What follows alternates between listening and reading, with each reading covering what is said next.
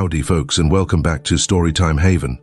Tonight, we're ditching the manners and civilized ways for a rip-roaring adventure down the Mississippi River.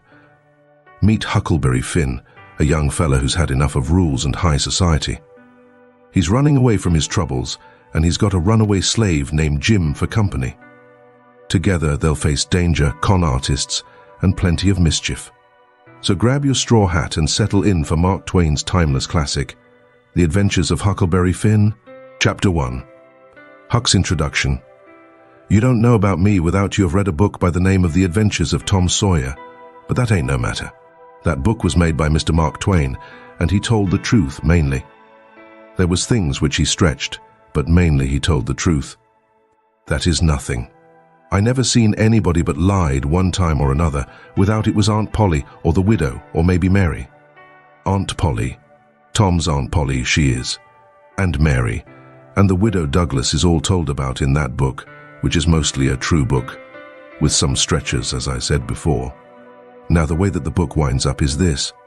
Tom and me found the money that the robbers hid in the cave, and it made us rich. We got $6,000 apiece, all gold. It was an awful sight of money when it was piled up. Well, Judge Thatcher, he took it and put it out at interest, and it fetched us $1 a day apiece all the year round, more than a body could tell what to do with. The widow Douglas, she took me for her son, and allowed she would civilize me.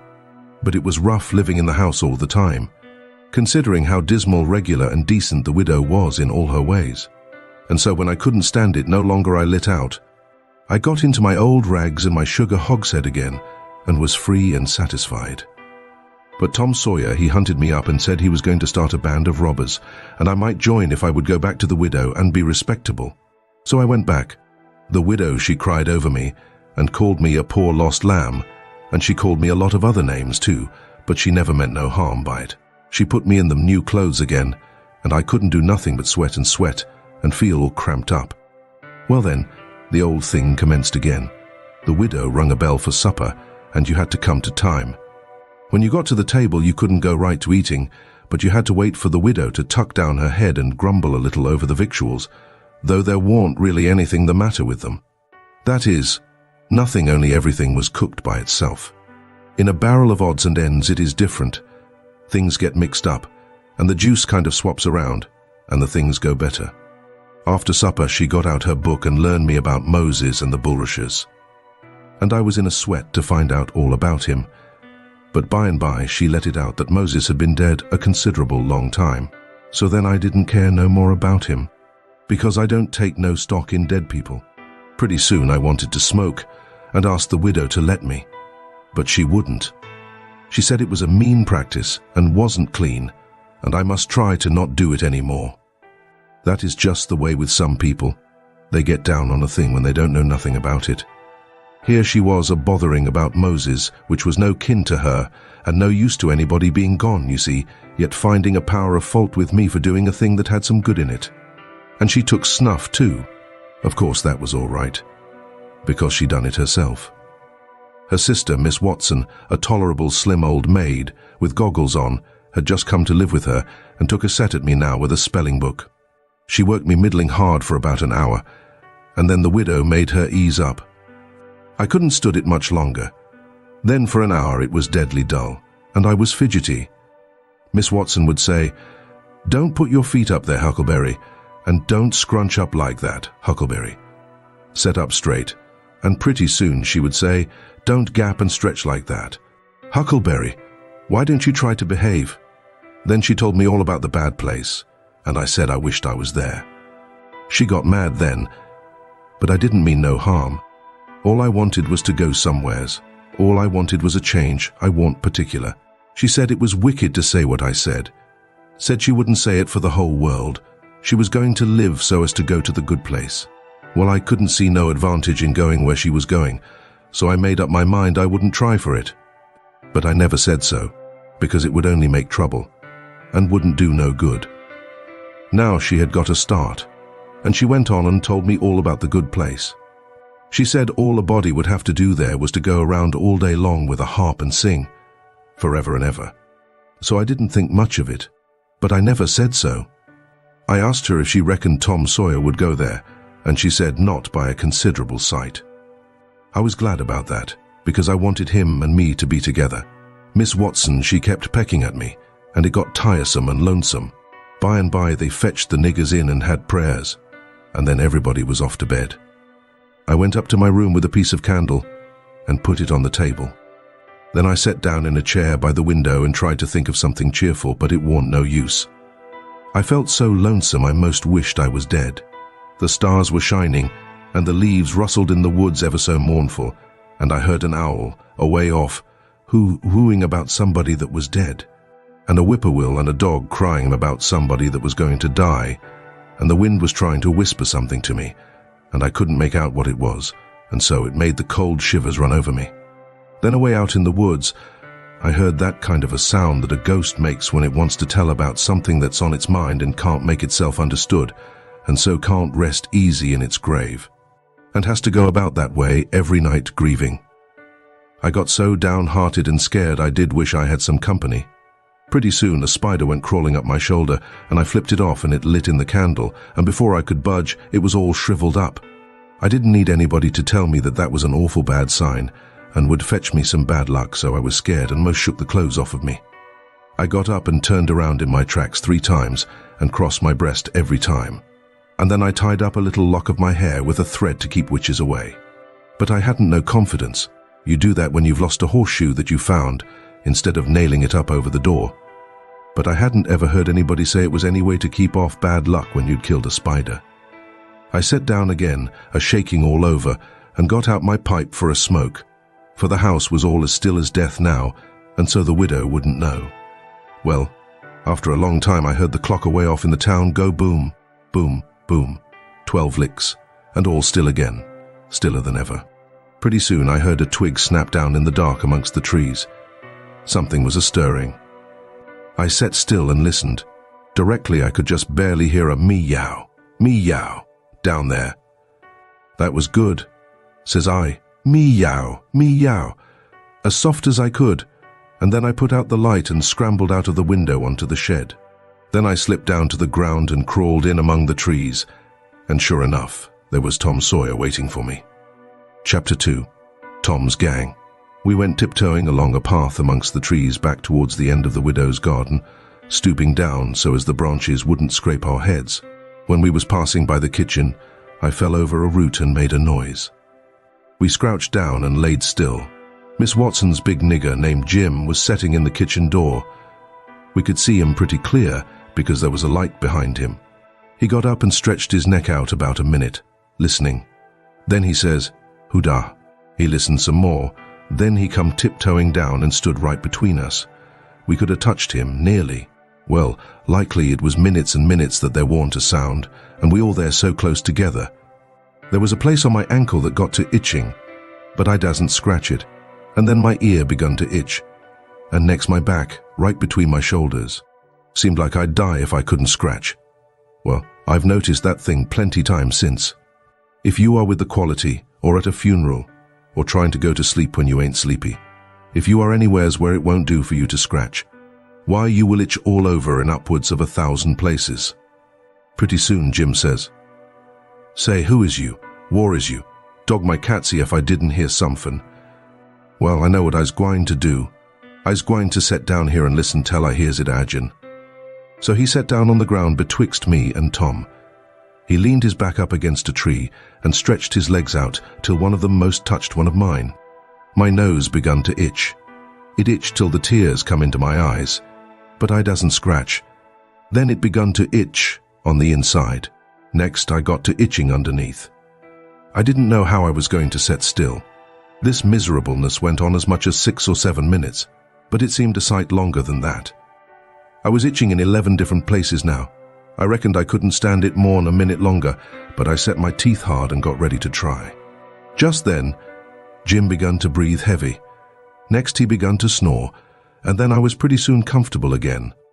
Tom, he made a sign to me, kind of a little noise with his mouth, and we went creeping away on our hands and knees. When we was 10 foot off, Tom whispered to me and wanted to tie Jim to the tree for fun. But I said no. He might wake and make a disturbance, and then they'd find out I warn't in. Then Tom said he hadn't got candles enough, and he would slip in the kitchen and get some more.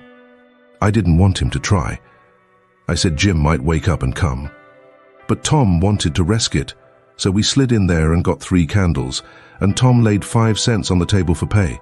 Then we got out, and I was in a sweat to get away, but nothing would do Tom but he must crawl to where Jim was, on his hands and knees, and play something on him. I waited, and it seemed a good while. Everything was so still and lonesome. As soon as Tom was back, we cut along the path, around the garden fence, and by fetched up on the steep top of the hill the other side of the house. Tom said he slipped Jim's hat off of his head and hung it on a limb right over him, and Jim stirred a little, but he didn't wake. Afterwards, Jim said the witches bewitched him and put him in a trance, and rode him all over the state, and then set him under the trees again, and hung his hat on a limb to show who done it. And next time Jim told it, he said they rode him down to New Orleans. And after that, every time he told it, he spread it more and more, till by and by he said they rode him all over the world, and tired him most to death, and his back was all over saddle boils. Jim was monstrous proud about it, and he got so he wouldn't hardly notice the other niggers. Niggers would come miles to hear Jim tell about it, and he was more looked up to than any nigger in that country. Strange niggers would stand with their mouths open and look him all over, same as if he was a wonder. Niggers is always talking about witches in the dark by the kitchen fire. But whenever one was talking and letting on to know all about such things, Jim would happen in and say, "What you know 'bout witches?" And that nigger was corked up and had to take a back seat. Jim always kept that 5-cent piece round his neck with a string, and said it was a charm the devil give to him with his own hands, and told him he could cure anybody with it and fetch witches whenever he wanted to just by saying something to it. But he never told what it was he said to it. Niggers would come from all around there and give Jim anything they had, just for a sight of that 5-cent piece, but they wouldn't touch it because the devil had had his hands on it. Jim was most ruined for a servant, because he got stuck up on account of having seen the devil and been rode by witches. Well, when Tom and me got to the edge of the hilltop, we looked away down into the village and could see 3 or 4 lights twinkling where there was sick folks. Maybe. And the stars over us was sparkling ever so fine. And down by the village was the river, a whole mile broad, and awful still and grand. We went down the hill and found Joe Harper and Ben Rogers, and 2 or 3 more of the boys, hid in the old tanyard. So we unhitched a skiff and pulled down the river 2.5 miles to the big scar on the hillside and went ashore. We went to a clump of bushes, and Tom made everybody swear to keep the secret, and then showed them a hole in the hill, right in the thickest part of the bushes. Then we lit the candles and crawled in on our hands and knees. We went about 200 yards, and then the cave opened up. Tom poked about amongst the passages, and pretty soon ducked under a wall where you wouldn't have noticed that there was a hole. We went along a narrow place and got into a kind of room, all damp and sweaty and cold, and there we stopped. Tom says, "Now, we'll start this band of robbers and call it Tom Sawyer's Gang. Everybody that wants to join has got to take an oath and write his name in blood." Everybody was willing. So Tom got out a sheet of paper that he had wrote the oath on and read it. It swore every boy to stick to the band and never tell any of the secrets, and if anybody done anything to any boy in the band, whichever boy was ordered to kill that person and his family must do it. And he mustn't eat, and he mustn't sleep till he had killed them and hacked a cross in their breasts, which was the sign of the band. And nobody that didn't belong to the band could use that mark, and if he did, he must be sued, and if he done it again, and he must be killed. And if anybody that belonged to the band told the secrets, he must have his throat cut and then have his carcass burnt up and the ashes scattered all around, and his name blotted off of the list with blood, and never mentioned again by the gang, but have a curse put on it and be forgot forever. Everybody said it was a real beautiful oath, and asked Tom if he got it out of his own head. He said some of it, but the rest was out of pirate books and robber books, and every gang that was high-toned had it. Some thought it would be good to kill the families of boys that told the secrets. Tom said it was a good idea, so he took a pencil and wrote it in. Then Ben Rogers says, "Here's Huck Finn, he hain't got no family. What you gonna do, 'bout him?"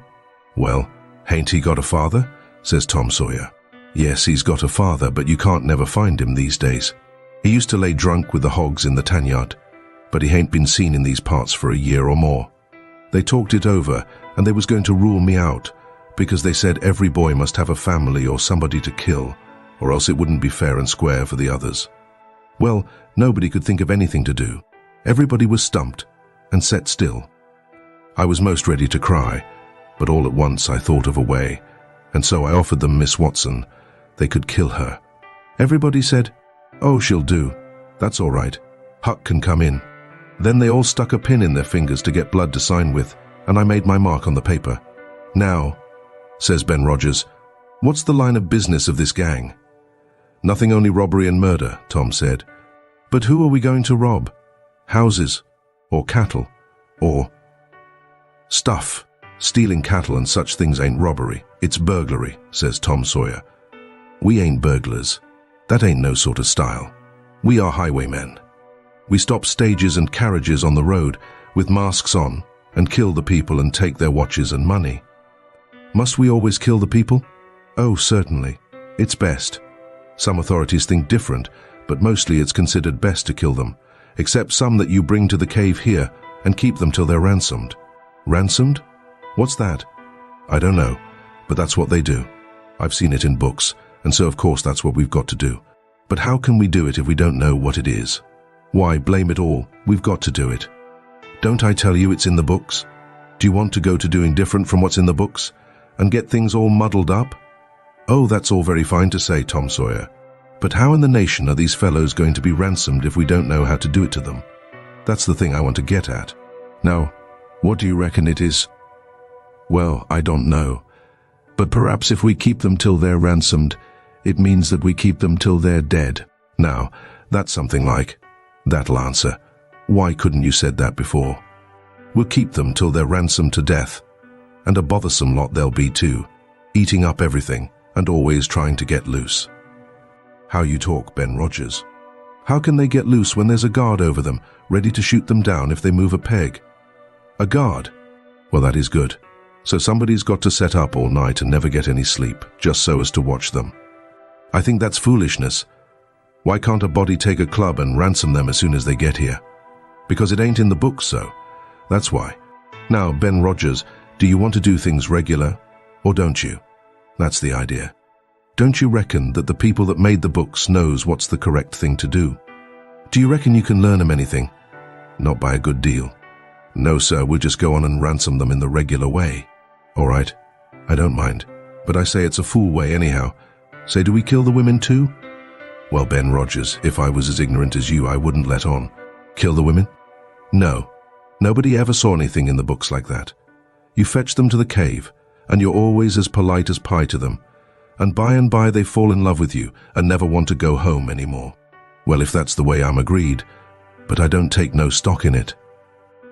Mighty soon we'll have the cave so cluttered up with women and fellows waiting to be ransomed that there won't be no place for the robbers. But go ahead, I ain't got nothing to say." Little Tommy Barnes was asleep now, and when they waked him up he was scared and cried and said he wanted to go home to his ma and didn't want to be a robber anymore. So they all made fun of him and called him Crybaby, and that made him mad, and he said he would go straight and tell all the secrets. But Tom gave him 5 cents to keep quiet and said we would all go home and meet next week and rob somebody and kill some people. Ben Rogers said he couldn't get out much, only Sundays, and so he wanted to begin next Sunday. But all the boys said it would be wicked to do it on Sunday, and that settled the thing. They agreed to get together and fix a day as soon as they could, and then we elected Tom Sawyer first captain and Joe Harper second captain of the gang, and so started home. I clumb up the shed and crept into my window just before day was breaking. My new clothes was all greased up and clayey, and I was dog-tired. Chapter 3. Huck's New Life. Well, I got a good going over in the morning from old Miss Watson on account of my clothes, but the widow, she didn't scold, but only cleaned off the grease and clay, and looked so sorry that I thought I would behave a while if I could. Then Miss Watson, she took me in the closet and prayed, but nothing come of it. She told me to pray every day, and whatever I asked for, I would get it. But it warn't so. I tried it. Once I got a fish line, but no hooks. It warn't any good to me without hooks. I tried for the hooks 3 or 4 times, but somehow I couldn't make it work. By and by one day, I asked Miss Watson to try for me, but she said I was a fool. She never told me why, and I couldn't make it out no way. I sat down one time back in the woods and had a long think about it. I says to myself, if a body can get anything they pray for, why don't Deacon Wynne get back the money he lost on pork? Why can't the widow get back her silver snuff box that was stole? Why can't Miss Watson fat up? No, says I to myself, there ain't nothing in it. I went and told the widow about it, and she said the thing a body could get by praying for it was spiritual gifts. This was too many for me, but she told me what she meant. I must help other people and do everything I could for other people and look out for them all the time and never think about myself. This was including Miss Watson, as I took it.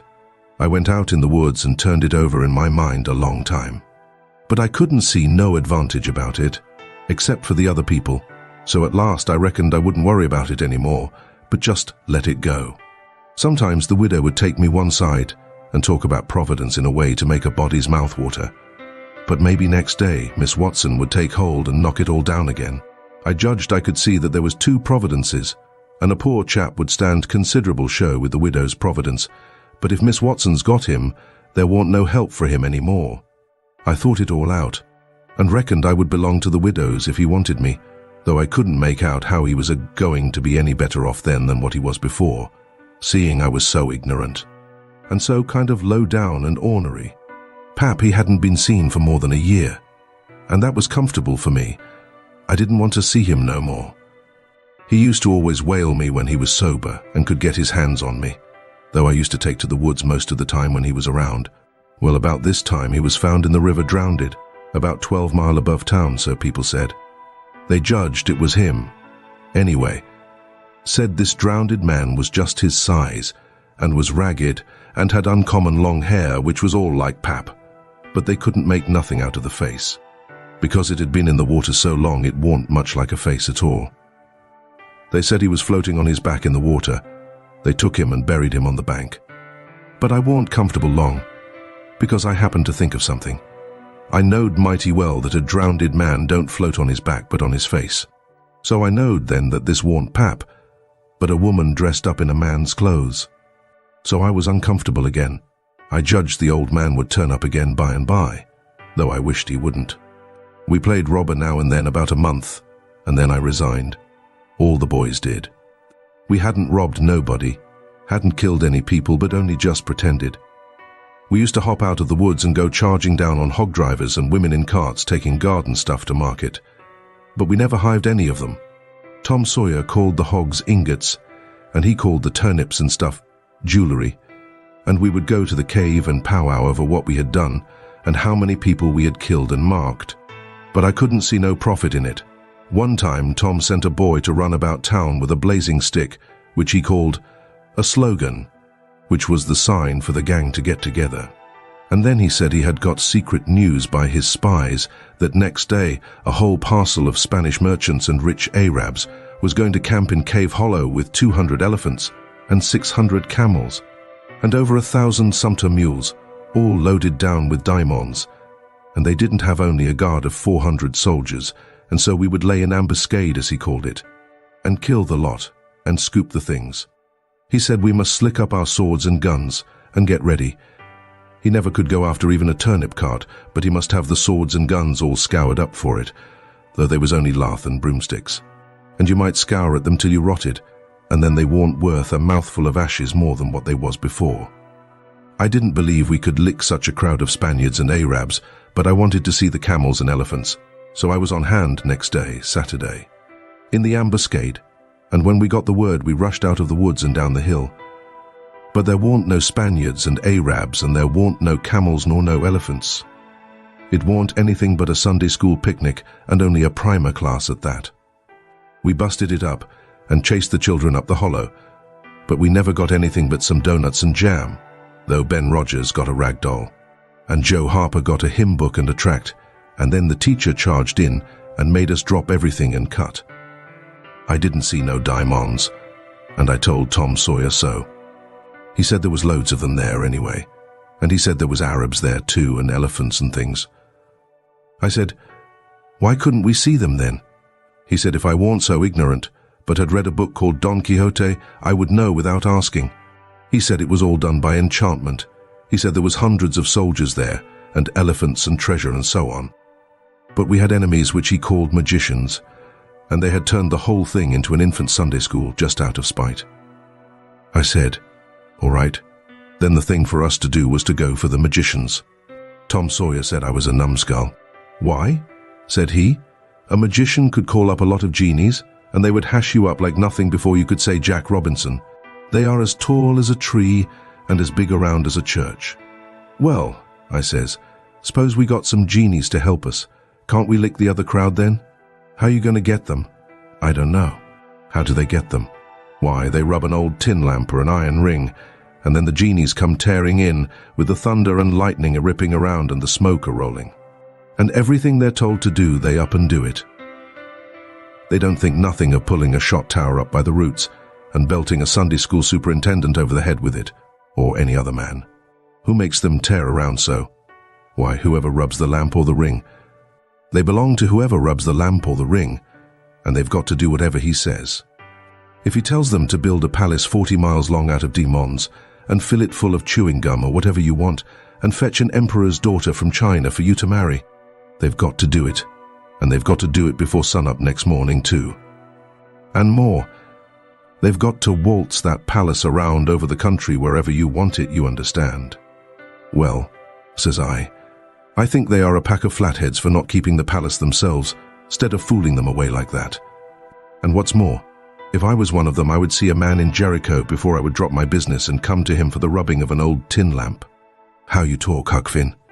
Why, you'd have to come when he rubbed it, whether you wanted to or not. What? And I as high as a tree and as big as a church?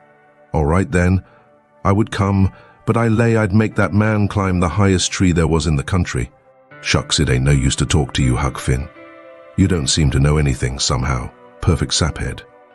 I thought all this over for 2 or 3 days, and then I reckoned I would see if there was anything in it. I got an old tin lamp and an iron ring, and went out in the woods and rubbed till I sweat like an Injun, calculating to build a palace and sell it. But it warn't no use, none of the genies come. So then I judged that all that stuff was only just one of Tom Sawyer's lies. I reckoned he believed in the Arabs and the elephants, but as for me, I think different. It had all the marks of a Sunday school. Chapter 4. Pap's Return. Well, 3 or 4 months run along, and it was well into the winter now. I had been to school most all the time and could spell and read and write just a little, and could say the multiplication table up to 6 times 7 is 35. And I don't reckon I could ever get any further than that if I was to live forever. I don't take no stock in mathematics anyway. At first I hated the school, but by and by I got so I could stand it. Whenever I got uncommon tired, I played hooky, and the hiding I got next day done me good and cheered me up. So the longer I went to school, the easier it got to be. I was getting sort of used to the widow's ways too, and they weren't so raspy on me.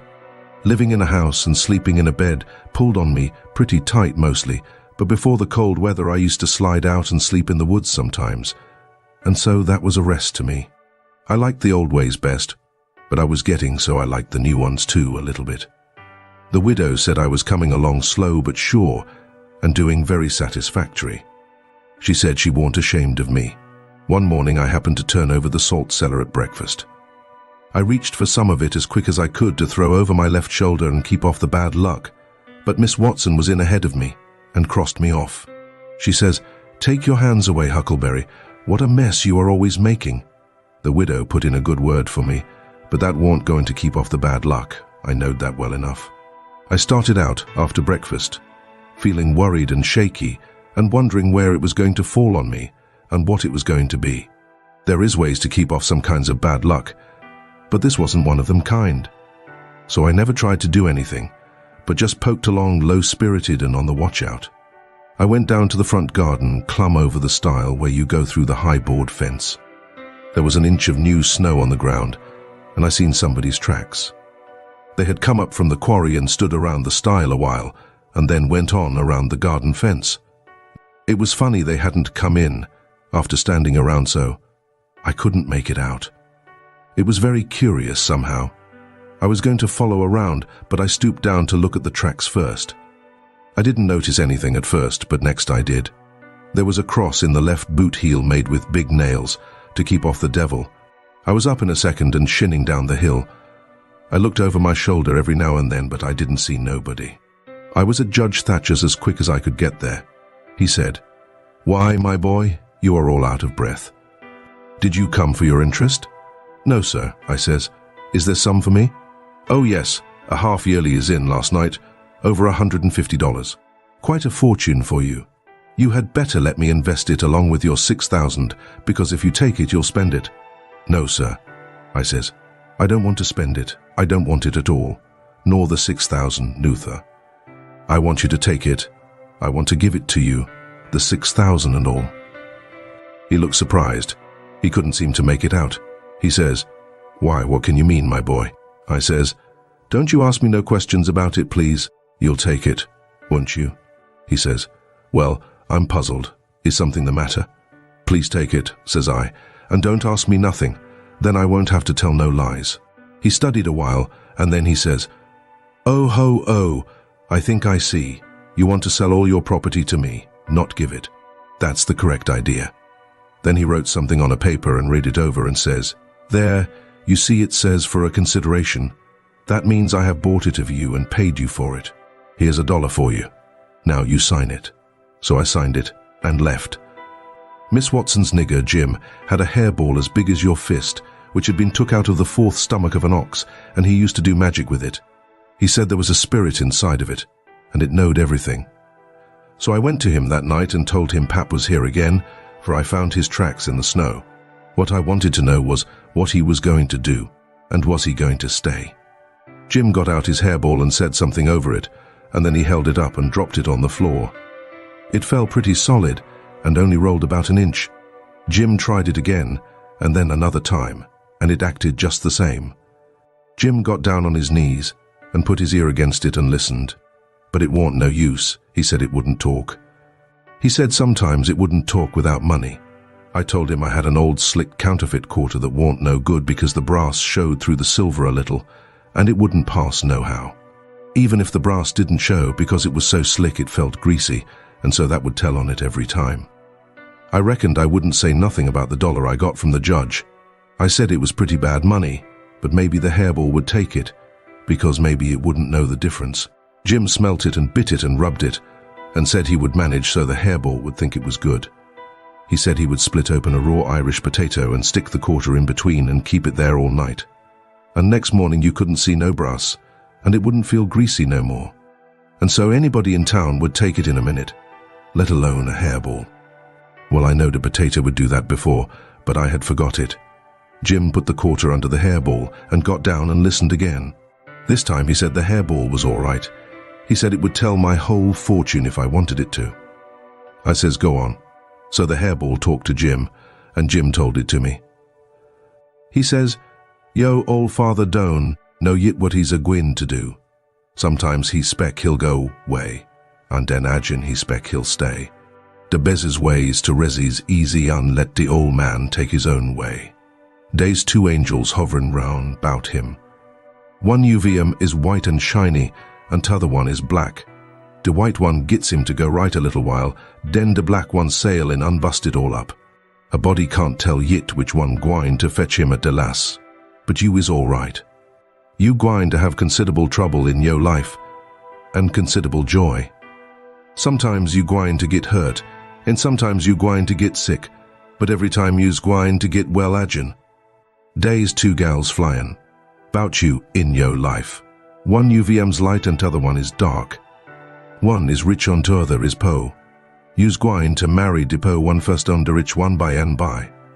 You wants to keep way from de water as much as you kin, and don't run no risk. Case it's down in de bills dat you's gwine to get hung. When I lit my candle and went up to my room that night, there sat Pap his own self. Chapter 5. Pap's custody. I had shut the door too. Then I turned around and there he was. I used to be scared of him all the time. He tanned me so much.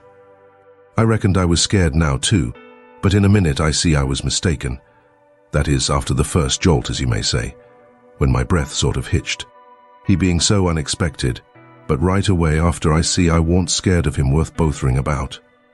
He was most 50, and he looked it. His hair was long and tangled and greasy, and hung down, and you could see his eyes shining through like he was behind vines.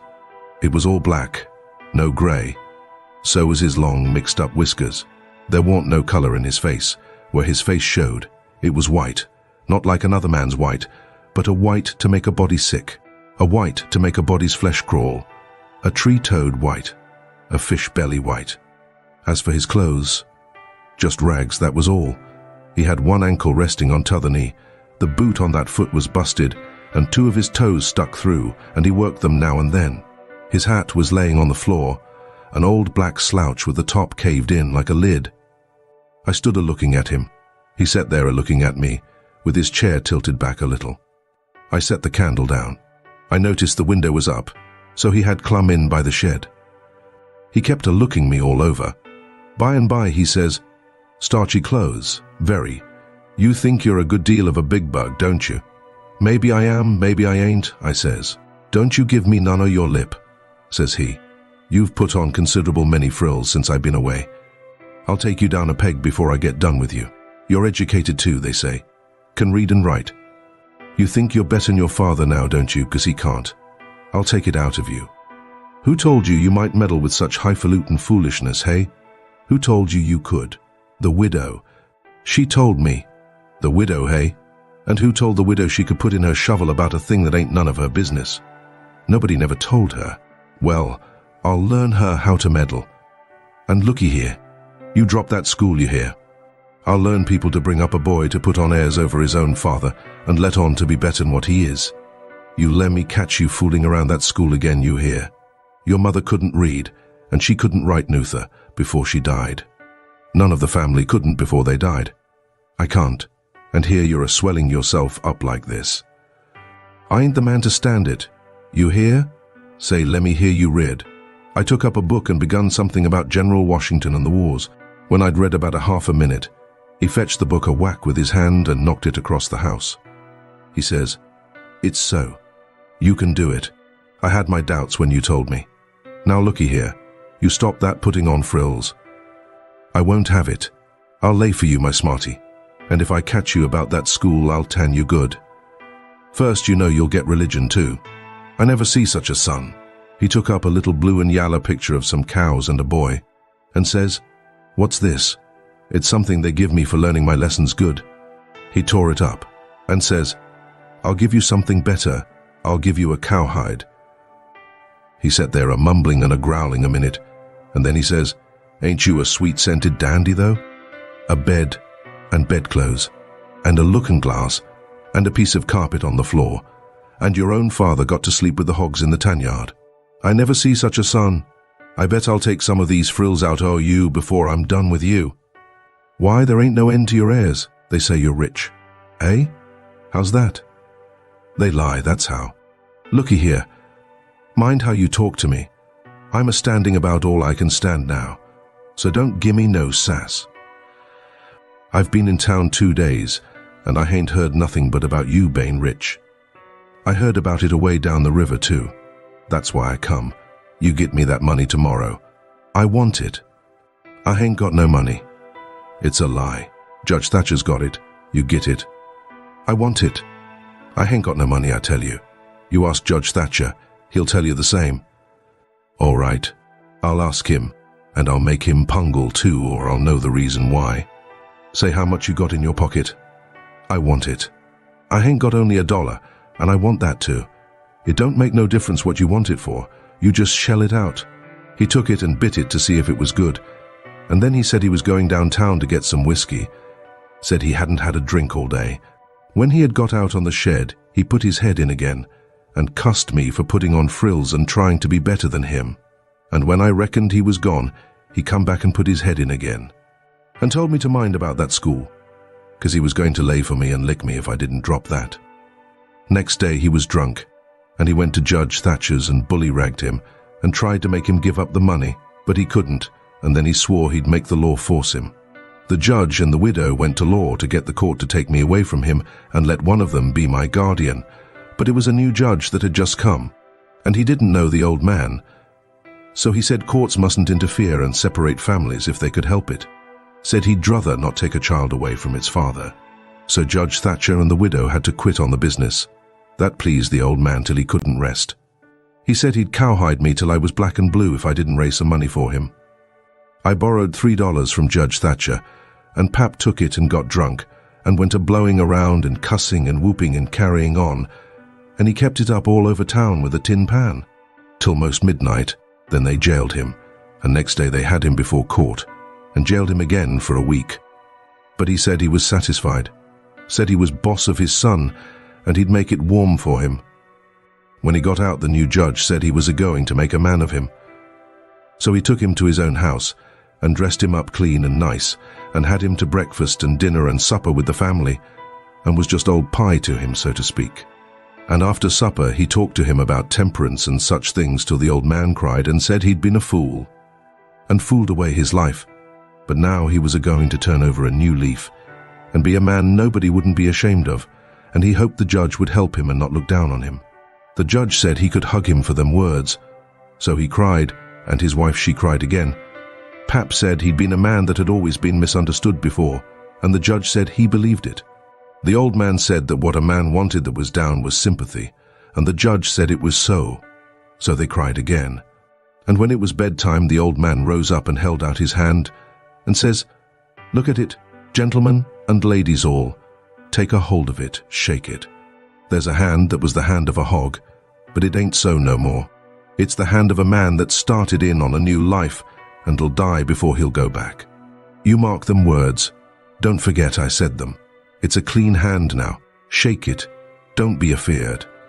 So they shook it, one after the other, all around, and cried. The judge's wife, she kissed it. Then the old man, he signed a pledge, made his mark. The judge said it was the holiest time on record, or something like that. Then they tucked the old man into a beautiful room, which was the spare room. And in the night sometime he got powerful thirsty and clumb out onto the porch roof and slid down a stanchion and traded his new coat for a jug of 40 rod, and clumb back again and had a good old time. And towards daylight he crawled out again, drunk as a fiddler, and rolled off the porch and broke his left arm in 2 places, and was most froze to death when somebody found him after sunup. And when they come to look at that spare room, they had to take soundings before they could navigate it. The judge, he felt kind of sore. He said he reckoned a body could reform the old man with a shotgun, maybe, but he didn't know no other way. Chapter 6. Huck's Escape. Well, pretty soon the old man was up and around again, and then he went for Judge Thatcher in the courts to make him give up that money, and he went for me too, for not stopping school. He catched me a couple of times and thrashed me, but I went to school just the same, and dodged him or outrun him most of the time. I didn't want to go to school much before, but I reckoned I'd go now to spite Pap. That law trial was a slow business. Appeared like they weren't ever going to get started on it. So every now and then I'd borrow $2 or $3 off of the judge for him, to keep from getting a cowhiding. Every time he got money he got drunk, and every time he got drunk he raised Cain around town, and every time he raised Cain he got jailed. He was just suited. This kind of thing was right in his line. He got to hanging around the widows too much, and so she told him at last that if he didn't quit using around there, she would make trouble for him. Well, wasn't he mad? He said he would show who was Huck Finn's boss. So he watched out for me one day in the spring and catched me and took me up the river about 3 mile in a skiff and crossed over to the Illinois shore where it was woody and there weren't no houses, but an old log hut in a place where the timber was so thick you couldn't find it if you didn't know where it was. He kept me with him all the time, and I never got a chance to run off. We lived in that old cabin, and he always locked the door and put the key under his head nights. He had a gun which he had stole, I reckon, and we fished and hunted, and that was what we lived on. Every little while he locked me in and went down to the store, 3 miles to the ferry, and traded fish and game for whiskey, and fetched it home and got drunk and had a good time, and licked me. The widow, she found out where I was by and by, and she sent a man over to try to get hold of me, but Pap drove him off with the gun, and it warn't long after that till I was used to being where I was, and liked it, all but the cowhide part. It was kind of lazy and jolly, laying off comfortable all day, smoking and fishing, and no books nor study. 2 months or more run along, and my clothes got to be all rags and dirt, and I didn't see how I'd ever got to like it so well at the widow's, where you had to wash and eat on a plate and comb up, and go to bed and get up regular and be forever bothering over a book and have old Miss Watson pecking at you all the time. I didn't want to go back no more. I had stopped cussing because the widow didn't like it, but now I took to it again because Pap hadn't no objections. It was pretty good times up in the woods there, take it all around. But by and by Pap got too handy with his hickory, and I couldn't stand it. I was all over welts. He got to going away so much too and locking me in. Once he locked me in and was gone 3 days. It was dreadful lonesome. I judged he had got drowned, and I wasn't ever going to get out anymore. I was scared. I made up my mind I would fix up some way to leave there. I had tried to get out of that cabin many a time, but I couldn't find no way. There wasn't a window to it big enough for a dog to get through. I couldn't get up the chimbley. It was too narrow. The door was thick, solid oak slabs. Pap was pretty careful not to leave a knife or anything in the cabin when he was away. I reckon I had hunted the place over as much as 100 times. Well, I was most all the time at it, because it was about the only way to put in the time. But this time I found something at last. I found an old rusty wood saw without any handle. It was laid in between a rafter and the clapboards of the roof. I greased it up and went to work. There was an old horse blanket nailed against the logs at the far end of the cabin behind the table to keep the wind from blowing through the chinks and putting the candle out. I got under the table and raised the blanket and went to work to saw a section of the big bottom log out, big enough to let me through. Well, it was a good long job, but I was getting towards the end of it when I heard Pap's gun in the woods. I got rid of the signs of my work and dropped the blanket and hid my saw, and pretty soon Pap come in. Pap warn't in a good humor, so he was his natural self. He said he was downtown and everything was going wrong. His lawyer said he reckoned he would win his lawsuit and get the money if they ever got started on the trial. But then there was ways to put it off a long time, and Judge Thatcher knowed how to do it. And he said people allowed there be another trial to get me away from him and give me to the widow for my guardian, and they guessed it would win this time. This shook me up considerable, because I didn't want to go back to the widow's anymore and be so cramped up and civilized, as they called it. Then the old man got to cussing, and cussed everything and everybody he could think of, and then cussed them all over again to make sure he hadn't skipped any. And after that, he polished off with a kind of a general cuss all round, including a considerable parcel of people which he didn't know the names of, and so called them what's his name when he got to them, and went right along with his cussing. He said he would like to see the widow get me. He said he would watch out, and if they tried to come any such game on him, he knowed of a place 6 or 7 mile off to stow me in, where they might hunt till they dropped and they couldn't find me. That made me pretty uneasy again, but only for a minute. I reckoned I wouldn't stay on hand till he got that chance. The old man made me go to the skiff and fetch the things he had got. There was a 50-pound sack of cornmeal, and a side of bacon, ammunition, and a 4-gallon jug of whiskey, and an old book and 2 newspapers for wadding, besides some tow. I toted up a load, and went back and sat down on the bow of the skiff to rest. I thought it all over, and I reckoned I would walk off with the gun and some lines, and take to the woods when I run away. I guessed I wouldn't stay in one place, but just tramp right across the country, mostly night times, and hunt and fish to keep alive. And so get so far away that the old man nor the widow couldn't ever find me anymore. I judged I would saw out and leave that night if Pap got drunk enough, and I reckoned he would. I got so full of it, I didn't notice how long I was staying till the old man hollered and asked me whether I was asleep or drowned. I got the things all up to the cabin, and then it was about dark. While I was cooking supper, the old man took a swig or two and got sort of warmed up, and went to ripping again. He had been drunk over in town, and laid in the gutter all night, and he was a sight to look at. A body would have thought he was Adam. He was just all mud. Whenever his liquor begun to work, he most always went for the government. This time he says, "Call this a government? Why, just look at it and see what it's like. Here's the law a-standing ready to take a man's son away from him. A man's own son, which he has had all the trouble and all the anxiety and all the expense of raising. Yes, just as that man has got that son raised at last, and ready to go to work and begin to do suthin for him and give him a rest, the law up and goes for him. And they call that government. That ain't all, Nuther. The law backs that old Judge Thatcher up and helps him to keep me out of my property. Here's what the law does. The law takes a man worth $6,000 and upwards and jams him into an old trap of a cabin like this and lets him go round in clothes that ain't fittin' for a hog. They call that government. A man can't get his rights in a government like this. Sometimes I've a mighty notion to just leave the country for good and all. Yes, and I told him so. I told old Thatcher so to his face. Lots of 'em heard me and can tell what I said. Says I, for 2 cents I'd leave the blamed country and never come and near it agin. Them's the very words. I says, look at my hat, if you call it a hat. But the lid raises up and the rest of it goes down till it's below my chin, and then it ain't rightly a hat at all. But more like my head was shoved up through a Ginto stovepipe. Look at it, says I. Such a hat for me to wear. One of the wealthiest men in this town if I could get my rights. Oh yes, this is a wonderful government, wonderful. Why, looky here. There was a free nigger there from Ohio, a mulatter, most as white as a white man. He had the whitest shirt on you ever see too, and the shiniest hat.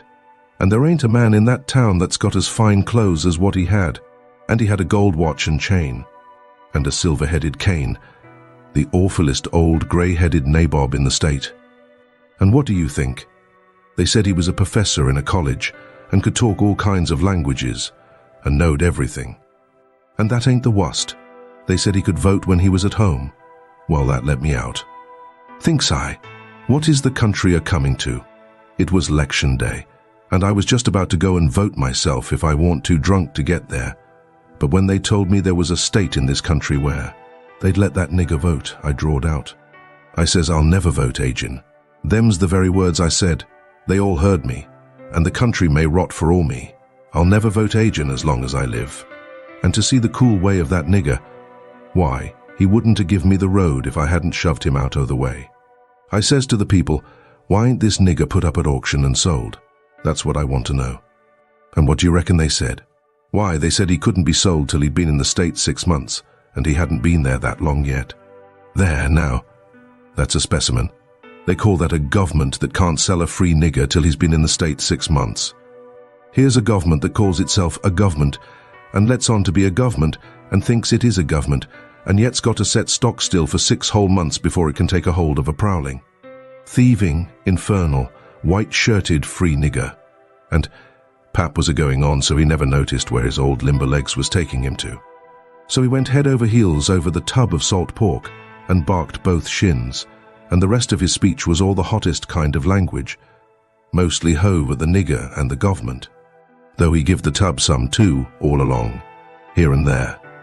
He hopped around the cabin considerable, first on one leg and then on the other, holding first one shin and then the other one. And at last he let out with his left foot all of a sudden and fetched the tub a rattling kick. But it warned good judgment, because that was the boot that had a couple of his toes leaking out of the front end of it. So now he raised a howl that fairly made a body's hair raise. And down he went in the dirt and rolled there and held his toes, and the cussing he done then laid over anything he had ever done previous. He said so his own self afterwards. He had heard old Sobery Hagan in his best days, and he said it laid over him too, but I reckon that was sort of piling it on maybe. After supper Pap took the jug and said he had enough whiskey there for 2 drunks and 1 delirium tremens. That was always his word. I judged he would be blind drunk in about an hour, and then I would steal the key or saw myself out one or t'other. He drank and tumbled down on his blankets by and by, but luck didn't run my way. He didn't go sound asleep, but was uneasy. He groaned and moaned and thrashed around this way and that for a long time. At last I got so sleepy I couldn't keep my eyes open all I could do, and so before I knowed what I was about I was sound asleep, and the candle burning. I don't know how long I was asleep, but all of a sudden there was an awful scream and I was up. There was Pap looking wild, and skipping around every which way and yelling about snakes. He said they was crawling up his legs, and then he would give a jump and scream, and say one had bit him on the cheek, but I couldn't see no snakes. He started and run round and round the cabin, hollering, "Take him off! Take him off! He's biting me on the neck." I never see a man look so wild in the eyes. Pretty soon he was all fagged out and fell down panting, Then he rolled over and over wonderful fast, kicking things every which way, and striking and grabbing at the air with his hands, and screaming and saying there was devils a hold of him. He wore out by and by, and laid still a while, moaning. Then he laid stiller, and didn't make a sound. I could hear the owls and the wolves away off in the woods, and it seemed terrible still. He was laying over by the corner. By and by he raised up part way and listened, with his head to one side. He says very low, "Tramp, tramp, tramp, that's the dead. Tramp, tramp, tramp, they're coming after me, but I won't go. Oh, they're here. Don't touch me, don't. Hands off. They're cold. Let go. Oh, let a poor devil alone." Then he went down on all fours and crawled off, begging them to let him alone, and he rolled himself up in his blanket and wallowed in under the old pine table, still a-begging, and then he went to crying. I could hear him through the blanket. By and by he rolled out and jumped up on his feet looking wild, and he see me and went for me. He chased me round and round the place with a clasp knife, calling me the angel of death, and saying he would kill me, and then I couldn't come for him no more. I begged and told him I was only Huck, but he laughed such a screechy laugh and roared and cussed and kept on chasing me up. Once when I turned short and dodged under his arm, he made a grab and got me by the jacket between my shoulders, and I thought I was gone, but I slid out of the jacket quick as lightning and saved myself. Pretty soon he was all tired out and dropped down with his back against the door and said he would rest a minute and then kill me. He put his knife under him and said he would sleep and get strong, and then he would see who was who. So he dozed off pretty soon. By and by I got the old split-bottom chair and clumb up as easy as I could, not to make any noise, and got down the gun. I slipped the ramrod down it to make sure it was loaded. Then I laid it across the turnip barrel, pointing towards Pap, and sat down behind it to wait for him to stir. And how slow and still the time did drag along. Chapter 7. Huck's escape continues. "Get up. What you bout?" I opened my eyes and looked around, trying to make out where I was. It was after sunup, and I had been sound asleep. Pap was standing over me looking sour and sick too. He says, "What you doing with this gun?" I judged he didn't know nothing about what he had been doing, so I says, "Somebody tried to get in, so I was laying for him. Why didn't you roust me out?" "Well, I tried to, but I couldn't. I couldn't budge you." "Well, all right. Don't stand there palavering all day, but out with you and see if there's a fish on the lines for breakfast. I'll be along in a minute." He unlocked the door, and I cleared out up the riverbank. I noticed some pieces of limbs and such things floating down, and a sprinkling of bark, so I knowed the river had begun to rise. I reckoned I would have great times now if I was over at the town. The June rise used to be always luck for me, because as soon as that rise begins, here comes cordwood floating down, and pieces of log rafts, sometimes a dozen logs together, so all you have to do is to catch them and sell them to the woodyards and the sawmill. I went along up the bank with one eye out for Pap and t'other one out for what the rise might fetch along. Well, all at once here comes a canoe, just a beauty too, about 13 or 14 foot long, riding high like a duck. I shot head first off of the bank like a frog, clothes and all on, and struck out for the canoe. I just expected there'd be somebody laying down in it, because people often done that to fool folks, and when a chap had pulled a skiff out most to it, they'd raise up and laugh at him. But it warn't so this time. It was a drift canoe sure enough, and I clumb in and paddled her ashore. Thinks I, the old man will be glad when he sees this. She's worth $10. But when I got to shore, Pap wasn't in sight yet, and as I was running her into a little creek like a gully, all hung over with vines and willows, I struck another idea. I judged I'd hide her good, and then, instead of taking to the woods when I run off, I'd go down the river about 50 mile and camp in one place for good, and not have such a rough time tramping on foot. It was pretty close to the shanty, and I thought I heard the old man coming all the time. But I got her hid, and then I out and looked around a bunch of willows, and there was the old man down the path, a piece just drawing a bead on a bird with his gun. So he hadn't seen anything. When he got along, I was hard at it, taking up a trot line. He abused me a little for being so slow, but I told him I fell in the river, and that was what made me so long. I knowed he would see I was wet, and then he would be asking questions. We got 5 catfish off the lines and went home.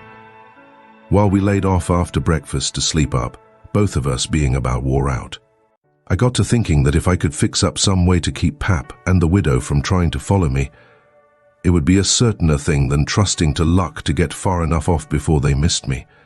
You see, all kinds of things might happen.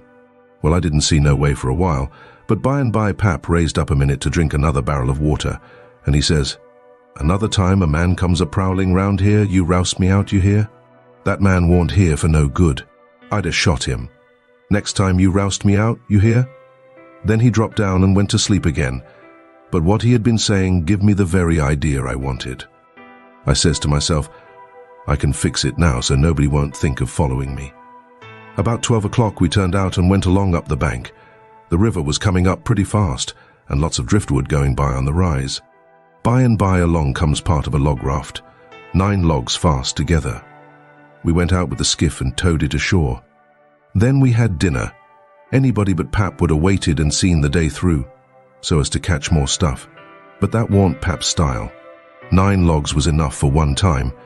He must shove right over to town and sell. So he locked me in and took the skiff, and started off towing the raft about 3:30. I judged he wouldn't come back that night. I waited till I reckoned he had got a good start. Then I out with my saw and went to work on that log again. Before he was t'other side of the river, I was out of the hole.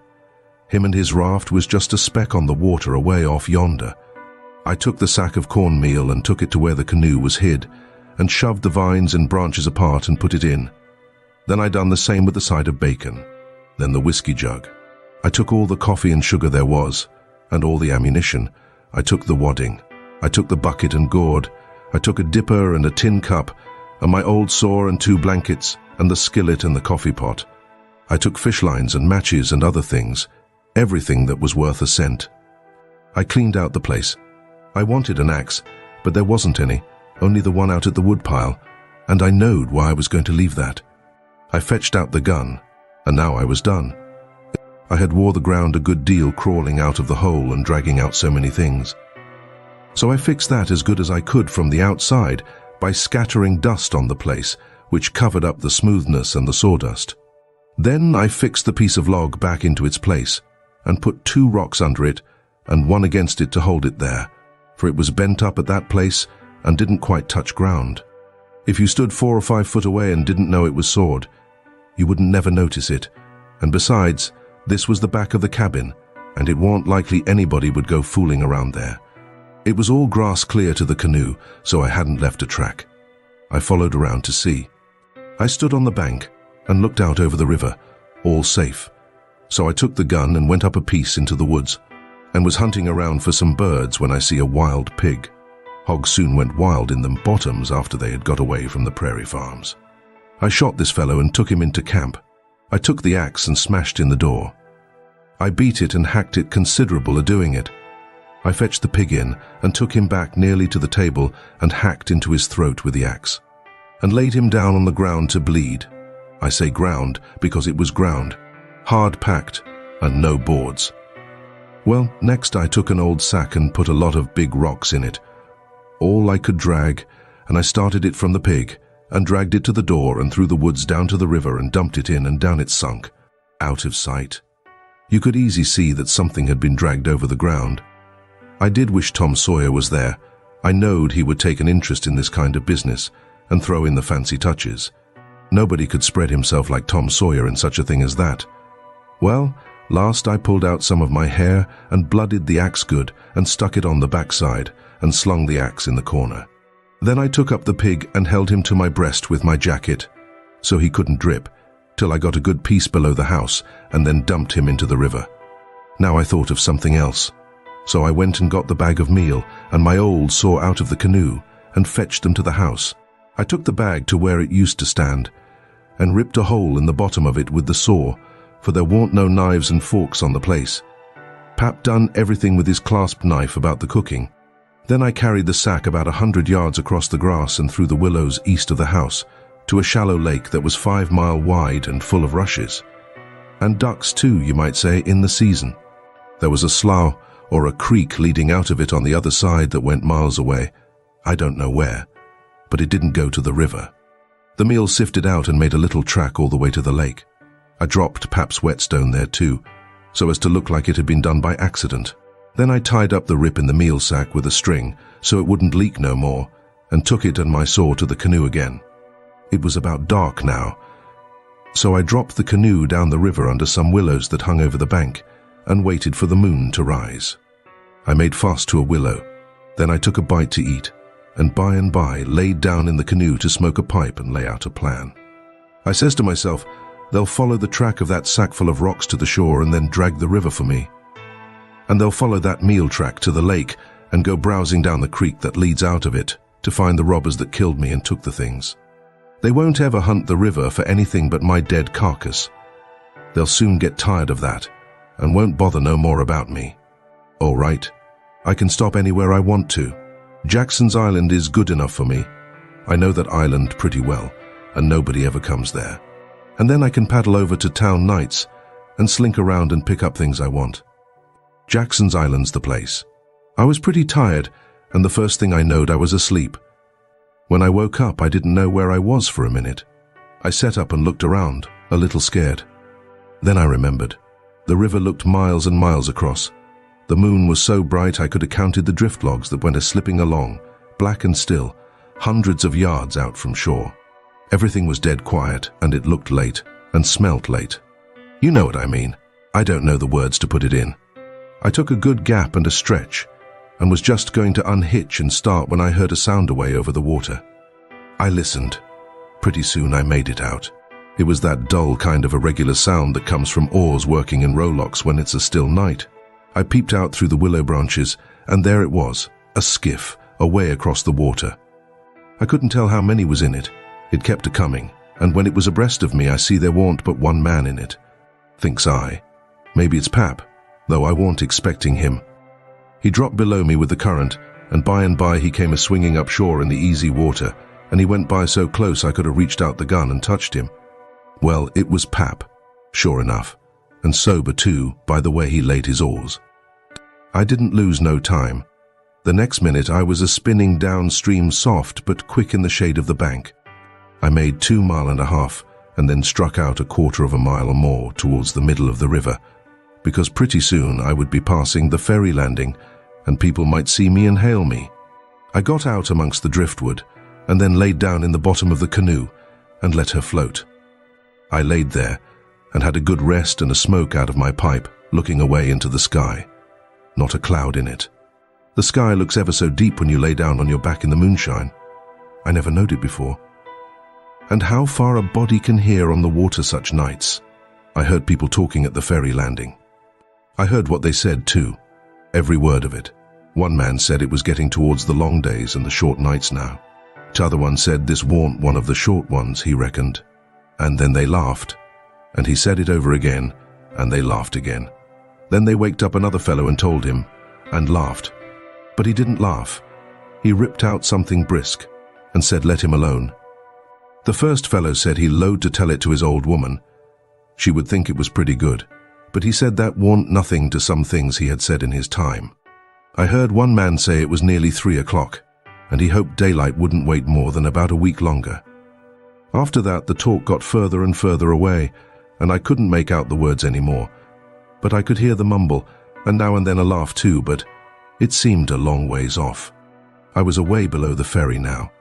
I rose up, and there was Jackson's Island, about 2.5 miles downstream, heavy timbered and standing up out of the middle of the river, big and dark and solid, like a steamboat without any lights. There weren't any signs of the bar at the head.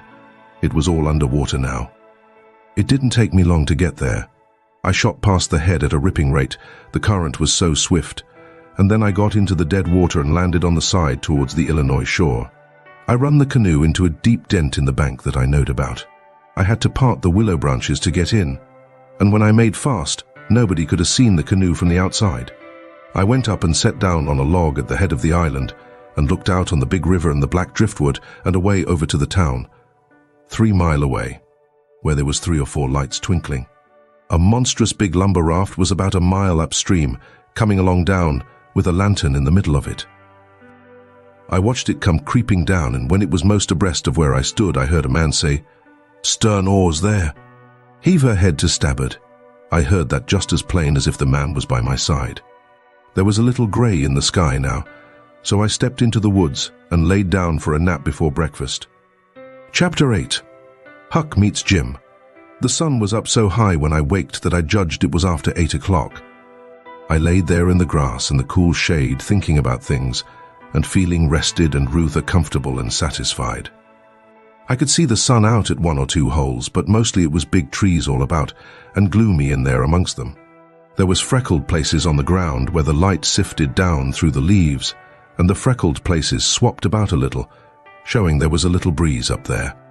A couple of squirrels sat on a limb and jabbered at me very friendly. I was powerful, lazy and comfortable. Didn't want to get up and cook breakfast. Well, I was dozing off again when I thinks I hears a deep sound of boom away up the river. I rouses up and rests on my elbow and listens. Pretty soon I hears it again. I hopped up and went and looked out at a hole in the leaves, and I see a bunch of smoke laying on the water a long ways up, about abreast the ferry. And there was the ferry boat full of people floating along down. I knowed what was the matter now. Boom! I see the white smoke squirt out of the ferry boat's side. You see, they was firing cannon over the water, trying to make my carcass come to the top. I was pretty hungry, but it warn't going to do for me to start a fire, because they might see the smoke. So I sat there and watched the cannon smoke and listened to the boom. The river was a mile wide there, and it always looks pretty on a summer morning. So I was having a good enough time seeing them hunt for my remainders if I only had a bite to eat. Well, then I happened to think how they always put quicksilver in loaves of bread and float them off, because they always go right to the drowned carcass and stop there. So, says I, I'll keep a lookout, and if any of them's floating around after me, I'll give them a show. I changed to the Illinois edge of the island to see what luck I could have, and I warn't disappointed. A big double loaf come along, and I most got it with a long stick, but my foot slipped, and she floated out further. Of course, I was where the current set in the closest to the shore. I knowed enough for that. But by and by along comes another one, and this time I won. I took out the plug and shook out the little dab of quicksilver and set my teeth in. It was baker's bread, what the quality eat, none of your low-down corn pon. I got a good place amongst the leaves and sat there on a log, munching the bread and watching the ferry boat, and very well satisfied.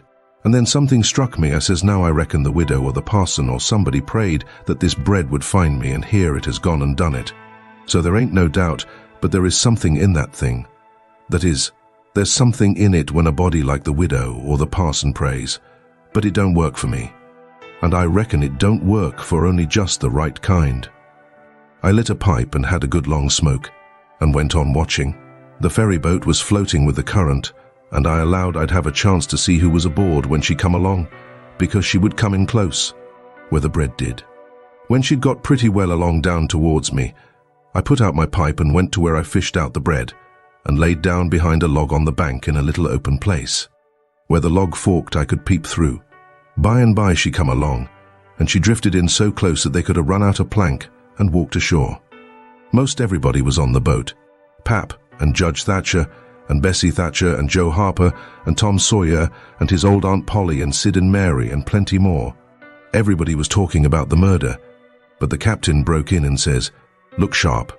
Now, the current sets in the closest here, and maybe he's washed ashore and got tangled amongst the brush at the water's edge." I hope so anyway. I didn't hope so. They all crowded up and leaned over the rails nearly in my face and kept still, watching with all their might. I could see them first rate, but they couldn't see me. Then the captain sung out, "Stand away!" And the cannon let off such a blast right before me that it made me deaf with the noise and pretty near blind with the smoke, and I judged I was gone. If they'd have had some bullets in, I reckon they'd have got the corpse they was after. Well, I see I warn't hurt, thanks to goodness. The boat floated on and went out of sight around the shoulder of the island. I could hear the booming now and then, further and further off, and by after an hour I didn't hear it no more. The island was 3 mile long. I judged they had got to the foot and was giving it up. But they didn't yet a while. They turned around the foot of the island and started up the channel on the Missouri side, under steam, and booming once in a while as they went. I crossed over to that side and watched them. When they got abreast the head of the island, they quit shooting and dropped over to the Missouri shore and went home to the town. I knowed I was all right now. Nobody else would come a-hunting after me. I got my traps out of the canoe and made me a nice camp in the thick woods. I made a kind of a tent out of my blankets to put my things under so the rain couldn't get at them. I catched a catfish and haggled him open with my saw, and towards sundown I started my campfire and had supper. Then I set out a line to catch some fish for breakfast. When it was dark, I sat by my campfire smoking and feeling pretty well satisfied. But by and by it got sort of lonesome, and so I went and sat on the bank and listened to the current swashing along and counted the stars and drift logs and rafts that come down, and then went to bed. There ain't no better way to put in time when you are lonesome. You can't stay so. You soon get over it. And so for 3 days and nights, no difference, just the same thing. But the next day I went exploring around down through the island. I was boss of it. It all belonged to me, so to say, and I wanted to know all about it, but mainly I wanted to put in the time. I found plenty strawberries, ripe and prime, and green summer grapes, and green raspberries, and the green blackberries was just beginning to show. They would all come handy by and by, I judged. Well, I went fooling along in the deep woods till I judged I warn't far from the foot of the island. I had my gun along, but I hadn't shot nothing. It was for protection. Thought I would kill some game nigh home. About this time I mighty near stepped on a good-sized snake, and it went sliding off through the grass and flowers, and I after it, trying to get a shot at it. I clipped along, and all of a sudden I bounded right on to the ashes of a campfire that was still smoking. My heart jumped up amongst my lungs. I never waited for to look further, but uncocked my gun and went sneaking back on my tiptoes as fast as ever I could. Every now and then I stopped a second amongst the thick leaves and listened, but my breath come so hard I couldn't hear nothing else. I slunk along another piece further, then listened again, and so on, and so on. If I see a stump, I took it for a man. If I trod on a stick and broke it, it made me feel like a person had cut one of my breaths in two, and I only got half, and the short halved too. When I got to camp, I warn't feeling very brash. There warn't much sand in my craw, but I says, this ain't no time to be fooling around. So I got all my traps into my canoe again so as to have them out of sight, and I put out the fire and scattered the ashes around to look like an old last year's camp, and then clumb a tree. I reckon I was up in the tree 2 hours, but I didn't see nothing. I didn't hear nothing. I only thought I heard and seen as much as 1,000 things. Well, I couldn't stay up there forever, so at last I got down, but I kept in the thick woods and on the lookout all the time. All I could get to eat was berries and what was left over from breakfast. By the time it was night, I was pretty hungry. So when it was good and dark, I slid out from shore before moonrise and paddled over to the Illinois bank, about 1/4 of a mile. I went out in the woods and cooked a supper, and I had about made up my mind I would stay there all night when I hear a plunkety-plunk, plunkety-plunk, and says to myself, horses coming, and next I hear people's voices. I got everything into the canoe as quick as I could, and then went creeping through the woods to see what I could find out. I hadn't got far when I hear a man say, we better camp here if we can find a good place. The horses is about beat out. Let's look around. I didn't wait, but shoved out and paddled away easy. I tied up in the old place and reckoned I would sleep in the canoe. I didn't sleep much. I couldn't somehow for thinking, and every time I waked up I thought somebody had me by the neck. So the sleep didn't do me no good. By and by I says to myself, I can't live this way. I'm going to find out who it is that's here on the island with me. I'll find it out or bust. Well, I felt better right off. So I took my paddle and slid out from shore just a step or two, and then let the canoe drop along down amongst the shadows. The moon was shining, and outside of the shadows it made it most as light as day. I poked along well onto an hour, everything still as rocks and sound asleep. Well, by this time I was most down to the foot of the island. A little ripply, cool breeze begun to blow, and that was as good as saying the night was about done. I give her a turn with the paddle and brung her nose to shore. Then I got my gun and slipped out and into the edge of the woods. I sat down there on a log and looked out through the leaves. I see the moon go off watch and the darkness begin to blanket the river. but in a little while I see a pale streak over the treetops and knowed the day was coming. So I took my gun and slipped off towards where I had run across that campfire, stopping every minute or two to listen. But I hadn't no luck somehow. I couldn't seem to find the place. But by and by, sure enough, I catched a glimpse of fire away through the trees. I went for it, cautious and slow. By and by, I was close enough to have a look, and there laid a man on the ground. It most give me the fan-tods. He had a blanket around his head, and his head was nearly in the fire. I sat there behind a clump of bushes, in about 6 foot of him, and kept my eyes on him steady. It was getting grey daylight now. Pretty soon he gapped and stretched himself and hove off the blanket, and it was Miss Watson's Jim. I bet I was glad to see him. I says, "Hello, Jim," and skipped out. He bounced up and stared at me wild. Then he drops down on his knees and puts his hands together and says, "Don't hurt me, don't. I hain't ever done no harm to a ghost. I always like dead people, and done all I could for 'em. You go and git into River Agin while you belongs and don't do nothing to Ollie Jim. At who's I'll lose your friend."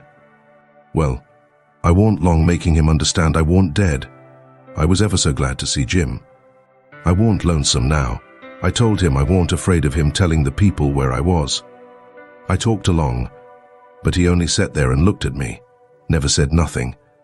Then I says, "It's good daylight. Le's get breakfast. Make up your campfire good. What's the use you are making up the campfire to cook strawberries on sish truck? But you got a gun, hain't you? Den we can get something better than strawberries." "Strawberries and such truck," I says. "Is that what you live on?" "I couldn't get nothing else," he says. "Why, how long you been on the island, Jim?" "I come here the night arter you's killed." "What, all that time?" "Yes, indeedy. And ain't you had nothing but that kind of rubbish to eat?" "No, sir, nothing else." "Well, you must be most starved, ain't you?" "I reckon I could eat a hoss." "I think I could. How long you been on the Aslan?"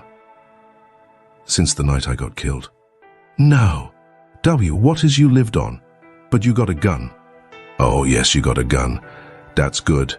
Now you kill something and I'll make up the fire." So we went over to where the canoe was, and while he built a fire in a grassy open place amongst the trees, I fetched meal and bacon and coffee pot and frying pan and sugar and tin cups, and the nigger was set back considerable, because he reckoned it was all done with witchcraft. I catched a good big catfish too, and Jim cleaned him with his knife and fried him. When breakfast was ready, we lolled on the grass and eat it smoking hot. Jim laid it in with all his might, for he was most about starved. Then when we had got pretty well stuffed, we laid off and lazied. By and by, Jim says, "But looky here, Huck, who was it dat ooze killed in dat shanty effort, won't you?" Then I told him the whole thing, and he said it was smart. He said Tom Sawyer couldn't get up no better plan than what I had. Then I says, "How do you come to be here, Jim, and how'd you get here?" He looked pretty uneasy and didn't say nothing for a minute. Then he says, "Maybe I better not tell." "Why, Jim?" "Well, day's reasons. But you wouldn't tell on me if I used to tell you, would you, Huck?" "Blamed if I would, Jim." "Well, I believe you, Huck. I run off, Jim. But mind, you said you wouldn't tell. You know you said you wouldn't tell, Huck." "Well, I did. I said I wouldn't, and I'll stick to it. Honest Injun, I will. People would call me a low-down abolitionist and despise me for keeping mum. But that don't make no difference. I ain't a-going to tell, and I ain't a-going back there, anyways. So now le's know all about it. Well, you see, it oozed this way. Old missus, that's Miss Watson. She pecks on me all the time, and treats me pooty rough, but she always said she wouldn't sell me down to Orleans. But I noticed dey was a nigger trade around the place considerable lately, and I begin to git wanacy. Well, one night I creeps to the do pooty late, and the do warn't quite shet, and I hear old missus tell the widow she gwine to sell me down to Orleans, but she didn't want to. But she could get $800 for me, and it was such a big stack o' money she couldn't resist. The widow, she tried to get her to say she wouldn't do it, but I never waited to hear the res. I lit out mighty quick, I tell you. I tuck out and shin down the hill, and spec to steal a skift long to show summers above the town, but they was people a-stirring yet.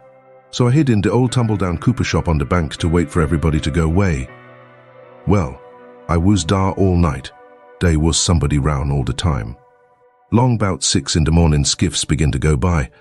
Unbuilt 8, and 9. Every skiff dat went. Long was talking. 'Bout how yo pap come over to the town and say you's killed. Des Elas's skiffs was full o' ladies and gentlemen a going over for to see the place. Sometimes they'd pull up at the show and take a res before they started across. So by the talk I got to know all boot the killing. I was powerful sorry you's killed, Huck. But I ain't no mo now. I laid dar under the shavins all day. I was hungry, but I warn't afeard, because I knowed only missus and the widow was going to start to the camp meeting right arter breakfasts and be gone all day. And they knows I goes off with the cattle 'bout daylight. So they wouldn't expect to see me ruin the place, on so they wouldn't miss me till arter dark in the evening. The youth servants wouldn't miss me, case they'd shin out and take holiday soon as they only folks ooze out and away. Well, when it come dark, I tuck out up the river road and went 'bout 2 mile or more to where they warn't no houses. I'd made up my mind 'bout what I's agwin to do. You see, ef I kept on trying to get away afoot, the dogs would track me. Ef I stole a skiff to cross over, they'd miss that skiff, you see. And they'd know 'bout where I'd land on the youth side and where to pick up my track. So I says, a raft is what I's arter. It don't make no track. I see a lighter comin' round the pint by me, so I wade in and shove a log ahead of me and swum more 'n halfway across the river, and got in mongst the driftwood, and kept my head down low, and kin to swum agin the current till the raft come along. Then I swum to the stern UV'd and tuck I holt. It clouded up and ooze pooty dark for a little while.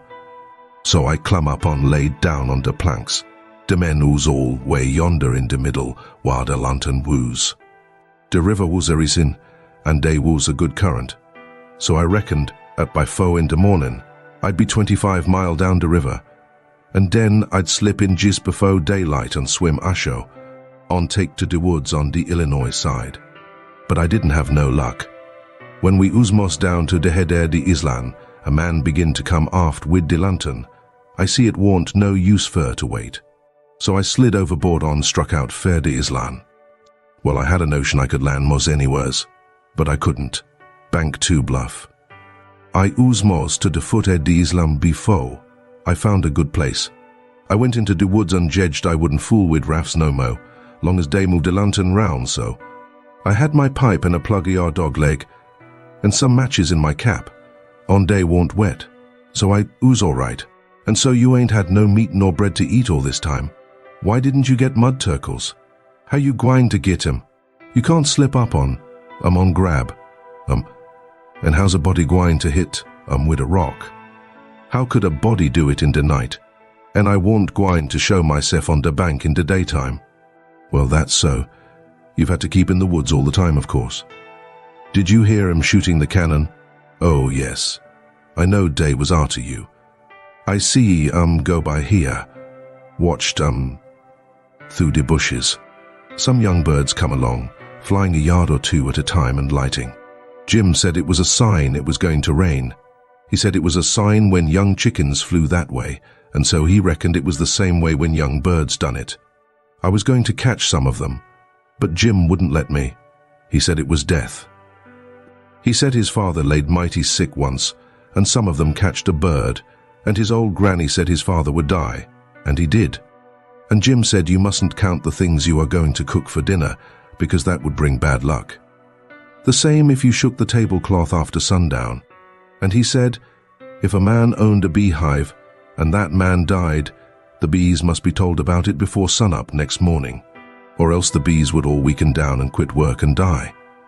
Jim said bees wouldn't sting idiots, but I didn't believe that, because I had tried them lots of times myself, and they wouldn't sting me.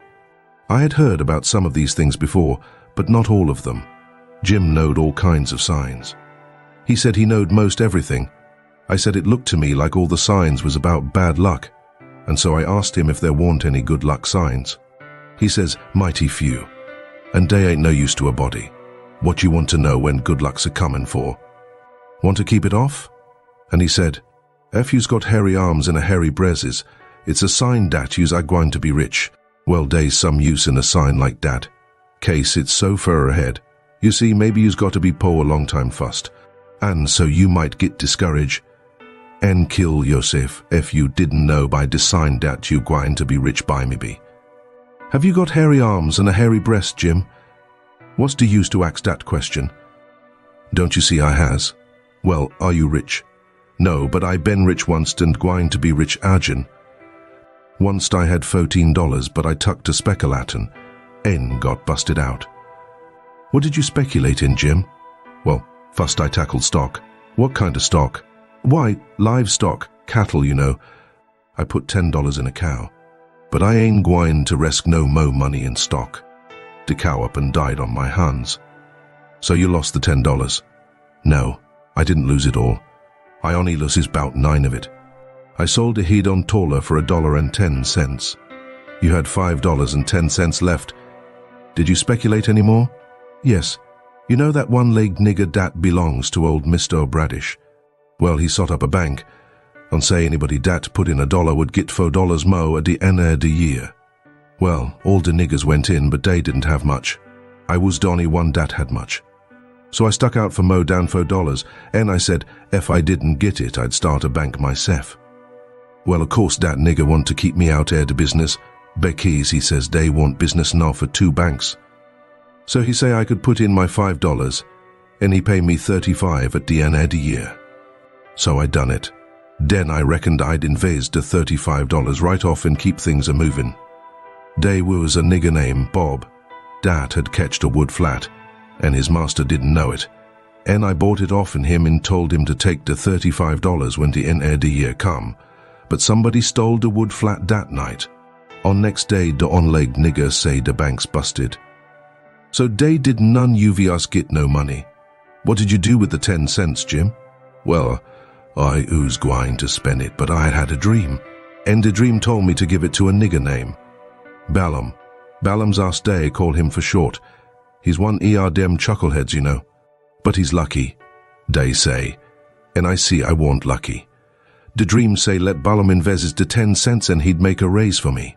Well, Balaam he tucked the money, and when he was in church he heard the preacher say dat whoever give to the poor lend to the Lord, I'm bound to get his money back 100 times. So Balaam he tuck on give the 10 cents to the poor, and laid low to see what was gwine to come of it. Well, what did come of it, Jim? Nothing never come of it. I couldn't manage to collect dat money no way, on Balaam he couldn't. I ain't gwine to lend no mo money. Doubt I CD security. Bound to get your money back 100 times, the preacher says. If I could get the 10 cents back, I'd call it squaw, and be glad ere de chanced. Well, it's all right anyway, Jim, long as you're going to be rich again sometime or other. Yes, and I's rich now, come to look at it. I owns myself, and I's worth $800. I wished I had the money. I wouldn't want no mo Chapter 9, House of Death. I wanted to go and look at a place right about the middle of the island that I'd found when I was exploring, so we started and soon got to it, because the island was only 3 miles long and 1/4 of a mile wide. This place was a tolerable long, steep hill or ridge, about 40 foot high. We had a rough time getting to the top. The sides were so steep and the bushes so thick. We tramped and clumb around all over it, and by found a good big cavern in the rock, most up to the top on the side towards Illinois. The cavern was as big as 2 or 3 rooms bunched together, and Jim could stand up straight in it. It was cool in there. Jim was for putting our traps in there right away, but I said we didn't want to be climbing up and down there all the time. Jim said if we had the canoe hid in a good place and had all the traps in the cavern, we could rush there if anybody was to come to the island, and they would never find us without dogs. And besides, he said them little birds had said it was going to rain, and did I want the things to get wet? So we went back and got the canoe and paddled up abreast the cavern and lugged all the traps up there. Then we hunted up a place close by to hide the canoe in, amongst the thick willows. We took some fish off of the lines and set them again, and begun to get ready for dinner. The door of the cavern was big enough to roll a hogshead in, and on one side of the door the floor stuck out a little bit, and was flat and a good place to build a fire on. So we built it there and cooked dinner. We spread the blankets inside for a carpet, and eat our dinner in there. We put all the other things handy at the back of the cavern. Pretty soon it darkened up and begun to thunder and lighten, so the birds was right about it. Directly it begun to rain, and it rained like all fury too, and I never see the wind blow so. It was one of these regular summer storms. It would get so dark that it looked all blue-black outside, and lovely, and the rain would thrash along by so thick that the trees off a little ways looked dim and spiderwebby, and here would come a blast of wind that would bend the trees down and turn up the pale underside of the leaves. And then a perfect ripper of a gust would follow along and set the branches to tossing their arms as if they was just wild.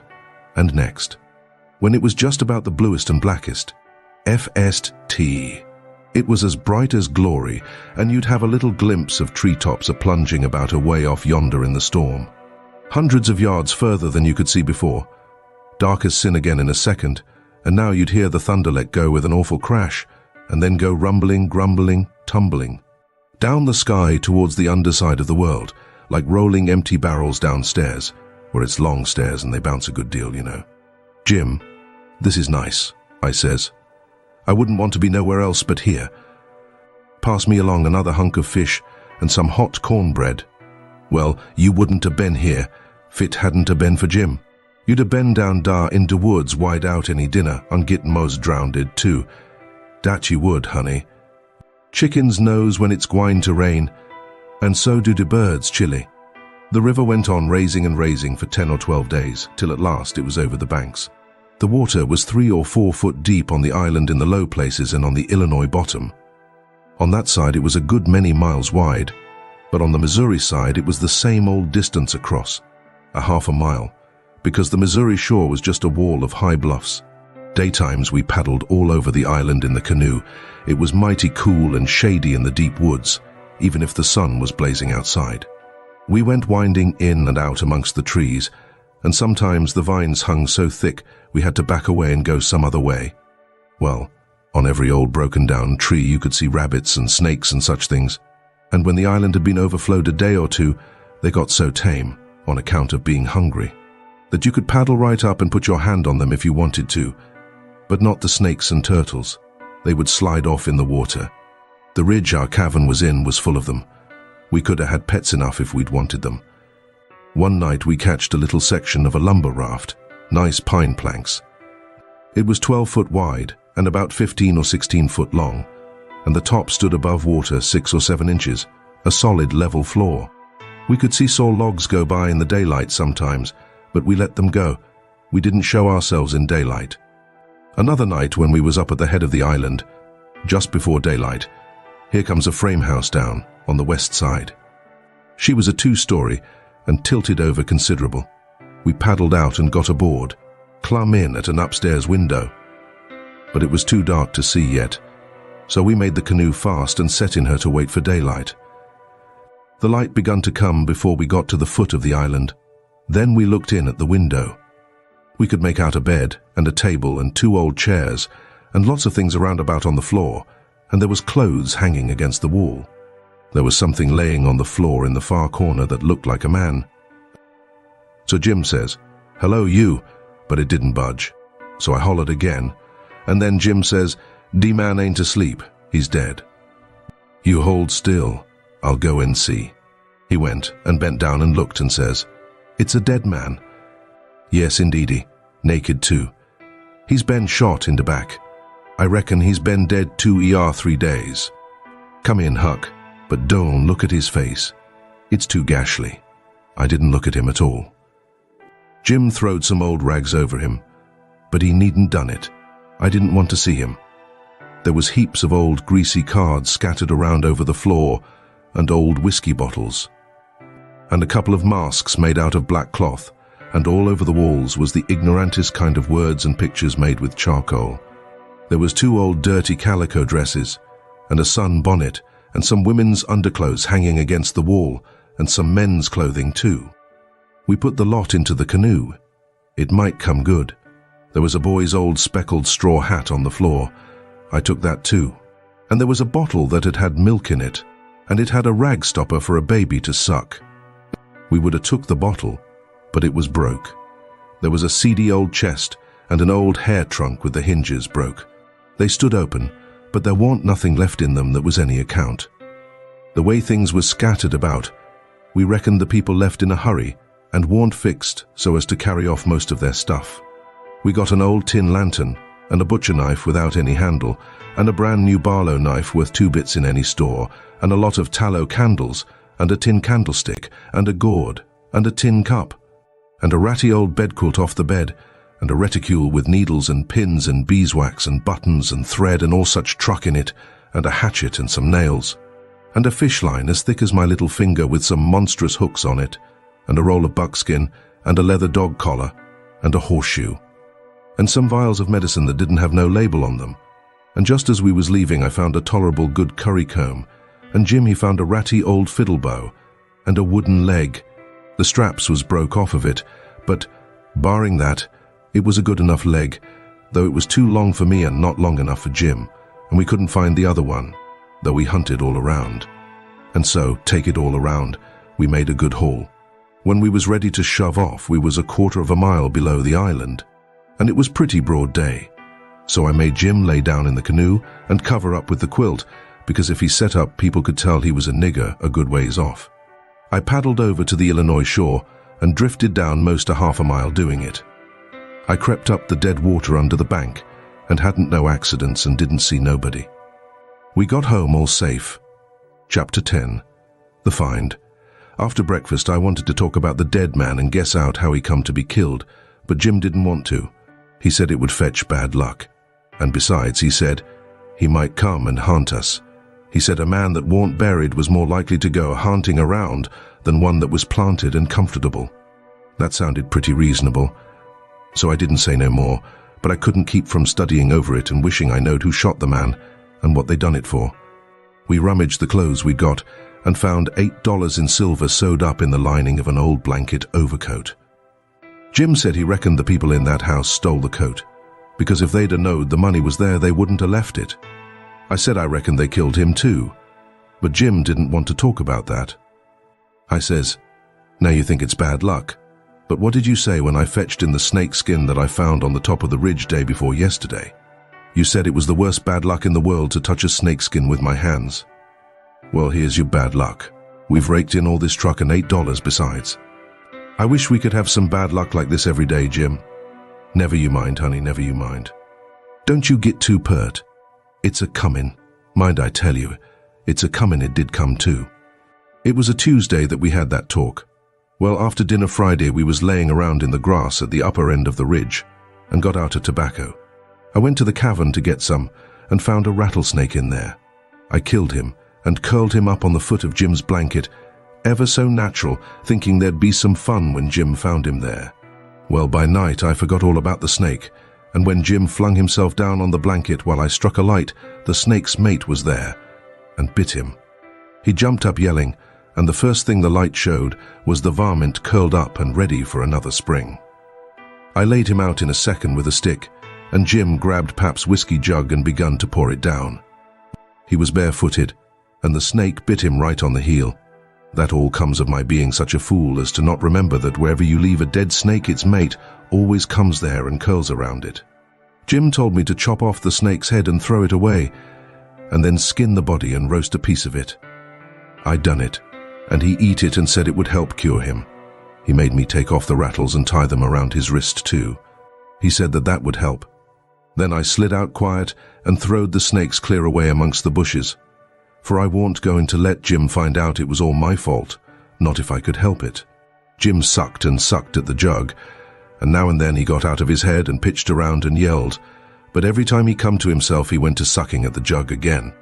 His foot swelled up pretty big, and so did his leg, but by and by the drunk begun to come, and so I judged he was all right, but I'd druther been bit with a snake than Pap's whiskey.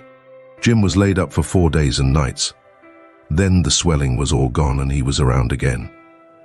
I made up my mind I wouldn't ever take a holt of a snake's skin again with my hands, now that I see what had come of it. Jim said he reckoned I would believe him next time, and he said that handling a snake skin was such awful bad luck that maybe we hadn't got to the end of it yet. He said he'd rather see the new moon over his left shoulder as much as 1,000 times than take up a snake skin in his hand. Well, I was getting to feel that way myself. Though I've always reckoned that looking at the new moon over your left shoulder is one of the carelessest and foolishest things a body can do. Old Hank Bunker done it once and bragged about it, and in less than 2 years, he got drunk and fell off of the shot tower and spread himself out so that he was just a kind of a layer, as you may say, and they slid him edgeways between 2 barn doors for a coffin and buried him so they say, but I didn't see it. Pap told me. But anyway, it all come of looking at the moon that way, like a fool. Well, the days went along, and the river went down between its banks again, and about the first thing we done was to bait one of the big hooks with a skinned rabbit and set it and catch a catfish that was as big as a man, being 6 foot 2 inches long and weighed over 200 pounds. We couldn't handle him, of course. He would have flung us into Illinois. We just sat there and watched him rip and tear around till he drowned. We found a brass button in his stomach and a round ball and lots of rubbish. We split the ball open with the hatchet, and there was a spool in it. Jim said he'd had it there a long time, to coat it over so and make a ball of it. It was as big a fish as was ever catched in the Mississippi, I reckon. Jim said he hadn't ever seen a bigger one. He would have been worth a good deal over at the village. They peddle out such a fish as that by the pound in the market house there. Everybody buys some of him. His meat's as white as snow and makes a good fry. Next morning I said it was getting slow and dull, and I wanted to get us stirring up some way. I said I reckoned I would slip over the river and find out what was going on. Jim liked that notion, but he said I must go in the dark and look sharp.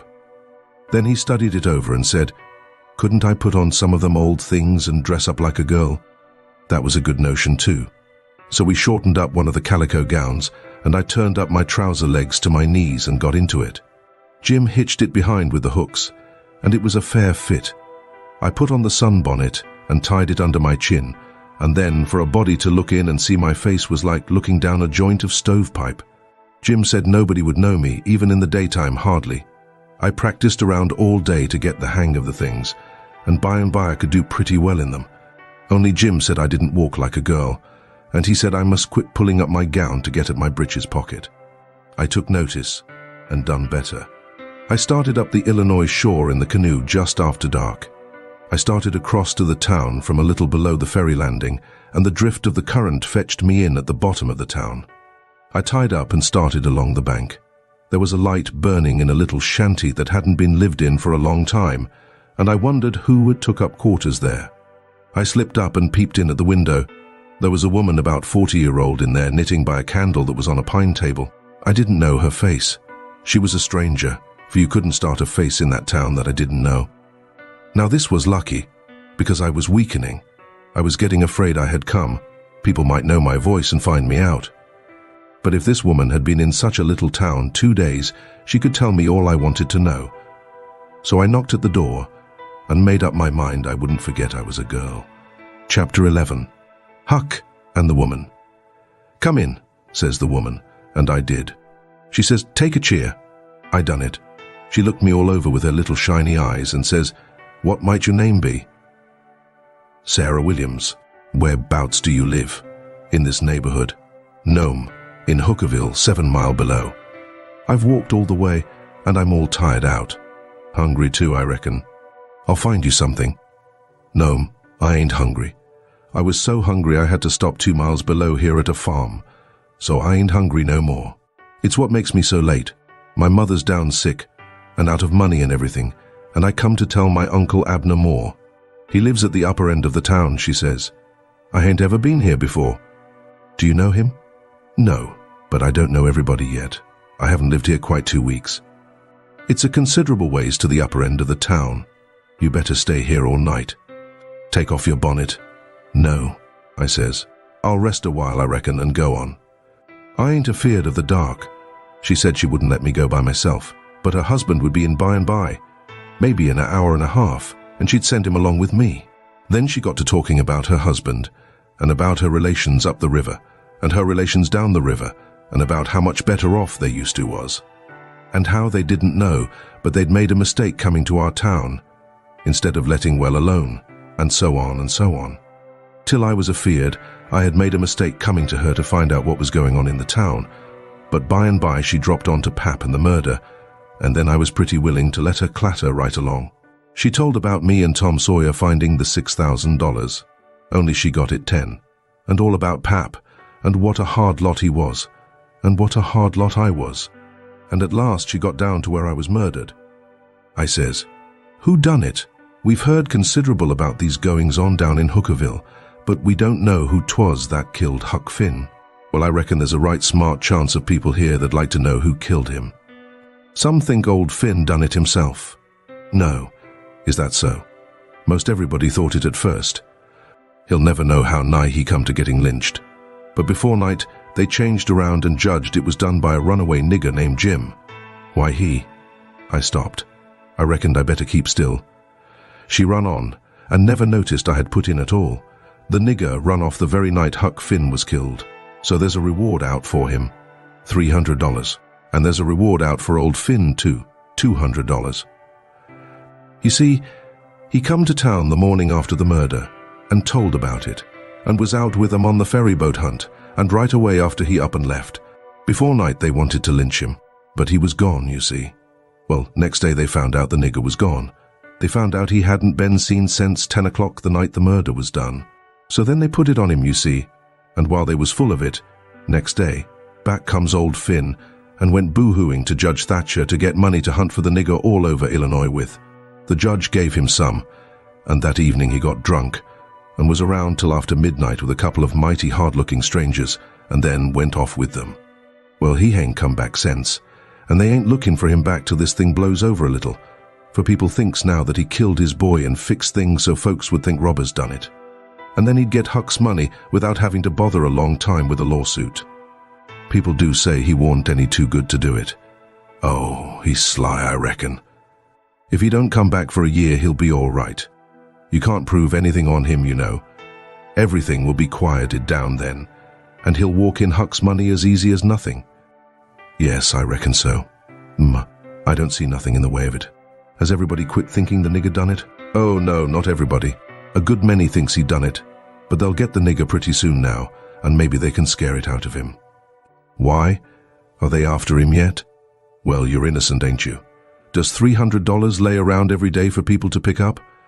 Some folks think the nigger ain't far from here. I'm one of them, but I ain't talked it around.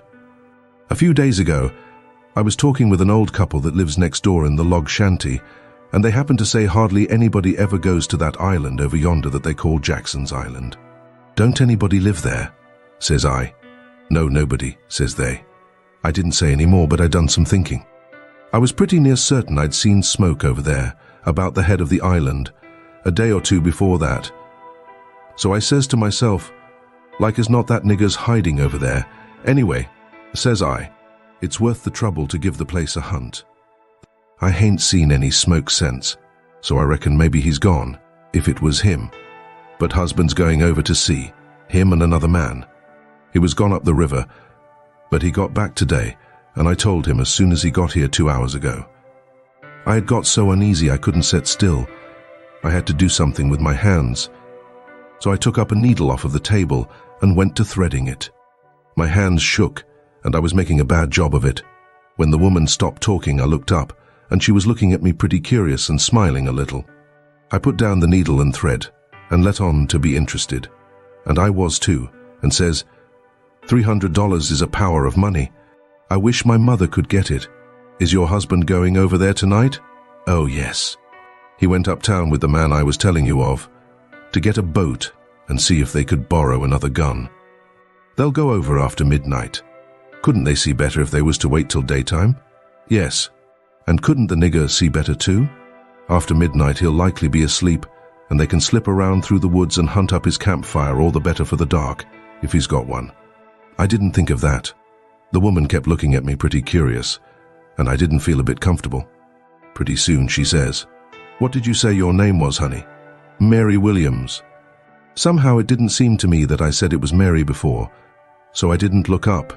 Seemed to me I said it was Sarah.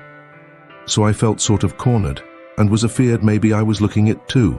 I wished the woman would say something more. The longer she sat still, the uneasier I was. But now she says, "Honey, I thought you said it was Sarah when you first come in?" "Oh, yes, I did." Sarah Mary Williams. Sarah's my first name. Some calls me Sarah, some calls me Mary. Oh, that's the way of it? Yes'm. I was feeling better then, but I wished I was out of there anyway. I couldn't look up yet. Well, the woman fell to talking about how hard times was, and how poor they had to live, and how the rats was as free as if they owned the place, and so forth and so on. And then I got easy again. She was right about the rats.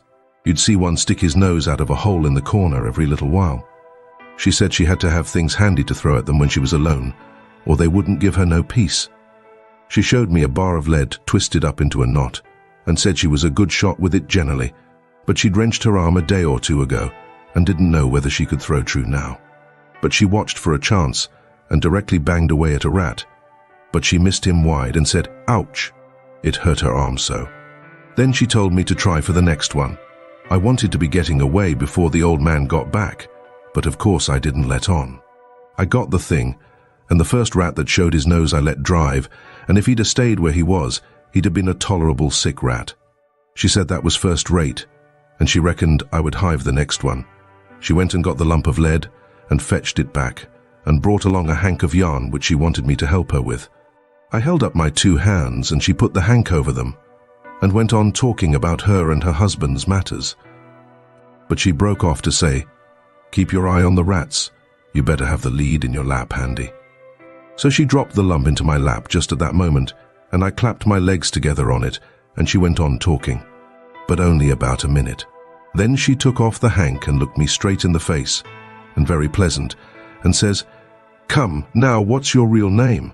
What, Mum? What's your real name? Is it Bill, or Tom, or Bob, or what is it? I reckon I shook like a leaf, and I didn't know hardly what to do. But I says, "Please to don't poke fun at a poor girl like me, Mum. If I'm in the way here, I'll—" "No, you won't. Set down and stay where you are. I ain't going to hurt you, and I ain't going to tell on you, Nutha. You just tell me your secret and trust me. I'll keep it, and what's more, I'll help you. So my old man if you want him to. You see, you're a runaway prentice, that's all. It ain't anything. There ain't no harm in it. You've been treated bad, and you made up your mind to cut. Bless you, child, I wouldn't tell on you. Tell me all about it now, that's a good boy." So I said it wouldn't be no use to try to play it any longer, and I would just make a clean breast and tell her everything, but she mustn't go back on her promise. Then I told her my father and mother was dead, and the law had bound me out to a mean old farmer in the country 30 miles back from the river. And he treated me so bad I couldn't stand it no longer. He went away to be gone a couple of days, and so I took my chance and stole some of his daughter's old clothes and cleared out. And I had been 3 nights coming the 30 miles. I travelled nights and hid daytimes and slept, and the bag of bread and meat I carried from home lasted me all the way, and I had aplenty. I said I believed my Uncle Abner Moore would take care of me, and so that was why I struck out for this town of Goshen. Goshen, child. This ain't Goshen. This is St. Petersburg. Goshen's 10 miles further up the river. Who told you this was Goshen? Why, a man I met at daybreak this morning, just as I was going to turn into the woods for my regular sleep. He told me when the roads forked, I must take the right hand, and 5 miles would fetch me to Goshen. He was drunk, I reckon. He told you just exactly wrong. Well, he did act like he was drunk, but it ain't no matter now. I got to be moving along. I'll fetch Goshen before daylight. Hold on a minute. I'll put you up a snack to eat. You might want it. So she put me up a snack and says, say, when a cow's laying down, which end of her gets up first? Answer up prompt now. Don't stop to study over it. Which end gets up first? The hind end, Mum. Well, then a horse. The forrard end, Mum. Which side of a tree does the moss grow on? North side. If 15 cows is browsing on a hillside, how many of them eats with their heads pointed the same direction? The whole 15, Mum. Well, I reckon you have lived in the country. I thought maybe you was trying to hocus me again. What's your real name now? George Peters, Mum. Well, try to remember it, George. Don't forget and tell me it's Alexander before you go, and then get out by saying it's George Alexander when I catch you. And don't go about women in that old calico. You do a girl tolerable poor, but you might fool men, maybe. Bless you, child. When you set out to thread a needle, don't hold the thread still and fetch the needle up to it. Hold the needle still and poke the thread at it. That's the way a woman most always does. But a man always does t'other way. And when you throw at a rat or anything, hitch yourself up a tiptoe and fetch your hand up over your head as awkward as you can, and miss your rat about 6 or 7 foot. Throw stiff-armed from the shoulder, like there was a pivot there for it to turn on. Like a girl, not from the wrist and elbow with your arm out to one side, like a boy. And mind you, when a girl tries to catch anything in her lap, she throws her knees apart. She don't clap them together, the way you did when you catched the lump of lead. Why, I spotted you for a boy when you was threading the needle, and I contrived the other things just to make certain. Now trot along to your uncle, Sarah Mary Williams George Alexander Peters, and if you get into trouble you send word to Mrs. Judith Loftus, which is me, and I'll do what I can to get you out of it. Keep the river road all the way, and next time you tramp take shoes and socks with you. The river road's a rocky one, and your feet'll be in a condition when you get to Goshen, I reckon. I went up the bank about 50 yards, and then I doubled on my tracks and slipped back to where my canoe was, a good piece below the house. I jumped in and was off in a hurry. I went upstream far enough to make the head of the island and then started across. I took off the sunbonnet, for I didn't want no blinders on then. When I was about the middle, I heard the clock begin to strike, so I stops and listens. The sound come faint over the water, but clear. 11. When I struck the head of the island, I never waited to blow, though I was most winded, but I shoved right into the timber where my old camp used to be, and started a good fire there on a high and dry spot. Then I jumped in the canoe and dug out for our place, 1.5 miles below, as hard as I could go. I landed and slopped through the timber and up the ridge and into the cavern. There Jim laid sound asleep on the ground. I roused him out and says, "Get up and hump yourself, Jim. There ain't a minute to lose. They're after us." Jim never asked no questions, he never said a word, but the way he worked for the next half an hour showed about how he was scared. By that time everything we had in the world was on our raft, and she was ready to be shoved out from the willow cove where she was hid. We put out the campfire at the cavern the first thing, and didn't show a candle outside after that. I took the canoe out from the shore a little piece, and took a look, but if there was a boat around I couldn't see it, for stars and shadows ain't good to see by. Then we got out the raft and slipped along down in the shade, past the foot of the island dead still, never saying a word. Chapter 12. The Robbers. It must have been close on to 1 o'clock when we got below the island at last, and the raft did seem to go mighty slow. If a boat was to come along, we was going to take to the canoe and break for the Illinois shore, and it was well a boat didn't come, for we hadn't ever thought to put the gun in the canoe, or a fishing line, or anything to eat. We was in Ruther too much of a sweat to think of so many things. It warn't good judgment to put everything on the raft. If the men went to the island, I just expect they found the campfire I built, and watched it all night for Jim to come. Anyways, they stayed away from us, and if my building the fire never fooled them, it warn't no fault of mine. I played it as low down on them as I could. When the first streak of day began to show, we tied up to a towhead in a big bend on the Illinois side, and hacked off cottonwood branches with the hatchet, and covered up the raft with them so she looked like there had been a cave-in the bank there. A towhead is a sandbar that has cottonwoods on it as thick as harrow teeth. We had mountains on the Missouri shore and heavy timber on the Illinois side, and the channel was down the Missouri shore at that place, so we weren't afraid of anybody running across us. We laid there all day and watched the rafts and steamboats spin down the Missouri shore and upbound steamboats fight the big river in the middle. I told Jim all about the time I had jabbering with that woman, and Jim said she was a smart one, and if she was to start after us herself, she wouldn't sit down and watch a campfire. No, sir, she'd fetch a dog. Well then, I said, why couldn't she tell her husband to fetch a dog? Jim said he bet she did think of it by the time the men was ready to start, and he believed they must have gone uptown to get a dog, and so they lost all that time. Or else we wouldn't be here on a towhead 16 or 17 mile below the village. No, indeedy. We would be in that same old town again. So I said I didn't care what was the reason they didn't get us as long as they didn't. When it was beginning to come on dark, we poked our heads out of the cottonwood thicket and looked up and down and across. Nothing in sight. So Jim took up some of the top planks of the raft and built a snug wigwam to get under in blazing weather and rainy, and to keep the things dry. Jim made a floor for the wigwam and raised it a foot or more above the level of the raft, So now the blankets and all the traps was out of reach of steamboat waves.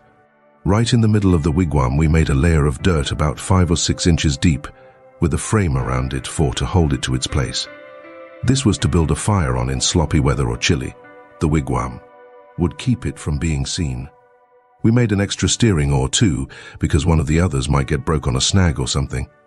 We fixed up a short forked stick to hang the old lantern on, because we must always light the lantern whenever we see a steamboat coming downstream, to keep from getting run over, but we wouldn't have to light it for upstream boats unless we see we was in what they call a crossing.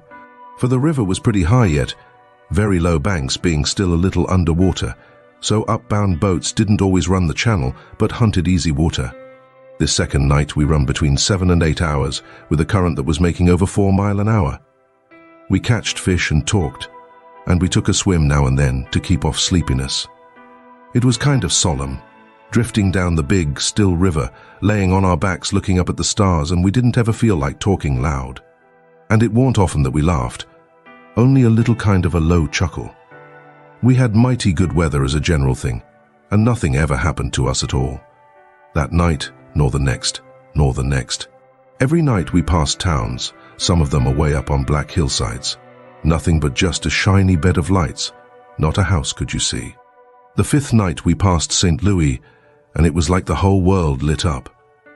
In St. Petersburg they used to say there was 20 or 30,000 people in St. Louis, but I never believed it till I see that wonderful spread of lights at 2 o'clock that still night.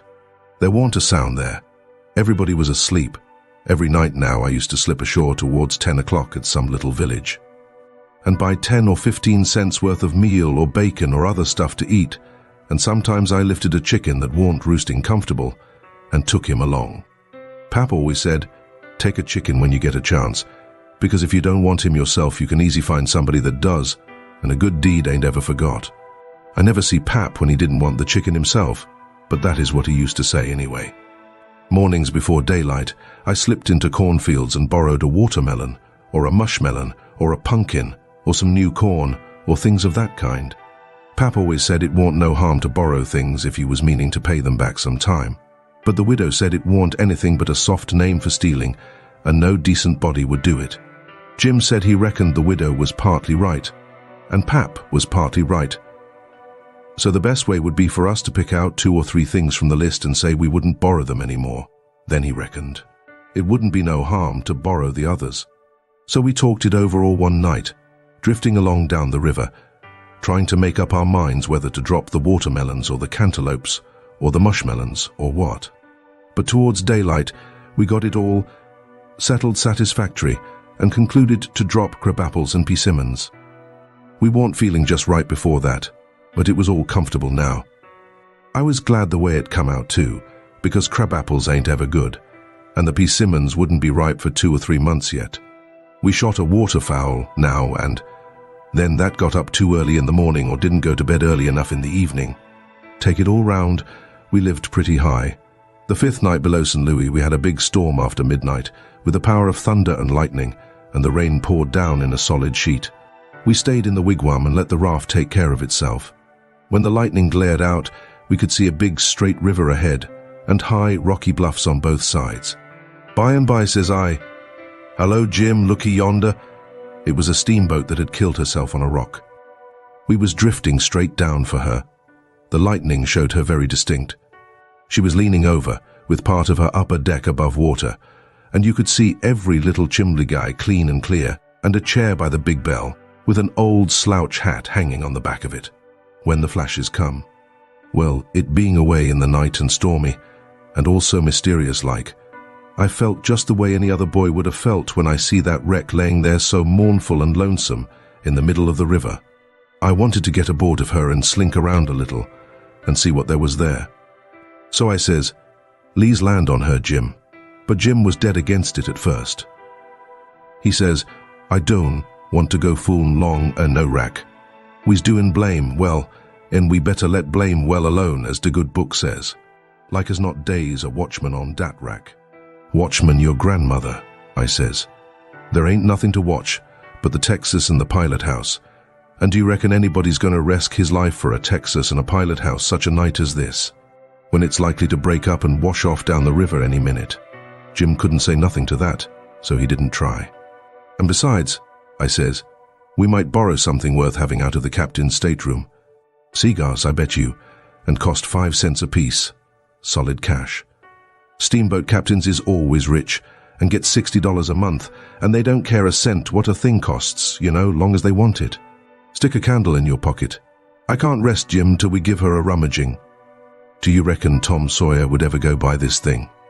Not for pie, he wouldn't. He'd call it an adventure. That's what he'd call it. And he'd land on that wreck if it was his last act. And wouldn't he throw style into it?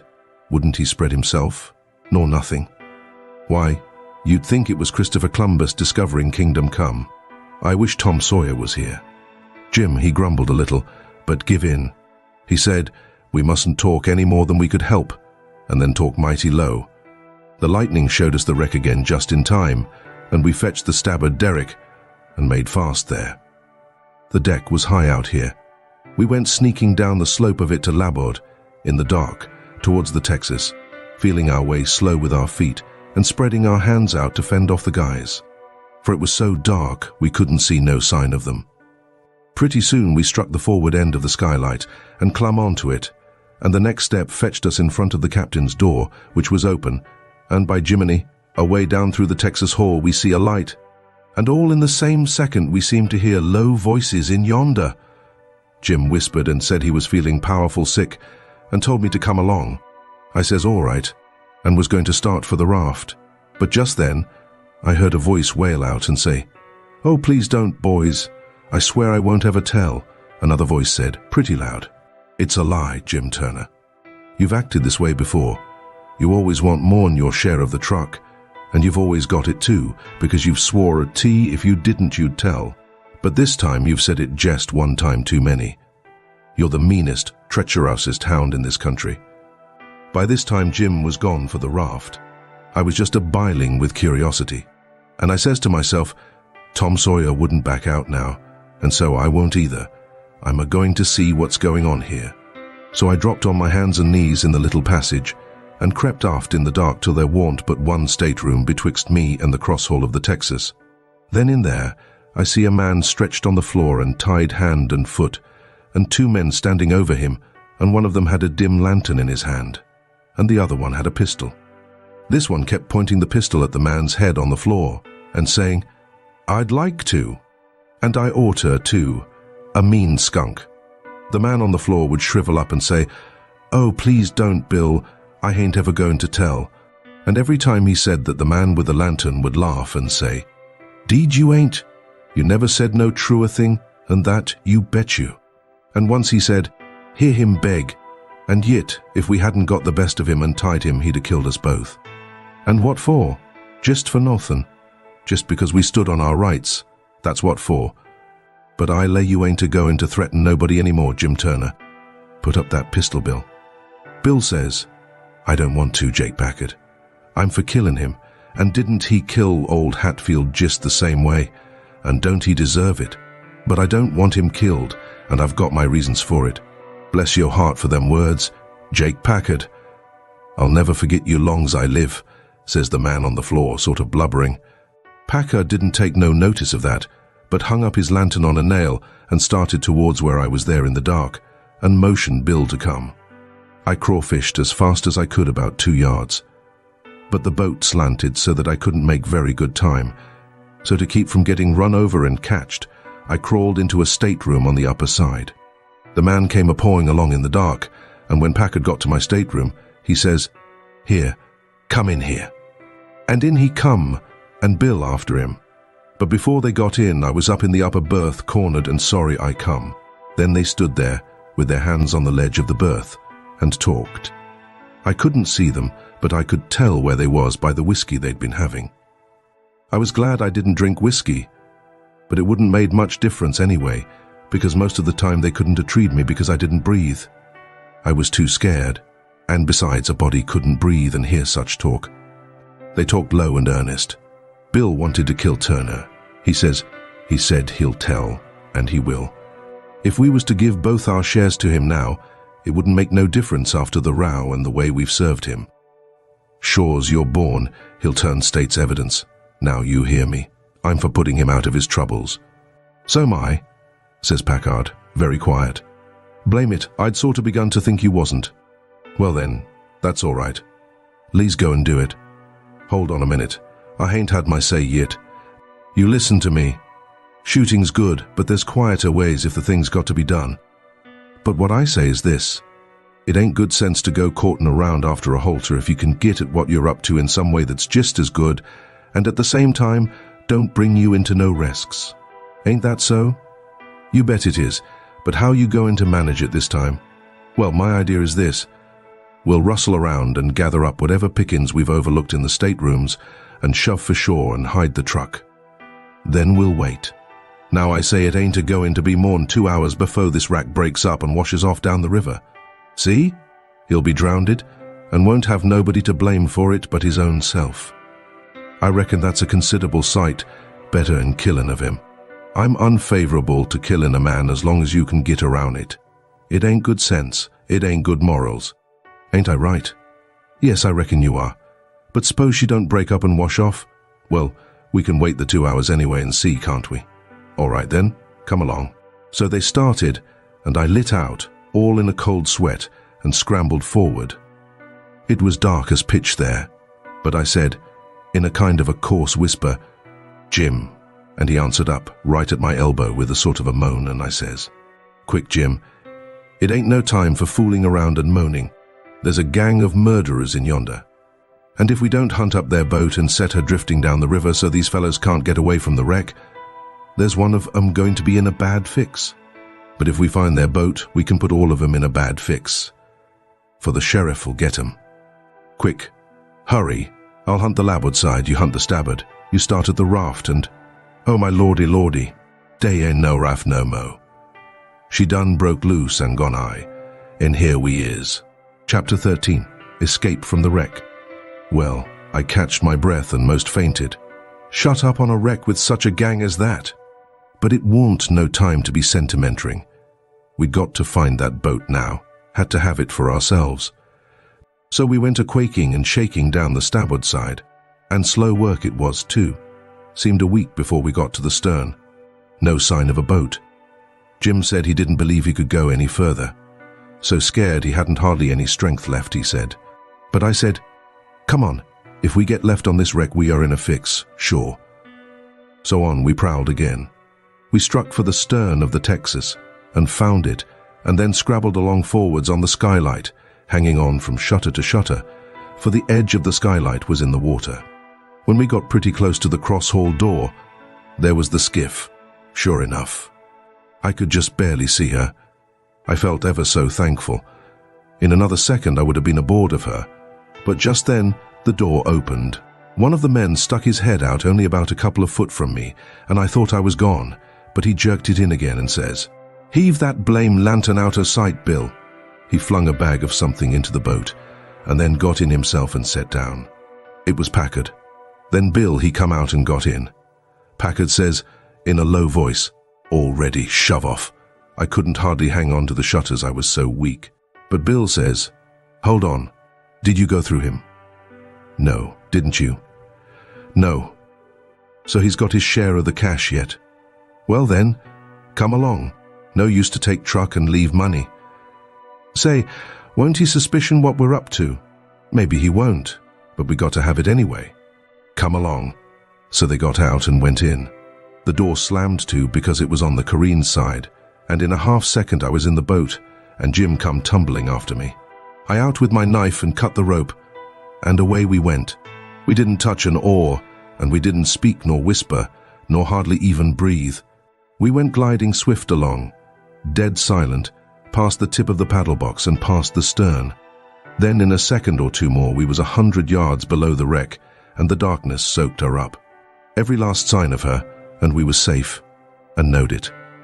When we was 300 or 400 yards downstream, we see the lantern show like a little spark at the Texas door for a second, and we knowed by that the rascals had missed their boat, and was beginning to understand that they was in just as much trouble now as Jim Turner was.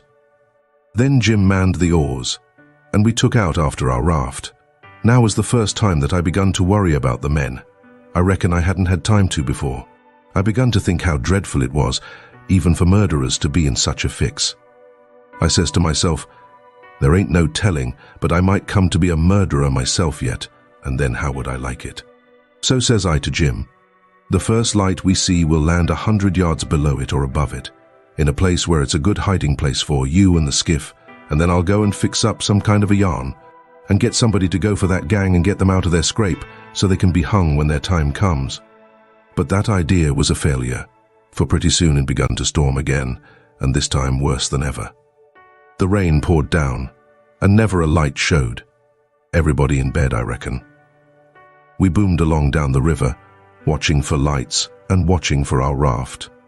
After a long time the rain let up, but the clouds stayed, and the lightning kept whimpering, and by a flash showed us a black thing ahead, floating, and we made for it. It was the raft, and mighty glad was we to get aboard of it again. We seen a light now away down to the right, on shore, so I said I would go for it. The skiff was half full of plunder which that gang had stole there on the wreck. We hustled it onto the raft in a pile, and I told Jim to float along down and show a light when he judged he had gone about 2 mile, and keep it burning till I come. Then I manned my oars and shoved for the light.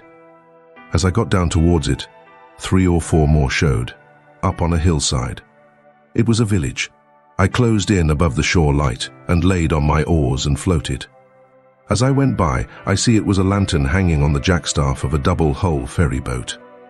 I skimmed around for the watchman, wondering whereabouts he slept, and by I found him roosting on the bitts, forward, with his head down between his knees. I gave his shoulder 2 or 3 little shoves, and begun to cry. He stirred up, in a kind of a startlish way, but when he see it was only me, he took a good gap and stretch, and then he says, "Hello, what's up?" "Don't cry, bub. What's the trouble?" I says, "Pap and Mam and Sis," and then I broke down. He says, "Oh, dang it now. Don't take on so. We all has to have our troubles, and this'll come out all right." "What's the matter with him?" There, are you the watchman of the boat?" "Yes," he says, kind of pretty well satisfied like.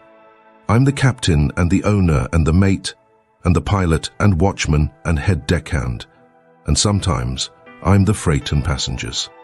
I ain't as rich as old Jim Hornback, and I can't be so blamed generous and good to Tom, Dick and Harry as what he is, and slam around money the way he does, but I've told him a many a time I wouldn't trade places with him. For, says I, a sailor's life's the life for me, and I'm derned if I'd live 2 mile out of town, where there ain't nothing ever going on, not for all his spondulics and as much more on top of it." Says I broke in and says, "They're in an awful peck of trouble." "And who is?" "Why, Pap and Mam and Sis and Miss Hooker, and if you take your ferry boat and go up there." "Up where are they?" "On the wreck." "What wreck?" "Why, there ain't but one." "What, you don't mean the Walter Scott?" "Yes." "Good land. What are they doing there, for gracious sakes?" "Well, they didn't go there a purpose." "I bet they didn't. Why, great goodness, there ain't no chance for 'em if they don't get off mighty quick." "Why, how in the nation did they ever get into such a scrape?" "Easy enough. Miss Hooker was a visiting up there to the town." "Yes, Booth's Landing." "Go on." "She was a visiting there at Booth's Landing, and just in the edge of the evening she started over with her nigger woman in the horse ferry to stay all night at her friend's house. Miss what-you-may-call-her, I disremember her name, and they lost their steering oar and swung around and went a-floating down, stern first, about 2 mile, and saddlebagsed on the wreck. And the ferryman and the nigger woman and the horses was all lost. But Miss Hooker, she made a grab and got aboard the wreck. Well, about an hour after dark we come along down in our trading scow, and it was so dark we didn't notice the wreck till we was right on it, and so we saddlebagsed. But all of us was saved but Bill Whipple. And oh, he was the best critter. I most wish it had been me, I do. My George, it's the beatin'est thing I ever struck. And then what did you all do?" "Well, we hollered and took on, but it's so wide there we couldn't make nobody hear. So Pap said somebody got to get ashore and get help somehow. I was the only one that could swim, so I made a dash for it, and Miss Hooker, she said if I didn't strike help sooner, come here and hunt up her uncle, and he'd fix the thing. I made the land about a mile below, and been fooling along ever since, trying to get people to do something, but they said, "What, in such a night and such a current? There ain't no sense in it. Go for the steam ferry." Now if you'll go and, by Jackson I'd like to, and blame it, I don't know, but I will. But who in the dingnations are going to pay for it? Do you reckon your pap? Why, that's all right. Miss Hooker, she told me particular that her Uncle Hornback, great guns, is he her uncle? Looky here, you break for that light over yonder way, and turn out west when you get there, and about a quarter of a mile out you'll come to the tavern.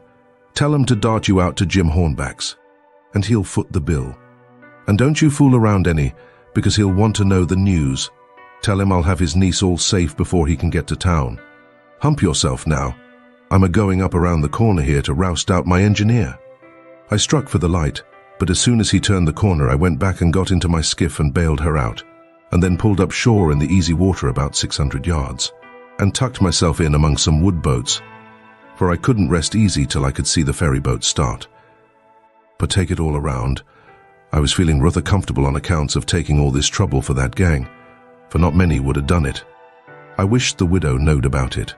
I judged she would be proud of me for helping these rapscallions, because rapscallions and deadbeats is the kind the widow and good people takes the most interest in.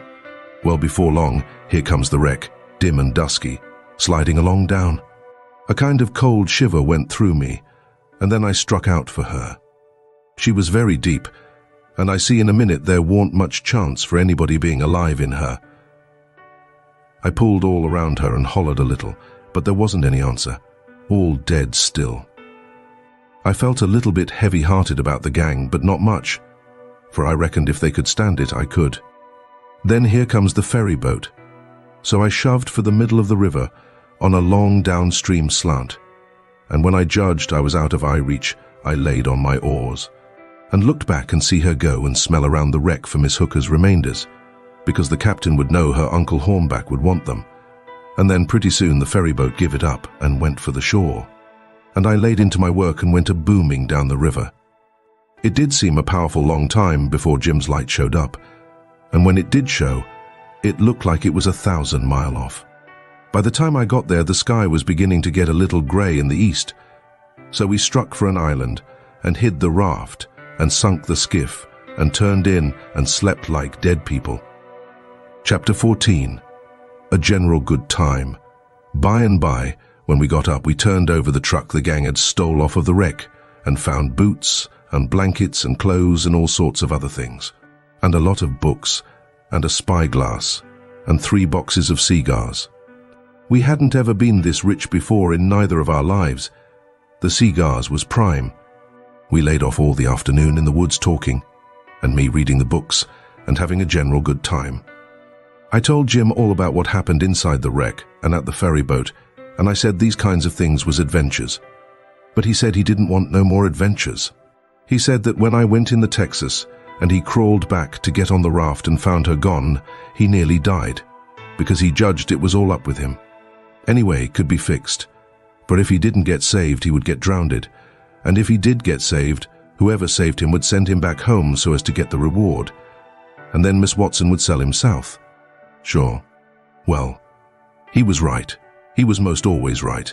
He had an uncommon level head for a nigger. I read considerable to Jim about kings and dukes and earls and such, and how gaudy they dressed, and how much style they put on, and called each other your majesty and your grace and your lordship and so on, instead of Mr., and Jim's eyes bugged out, and he was interested. He says, "I didn't know day was so many you one. I hain't heard bout none, scasely, but only King Solomon, unless you counts dem king's dats in a pack of ark yards. How much do a king get?" "Get?" I says. "Why, they get $1,000 a month if they want it. They can have just as much as they want. Everything belongs to them. Ain't that gay? And what day got to do, Huck? They don't do nothing." "Why, how you talk. They just set around." "No, is dat so? Of course it is. They just set around. Except maybe, when there's a war, then they go to the war. But other times they just lazy around, or go hawking. Just hawking and speesh." "Do you hear a noise?" We skipped out and looked. But it warn't nothing but the flutter of a steamboat's wheel away down, coming around the point. So we come back. Yes, says I, and other times, when things is dull, they fuss with the Parliament, and if everybody don't go just so he whacks their heads off. But mostly they hang round the harem. Roon der which? Harem. What's the harem? The place where he keeps his wives. Don't you know about the harem? Solomon had one. He had about 1 million wives. Why yes, that's so. I done forgot it. A harem's a boden house, I reckon. Most's likely day has rackety times in de nursery. And I reckon de wives quarrels considerable. And dat, crease de racket. You de say Solomon the wisest man that ever live. I don't take no stock in dat. Because why? Would a wise man want to live in de mid's air sich a blim blammin' all the time? No, deed he wouldn't. A wise man would take and build a biler factory, and then he could shut down de biler factory when he want a res. Well, but he was the wisest man anyway, because the widow she told me so, her own self. I don't care what de widow say. He warn't no wise man neuther. He had some de dad fetcher days ways I ever see. Does you know about dat chili dat he used gwine to chop in two? Yes, the widow told me all about it. Well, den, warn dat de beatness notion in de world. You jes take and look at it a minute. Das de stump da. That's one de women. Here's you. That's de youther one. I Solomon. On dish here dollar bills de Chile. Bofion, you claims it. What does I do? Does I shinaroon mongs de neighbors on find out which you de bill do belong to, and hand it over to de right one, all safe and sown? De way dat anybody dat had any gumption would? No, I take and whack de bill in two, and give half on it to you, and de youther half to de youther woman. That's the way Solomon was gwine to do wid de Chile. Now I want to ask you, what's the use dat half a bill? Can't buy nothin' wid it. In what use is a half a Chile? I wouldn't give a dern for 1 million UN. But hang it, Jim, you've clean missed the point. Blame it, you've missed it 1,000 mile. Who? Me? Go long, don't talk to me bout yo pints. I reckon I knows sense when I sees it, on dey ain't no sense in sich doings as dat. Dispute warn't bout a half a Chile, dispute was bout a whole Chile. And the man dat think he kin settle a spute, bout a whole Chile wid a half a Chile don. Know enough to come in out and de-rain. Don't talk to me bout Solomon Huck. I knows him by de back. But I tell you, you don't get the point. Blame de point. I reckon I knows what I knows. And mind you, de real pint is down further. It's down deeper. It lays in de way Solomon was raised. You take a man that's got only 1 or 2 chillin'. Is dat man gwine to be wasteful or chillin'? No, he ain't. He can't afford it. He know how to value 'em. But you take a man that's got 'bout 5 million chillin' runnin' round the house, and it's defunct. He as soon chop a chili in two as a cat. Days plenty mo. A chili two, mo less warn't no consequence to Solomon dad fetch him. I never see such a nigger. If he got a notion in his head once, there warn't no getting it out again. He was the most down on Solomon of any nigger I ever see. So I went to talking about other kings and let Solomon slide. I told about Louis XVI that got his head cut off in France long time ago, and about his little boy the Dolphin. That would have been a king, but they took and shut him up in jail, and some say he died there. Po little chap. But some says he got out and got away and come to America. That's good, but he'll be pooty lonesome. Dey ain't no kings here is dey, Huck. No, den he can't git no situation. What he gwine to do? Well, I don't know. Some of them gets on the police, and some of them learns people how to talk French. Why, Huck? Don't the French people talk the same way we does? No, Jim. You couldn't understand a word they said? Not a single word. Well, now I be ding-busted. How did dat come? I don't know, but it's so. I got some of their jabber out of a book. Suppose a man was to come to you and say, "Polly-vous franzi." What would you think? I wouldn't think nothing. I'd take and bust him over the head. Dat is, if he warn't white. I wouldn't low no nigger to call me dat. Shucks, it ain't calling you anything. It's only saying, "Do you know how to talk French?" Well then, why couldn't he say it? Why, he is a saying it. That's a Frenchman's way of saying it. Well, it's a blame ridiculous way, and I don't want to hear no mo' about it. Dey ain't no sense in it. Looky here, Jim, does a cat talk like we do? No, a cat don't. Well, does a cow? No, a cow don't, nuther. Does a cat talk like a cow, or a cow talk like a cat? No, dey don't. It's natural and right for 'em to talk different from each other, ain't it? Course. And ain't it natural and right for a cat and a cow to talk different from why? Most surely it is. Well then, why ain't it natural and right for a Frenchman to talk different from us? You answer me that. Is a cat a man, Huck? No. Well den, dey ain't no sense in a cat talking like a man. Is a cow a man? Is a cow a cat? No, she ain't either of them. Well den, she ain't got no business to talk like either one, the youther of 'em. Is a Frenchman a man? Yes. Well den, Dad blame it, why don't he talk like a man? You answer me, I see it warn't no use wasting words. You can't learn a nigger to argue. So I quit. Chapter 15. Huck loses the raft. We judged that 3 nights more would fetch us to Cairo, at the bottom of Illinois where the Ohio River comes in, and that was what we was after. We would sell the raft and get on a steamboat and go way up the Ohio amongst the free states, and then be out of trouble. Well, the second night a fog begun to come on, and we made for a towhead to tie to, for it wouldn't do to try to run in a fog. But when I paddled ahead in the canoe, with the line to make fast, there weren't anything but little saplings to tie to. I passed the line around one of them right on the edge of the cut bank, but there was a stiff current, and the raft come booming down so lively she tore it out by the roots and away she went. I see the fog closing down, and it made me so sick and scared I couldn't budge for most a half a minute, it seemed to me. And then there weren't no raft in sight. You couldn't see 20 yards. I jumped into the canoe and run back to the stern and grabbed the paddle and set her back a stroke. But she didn't come. I was in such a hurry I hadn't untied her. I got up and tried to untie her, but I was so excited my hands shook so I couldn't hardly do anything with them. As soon as I got started, I took out after the raft, hot and heavy, right down the towhead. That was all right as far as it went, but the towhead warn't 60 yards long, and the minute I flew by the foot of it I shot out into the solid white fog, and hadn't no more idea which way I was going than a dead man. Thinks I, it won't do to paddle. First I know I'll run into the bank or a towhead or something. I got to set still and float, and yet it's mighty fidgety business to have to hold your hands still at such a time. I whooped and listened. Away down there somewheres I hears a small whoop, and up comes my Sperits. I went tearing after it, listening sharp to hear it again. The next time it come, I see I warn't heading for it, but heading away to the right of it. And the next time I was heading away to the left of it, and not gaining on it much either, for I was flying around this way and that and t'other, but it was going straight ahead all the time. I did wish the fool would think to beat a tin pan, and beat it all the time, but he never did, and it was the still places between the whoops that was making the trouble for me. Well, I fought along, and directly I hears the whoop behind me. I was tangled good now. That was somebody else's whoop, or else I was turned around. I throwed the paddle down. I heard the whoop again. It was behind me yet, but in a different place.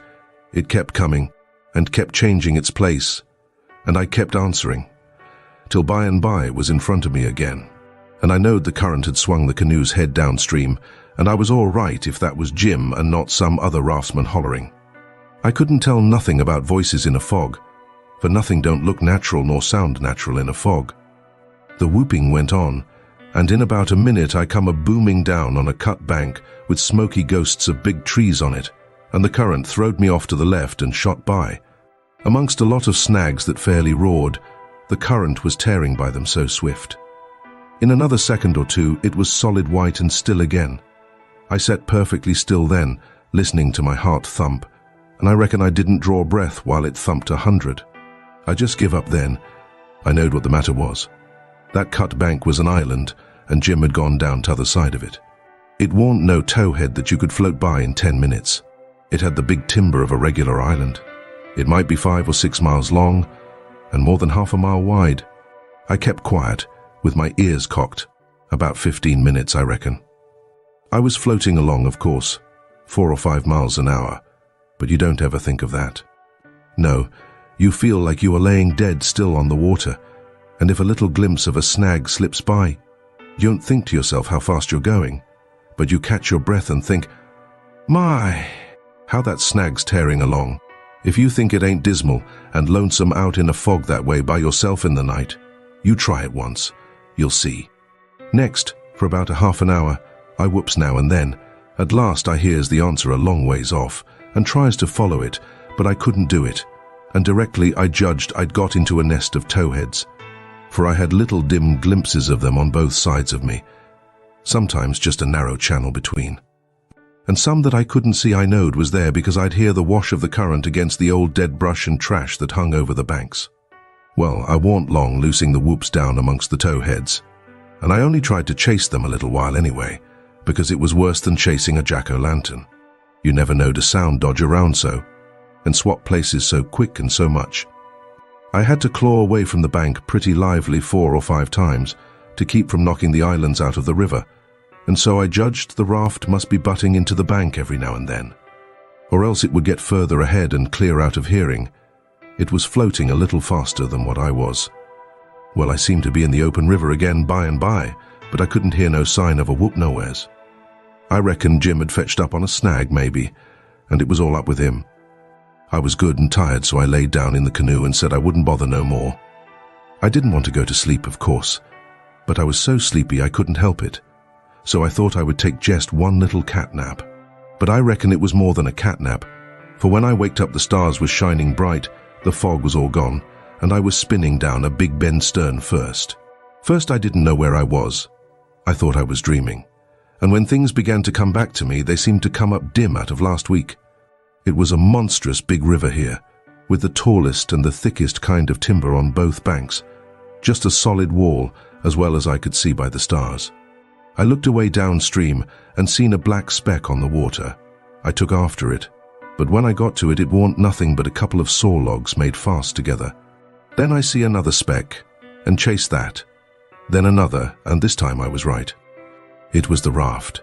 When I got to it, Jim was sitting there with his head down between his knees asleep, with his right arm hanging over the steering oar. The other oar was smashed off, and the raft was littered up with leaves and branches and dirt. So she'd had a rough time.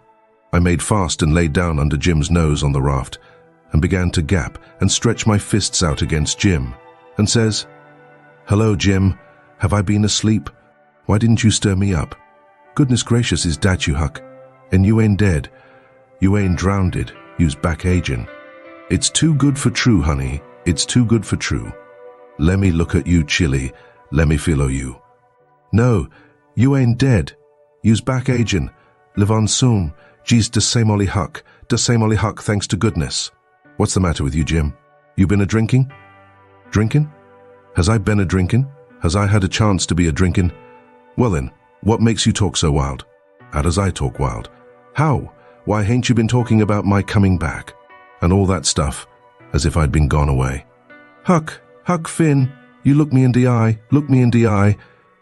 Hain't you been gone away? Gone away? Why, what in the nation do you mean? I hain't been gone anywheres. Where would I go to? Well, looky here, boss, day's somethin' wrong, day is. Is I me, or who is I? Is I here, or whar is I? Now that's what I wants to know. Well, I think you're here, plain enough, but I think you're a tangle-headed old fool, Jim. I is I? Well, you answer me this.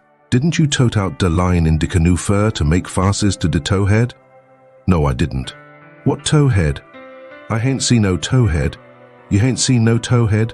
Looky here, didn't de line pull loose and de raft go a-hummin' down de river, on leave you and de canoe behind in de fog? What fog? Why, de fog. De fog dat's been a-reun all night. And didn't you? Whoop. And didn't I whoop till we got mix up in de islands and one on us got losses and t'other one was jizzes as good as loss.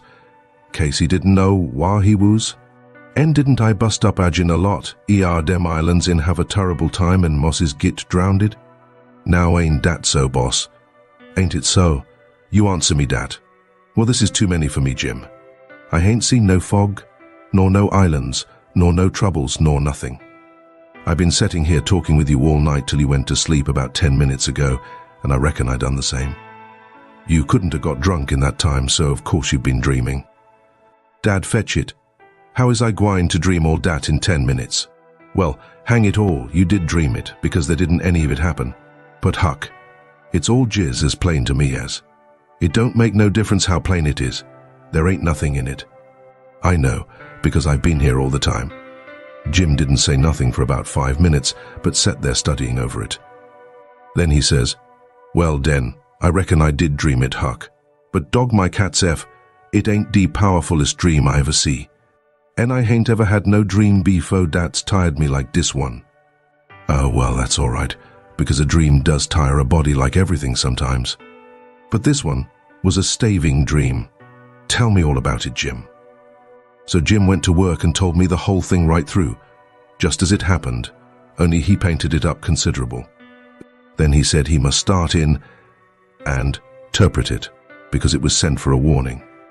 He said the first towhead stood for a man that would try to do us some good, but the current was another man that would get us away from him. The whoops was warnings that would come to us every now and then, and if we didn't try hard to make out to understand them, they'd just take us into bad luck, instead of keeping us out of it. The lot of towheads was troubles we was going to get into with quarrelsome people and all kinds of mean folks, but if we minded our business and didn't talk back and aggravate them, we would pull through and get out of the fog and into the big clear river, which was the Free States, and wouldn't have no more trouble. It had clouded up pretty dark just after I got onto the raft, but it was clearing up again now. Oh, well, that's all interpreted well enough as far as it goes, Jim, I says. But what does these things stand for? It was the leaves and rubbish on the raft and the smashed oar. You could see them first rate now. Jim looked at the trash, and then looked at me, and back at the trash again. He had got the dream fixed so strong in his head that he couldn't seem to shake it loose and get the facts back into its place again right away. But when he did get the thing straightened around, he looked at me steady without ever smiling, and says, what do they stand for? I's gwine to tell you. When I got all wore out wid work, and wid de calling for you and went to sleep, my heart was mos is broke because you was lost. And I didn't care no mo. What become air me on dear Raft. And when I wake up and find you back agin, all safe on soon, the tears come, and I could have got down on my knees and kiss your foot. I so thankful. And all you was thinking, bout woos how you could make a fool UV, ole Jim with a lie. Dat truck da is trash.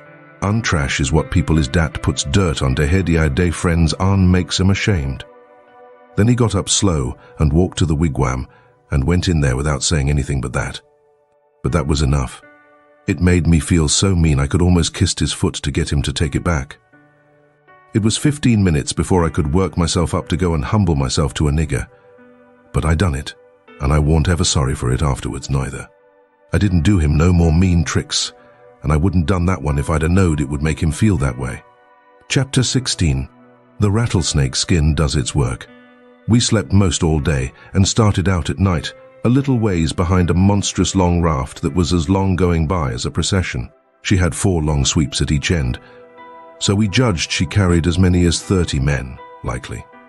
She had 5 big wigwams aboard, wide apart, and an open campfire in the middle, and a tall flagpole at each end. There was a power of style about her. It amounted to something being a raftsman on such a craft as that. We went drifting down into a big bend, and the night clouded up and got hot. The river was very wide, and was walled with solid timber on both sides. You couldn't see a break in it hardly ever, or a light. We talked about Cairo, and wondered whether we would know it when we got to it. I said likely we wouldn't, because I had heard say there warn't but about a dozen houses there, and if they didn't happen to have them lit up, how was we going to know we was passing a town? Jim said if the 2 big rivers joined together there, that would show. But I said maybe we might think we was passing the foot of an island and coming into the same old river again. That disturbed Jim, and me too. So the question was what to do. I said, paddle ashore the first time a light showed, and tell them Pap was behind, coming along with the trading scow, and was a green hand at the business, and wanted to know how far it was to Cairo. Jim thought it was a good idea, so we took a smoke on it and waited. There warn't nothing to do now but to look out sharp for the town, and not pass it without seeing it. He said he'd be mighty sure to see it, because he'd be a free man the minute he seen it. But if he missed it, he'd be in a slave country again and no more show for freedom. Every little while he jumps up and says, "Dar she is?" But it won't. It was jack-o'-lanterns or lightning bugs, so he sat down again and went to watching, same as before. Jim said it made him all over trembly and feverish to be so close to freedom. Well, I can tell you it made me all over trembly and feverish too to hear him, because I begun to get it through my head that he was most free, and who was to blame for it? Why me? I couldn't get that out of my conscience no how nor no way. It got to troubling me so I couldn't rest. I couldn't stay still in one place. It hadn't ever come home to me before, what this thing was that I was doing. But now it did, and it stayed with me and scorched me more and more. I tried to make out to myself that I warn't to blame because I didn't run Jim off from his rightful owner, but it warn't no use. Conscience up and says, every time. But you knowed he was running for his freedom, and you could have paddled ashore and told somebody. That was so. I couldn't get around that no way. That was where it pinched. Conscience says to me, what had poor Miss Watson done to you that you could see her nigger go off right under your eyes and never say one single word? What did that poor old woman do to you that you could treat her so mean? Why, she tried to learn you your book. She tried to learn you your manners. She tried to be good to you every way she knowed how. That's what she done. I got to feeling so mean and so miserable I most wished I was dead. I fidgeted up and down the raft, abusing myself to myself, and Jim was fidgeting up and down past me. We neither of us could keep still. Every time he danced around and says, "Dar's Cairo." It went through me like a shot, and I thought if it was Cairo I reckoned I would die of miserableness. Jim talked out loud all the time while I was talking to myself. He was saying how the first thing he would do when he got to a free state, he would go to saving up money and never spend a single cent. And when he got enough, he would buy his wife, which was owned on a farm close to where Miss Watson lived. And then they would both work to buy the 2 children, and if their master wouldn't sell them, they'd get an abolitionist to go and steal them. It most froze me to hear such talk. He wouldn't ever dared to talk such talk in his life before. Just see what a difference it made in him the minute he judged he was about free. It was according to the old saying, give a nigger an inch and he'll take an eel. Thinks I, this is what comes of my not thinking. Here was this nigger, which I had as good as helped to run away, coming right out flat-footed and saying he would steal his children. Children that belonged to a man I didn't even know. A man that hadn't ever done me no harm. I was sorry to hear Jim say that. It was such a lowering of him. My conscience got to stirring me up hotter than ever, until at last I says to it, let up on me. It ain't too late yet. I'll paddle ashore at the first light and tell. I felt easy and happy and light as a feather right off. All my troubles was gone. I went to looking out sharp for a light and sort of singing to myself. By and by one showed. Jim sings out, "We safe, Huck, we safe.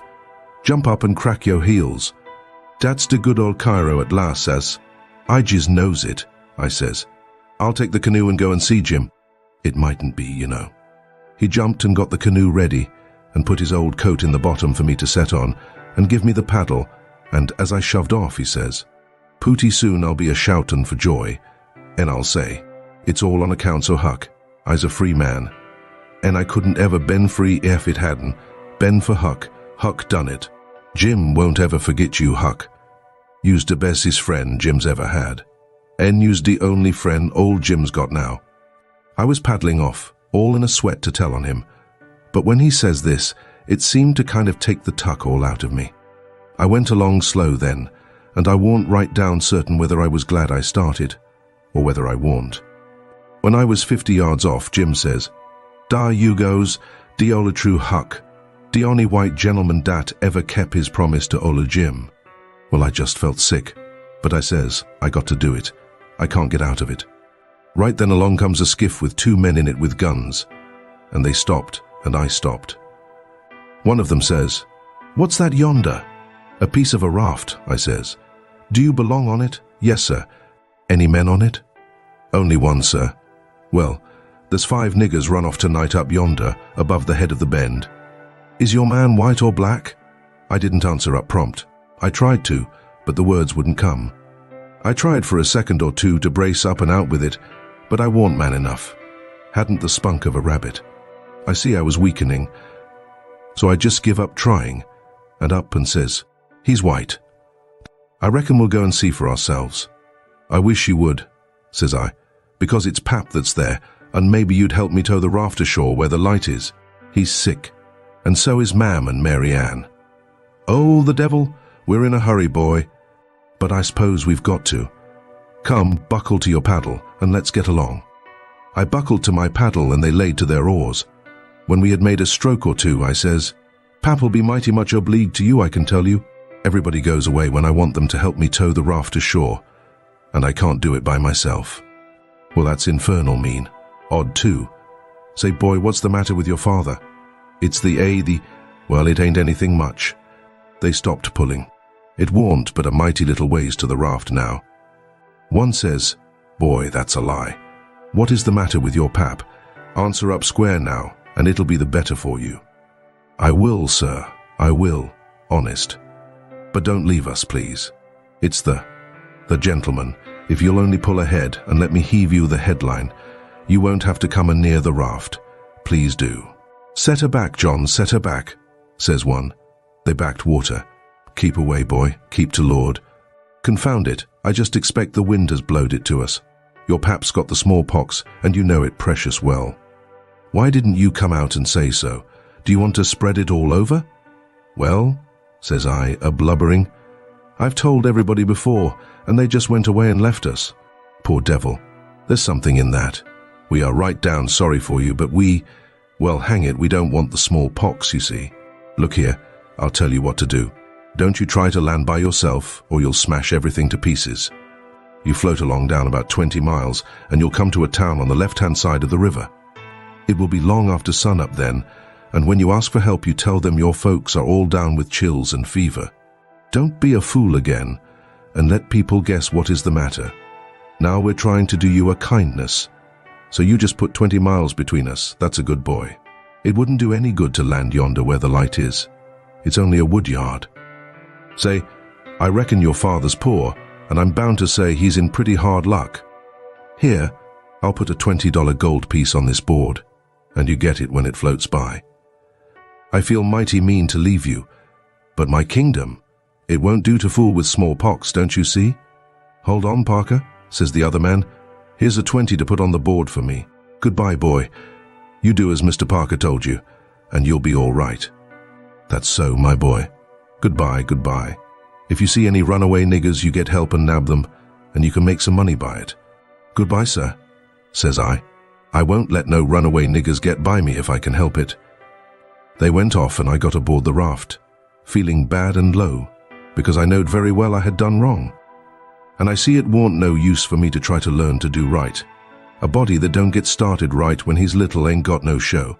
When the pinch comes, there ain't nothing to back him up and keep him to his work, and so he gets beat. Then I thought a minute, and says to myself, hold on. Suppose you'd have done right and give Jim up. Would you felt better than what you do now? No, says I. I'd feel bad. I'd feel just the same way I do now. Well then, says I, what's the use you learning to do right when it's troublesome to do right and ain't no trouble to do wrong, and the wages is just the same? I was stuck. I couldn't answer that. So I reckoned I wouldn't bother no more about it, but after this, always do whichever come handiest at the time. I went into the wigwam. Jim warn't there. I looked all around. He warn't anywhere. I says, Jim, here I is, Huck. Is day out of sight yet? Don't talk loud. He was in the river under the stern oar with just his nose out. I told him they were out of sight, so he come aboard. He says, I was a-listening to all the talk, and I slips into the river and was gwine to shove for show if day come aboard. Den I was gwine to swim to de Raft agin when day was gone. But lawsy, how you did fool 'em, Huck. Dat was de smartest dodge. I tell you, Chilly, I spec it save, old Jim. Old Jim ain't going to forget you for dat, honey. Then we talked about the money. It was a pretty good raise, $20 apiece. Jim said we could take deck passage on a steamboat now, and the money would last us as far as we wanted to go in the Free States. He said 20 mile more warn't far for the raft to go, but he wished we was already there. Towards daybreak we tied up, and Jim was mighty particular about hiding the raft good. Then he worked all day fixing things in bundles and getting all ready to quit rafting. That night about 10 we hove in sight of the lights of a town away down in a left-hand bend. I went off in the canoe to ask about it. Pretty soon I found a man out in the river with a skiff, setting a trot line. I ranged up and says, "Mister, is that town Cairo?" "Cairo? No. You must be a blame fool." "What town is it, mister? If you want to know, go and find out. If you stay here bothering around me for about a half a minute longer, you'll get something you won't want." I paddled to the raft. Jim was awful disappointed, but I said never mind. Cairo would be the next place, I reckoned. We passed another town before daylight, and I was going out again, but it was high ground, so I didn't go. "No high ground about Cairo," Jim said. I had forgot it. We laid up for the day on a towhead tolerable close to the left-hand bank. I begun to suspicion something. So did Jim, I says. "Maybe we went by Cairo in the fog that night." He says, "Don't less talk about it, Huck. Po niggers can't have no luck. I always spected dat rattlesnake-skin won't done wid its work. I wish I'd never seen that snakeskin, Jim. I do wish I'd never laid eyes on it. It ain't yo fault, Huck. You didn't know. Don't you blame yourself 'bout it." When it was daylight, here was the clear Ohio water inshore, sure enough, and outside was the old regular muddy. So it was all up with Cairo. We talked it all over. It wouldn't do to take to the shore. We couldn't take the raft up the stream, of course. There warn't no way but to wait for dark and start back in the canoe and take the chances.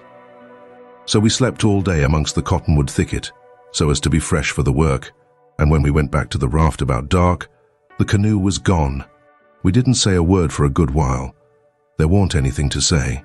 We both knowed well enough it was some more work of the rattlesnake-skin, so what was the use to talk about it? It would only look like we was finding fault, and that would be bound to fetch more bad luck, and keep on fetching it too, till we knowed enough to keep still. By and by we talked about what we better do, and found there warn't no way but just to go along down with the raft till we got a chance to buy a canoe to go back in. We warn't going to borrow it when there warn't anybody around, the way Pap would do, for that might set people after us. So we shoved out after dark on the raft. Anybody that don't believe yet that it's foolishness to handle a snakeskin, after all that snakeskin done for us, will believe it now if they read on and see what more it done for us. The place to buy canoes is off of rafts laying up at shore, but we didn't see no rafts laying up, so we went along during 3 hours and more. Well, the night got grey and rather thick, which is the next meanest thing to fog. You can't tell the shape of the river, and you can't see no distance. It got to be very late and still, and then along comes a steamboat up the river. We lit the lantern and judged she would see it. Upstream boats didn't generally come close to us. They go out and follow the bars and hunt for easy water under the reefs. But nights like this, they bull right up the channel against the whole river. We could hear her pounding along, but we didn't see her good till she was close. She aimed right for us. Often they do that and try to see how close they can come without touching. Sometimes the wheel bites off a sweep, and then the pilot sticks his head out and laughs, and thinks he's mighty smart. Well, here she comes, and we said she was going to try and shave us. But she didn't seem to be shearing off a bit. She was a big one, and she was coming in a hurry too, looking like a black cloud with rows of glowworms around it. But all of a sudden she bulged out, big and scary, with a long row of wide-open furnace doors shining like red-hot teeth, and her monstrous bows and guards hanging right over us. There was a yell at us, and a jingling of bells to stop the engines, a powwow of cussing and whistling of steam, and as Jim went overboard on one side and I on the other, she come smashing straight through the raft. I dived, and I aimed to find the bottom too, for a 30-foot wheel had got to go over me, and I wanted it to have plenty of room. I could always stay underwater a minute. This time I reckon I stayed under a minute and a half. Then I bounced for the top in a hurry, for I was nearly busting. I popped out to my armpits and blowed the water out of my nose, and puffed a bit. Of course there was a booming current, and of course that boat started her engines again 10 seconds after she stopped them, for they never cared much for raftsmen. So now she was churning along up the river, out of sight in the thick weather, though I could hear her. I sung out for Jim about a dozen times, but I didn't get any answer, so I grabbed a plank that touched me while I was treading water and struck out for shore, shoving it ahead of me. But I made out to see that the drift of the current was towards the left-hand shore, which meant that I was in a crossing, so I changed off and went that way. It was one of these long, slanting 2-mile crossings, so I was a good long time in getting over. I made a safe landing and clumb up the bank. I couldn't see but a little ways, but I went poking along over rough ground for a quarter of a mile or more, and then I run across a big old-fashioned double log house before I noticed it. I was going to rush by and get away, but a lot of dogs jumped out and went to howling and barking at me, and I knowed better than to move another peg. Chapter 17. An evening call. In about a minute, somebody spoke out of a window without putting his head out and says, "Be done, boys." "Who's there?" I says. "It's me." "Who's me?" "George Jackson, sir." "What do you want?" "I don't want nothing, sir. I only want to go along by, but the dogs won't let me." "What are you prowling around here this time of night for, hey?" "I warn't prowling around, sir. I fell overboard off of the steamboat." "Oh, you did you? Strike a light there, somebody. What did you say your name was?" "George Jackson, sir." "I'm only a boy." "Look here, if you're telling the truth, you needn't be afraid. Nobody'll hurt you. But don't try to budge. Stand right where you are. Rouse out Bob and Tom, some of you, and fetch the guns." "George Jackson, is there anybody with you?" "No, sir, nobody. I heard the people stirring around in the house now and see a light." The man sung out, "Snatch that light away, Betsy, you old fool. Ain't you got any sense?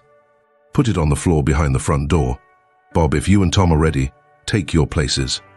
"All ready." "Now, George Jackson, do you know the Shepherdsons?" "No, sir, I never heard of them." "Well, that may be so, and it mayn't. Now, all ready.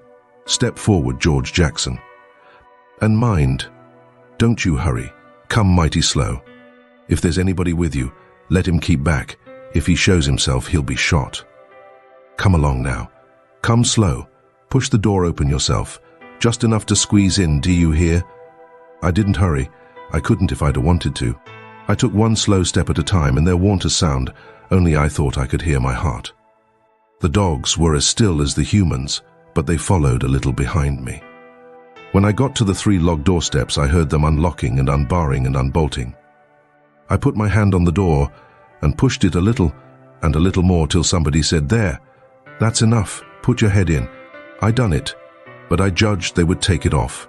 The candle was on the floor, and there they all was, looking at me and me at them. For about a quarter of a minute, 3 big men with guns pointed at me, which made me wince, I tell you. The oldest, grey and about 60. The other 2 30 or more, all of them fine and handsome, and the sweetest old grey-headed lady, and back of her 2 young women which I couldn't see right well. The old gentleman says, "There, I reckon it's all right, come in." As soon as I was in the old gentleman, he locked the door and barred it and bolted it, and told the young men to come in with their guns. And they all went in a big parlour that had a new rag carpet on the floor, and got together in a corner that was out of the range of the front windows. There warn't none on the side. They held the candle and took a good look at me, and all said, "Why, he ain't a Shepherdson. No, there ain't any Shepherdson about him." Then the old man said he hoped I wouldn't mind being searched for arms, because he didn't mean no harm by it. It was only to make sure. So he didn't pry into my pockets, but only felt outside with his hands, and said it was all right. He told me to make myself easy and at home, and tell all about myself. But the old lady says, "Why, bless you, Saul, the poor thing's as wet as he can be, and don't you reckon it may be he's hungry?" "True for you, Rachel, I forgot." So the old lady says, "Betsy," this was a nigger woman, "you fly around and get him something to eat as quick as you can, poor thing, and one of you girls go and wake up Buck and tell him, oh, here he is himself. Buck, take this little stranger and get the wet clothes off from him and dress him up in some of yours that's dry." Buck looked about as old as me, 13 or 14 or along there, though he was a little bigger than me. He hadn't on anything but a shirt, and he was very frowsy-headed. He came in gaping and digging one fist into his eyes, and he was dragging a gun along with the other one. He says, "Ain't they no Shepherdsons around?" They said, "No, 'twas a false alarm." "Well," he says, "if there'd have been some, I reckon I'd have got one." They all laughed, and Bob says, "Why, Buck, they might have scalped us all. You've been so slow in coming." "Well, nobody come after me, and it ain't right I'm always kept down. I don't get no show." "Never mind, Buck, my boy," says the old man. "You'll have show enough, all in good time. Don't you fret about that. Go along with you now, and do as your mother told you." When we got upstairs to his room, he got me a coarse shirt and a roundabout and pants of his, and I put them on. While I was at it, he asked me what my name was, but before I could tell him, he started to tell me about a blue jay and a young rabbit he had catched in the woods day before yesterday. And he asked me where Moses was when the candle went out. I said I didn't know. I hadn't heard about it before, no way. "Well, guess," he says. "How am I going to guess?" says I, "when I never heard tell of it before?" "But you can guess, can't you?" "It's just as easy." "Which candle?" I says. "Why, any candle," he says. "I don't know where he was," says I. "Where was he?" "Why, he was in the dark. That's where he was." "Well, if you knowed where he was, what did you ask me for?" "Why, blame it, it's a riddle, don't you see? Say, how long are you going to stay here? You got to stay always. We can just have booming times. They don't have no school now. Do you own a dog?" "I've got a dog, and he'll go in the river and bring out chips that you throw in." "Do you like to comb up Sundays and all that kind of foolishness?" "You bet I don't, but Ma, she makes me." "Confound these old breeches. I reckon I'd better put 'em on, but I'd rather not, it's so warm." "Are you all ready?" "All right. Come along, old hoss. Cold corn poon, cold corn beef, butter, and buttermilk. That is what they had for me down there, and there ain't nothing better that ever I've come across yet." Buck and his ma and all of them smoked cob pipes, except the nigger woman, which was gone, and the two young women. They all smoked and talked, and I eat and talked. The young women had quilts around them and their hair down their backs. They all asked me questions, and I told them how Pap and me and all the family was living on a little farm down at the bottom of Arkansaw. And my sister Mary Ann run off and got married and never was heard of no more. And Bill went to hunt them and he warn't heard of no more. And Tom and Mort died. And then there warn't nobody but just me and Pap left, and he was just trimmed down to nothing on account of his troubles.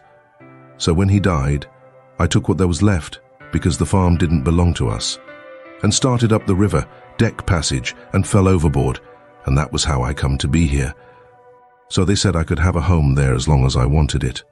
Then it was most daylight and everybody went to bed, and I went to bed with Buck, and when I waked up in the morning, drat it all, I had forgot what my name was.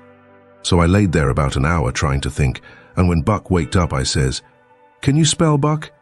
"Yes," he says. "I bet you can't spell my name," says I.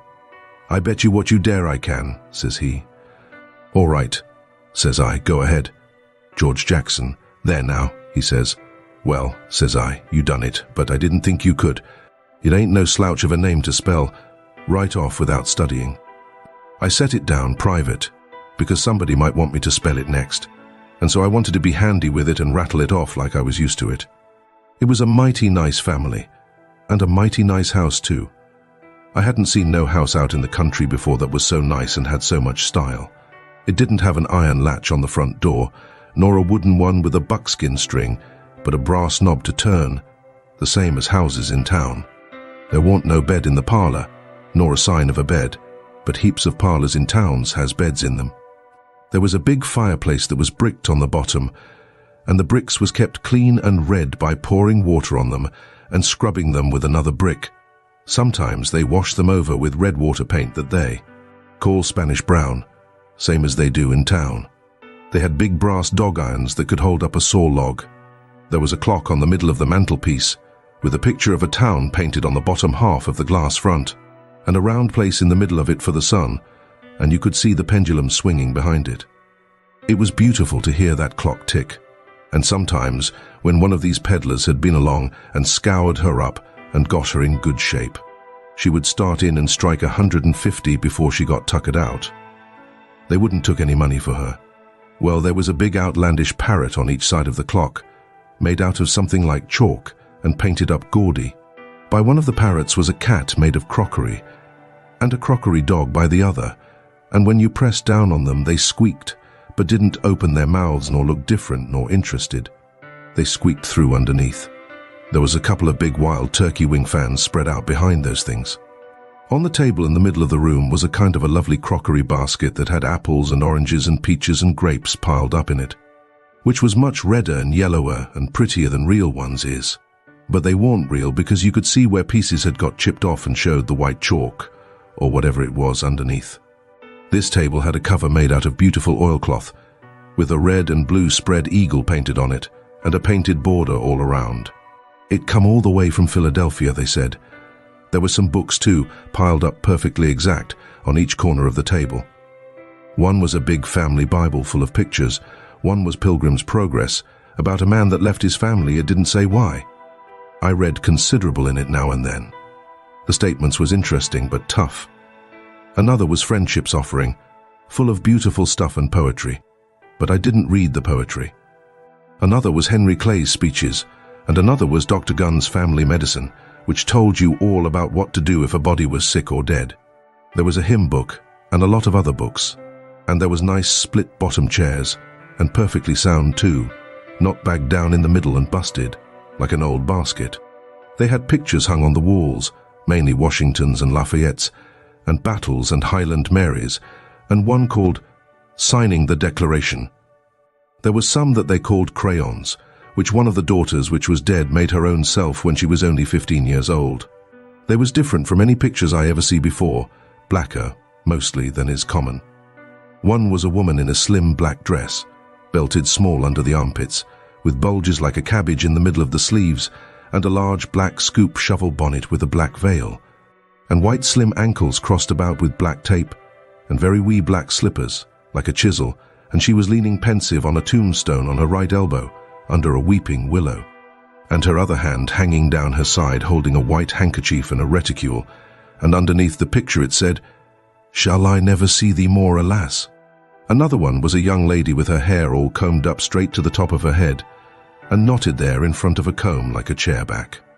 And she was crying into a handkerchief, and had a dead bird laying on its back in her other hand with its heels up, and underneath the picture it said, "I shall never hear thy sweet chirrup more, alas."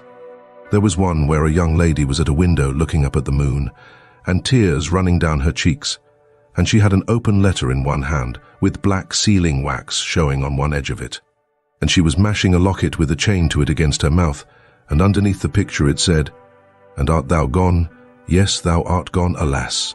These was all nice pictures, I reckon, but I didn't somehow seem to take to them, because if ever I was down a little, they always give me the fan tods. Everybody was sorry she died, because she had laid out a lot more of these pictures to do, and a body could see by what she had done what they had lost. But I reckoned that with her disposition she was having a better time in the graveyard. She was at work on what they said was her greatest picture when she took sick, and every day and every night it was her prayer to be allowed to live till she got it done, but she never got the chance. It was a picture of a young woman in a long white gown, standing on the rail of a bridge all ready to jump off, with her hair all down her back and looking up to the moon, with the tears running down her face, and she had 2 arms folded across her breast and 2 arms stretched out in front, and 2 more reaching up towards the moon, and the idea was to see which pair would look best and then scratch out all the other arms. But as I was saying, she died before she got her mind made up, and now they kept this picture over the head of the bed in her room, and every time her birthday come they hung flowers on it. Other times it was hid with a little curtain.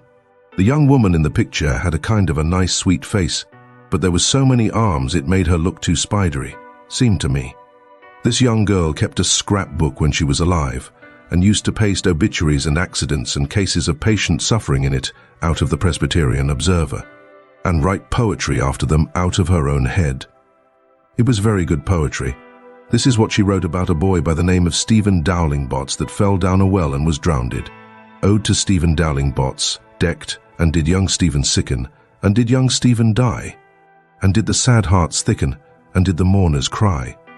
No, such was not the fate of young Stephen Dowling-Bots, though sad hearts round him thickened. 'Twas not from sickness shots, no whooping cough did rack his frame, nor measles drear with spots. Not these impaired the sacred name of Stephen Dowling-Bots. Despised love struck not with woe that head of curly knots, nor stomach troubles laid him low, young Stephen Dowling Bots. Oh no. Then list with tearful eye, whilst I his fate do tell, his soul did from this cold world fly by falling down a well. They got him out and emptied him. Alas, it was too late. His spirit was gone for to sport aloft in the realms of the good and great. If Emmeline Grangerford could make poetry like that before she was 14, there ain't no telling what she could have done by and by. Buck said she could rattle off poetry like nothing. She didn't ever have to stop to think. He said she would slap down a line, and if she couldn't find anything to rhyme with, it would just scratch it out and slap down another one. And go ahead. She warn't particular. She could write about anything you choose to give her to write about, just so it was sadful. Every time a man died, or a woman died, or a child died, she would be on hand with her tribute before he was cold. She called them tributes. The neighbors said it was the doctor first, then Emmeline, then the undertaker.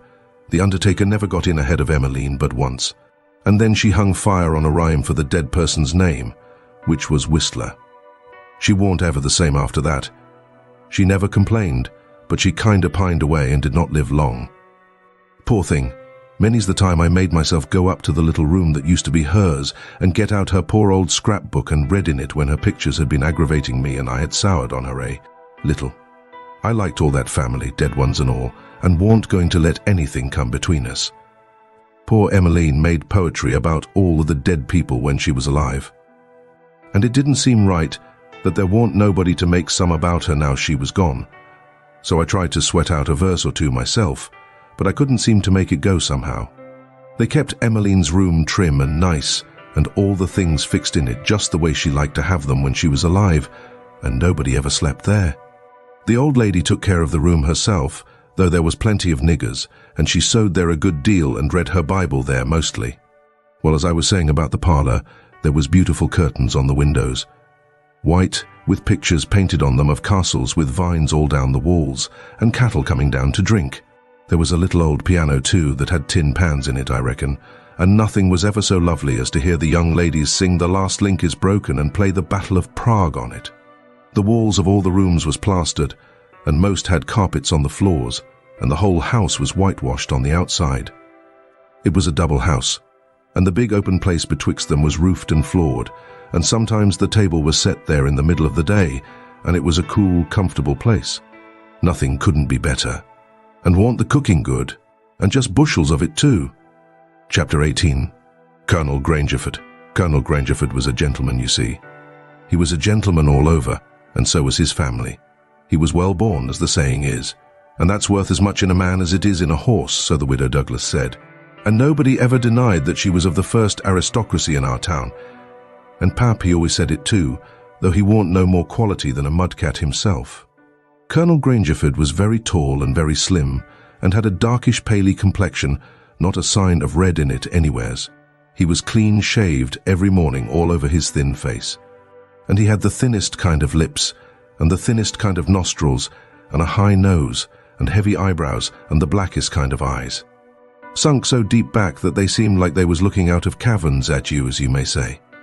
His forehead was high, and his hair was black and straight and hung to his shoulders. His hands was long and thin, and every day of his life he put on a clean shirt and a full suit from head to foot, made out of linen so white it hurt your eyes to look at it. And on Sundays he wore a blue tailcoat with brass buttons on it. He carried a mahogany cane with a silver head to it. There warn't no frivolishness about him, not a bit, and he warn't ever loud. He was as kind as he could be. You could feel that, you know, and so you had confidence. Sometimes he smiled, and it was good to see, but when he straightened himself up like a liberty pole, and the lightning begun to flicker out from under his eyebrows, you wanted to climb a tree, first, and find out what the matter was after. Rewards. He didn't ever have to tell anybody to mind their manners. Everybody was always good-mannered where he was. Everybody loved to have him around too. He was sunshine most always. I mean, he made it seem like good ether. When he turned into a cloud bank, it was awful dark for half a minute, and that was enough. There wouldn't nothing go wrong again for a week.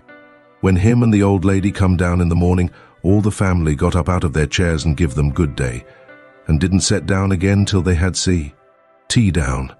Then Tom and Bob went to the sideboard where the decanter was and mixed a glass of bitters and handed it to him, and he held it in his hand and waited till Tom's and Bob's was mixed, and then they bowed ND said, "Our duty to you, sir and madam," and they bowed the least bit in the world and said thank you, and so they drank L3, and Bob and Tom poured a spoonful of water on the sugar and the mite of whiskey or apple brandy in the bottom of their tumblers, and give it to me and Buck, and we drank to the old peep.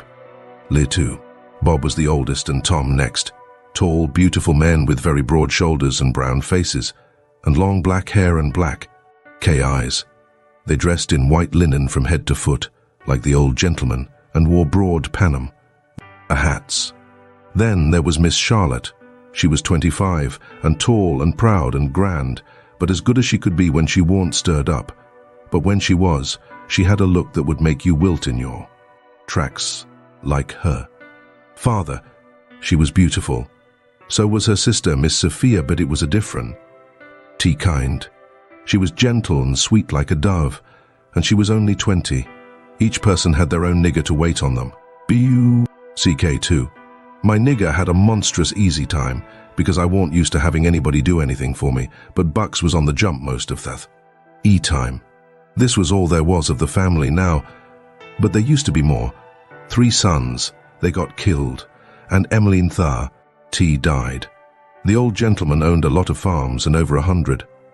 Sometimes a stack of people would come there, horseback, from 10 or 15 mile around, and stay 5 or 6 days, and have such junketings round about and on Thieves River, and dances and picnics in the woods daytimes, and balls at the house nights. These people was mostly kinfolks of the family. The men brought their guns with them. It was a handsome lot of quality, I tell you. There was another clan of aristocracy around there, 5 or 6 families, mostly of the name of Chef Erdson. They was as high-toned and well-born and rich and grand as the tribe of Grange. Our Fords. The Shepherdsons and Grangerfords used the same steamboat landing, which was about 2 mile above our house. So sometimes, when I went up there with a lot of our folks, I used to see a lot of the Shepherdsons' here on their fine horses. One day Buck and me was away out in the woods hunting and heard a horse coming. We was crossing the road. Buck says, "Quick, jump for the woods." We done it, and then peeped down the woods through the leaves. Pretty soon a splendid young man come galloping down the road, setting his horse easy and looking like a older. He had his gun across his pommel. I had seen him before. It was young Harney Chef Erdson. I heard Buck's gun go off at my ear, and Harney's hat tumbled off from high head. He grabbed his gun and rode straight to the place where we was hid. But we didn't. Wait. We started through the woods on a run. The woods weren't thick, so I looked over my shoulder to dodge the bullet, and twice I seen Harney cover Buck with his gun. And then he rode away the way he come, to get his hat, I reckon, but I couldn't see. We never stopped running till we got home. The old gentleman's eyes blazed a minute. 'Twas pleasure mainly, I judged. Then his face sort of smoothed down, and he says, kind of gentle, "I don't like that shooting from behind a bush. Why didn't you step into the road, my boy? The Shepherdsons don't." "Father, they always take advantage."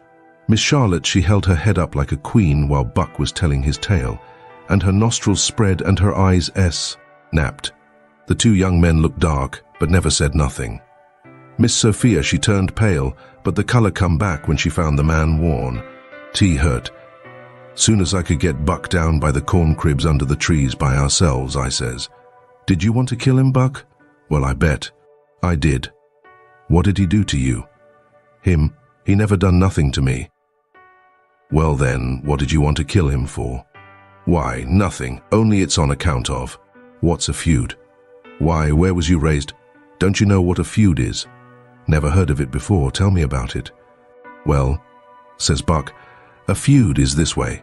A man has a quarrel with another man and kills him. Then that other man's brother kills him. Then the other brothers on both sides goes for one another. Then the cousins chip in, and by everybody's killed off, and there ain't no more feud. But it's kind of slow and takes a long time." Has this one been going on long, Buck? Well, I should reckon. It started 30 years ago or summers along there. There was trouble about something, and then a lawsuit to settle it. And the suit went agin one of the men, and so he up and shot the man that won the suit. Which he would naturally do, of course. Anybody would. What was the trouble about, Buck? Land? I reckon maybe. I don't know. Well, who done the shooting? Was it a Grangerford or Shepherdson? Laws, how do I know? It was so long ago. Don't anybody know? Oh yes, Pa knows, I reckon, and some of the other old people, but they don't know now what the row was about in the first place. Has there been many killed, Buck? Yes, right smart chance of funerals. But they don't always kill. Pa's got a few buckshot in him, but he don't mind it 'cause he don't weigh much anyway. Bob's been carved up some with a bowie, and Tom's been hurt once or twice. Has anybody been killed this year, Buck? Yes, we got one, and they got one. About 3 months ago, my cousin Bud, 14-year-old, was riding through the woods on t'other side of the river and didn't have no weapon with him, which was blame foolishness. And in a lonesome place, he hears a horse a-coming behind him and sees old Baldy Shepherdson a-linking after him with his gun in his hand and his white hair a-flying in the wind. Instead of jumping off and taking to the brush, Bud lowed he could outrun him. So they had it, nip and tuck, for 5 mile or more, the old man a-gaining all the time. So at last Bud seen it warn't any use. So he stopped and faced around so as to have the bullet holes in front, you know, and the old man he rode up and shot him down. But he didn't get much chance to enjoy his luck, for inside of a week our folks laid him out. I reckon that old man was a coward, Buck. I reckon he warn't a coward. Not by a blame sight. There ain't a coward amongst them Shepherdsons. Not a one. And there ain't no cowards amongst the Grangerfords either.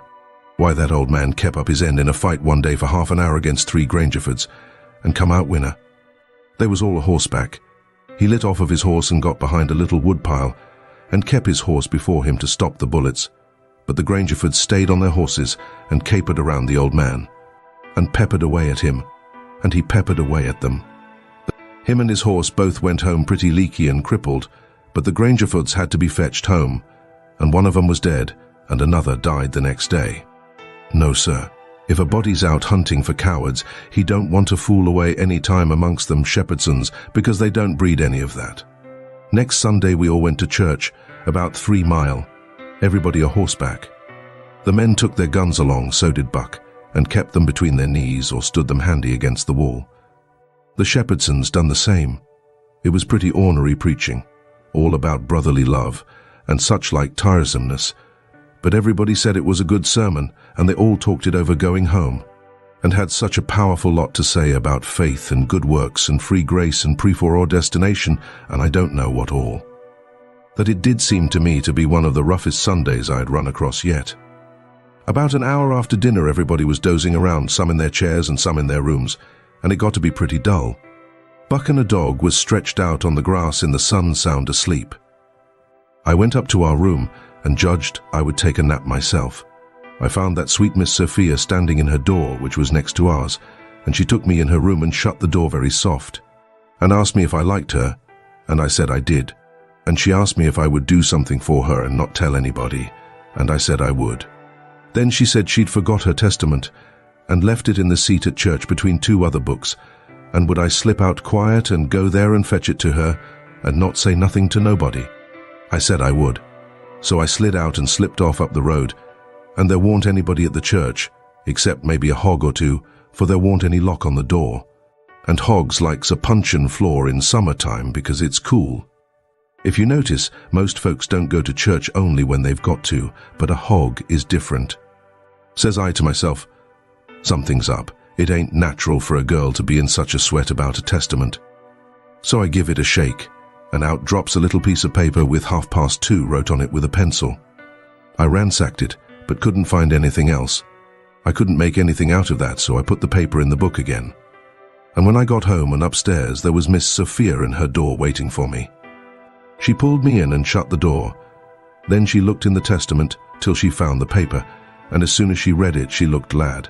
And before a body could think, she grabbed me and gave me a squeeze, and said I was the best boy in the world, and not to tell anybody.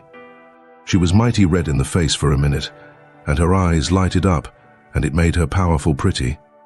I was a good deal astonished, but when I got my breath, I asked her what the paper was about, and she asked me if I had read it, and I said no, and she asked me if I could read writing, and I told her no, only coarse hand, and then she said the paper wasn't anything but a bookmark to keep her place, and I might go and play now. I went off down to the river, studying over this thing, and pretty soon I noticed that my nigger was following along behind. When we was out of sight of the house, he looked back and around a second, and then comes a-running and says, "Mars Jorg, if you'll come down into de swamp, I'll show you a whole stack of water moccasins." Thinks I, that's mighty curious. He said that yesterday. He ought to know a body don't love water moccasins enough to go around hunting for them. What is he up to anyway? So I says, "All right, trot ahead." I followed a half a mile. Then he struck out over the swamp and waded ankle deep as much as another half mile. We come to a little flat piece of land which was dry and very thick with trees and bushes and vines. And he says, "You shove right in dar just a few steps. Mars George, dar's wha day is." I seed Mbeffo. I don't care to see him no mo. Then he slopped right along and went away, and pretty soon the trees hit him. I poked into the place a ways and come to a little open patch as big as a bedroom all hung around with vines, and found a man laying there asleep. And by jings, it was my old Jim. I waked him up, and I reckoned it was going to be a grand surprise to him to see me again, but it warn't. He nearly cried, he was so glad, but he warn't surprised. Said he swum along behind me that night and heard me yell every time but doesn't answer, because he didn't want nobody to pick him up and take him into slavery again. Says he, "I got hurt a little, and couldn't swim fast, so I was a considerable ways behind you towards Dillas. When you landed I reckoned I could catch up with you on de land, doubt having to shout at why. Oh you. But when I see dat house I begin to go cello. W. I ooze off too fur to hear what they say to you. I woos fraid o' de dogs, but when it ooze all quiet agin, I knowed you's in de house, so I struck out for de woods to wait for da. Why? Early in de morning some ere de niggers come along, gwine to de fields, and they took me on, showed me dis place, why de dogs can't track me on accounts o' de water, and they brings me truck to eat every nig. H.T. tells me how you's a-gittin' along. Why didn't you tell my Jack to fetch me here sooner, Jim?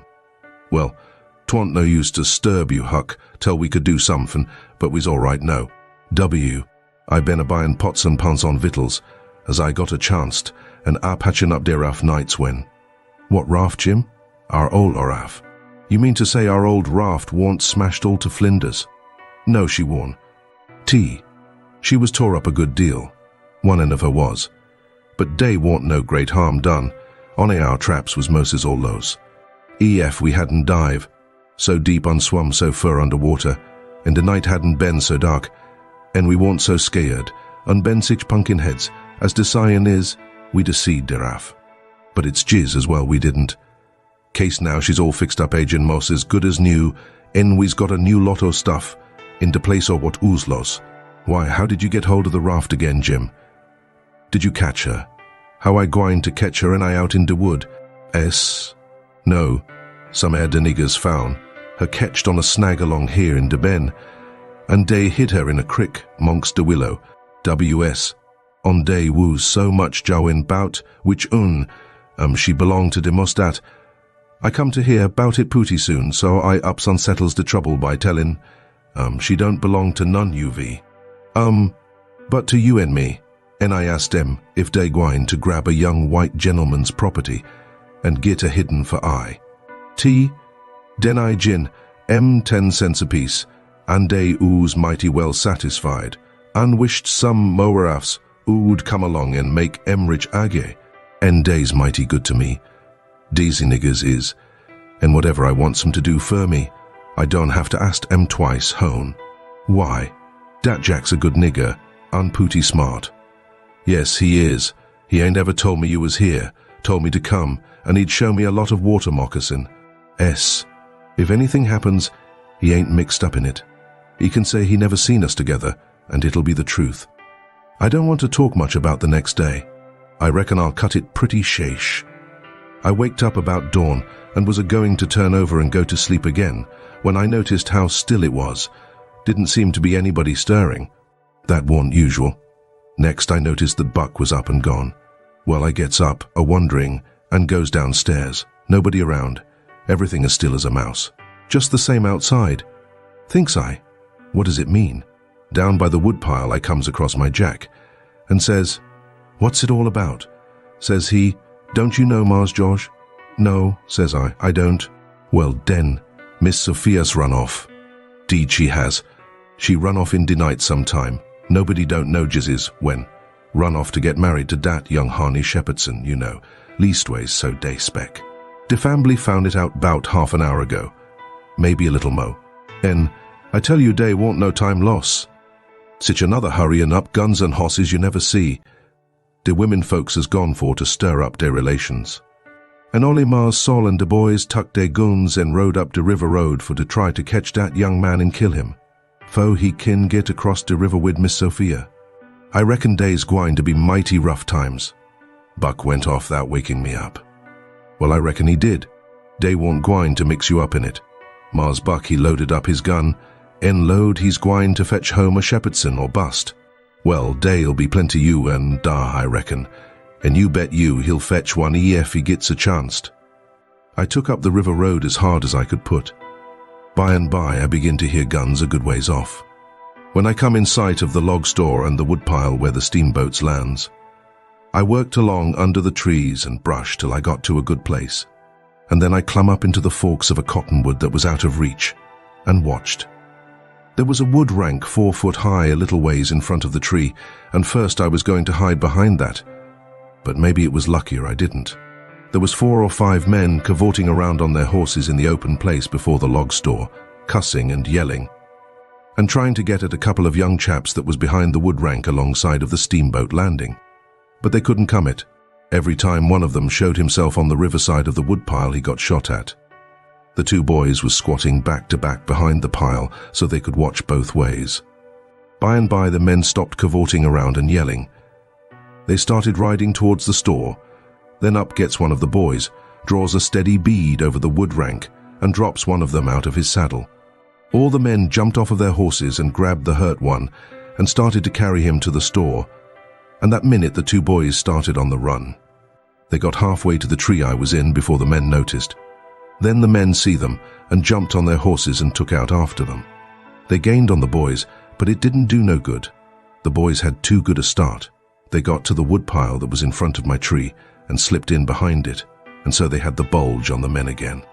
One of the boys was Buck, and the other was a slim young chap about 19 years old. The men ripped around a while and then rode away. As soon as they was out of sight, I sung out to Buck and told him. He didn't know what to make of my voice coming out of the tree at first. He was awful surprised. He told me to watch out sharp and let him know when the men come in sight again. Said they was up to some devilment or other, wouldn't be gone long. I wished I was out of that tree, but I dasn't come down. Buck begun to cry and rip and load that him and his cousin Joe, that was the other young chap, would make up for this day yet. He said his father and his 2 brothers was killed, and 2 or 3 of the enemy. Said the Shepherdsons laid for them in ambush. Buck said his father and brothers ought to waited for their relations. The Shepherdsons was too strong for them. I asked him what was become of young Harney and Miss Sophia. He said they'd got across the river and was safe. I was glad of that. But the way Buck did take on because he didn't manage to kill Harney that day he shot at him, I ain't ever heard anything like it. All of a sudden, bang, bang, bang, goes 3 or 4 guns. The men had slipped around through the woods and come in from behind without their horses. The boys jumped for the river, both of them hurt, and as they swum down the current, the men run along the bank shooting at them and singing out, "Kill them, kill them." It made me so sick I most fell out of the tree. I ain't a-going to tell all that happened. It would make me sick again if I was to do that. I wished I hadn't ever come ashore that night to see such things. I ain't ever gonna get shut of them. Lots of times I dream about them. I stayed in the tree till it begun to get dark, afraid to come down. Sometimes I heard guns away off in the woods, and twice I seen little gangs of men gallop past the log store with guns, so I reckoned the trouble was still a-going on. I was mighty downhearted, so I made up my mind I wouldn't ever go near that house again, because I reckoned I was to blame, somehow. I judged that that piece of paper meant that Miss Sophia was to meet Harney somewheres at 2:30 and run off, and I judged I ought to told her father about that paper and the curious way she acted, and then maybe he would have locked her up, and this awful mess wouldn't ever happened. When I got down out of the tree, I crept along down the riverbank a piece and found the 2 bodies laying in the edge of the water and tugged at them till I got them ashore. Then I covered up their faces and got away as quick as I could. I cried a little when I was covering up Buck's face, for he was mighty good to me. It was just dark now. I never went near the house, but struck through the woods and made for the swamp. Jim warned on his island, so I tramped off in a hurry for the creek and crowded through the willows, red hot to jump aboard and get out of that awful country. The raft was gone. My souls, but I was scared. I couldn't get my breath for most a minute. Then I raised a yell. A voice not 25 foot from me says, "Good lan! Is dat you, honey? Don't make no noise." It was Jim's voice. Nothing ever sounded so good before. I run along the bank a piece and got aboard, and Jim, he grabbed me and hugged me. He was so glad to see me. He says, "Laws bless you, Chili. I ooze right down show you's dead agin. Jack's been here. He say he reckon you's been shot, case you didn't come home no mo. So as jes dis minute startin' to raft down towards de moof ere de crick. So's to be all ready for to shove out on leave soon as Jack comes argin and tells me for certain you is dead. Lawsy, I's mighty glad to get you back agin, honey." I says, "All right, that's mighty good. They won't find me, and they'll think I've been killed," and floated down the river. "There's something up there that'll help them think so.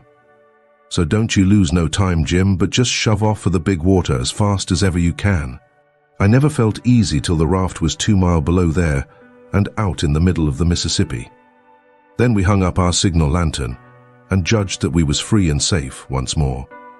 I hadn't had a bite to eat since yesterday, so Jim, he got out some corn dodgers and buttermilk. And pork and cabbage and greens. There ain't nothing in the world so good when it's cooked right. And whilst I eat my supper, we talked and had a good time. I was powerful glad to get away from the feuds, and so was Jim to get away from the swamp. We said there warn't no home like a raft. After all, other places do seem so cramped up and smothery, but a raft don't. You feel mighty free and easy and comfortable on a raft. Chapter 19. The Duke and the King. 2 or 3 days and nights went by. I reckon I might say they swum by. They slid along so quiet and smooth and lovely. Here is the way we put in the time. It was a monstrous big river down there, sometimes 1.5 miles wide. We run nights and laid up and hid daytimes. Soon as night was most gone, we stopped navigating and tied up, nearly always in the dead water under a towhead, and then cut young cottonwoods and willows and hid the raft with them. Then we set out the lines. Next, we slid into the river and had a swim, so as to freshen up and cool off. Then we sat down on the sandy bottom where the water was about knee-deep and watched the daylight come. Not a sound anywheres. Perfectly still, just like the whole world was asleep, only sometimes the bullfrogs are cluttering maybe. The first thing to see, looking away over the water, was a kind of dull line. That was the woods on t'other side. You couldn't make nothing else out. Then a pale place in the sky. Then more paleness spreading around. Then the river softened up a way off, and warn't black anymore, but grey. You could see little dark spots drifting along ever so far away, trading scows, and such things, and long black streaks, rafts. Sometimes you could hear a sweep squeaking, or jumbled up voices, it was so still. And sounds come so far, and by you could see a streak on the water which, you know by the look of the streak that there's a snag there in a swift current, which breaks on it and makes that streak look that way, and you see the mist curl up off of the water, and the east reddens up, and the river, and you make out a log cabin in the edge of the woods, away on the bank on t'other side of the river, being a woodyard likely, and piled by them cheats, so you can throw a dog through it anywheres. Then the nice breeze springs up, and comes fanning you from over there. So cool and fresh and sweet to smell on account of the woods and the flowers, but sometimes not that way, because they've left dead fish laying around, gars and such. And they do get pretty rank. And next you've got the full day, and everything smiling in the sun, and the songbirds just going it. A little smoke couldn't be noticed now, so we would take some fish off of the lines and cook up a hot breakfast. And afterwards we would watch the lonesomeness of the river and kind of lazy along, and by lazy off to sleep. Wake up by and look to see what done it, and maybe see a steamboat coughing along upstream. So far off towards the other side you couldn't tell nothing about her, only whether she was a stern wheel or side wheel. Then for about an hour there wouldn't be nothing to hear nor nothing to see. Just solid lonesomeness. Next you'd see a raft sliding by, away off yonder, and maybe a galoot on it chopping. Because they're most always doing it on a raft, you'd see the axe flash and come down. You don't hear nothing. You see that axe go up again. And by the time it's above the man's head, then you hear the ka-chunk. It had took all that time to come over the water. So we would put in the day, lazing around, listening to the stillness. Once there was a thick fog, and the rafts and things that went by was beating tin pans so the steamboats wouldn't run over them. A scow or a raft went by so close we could hear them talking and cussing and laughing, heard them plain, but we couldn't see no sign of them. It made you feel crawly. It was like spirits carrying on that way in. The air. Jim said he believed it was spirits, but I says, no. Spirits wouldn't say, "Dern the dern fog." Soon as it was night out we shoved. When we got her out to about the middle, we let her alone. And let her float wherever the current wanted her to. Then we lit the pipes, and dangled our legs in the water, and talked about all kinds of things. We was always naked, day and night. Whenever the mosquitoes would let us, the new clothes Buck's folks made for me was too good to be comfortable. And besides, I didn't go much on clothes, nohow. Sometimes we'd have that whole river all to ourselves for the longest time. Yonder was the banks and the islands, across the water, and maybe a spark, which was a candle in a cabin window, and sometimes on the water you could see a spark or two, on a raft or a scow, you know, and maybe you could hear a fiddle or a song coming over from one of them crafts. It's lovely to live on a raft. We had the sky up there, all speckled with stars, and we used to lay on our backs and look up at them, and discuss about whether they was made or only just happened. Jim, he allowed they was made, but I allowed they happened. I judged it would have took too long to make so many. Jim said the moon could have laid them. Well, that looked kind of reasonable, so I didn't say nothing against it, because I've seen a frog lay most as many, so of course it could be done. We used to watch the stars that fell too, and see them streak down. Jim allowed they'd got spoiled and was hove out of the nest. Once or twice of a night we would see a steamboat slipping along in the dark, and now and then she would belch a whole world of sparks up out of her chimblies, and they would rain down in the river and look awful pretty. Then she would turn a corner, and her lights would wink out, and her powwow shut off and leave the river still again, and by her waves would get to us. A long time after she was gone, and joggle the raft a bit, and after that you wouldn't hear nothing, for you couldn't tell how long, except maybe frogs or something. After midnight, the people on shore went to bed, and then for 2 or 3 hours the shores was black. No more sparks in the cabin windows. These sparks was our clock. The first one that showed again meant morning was coming. So we hunted a place to hide and tie up right away.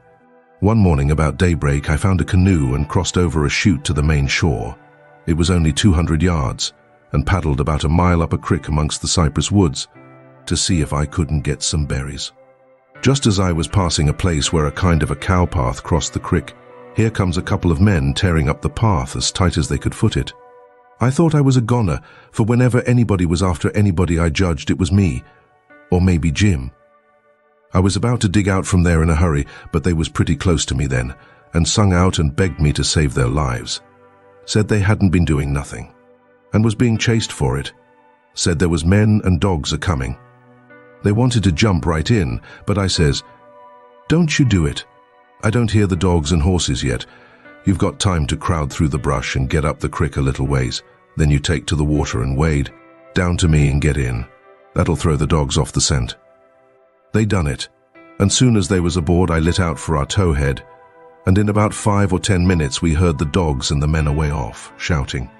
We heard them come along towards the creek, but couldn't see them.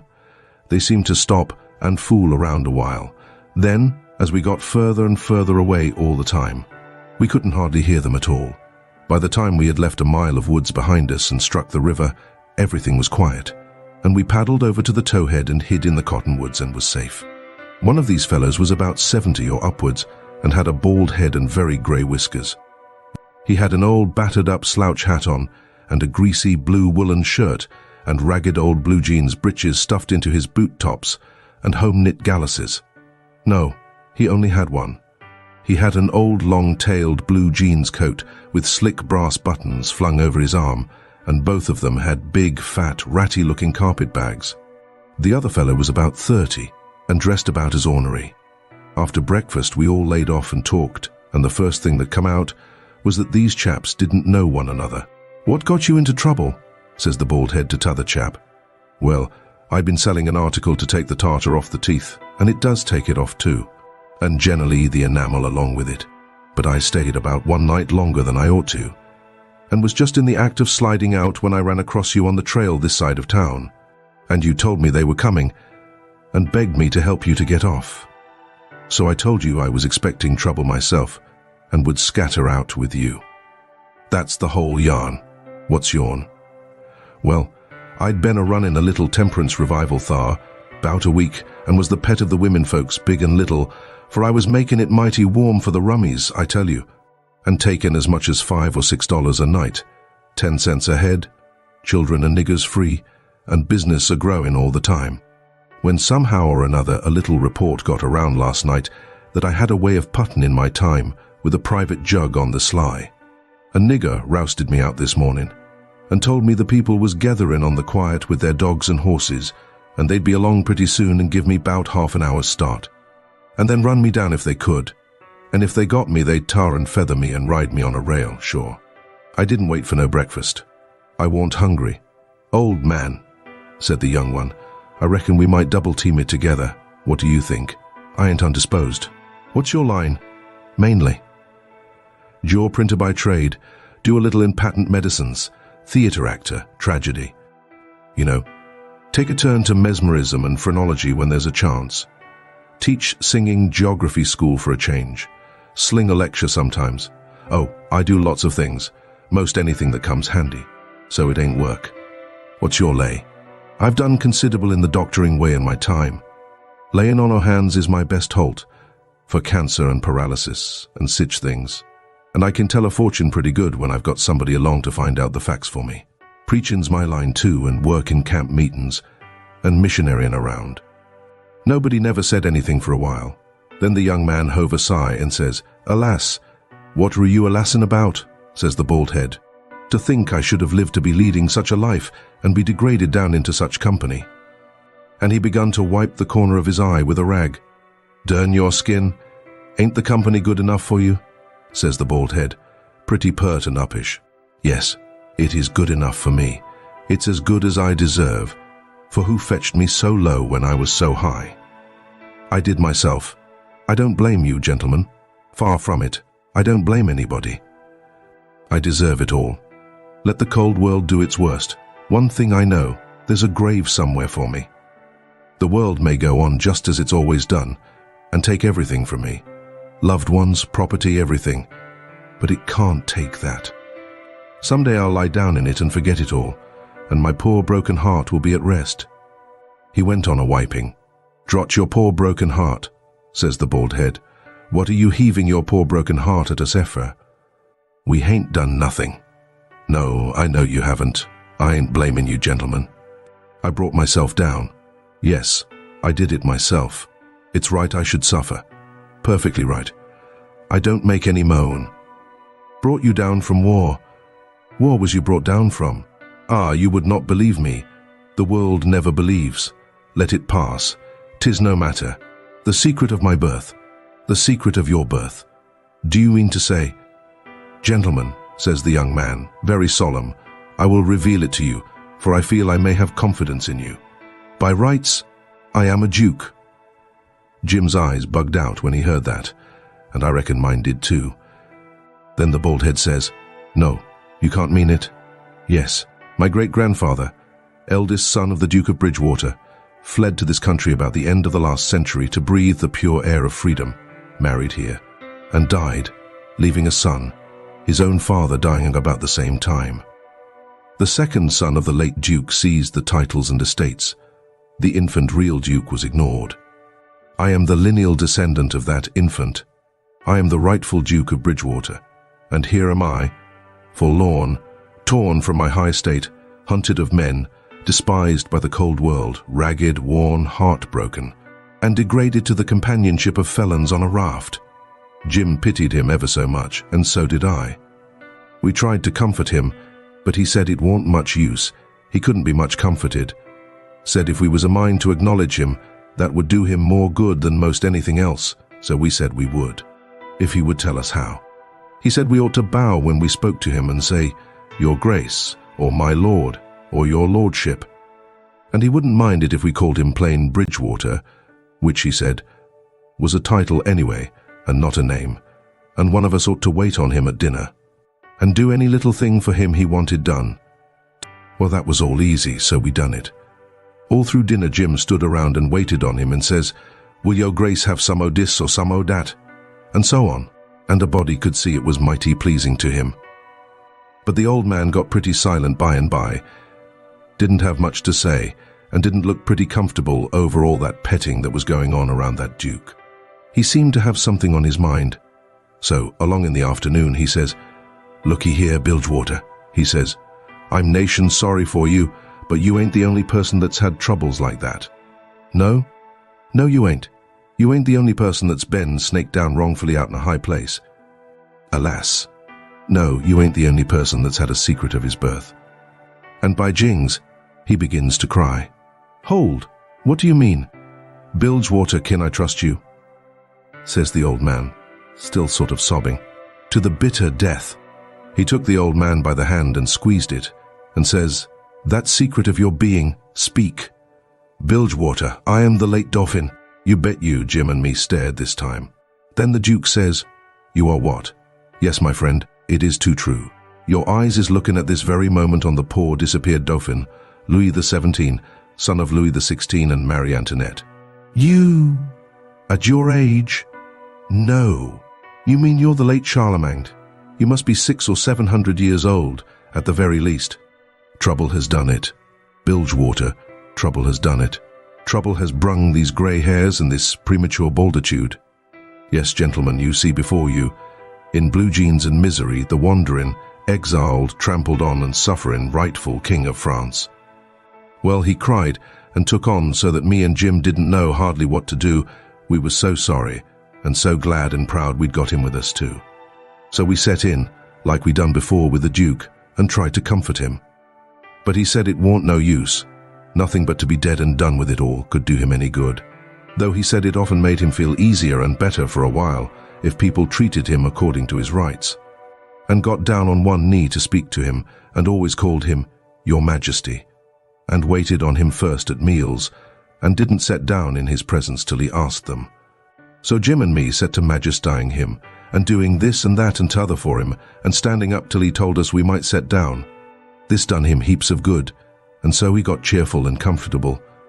But the Duke kind of soured on him, and didn't look a bit satisfied with the way things was going.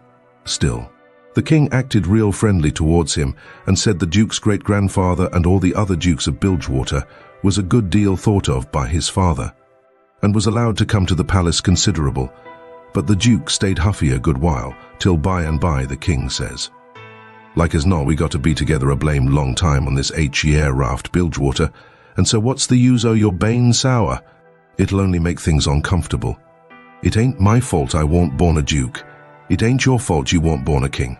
So what's the use to worry? Make the best of things the way you find 'em," says I. That's my motto. This ain't no bad thing that we've struck here. Plenty grub and an easy life. Come, give us your hand, Duke, and lays all be friends. The Duke done it, and Jim and me was pretty glad to see it. It took away all the uncomfortableness and we felt mighty good over it, because it would have been a miserable business to have any unfriendliness on the raft. For what you want, above all things, on a raft, is for everybody to be satisfied and feel right and kind towards the others. It didn't take me long to make up my mind that these liars weren't no kings nor dukes at all, but just low-down humbugs and frauds. But I never said nothing, never let on, kept it to myself. It's the best way. Then you don't have no quarrels and don't get into no trouble. If they wanted us to call them kings and dukes, I hadn't no objections, long as it would keep peace in the family, and it warn't no use to tell Jim, so I didn't tell him. If I never learnt nothing else out of Pap, I learnt that the best way to get along with his kind of people is to let them have their own way. Chapter 20. Huck explains. They asked us considerable many questions, wanted to know what we covered up the raft that way for and laid by in the daytime instead of running. Was Jim a runaway nigger? Says I. Goodness sakes, would a runaway nigger run? No, they allowed he wouldn't. I had to account for things some way, so I says, my folks was living in Pike County in Missouri where I was born, and they all died off but me and Pa and my brother Ike. Pa, he lowed he'd break up and go down and live with Uncle Ben, who's got a little one-horse place on the river, 44 mile below Orleans. Pa was pretty poor and had some debts, so when he'd squared up there warn't nothing left but $16 and our nigger Jim. That warn't enough to take us 1,400 mile, deck passage nor no other way. Well, when the river rose, Pa had a streak of luck one day. He catched this piece of a raft, so we reckoned we'd go down to Orleans on it. Pa's luck didn't hold out. A steamboat run over the forward corner of the raft one night, and we all went overboard and dove under the wheel. Jim and me come up all right, but Pa was drunk, and Ike was only 4 years old, so they never come up no more. Well, for the next day or two we had considerable trouble, because people was always coming out in skiffs and trying to take Jim away from me, saying they believed he was a runaway nigger. We don't run daytimes no more now. Nights they don't bother us. The Duke says, leave me alone to cipher out a way so we can run in the daytime if we want to. I'll think the thing over there. I'll invent a plan that'll fix it. We'll let it alone for today, because of course we don't want to go by that town yonder in daylight. It mightn't be healthy. Towards night it begun to darken up and look like rain. The heat lightning was squirting around low down in the sky, and the leaves was beginning to shiver. It was going to be pretty ugly.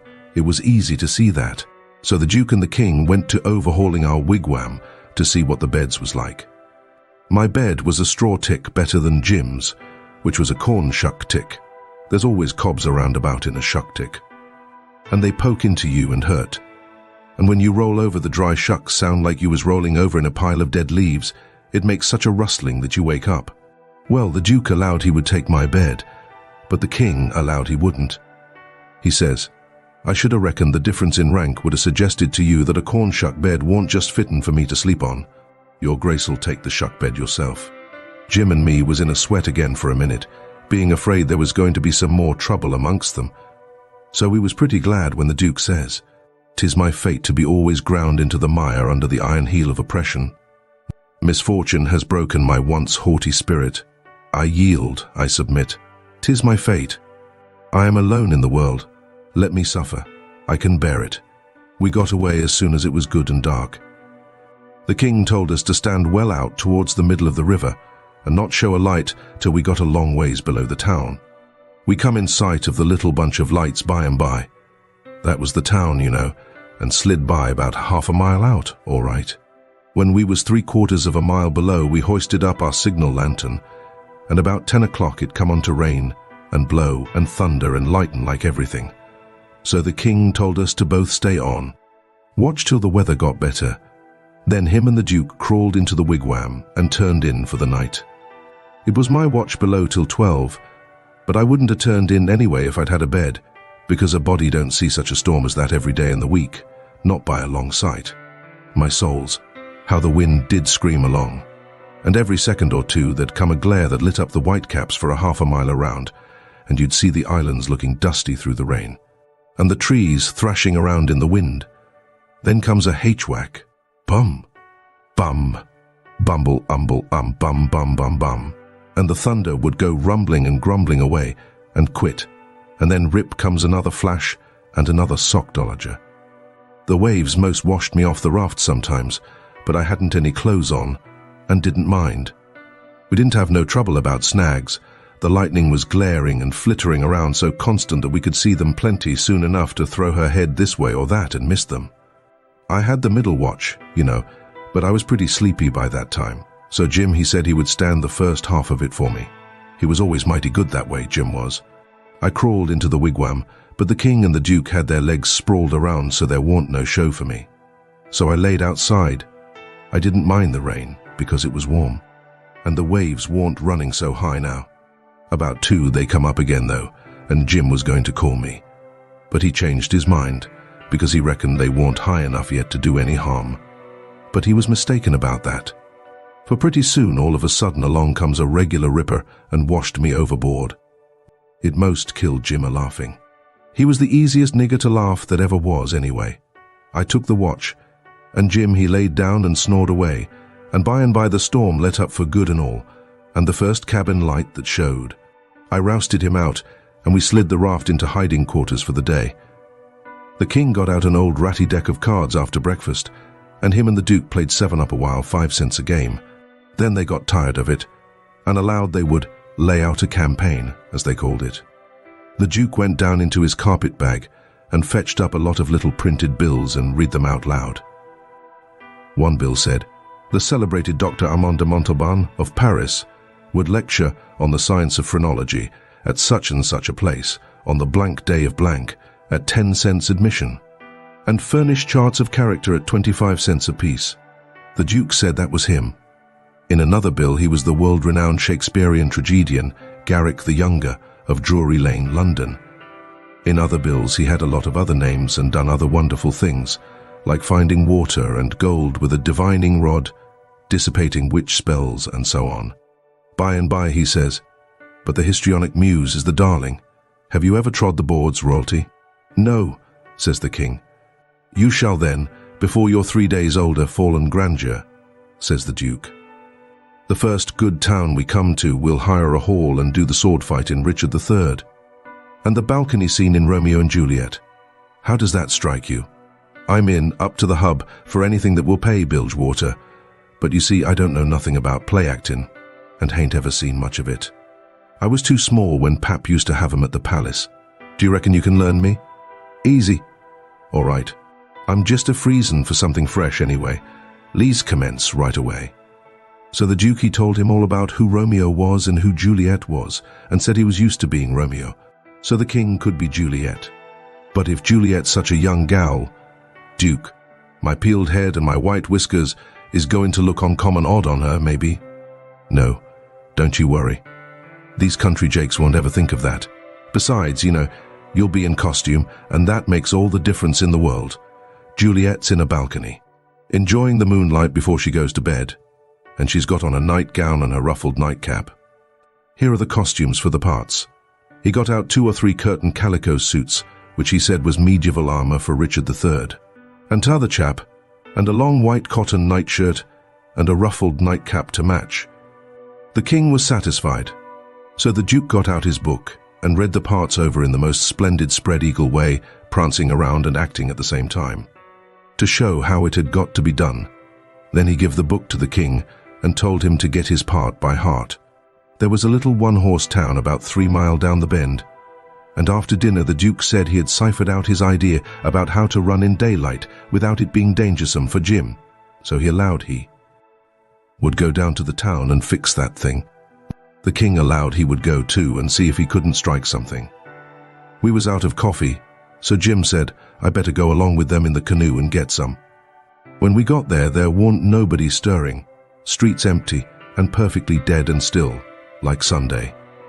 We found a sick nigger sunning himself in a backyard, and he said everybody that warn't too young or too sick or too old was gone to camp meeting about 2 miles back in the woods.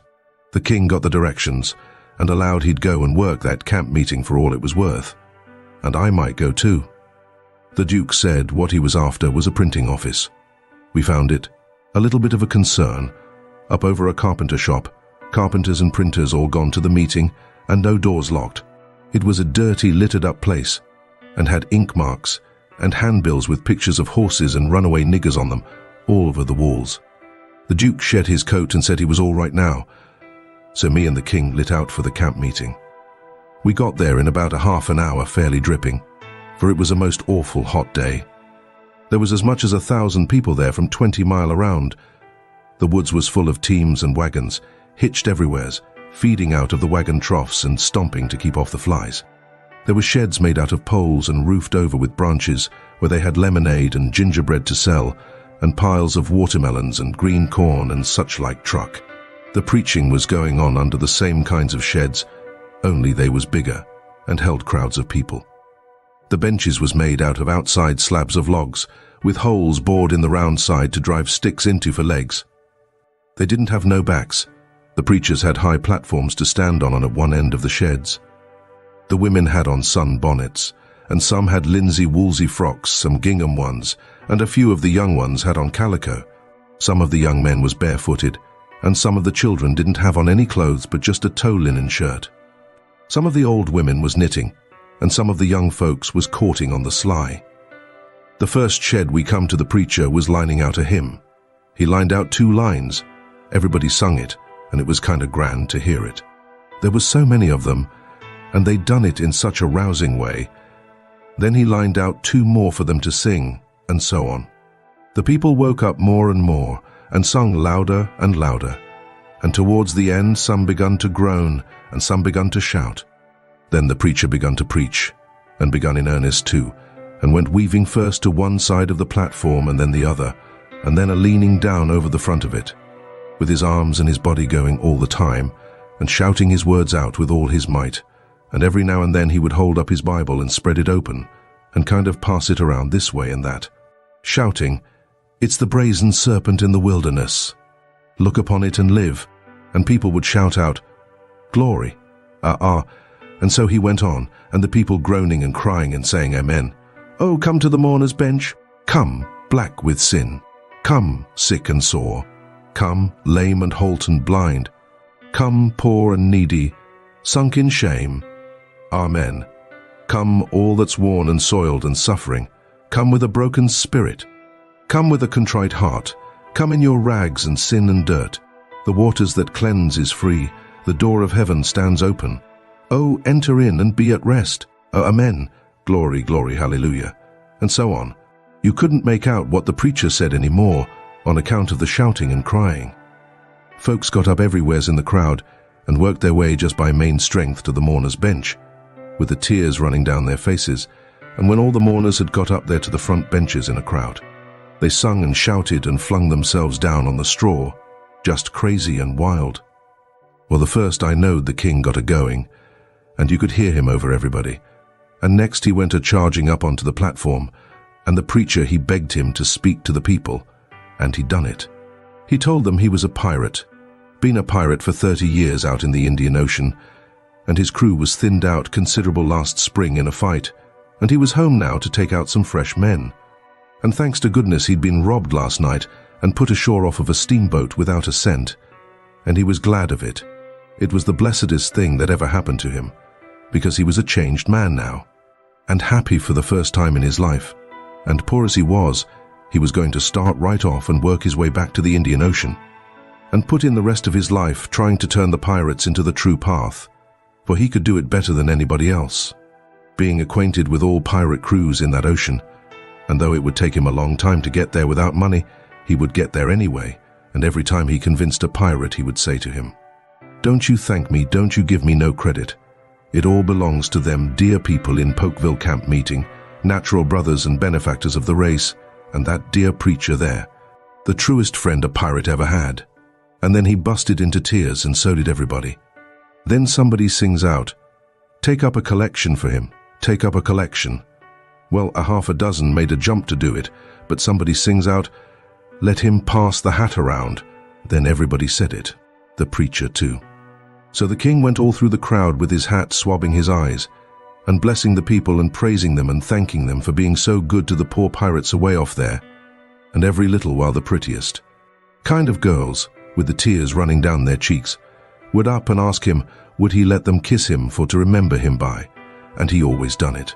And some of them he hugged and kissed as many as 5 or 6 times, and he was invited to stay a week, and everybody wanted him to live in their houses and said they'd think it was an honor, but he said as this was the last day of the camp meeting he couldn't do no good. And besides, he was in a sweat to get to the Indian Ocean right off and go to work on the pirates. When we got back to the raft and he come to count up, he found he had collected $87.75. And then he had fetched away a 3-gallon jug of whiskey too, that he found under a wagon when he was starting home through the woods. The king said, take it all around, it laid over any day he'd ever put in the missionarying line. He said it warn't no use talking. Heathens don't amount to shucks alongside of pirates to work a camp meeting with. The Duke was thinking he'd been doing pretty well till the king come to show up, but after that he didn't think so much. He had set up and printed off 2 little jobs for farmers in that printing office, horse bills, and took the money, $4. And he had got in $10 worth of advertisements for the paper, which he said he would put in for $4 if they would pay in advance. So they done it. The price of the paper was $2 a year, but he took in 3 subscriptions for $half apiece on condition of them paying him in advance. They were going to pay in cordwood and onions as usual, but he said he had just bought the concern and knocked down the price as low as he could afford it, and was going to run it for cash. He set up a little piece of poetry which he made himself, out of his own head. 3 verses, kind of sweet and saddish. The name of it was, Yes, Crush, Cold World, This Breaking Heart, and he left that all set up and ready to print in the paper, and didn't charge nothing for it. Well, he took in $9.50 and said he'd done a pretty square day's work for it. Then he showed us another little job he'd printed and hadn't charged for because it was for us. It had a picture of a runaway nigger with a bundle on a stick over his shoulder and $200 reward under it. The reading was all about Jim and just described him to a dot. It said he run away from St. Jacques Plantation, 40 miles below New Orleans, last winter, and likely went north, and whoever would catch him and send him back he could have the reward and expenses. Now, says the Duke, after tonight we can run in the daytime if we want to. Whenever we see anybody coming, we can tie Jim hand and foot with a rope and lay him in the wigwam and show this handbill and say we captured him up the river and were too poor to travel on a steamboat. So we got this little raft on credit from our friends and are going down to get the reward. Handcuffs and chains would look still better on Jim, but it wouldn't go well with the story of us being so poor. Too much like jewelry. Ropes are the correct thing. We must preserve the unities, as we say on the boards. We all said the Duke was pretty smart, and there couldn't be no trouble about running daytimes. We judged we could make miles enough that night to get out of the reach of the powwow. We reckoned the Duke's work in the printing office was going to make in that little town. Then we could boom right along if we wanted to. We laid low and kept still, and never shoved out till nearly 10 o'clock. Then we slid by, pretty wide away from the town, and didn't hoist our lantern till we was clear out of sight of it. When Jim called me to take the watch at 4 in the morning, he says, Huck, does you reckon we gwine to run across any mo kings on dis trip? No, I says, I reckon not. Well, says he, that's all right then. I don't mind 1 or 2 kings, but that's enough. Dis one's powerful drunk, and the Duke ain't much better. I found Jim had been trying to get him to talk French so he could hear what it was like, but he said he had been in this country so long and had so much trouble he'd forgot it. Chapter 21. An Arkansaw difficulty. It was after sunup now, but we went right on and didn't tie up. The king and the Duke turned out by and by looking pretty rusty, but after they'd jumped overboard and took a swim, it chippered them up a good deal. After breakfast, the king, he took a seat on the corner of the raft and pulled off his boots and rolled up his breeches and let his legs dangle in the water so as to be comfortable, and lit his pipe and went to getting his Romeo and Juliet by heart. When he had got it pretty good, him and the Duke begun to practice it together. The Duke had to learn him over and over again how to say every speech, and he made him sigh and put his hand on his heart, and after a while he said he'd done it pretty well. Only, he says, you mustn't bellow out Romeo that way, like a bull. You must say it soft and sick and languishy, so. Romeo, that is the idea. For Juliet's a dear, sweet, mere child of a girl, you know, and she doesn't bray like a jackass. Well, next they got out a couple of long swords that the Duke made out of oak laths, and begun to practice the sword fight. The Duke called himself Richard III. and the way they laid on and pranced around the raft was grand to see. But by and by the king tripped and fell overboard, and after that they took a rest and had a talk about all kinds of adventures they'd had in other times along the river. After dinner the Duke says, "Well, Capet, we'll want to make this a first-class show, you know. So I guess we'll add a little more to it. We want a little something to answer encores with anyway." "What's encore is Bilgewater," the Duke told him, and then says, "I'll answer by doing the Highland Fling or the Sailor's Hornpipe. And you, well, let me see. Oh, I've got it. You can do Hamlet's soliloquy." Hamlet's soliloquy, you know, the most celebrated thing in Shakespeare. "Ah, it's sublime, sublime," always fetches the house. I haven't got it in the book. I've only got one volume, but I reckon I can piece it out from memory. I'll just walk up and down a minute and see if I can call it back from recollection's vaults.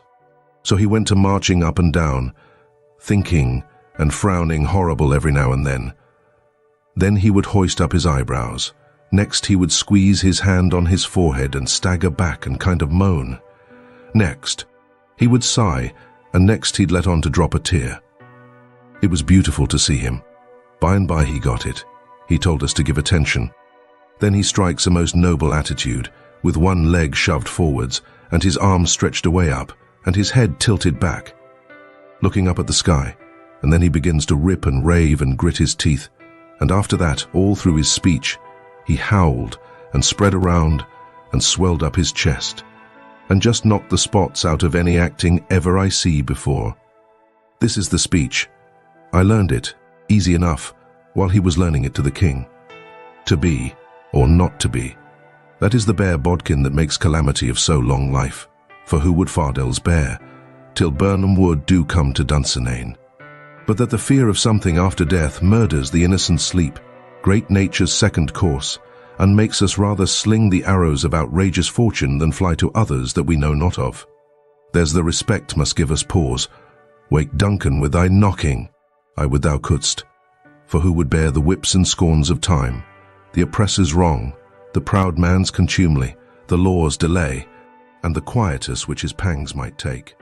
In the dead waste and middle of the night, when churchyards yawn in customary suits of solemn black, but that the undiscovered country from whose bourne no traveller returns, breathes forth contagion on the world. And thus the native hue of resolution, like the poor cat-eye the adage, is sicklied o'er with care. And all the clouds that lowered o'er our housetops, with this regard their currents turn awry, and lose the name of action. 'Tis a consummation devoutly to be wished. But soft you, the fair Ophelia, ope not thy ponderous and marble jaws. But get thee to a nunnery. Go. Well, the old man he liked that speech, and he mighty soon got it so he could do it first rate. It seemed like he was just born for it. And when he had his hand in and was excited, it was perfectly lovely the way he would rip and tear and rear up behind when he was getting it off. The first chance we got, the Duke he had some show bills printed. And after that, for 2 or 3 days as we floated along, the raft was a most uncommon lively place. For there warn't nothing but sword fighting and rehearsing, as the Duke called it, going on all the time. One morning, when we was pretty well down the state of Arkansaw, we come in sight of a little one-horse town in a big bend, so we tied up about 3/4 of a mile above it, in the mouth of a creek which was shut in like a tunnel by the cypress trees, and all of us but Jim took the canoe and went down there to see if there was any chance in that place for our show. We struck it mighty lucky. There was going to be a circus there that afternoon, and the country people was already beginning to come in all kinds of old shackly wagons and on horses. The circus would leave before night, so our show would have a pretty good chance. The Duke he hired the courthouse, and we went around and stuck up our bills. They read like this: Shakespearean Revival, wonderful attraction, for one night only. The world-renowned tragedians, David Garrick the Younger, of Drury Lane Theatre, London, and Edmund Kean the Elder, of the Royal Haymarket Theatre, Whitechapel, Pudding Lane, Piccadilly, London, and the Royal Continental Theatres, in their sublime Shakespearean spectacle entitled The Balcony Scene in Romeo and Juliet. Romeo, Mr. Garrick, Juliet. Mr. Kean, assisted by the whole strength of the company, new costumes, new scenery, new appointments. Also, the thrilling, masterly and blood-curdling broadsword conflict in Richard III, Richard II, Mr. Garrick, Richmond, Mr. Kean. Also, by special request, Hamlet's immortal soliloquy by the illustrious Kean, done by him 300 consecutive nights in Paris, for one night only, on account of imperative European engagements. Admission 25 cents, children and servants 10 cents. Then we went loafing around the town. The stores and houses was most all old, shackly dried-up frame concerns that hadn't ever been painted. They were set up 3 or 4 foot above ground on stilts, so as to be out of reach of the water when the river was overflowed. The houses had little gardens around them, but they didn't seem to raise hardly anything in them but Jimson weeds and sunflowers and ash piles and old curled-up boots and shoes and pieces of bottles and rags, and played-out tin ware. The fences was made of different kinds of boards, nailed on at different times, and they leaned every which way, and had gates that didn't generally have but one hinge, a leather one. Some of the fences had been whitewashed, some time or another, but the Duke said it was in Clumbus's time, like enough. There was generally hogs in the garden, and people driving them out. All the stores was along one street. They had white domestic awnings in front, and the country people hitched their horses to the awning posts. There was empty dry goods boxes under the awnings, and loafers roosting on them all day long, whittling them with their Barlow knives and chawing tobacco, and gaping and yawning and stretching, a mighty ornery lot. They generally had on yellow straw hats most as wide as an umbrella, but didn't wear no coats nor waistcoats. They called one another Bill, and Buck, and Hank, and Joe, and Andy, and talked lazy and drawly, and used considerable many cuss words. There was as many as one loafer leaning up against every awning post, and he most always had his hands in his breeches pockets, except when he fetched them out to lend a chaw of tobacco or scratch. What a body was hearing amongst them all the time was, "Gimme a chaw of tobacco, Hank." "Cain't. I hain't got but one chaw left. Ask Bill." Maybe Bill he gives him a chaw. Maybe he lies and says he ain't got none. Some of them kinds of loafers never has a cent in the world, nor a chaw of tobacco of their own. They get all their chawing by borrowing. They say to a fellow, "I wished you'd lend me a chaw, Jack. I just this minute give Ben Thompson the last chaw I had," which is a lie pretty much every time. It don't fool nobody but a stranger, but Jack ain't no stranger, so he says. "You give him a chaw, did you?" "So did your sister's cat's grandmother. You pay me back the chaws you've already borrowed off me, Laffy Buckner. Then I'll loan you 1 or 2 ton of it, and won't charge you no back in trust neither." "Well, I did pay you back some of it once." "Yes, you did. 'Bout 6 chaws. You borrowed store tobacco, and paid back niggerhead. Store tobacco is flat black plug, but these fellows mostly chaws the natural leaf twisted. When they borrow a chaw, they don't generally cut it off with a knife, but set the plug in between their teeth, and gnaw with their teeth, and tug at the plug with their hands till they get it in two. Then sometimes the one that owns the tobacco looks mournful at it when it's handed back, and says sarcastic, 'Here, gimme the chaw,' and you take the. All the streets and lanes was just mud. They warn't nothing else but mud. Mud as black as tar and nigh about a foot deep in some places, and 2 or 3 inches deep in all the places. The hogs loafed and grunted around everywheres. You'd see a muddy sow and a litter of pigs come lazying along the street and hollop herself right down in the way, where folks had to walk around her. And she'd stretch out and shut her eyes and wave her ears whilst the pigs was milking her, and look as happy as if she was on salary. And pretty soon you'd hear a loafer sing out, "Hi, so boy, sick him tige," and away the sow would go, squealing most horrible, with a dog or 2 swinging to each ear, and 3 or 4 dozen more a coming, and then you would see all the loafers get up and watch the thing out of sight, and laugh at the fun, and look grateful for the noise. Then they'd settle back again till there was a dog fight. There couldn't anything wake them up all over, and make them happy all over, like a dog fight, unless it might be putting turpentine on a stray dog and setting fire to him, or tying a tin pan to his tail and see him run himself to death. On the riverfront, some of the houses was sticking out over the bank, and they was bowed and bent, and about ready to tumble in. The people had moved out of them. The bank was caved away under one corner of some others, and that corner was hanging over. People lived in them yet, but it was dangersome, because sometimes a strip of land as wide as a house caves in at a time. Sometimes a belt of land 1/4 of a mile deep will start in and cave along till it all caves into the river in one summer. Such a town as that has to be always moving back and back and back, because the river's always gnawing at it. The nearer it got to noon that day, the thicker and thicker was the wagons and horses in the streets, and more coming all the time. Families fetched their dinners with them from the country and eat them in the wagons. There was considerable whiskey drinking going on, and I seen 3 fights. By and by somebody sings out, "Here comes old Boggs, in from the country for his little old monthly drunk. Here he comes, boys."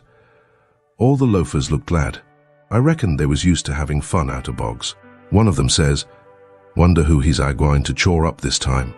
If he'd a chored up all the men he's been a-going to chore up in the last 20 year, he'd have considerable reputation now." Another one says, "I wished old Boggs deed threaten me, 'cause then I'd know I warn't gwine to die for 1,000 year." Boggs comes a-tearing along on his horse, whooping and yelling like an Injun, and singing out, "Clear the track, thar. I'm on the warpath, and the price UV coffins is a-gwine to raise." He was drunk and weaving about in his saddle. He was over 50-year-old and had a very red face. Everybody yelled at him and laughed at him and sassed him, and he sassed back and said he'd attend to them and lay them out in their regular turns. But he couldn't wait now because he'd come to town to kill old Colonel Sherburne, and his motto was, "Meat first and spoon victuals to top off on." He see me and rode up and says, "Where'd you come from, boy? You prepared to die?" Then he rode on. I was scared, but a man says, "He don't mean nothing. He's always a-carrying on like that when he's drunk. He's the best naturedest old fool in Arkansaw. Never hurt nobody, drunk nor sober." Boggs rode up before the biggest store in town and bent his head down so he could see under the curtain of the awning and yells, "Come out here, Sherburne. Come out and meet the man you've swindled. You're the hound I'm after, and I'm a-gwine to have you too." And so he went on, calling Sherburne everything he could lay his tongue to, and the whole street packed with people listening and laughing and going on. By and by, a proud-looking man, about 55, and he was a heap the best-dressed man in that town too, steps out of the store, and the crowd drops back on each side to let him come. He says to Boggs, mighty calm and slow, he says, "I'm tired of this, but I'll endure it till 1 o'clock. Till 1 o'clock, mind, no longer. If you open your mouth against me only once after that time, you can't travel so far, but I will find you." Then he turns and goes in. The crowd looked mighty sober. Nobody stirred, and there warn't no more laughing. Boggs rode off blackguarding Sherburne as loud as he could yell, all down the street, and pretty soon back he comes and stops before the store, still keeping it up. Some men crowded around him and tried to get him to shut up, but he wouldn't. They told him it would be 1 o'clock in about 15 minutes, and so he must go home, he must go right away. But it didn't do no good. He cussed away with all his might, and throwed his hat down in the mud and rode over it, and pretty soon away he went a-raging down the street again, with his grey hair a-flying. Everybody that could get a chance at him tried their best to coax him off of his horse so they could lock him up and get him sober. But it warn't no use. Up the street he would tear again, and give Sherburne another cussing. By and by somebody says, "Go for his daughter. Quick, go for his daughter. Sometimes he'll listen to her.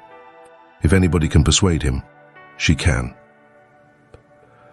So somebody started on a run. I walked down street a ways and stopped. In about 5 or 10 minutes here comes Boggs again, but not on his horse. He was a-reeling across the street towards me, bareheaded, with a friend on both sides of him a-holt of his arms and hurrying him along. He was quiet and looked uneasy, and he warn't hanging back any, but was doing some of the hurrying himself. Somebody sings out, "Boggs." I looked over there to see who said it, and it was that Colonel Sherburne. He was standing perfectly still in the street and had a pistol raised in his right hand, not aiming it, but holding it out with the barrel tilted up towards the sky. The same second I see a young girl coming on the run, and 2 men with her. Boggs and the men turned round to see who called him, and when they see the pistol, the men jump to one side, and the pistol barrel come down slow and steady to a level, both barrels cocked. Boggs throws up both of his hands and says, "Oh Lord, don't shoot." Bang. Goes the first shot, and he staggers back, clawing at the air. Bang. Goes the second one, and he tumbles backwards onto the ground, heavy and solid, with his arms spread out. That young girl screamed out and comes rushing, and down she throws herself on her father, crying and saying, "Oh, he's killed him, he's killed him." The crowd closed up around them, and shouldered and jammed one another, with their necks stretched, trying to see, and people on the inside trying to shove them back and shouting, "Back, back! Give him air! Give him air!" Colonel Sherburne, he tossed his pistol onto the ground and turned around on his heels and walked off. They took Boggs to a little drugstore, the crowd pressing around just the same, and the whole town following, and I rushed and got a good place at the window, where I was close to him and could see in. They laid him on the floor and put one large Bible under his head and opened another one and spread it on his breast, but they tore open his shirt first, and I seen where one of the bullets went in. He made about a dozen long gasps, his breast lifting the Bible up when he drawed in his breath, and letting it down again when he breathed it out, and after that he laid still. He was dead. Then they pulled his daughter away from him, screaming and crying, and took her off. She was about 16, and very sweet and gentle looking, but awful pale and scared. Well, pretty soon the whole town was there, squirming and scrounging and pushing and shoving to get at the window and have a look, but people that had the places wouldn't give them up, and folks behind them were saying all the time, "Say now, you've looked enough, you fellows. Tain't right, and tain't fair for you to stay thar all the time, and never give nobody a chance. Other folks has their rights as well as you." There was considerable jawing back, so I slid out, thinking maybe there was going to be trouble. The streets was full, and everybody was excited. Everybody that seen the shooting was telling how it happened, and there was a big crowd packed around each one of these fellows, stretching their necks and listening. One long, lanky man, with long hair and a big white fur stovepipe hat on the back of his head, and a crooked-handled cane, marked out the places on the ground where Boggs stood and where Sherburne stood, and the people following him around from one place to t'other and watching everything he done, and bobbing their heads to show they understood, and stooping a little and resting their hands on their thighs to watch him mark the places on the ground with his cane. And then he stood up straight and stiff where Sherburne had stood, frowning and having his hat brim down over his eyes, and sung out, "Boggs!"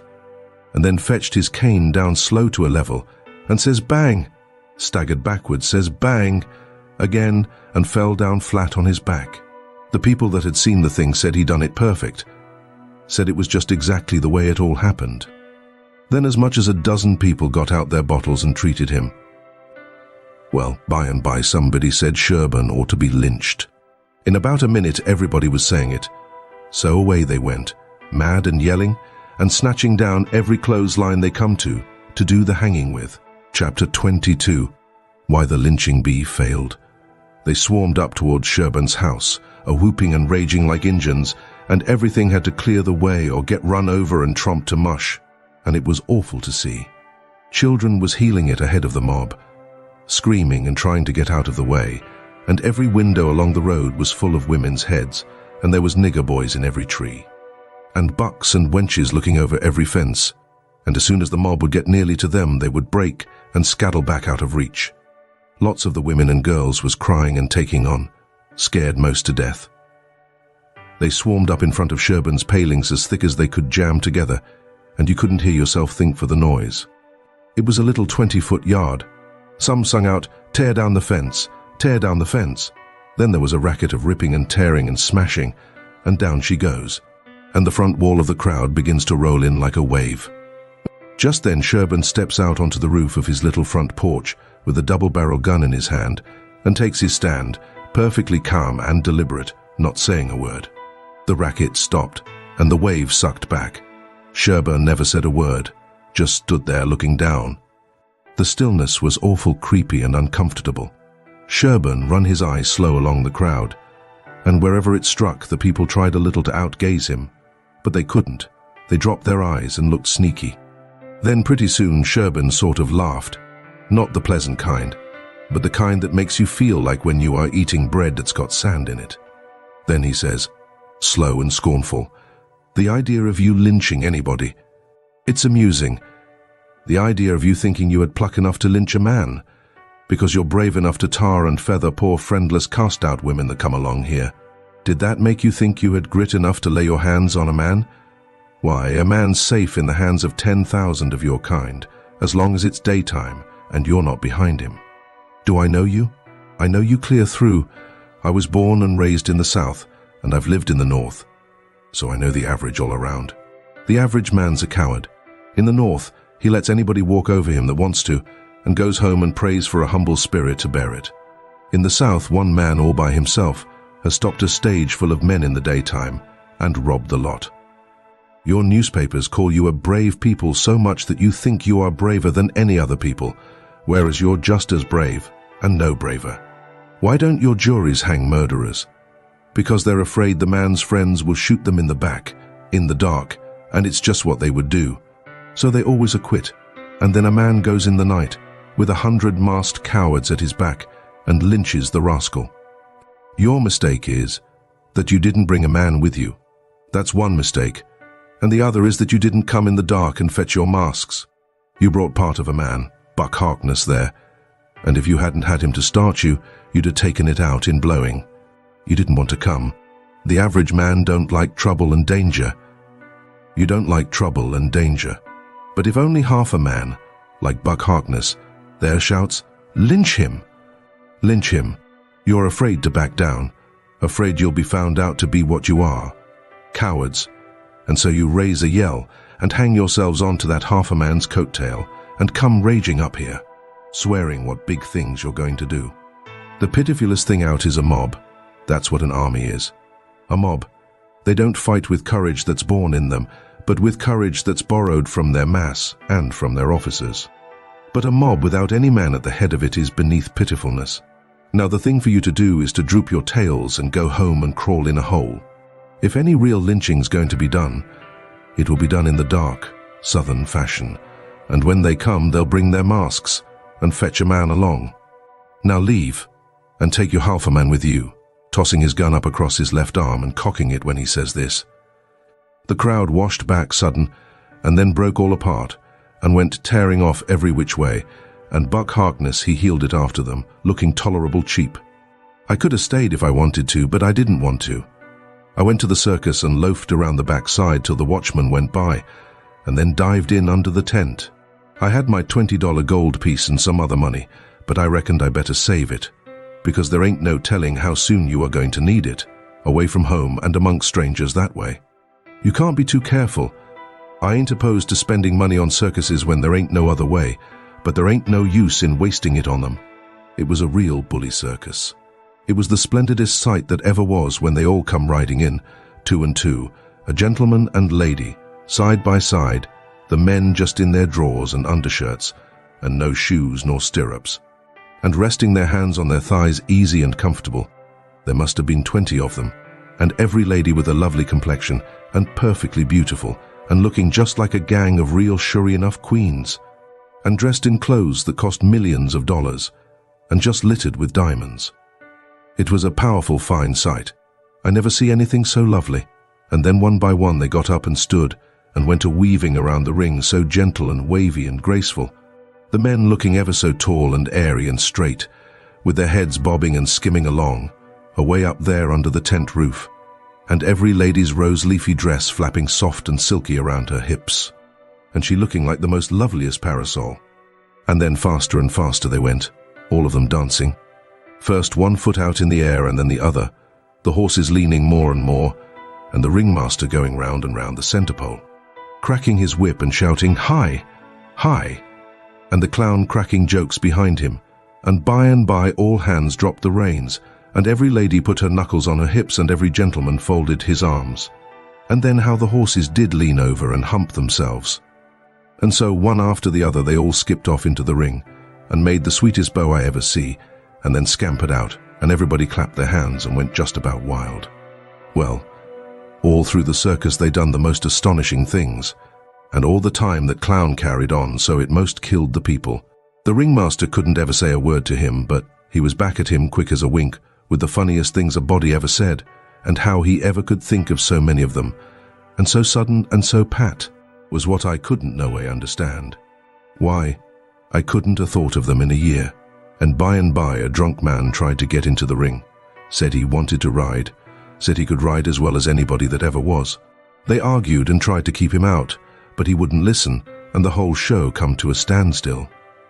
Then the people began to holler at him and make fun of him, and that made him mad, and he began to rip and tear, so that stirred up the people. And a lot of men began to pile down off of the benches and swarm towards the ring, saying, "Knock him down! Throw him out!" And one or two women began to scream. So then, the ringmaster he made a little speech, and said he hoped there wouldn't be no disturbance. And if the man would promise he wouldn't make no more trouble, he would let him ride if he thought he could stay on the horse. So everybody laughed and said all right, and the man got on. The minute he was on, the horse began to rip and tear and jump and cavort around, with two circus men hanging on to his bridle trying to hold him, and the drunk man hanging on to his neck, and his heels flying in the air every jump, and the whole crowd of people standing up shouting and laughing till tears rolled down. And at last, sure enough, all the circus men could do, the horse broke loose, and away he went like the very nation, round and round the ring, with that sot laying down on him and hanging to his neck, with first one leg hanging most to the ground on one side, and then t'other one on t'other side, and the people just crazy. It warn't funny to me, though. I was all of a tremble to see his danger. But pretty soon he struggled up a straddle and grabbed the bridle, a-reeling this way and that, and the next minute he sprung up and dropped the bridle and stood. And the horse a-going like a house afire too.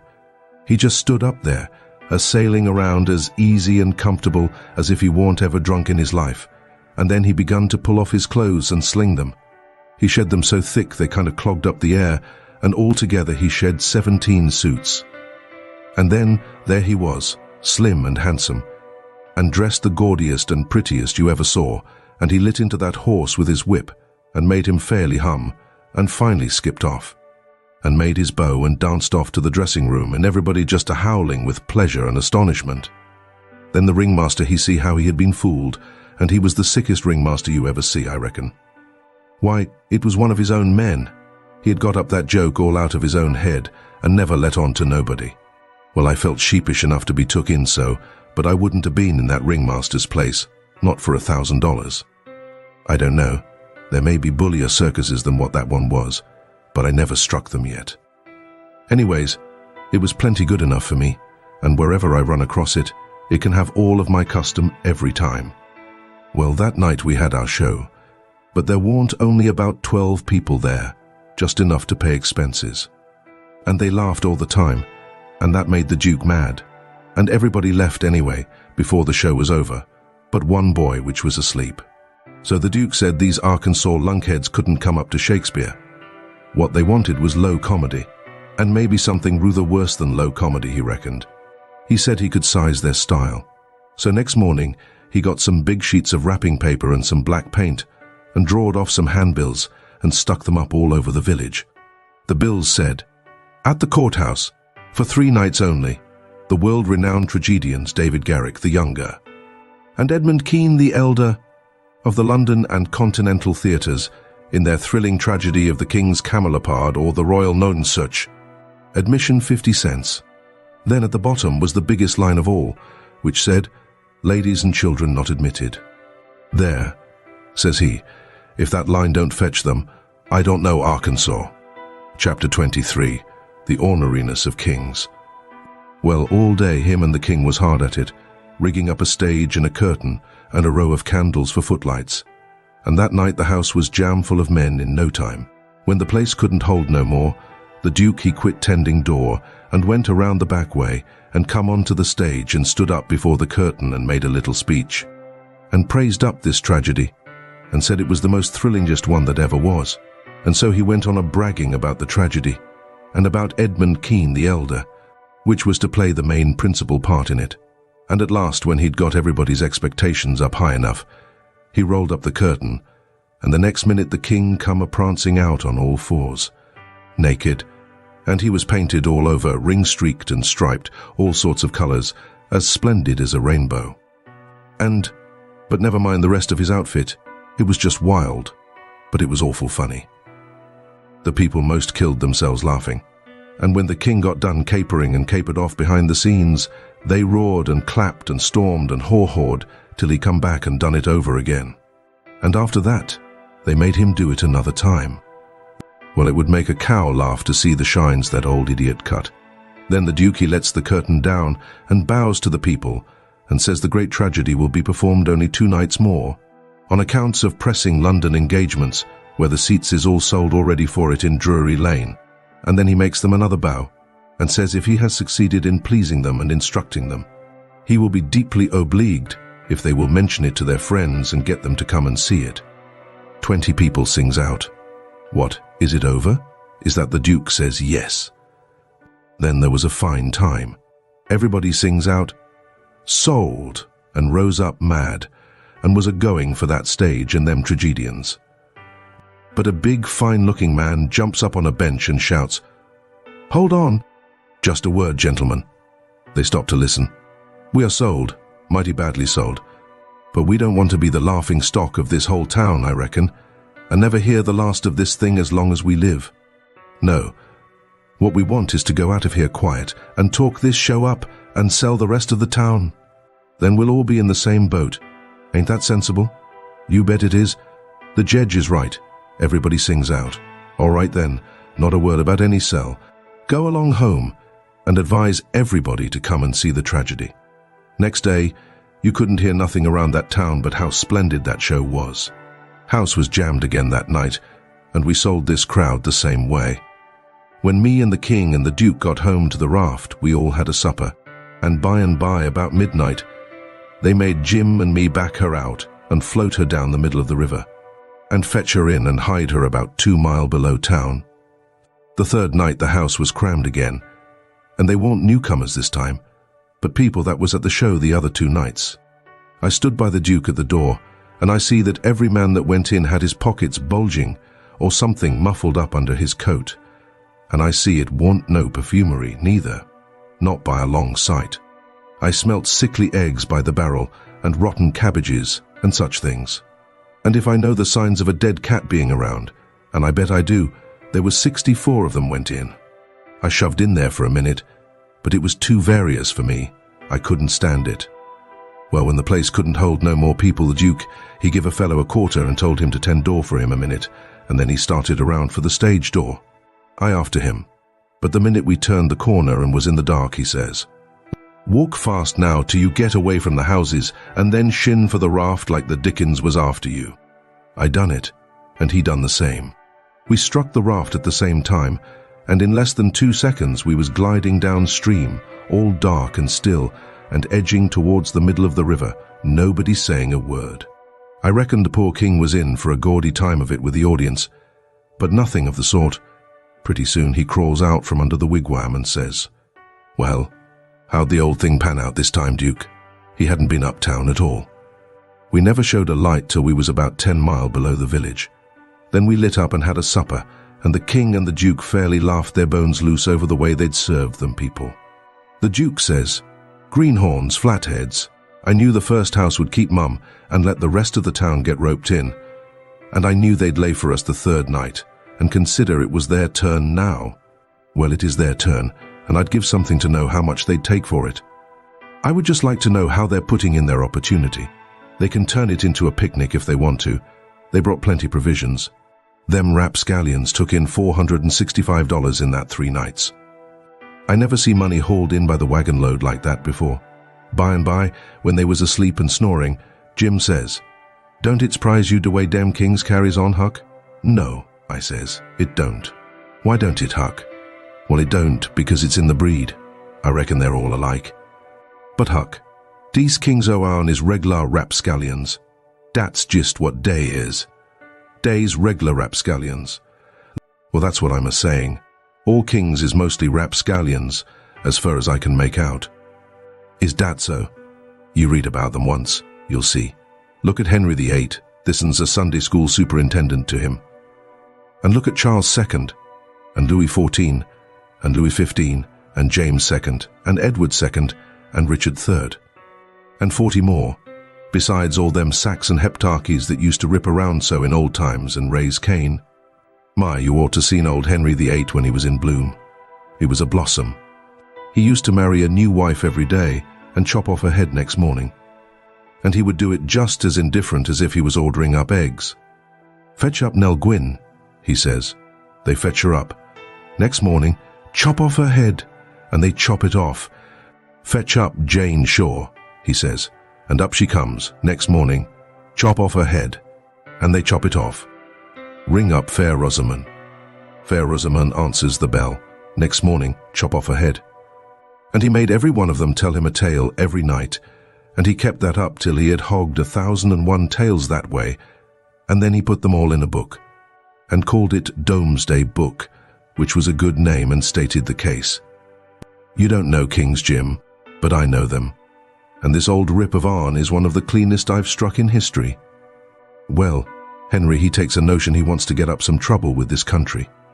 How does he go at it? Give notice? Give the country a show? No. All of a sudden he heaves all the tea in Boston Harbor overboard and whacks out a Declaration of Independence and dares them to come on. That was his style. He never give anybody a chance. He had suspicions of his father, the Duke of Wellington. Well, what did he do? Ask him to show up? No, drowned him in a butt of Mamsie like a cat. Suppose people left money laying around where he was. What did he do? He collared it. Suppose he contracted to do a thing and you paid him and didn't sit down there and see that he done it. What did he do? He always done the other thing. Suppose he opened his mouth. What then? If he didn't shut it up powerful quick, he'd lose a lie every time. That's the kind of a bug Henry was. And if we'd a had him along, stead of our kings, he'd have fooled that town a heap worse than Arn done. I don't say that Arn is lambs, because they ain't, when you come right down to the cold facts. But they ain't nothing to that old ram anyway. All I say is kings, and you got to make allowances. Take 'em all around, they're a mighty ornery lot. It's the way they're raised. But this one do smell so like D-Nation, Huck. Well, they all do, Jim. We can't help the way a king smells. History don't tell no way. Now the Duke, he's a tolerable likely man in some ways. Yes, a Duke's different, but not very different. This one's a middling hard lot for a Duke. When he's drunk, there ain't no nearsighted man could tell him from a king. Well, anyways, I don't hanker for no more and Huck, DC, is all I can stand.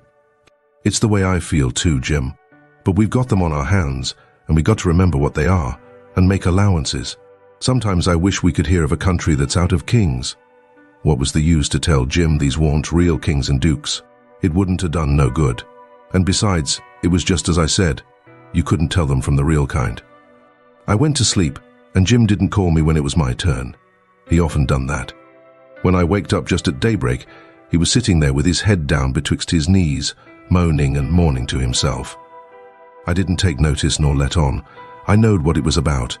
He was thinking about his wife and his children away up yonder, and he was low and homesick, because he hadn't ever been away from home before in his life. And I do believe he cared just as much for his people as white folks does for theirn. It don't seem natural, but I reckon it's so. He was often moaning and mourning that way nights when he judged I was asleep and saying, "Po little Elizabeth, po little Johnny, it's mighty hard. I spec. I ain't ever going to see you no mo. He was a mighty good nigger, Jim was. But this time, I somehow got to talking to him about his wife and young ones. And by, he says, what makes me feel so bad this time, Uzbeka, is I hear something over yonder on the bank like a whack, ere a slam, while ago, and it mind me ere the time I treat my little Elizabeth so ornery.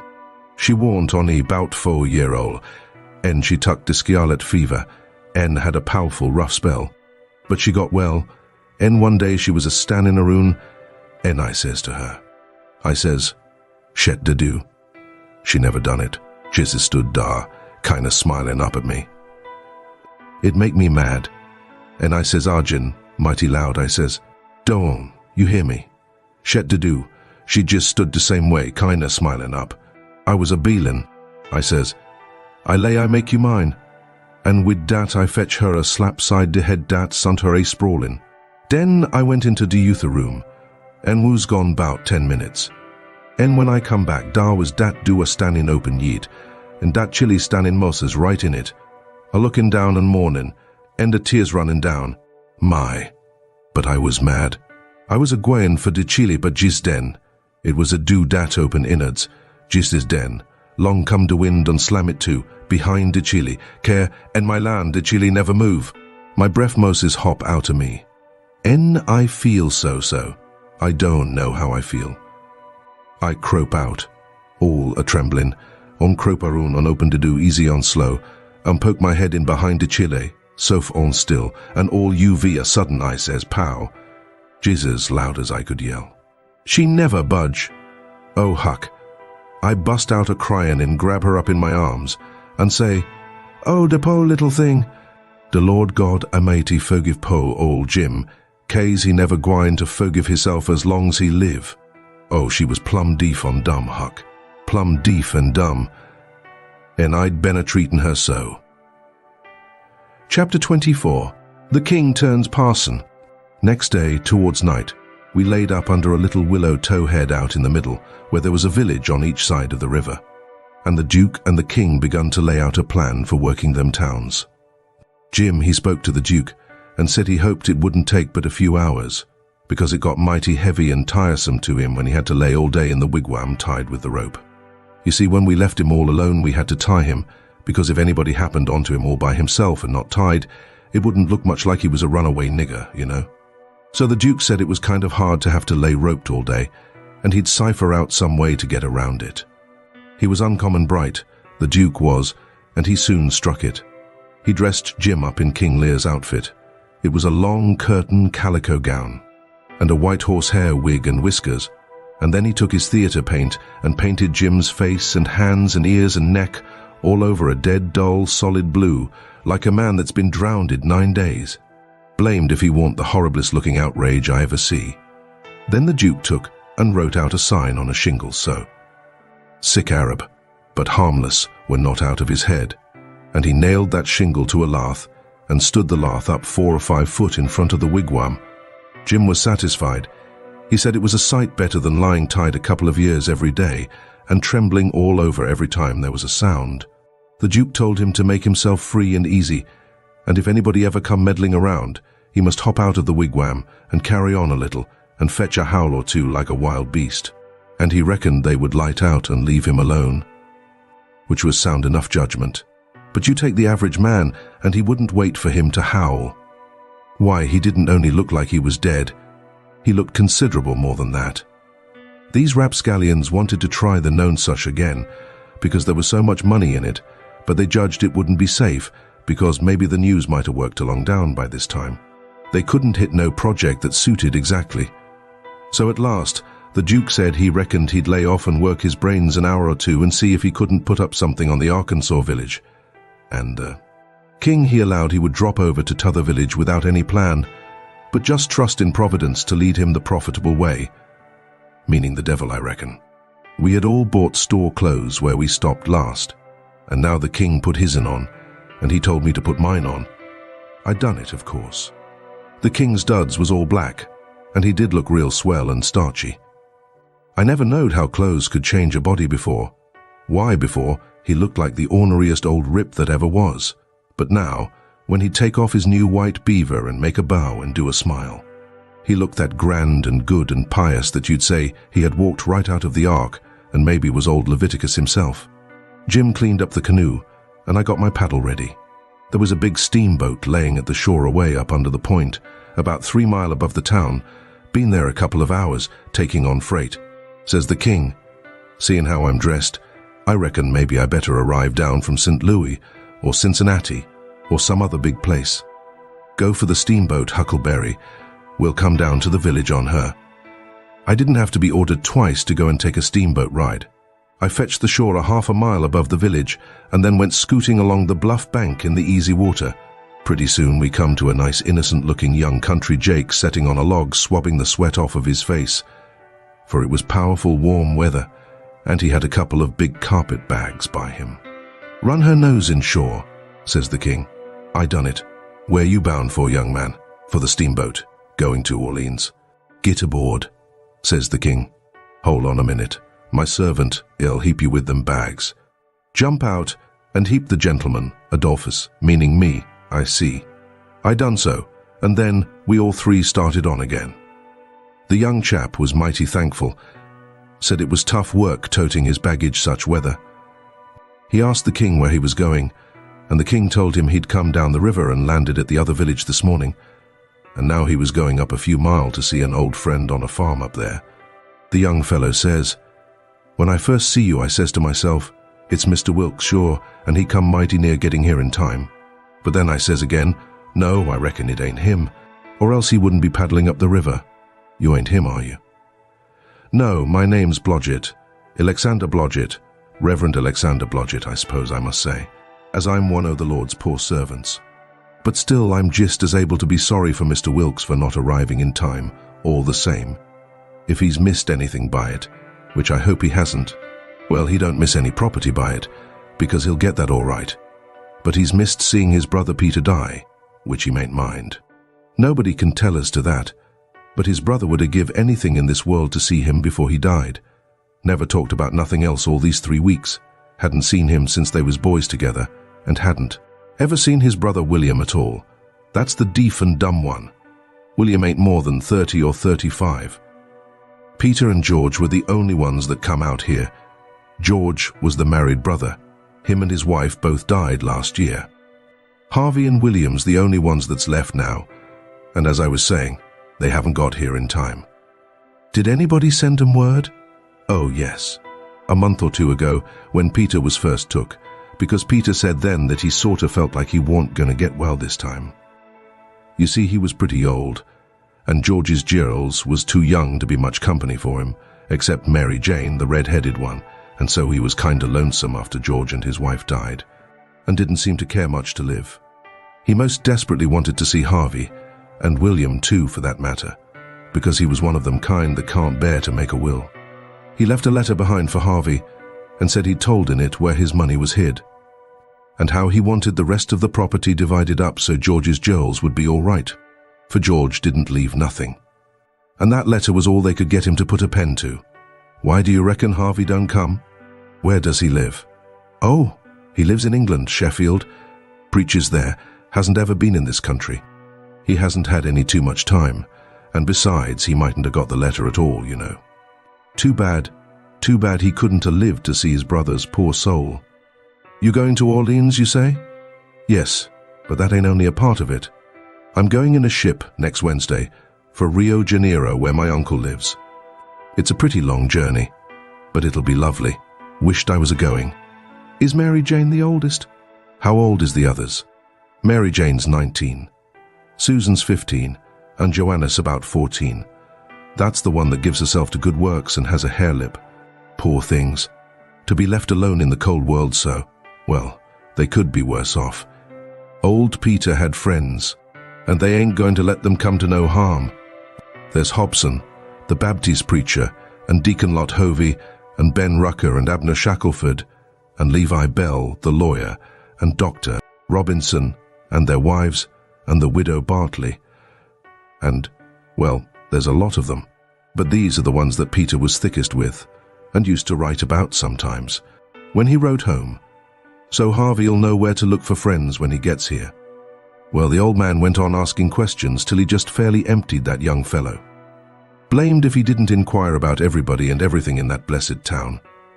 And all about the Wilkses, and about Peter's business, which was a tanner, and about George's, which was a carpenter, and about Harvey's, which was a dissentering minister, and so on and so on. Then he says, "What did you want to walk all the way up to the steamboat for?"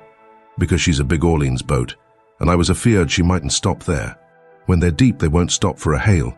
A Cincinnati boat will, but this is a St. Louis one." Was Peter Wilkes well off? Oh yes, pretty well off.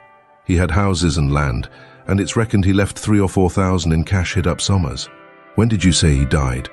I didn't say, but it was last night. Funeral tomorrow, likely? Yes, about the middle of the day. Well, it's all terrible sad. But we've all got to go, one time or another. So what we want to do is to be prepared.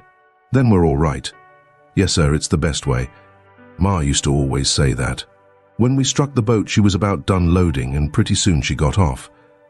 The king never said nothing about going aboard, so I lost my ride, after all.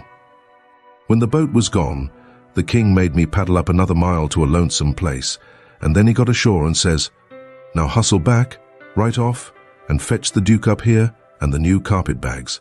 And if he's gone over to t'other side, go over there and get him, and tell him to get himself up regardless. Shove along now." I see what he was up to, but I never said nothing, of course. When I got back with the Duke, we hid the canoe, and then they sat down on a log, and the king told him everything, just like the young fellow had said it, every last word of it. And all the time he was a-doing it, he tried to talk like an Englishman, and he'd done it pretty well too for a slouch. I can't imitate him, and so I ain't a-going to try to, but he really done it pretty good. Then he says, "How are you on the deaf and dumb, Bilgewater?" The Duke said, "Leave him alone for that." Said he had played a deaf and dumb person on the histrionic boards. So then they waited for a steamboat. About the middle of the afternoon, a couple of little boats come along, but they didn't come from high enough up the river.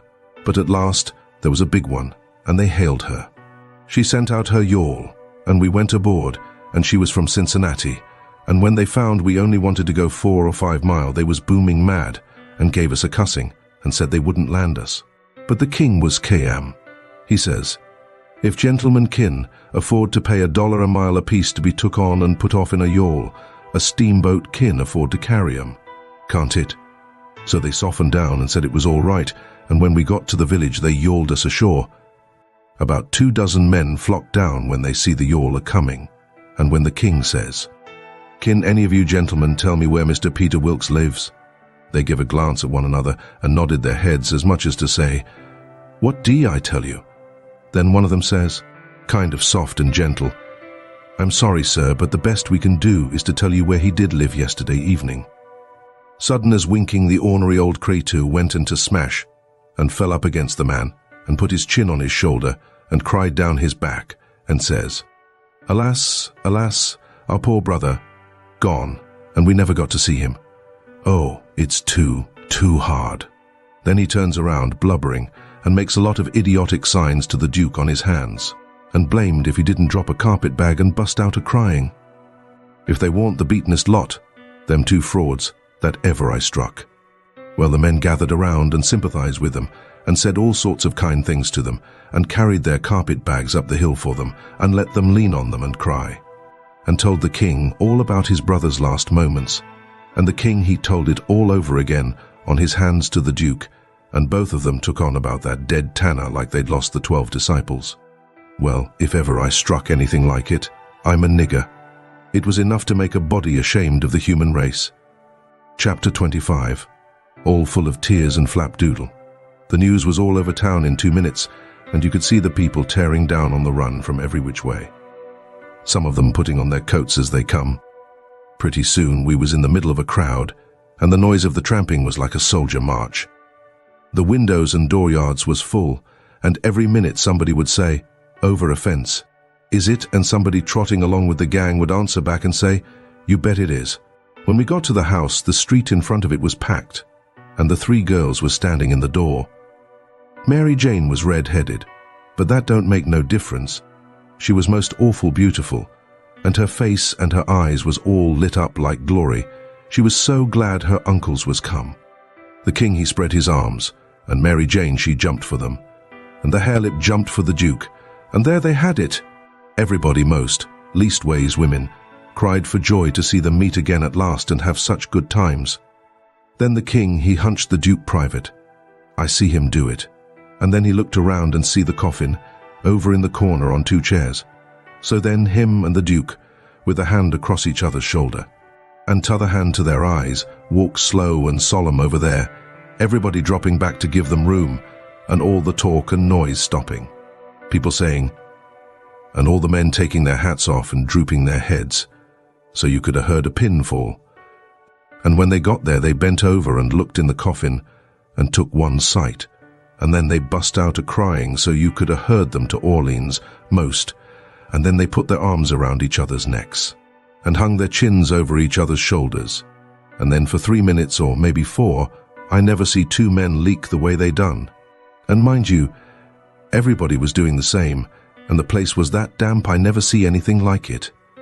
Then one of them got on one side of the coffin, and t'other on t'other side, and they kneeled down and rested their foreheads on the coffin, and let on to pray all to themselves. Well, when it come to that, it worked the crowd like you never see anything like it, and everybody broke down and went to sobbing right out loud. The poor girls too, and every woman nearly, went up to the girls without saying a word, and kissed them, solemn, on the forehead, and then put their hand on their head and looked up towards the sky with the tears running down, and then busted out and went off sobbing and swabbing and give the next woman a show. I never see anything so disgusting. Well, by and by the king he gets up and comes forward a little, and works himself up and slobbers out a speech, all full of tears and flapdoodle about its being a sore trial for him and his poor brother to lose the diseased, and to miss seeing diseased alive after the long journey of 4,000 mile. But it's a trial that's sweetened and sanctified to us by this dear sympathy and these holy tears, and so he thanks them out of his heart and out of his brother's heart, because out of their mouths they can't, words being too weak and cold and all that kind of rot and slush, till it was just sickening. And then he blubbers out a pious goody-goody amen, and turns himself loose, and goes to crying fit to bust. And the minute the words were out of his mouth, somebody over in the crowd struck up the doxologia, and everybody joined in with all their might, and it just warmed you up and made you feel as good as church letting out. Music is a good thing, and after all that soul butter and hogwash, I never see it freshen up things so, and sound so honest and bully. Then the king begins to work his jaw again, and says how him and his nieces would be glad if a few of the main principal friends of the family would take supper here with them this evening, and help set up with the ashes of the diseased, and says if his poor brother laying yonder could speak, he knows who he would name, for they was names that was very dear to him, and mentioned often in his letters, and so he will name the same, to wit, as follows, viz. Reverend Mr. Hobson, and Deacon Lot Hovey, and Mr. Ben Rucker, and Abner Shackelford, and Levi Bell, and Dr. Robinson, and their wives, and the widow Bartley. Reverend Hobson and Dr. Robinson was down to the end of the town a-hunting together.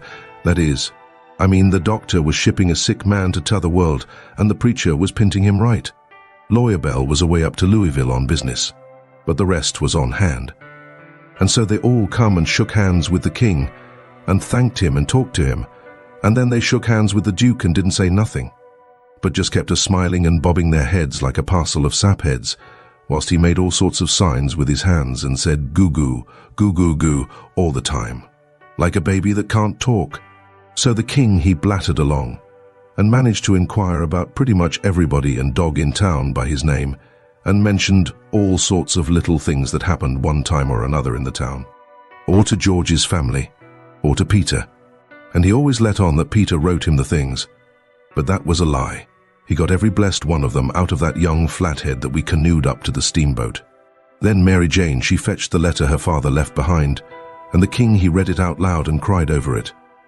It give the dwelling house and $3,000 gold to the girls, and it give the tan yard, which was doing a good business, along with some other houses and land, worth about $7,000, and $3,000 in gold to Harvey and William, and told where the $6,000 cash was hid down cellar. So these two frauds said they'd go and fetch it up and have everything square and above board, and told me to come with a candle. We shut the cellar door behind us, and when they found the bag, they spilt it out on the floor, and it was a lovely sight. All them yaller boys. My, the way the king's eyes did shine. He slaps the Duke on the shoulder and says, "Oh, this ain't bully nor nothin'." "Oh, no, I reckon not." "Why, Bilgy, it beats the known such, don't it?" The Duke allowed it did. They poured the yaller boys and sifted them through their fingers and let them jingle down on the floor. And the king says, "It ain't no use talkin'. Being brothers to a rich dead man and representatives of furrin heirs that's got left is the line for you and me, Bilge. This year comes of trustin' to Providence. It's the best way in the long run. I've tried 'em all, and there ain't no better way. Most everybody would have been satisfied with a pile and took it on trust. But no, they must count it. So they counts it, and it comes out $415 short. Says the king, "Dern him. I wonder what he done with that $415. They worried over that a while and ransacked all around for it. Then the Duke says, "Well, he was a pretty sick man, and likely he made a mistake. I reckon that's the way of it." The best way's to let it go and keep still about it. We can spare it. Oh shucks, yes, we can spare it. I don't care nothing about that. It's the count I'm thinking about. We want to be awful square and open and above board here, you know. We want to lug this H-year money upstairs and count it before everybody. Then there ain't nothing suspicious. But when the dead man says there's $6,000, you know, we don't want to. Hold on, says the Duke. Les make up the deficit, and he begun to haul out yaller boys out of his pocket. It's a most Amazon good idea, Duke. You have got a rattling clever head on you, says the king. Blessed if the old known such ain't a heppin' us out agin, and he begun to haul out yaller jackets and stack them up. It most busted them, but they made up the 6,000 clean and clear. Say, says the Duke, I got another idea. Let's go upstairs and count this money, and then take and give it to the girls. Good land, Duke. Lemme hug you. It's the most dazzling idea that ever a man struck. You have certainly got the most astonishing head I ever see. Oh, this is the boss dodge, there ain't no mistake about it. Let 'em fetch along their suspicions now if they want to. This'll lay 'em out. When we got upstairs, everybody gathered around the table, and the king he counted it and stacked it up. $300 in a pile, 20 elegant little piles. Everybody looked hungry at it, and licked their chops. Then they raked it into the bag again, and I see the king begin to swell himself up for another speech. He says, Friends all, my poor brother that lays yonder has done generous by them that's left behind in the vale of sorrows. He has done generous by these year poor little lambs that he loved and sheltered, and that's left fatherless and motherless. Yes, and we that knowed him knows that he would have done more generous by 'em if he hadn't been afeard o' woundin' his dear William and me. Now wouldn't he?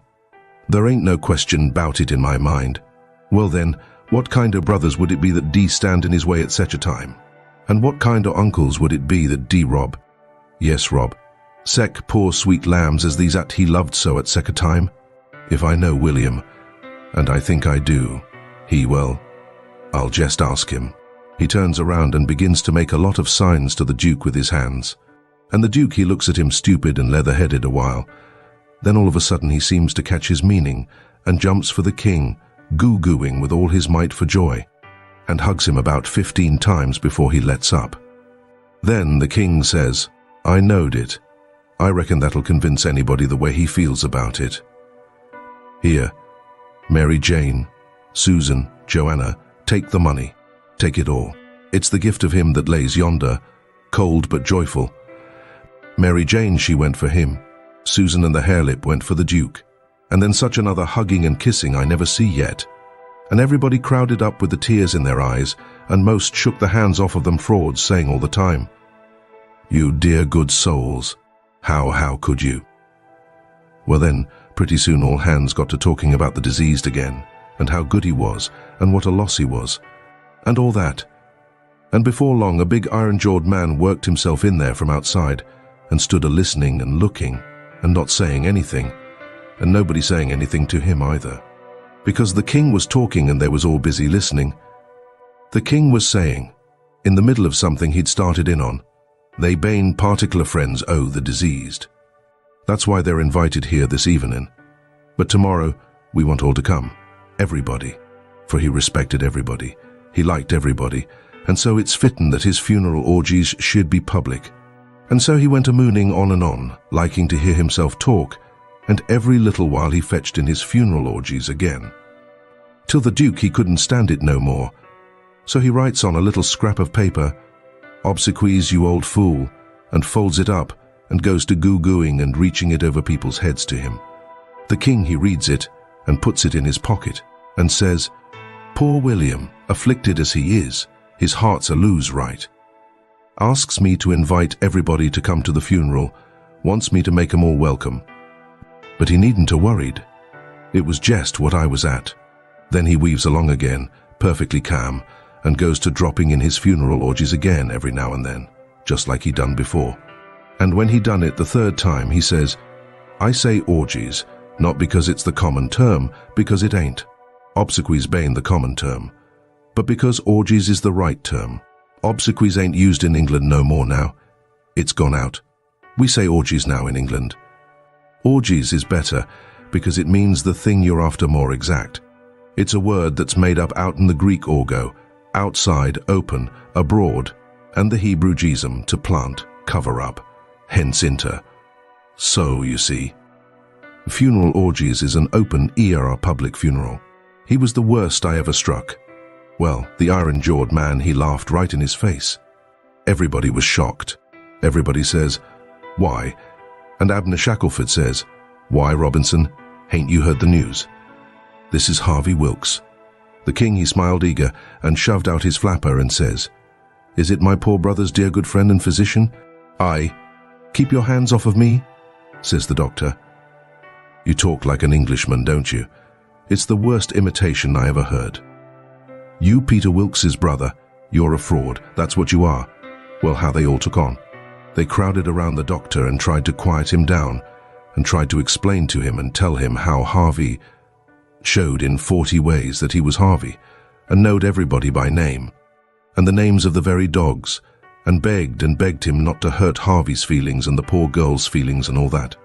But it warn't no use.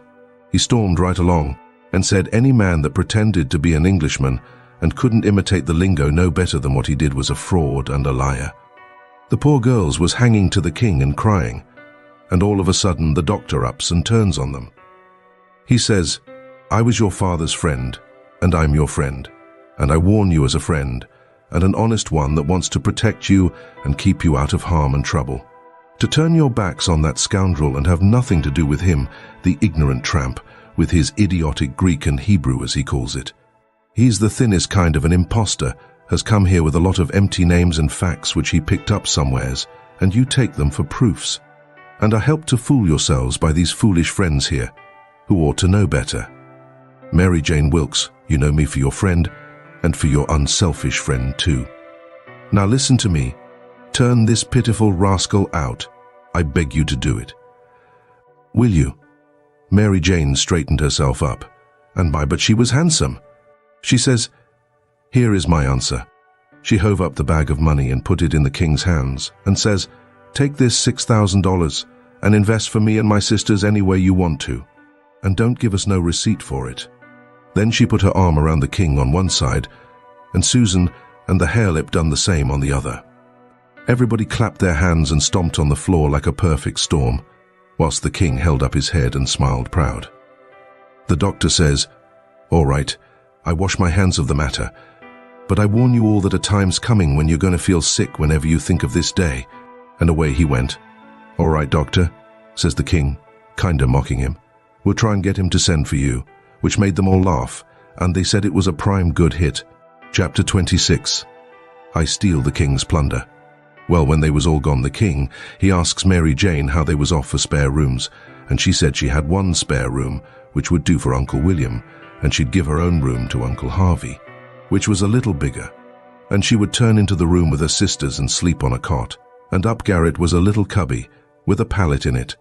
The king said the cubby would do for his valet, meaning me. So Mary Jane took us up, and she showed them their rooms, which was plain but nice. She said she'd have her frocks and a lot of other traps took out of her room if they was in Uncle Harvey's way, but he said they warn't. The frocks was hung along the wall, and before them was a curtain made out of calico that hung down to the floor. There was an old hair trunk in one corner, and a guitar box in another, and all sorts of little knickknacks and gimcracks around, like girls brisken up a room with. The king said it was all the more homely and more pleasanter for these fixings, and so don't disturb them. The Duke's room was pretty small, but plenty good enough, and so was my cubby. That night they had a big supper, and all them men and women was there, and I stood behind the king and the Duke's chairs and waited on them, and the niggers waited on the rest. Mary Jane, she sat at the head of the table with Susan alongside of her and said how bad the biscuits was, and how mean the preserves was, and how ornery and tough the fried chickens was, and all that kind of rot, the way women always do for to force out compliments. And the people all knowed everything was tip-top, and said so. Said, how do you get biscuits to brown so nice? And where, for the land's sake, did you get these Amazon pickles? And all that kind of humbug talky talk, just the way people always does at a supper, you know. And when it was all done, me and the harelip had supper in the kitchen off of the leavings, whilst the others was helping the niggers clean up the things. The hare-lip she got to pumping me about England, and blessed if I didn't think the ice was getting mighty thin sometimes. She says, "Did you ever see the king?" "Who? William IV?" "Well, I bet I have. He goes to our church." I knowed he was dead years ago, but I never let on. So when I says he goes to our church, she says, "What, regular?" "Yes, regular. His pew's right over opposite on t'other side the pulpit." "I thought he lived in London." "Well, he does." "Where would he live?" "But I thought you lived in Sheffield." I see I was up a stump. I had to let on to get choked with a chicken bone, so as to get time to think how to get down again. Then I says, "I mean, he goes to our church regular when he's in Sheffield. That's only in the summertime, when he comes there to take the sea baths." "Why, how you talk. Sheffield ain't on the sea." "Well, who said he was?" "Why, you did." "I didn't neither." "You did." "I didn't." "You did." "I never said nothing of the kind." "Well, what did you say then?" "Said he come to take the sea baths, that's what I said." "Well then, how's he going to take the sea baths if it ain't on the sea?" "Looky here," I says. "Did you ever see any Congress water?" "Yes." "Well, did you have to go to Congress to get it?" "Why, no." "Well, neither does William IV have to go to the sea to get a sea bath. How does he get it then?" "Gets it the way people down here gets Congress water, in barrels. There in the palace at Sheffield they've got furnaces, and he wants his water hot. They can't bile that amount of water away off there at the sea. They haven't got no conveniences for it." "Oh, I see now. You might have said that in the first place and saved time." When she said that, I see I was out of the woods again, and so I was comfortable and glad. Next, she says, "Do you go to church too?" "Yes, regular." "Where do you set?" "Why, in our pew." "Whose pew?" "Why, Arn, your Uncle Harvey's." "His'n. What does he want with the pew?" "Wants it to set in." "What did you reckon he wanted with it?" "Why, I thought he'd be in the pulpit." "Rot him. I forgot he was a preacher. I see I was up a stump again, so I played another chicken bone and got another think. Then I says, "Blame it, do you suppose there ain't but one preacher to a church?" "Why, what do they want with more?" "What? To preach before a king. I never did see such a girl as you. They don't have no less than 17. 17? My land! Why, I wouldn't set out such a string as that, not if I never got to glory. It must take 'em a week. Shucks, they don't all of 'em preach the same day, only one of 'em. Well then, what does the rest of 'em do? Oh, nothing much. Loll around, pass the plate, and one thing or another. But mainly they don't do nothing. Well then, what are they? Why, they're for style. Don't you know nothing? Well, I don't want to know no such foolishness as that. How is servants treated in England? Do they treat 'em better than we treat our niggers? No, a servant ain't nobody there. They treat them worse than dogs. Don't they give 'em holidays, the way we do Christmas and New Year's week, and 4th of July? Oh, just listen. A body could tell you ain't ever been to England by that. Why, RL, why, Joanna, they never see a holiday from year's end to year's end. Never go to the circus, nor theatre, nor nigger shows, nor nowheres. Nor church? Nor church. But you always went to church. Well, I was gone up again. I forgot I was the old man's servant. But next minute I whirled in on a kind of an explanation how a valley was different from a common servant and had to go to church whether he wanted to or not, and set with the family on account of its being the law. But I didn't do it pretty good, and when I got done I see she warn't satisfied. She says, "Honest Injun, now hain't you been telling me a lot of lies?" "Honest Injun," says I, "none of it at all. None of it at all. Not a lie in it," says I. "Lay your hand on this book and say it." I see it warn't nothing but a dictionary, so I laid my hand on it and said it.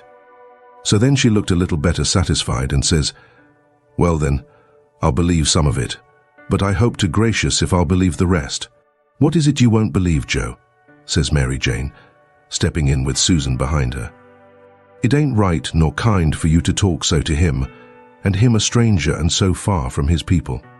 How would you like to be treated so? That's always your way, Mame, always sailing in to help somebody before they're hurt. I hain't done nothing to him. He's told some stretchers, I reckon, and I said I wouldn't swallow it all, and that's every bit and grain I did say.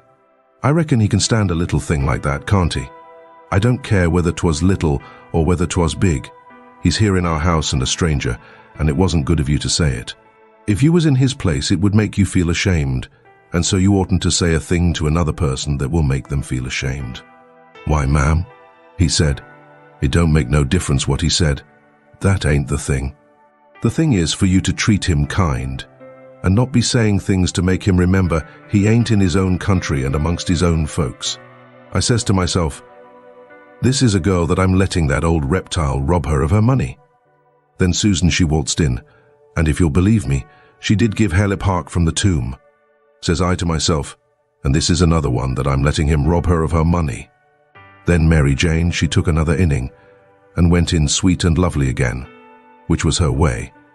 But when she got done, there warn't hardly anything left o' poor Halep. So she hollered. All right then, says the other girls. You just ask his pardon. She done it too, and she done it beautiful. She done it so beautiful it was good to hear, and I wished I could tell her 1,000 lies so she could do it again. I says to myself, this is another one that I'm letting him rob her of her money. And when she got through, they all just laid themselves out to make me feel at home and know I was amongst friends. I felt so ornery and low down and mean that I says to myself, my mind's made up. I'll hive that money for them or bust. So then I lit out. For bed, I said, meaning some time or another. When I got by myself, I went to thinking the thing over. I says to myself, shall I go to that doctor private and blow on these frauds? No, that won't do. He might tell who told him. Then the king and the duke would make it warm for me. Shall I go private and tell Mary Jane? No, I doesn't do it. Her face would give them a hint, sure. They've got the money and they'd slide right out and get away with it. If she was to fetch in help, I'd get mixed up in the business before it was done with, I judge. No, there ain't no good way but one. I got to steal that money somehow, and I got to steal it some way that they won't suspicion that I done it. They've got a good thing here, and they ain't a-going to leave till they've played this family and this town for all they're worth, so I'll find a chance time enough. I'll steal it and hide it, and by, when I'm away down the river, I'll write a letter and tell Mary Jane where it's hid. But I better hive it tonight if I can, because the doctor maybe hasn't let up as much as he lets on he has. He might scare them out of here yet. So, thinks I, I'll go and search them rooms. Upstairs the hall was dark, but I found the Duke's room, and started to paw around it with my hands. But I recollected it wouldn't be much like the king to let anybody else take care of that money but his own self. So then I went to his room and begun to paw around there. But I see I couldn't do nothing without a candle, and I doesn't light one, of course. So I judged I'd got to do the other thing, lay for them and eavesdrop. About that time I hears their footsteps coming, and was going to skip under the bed.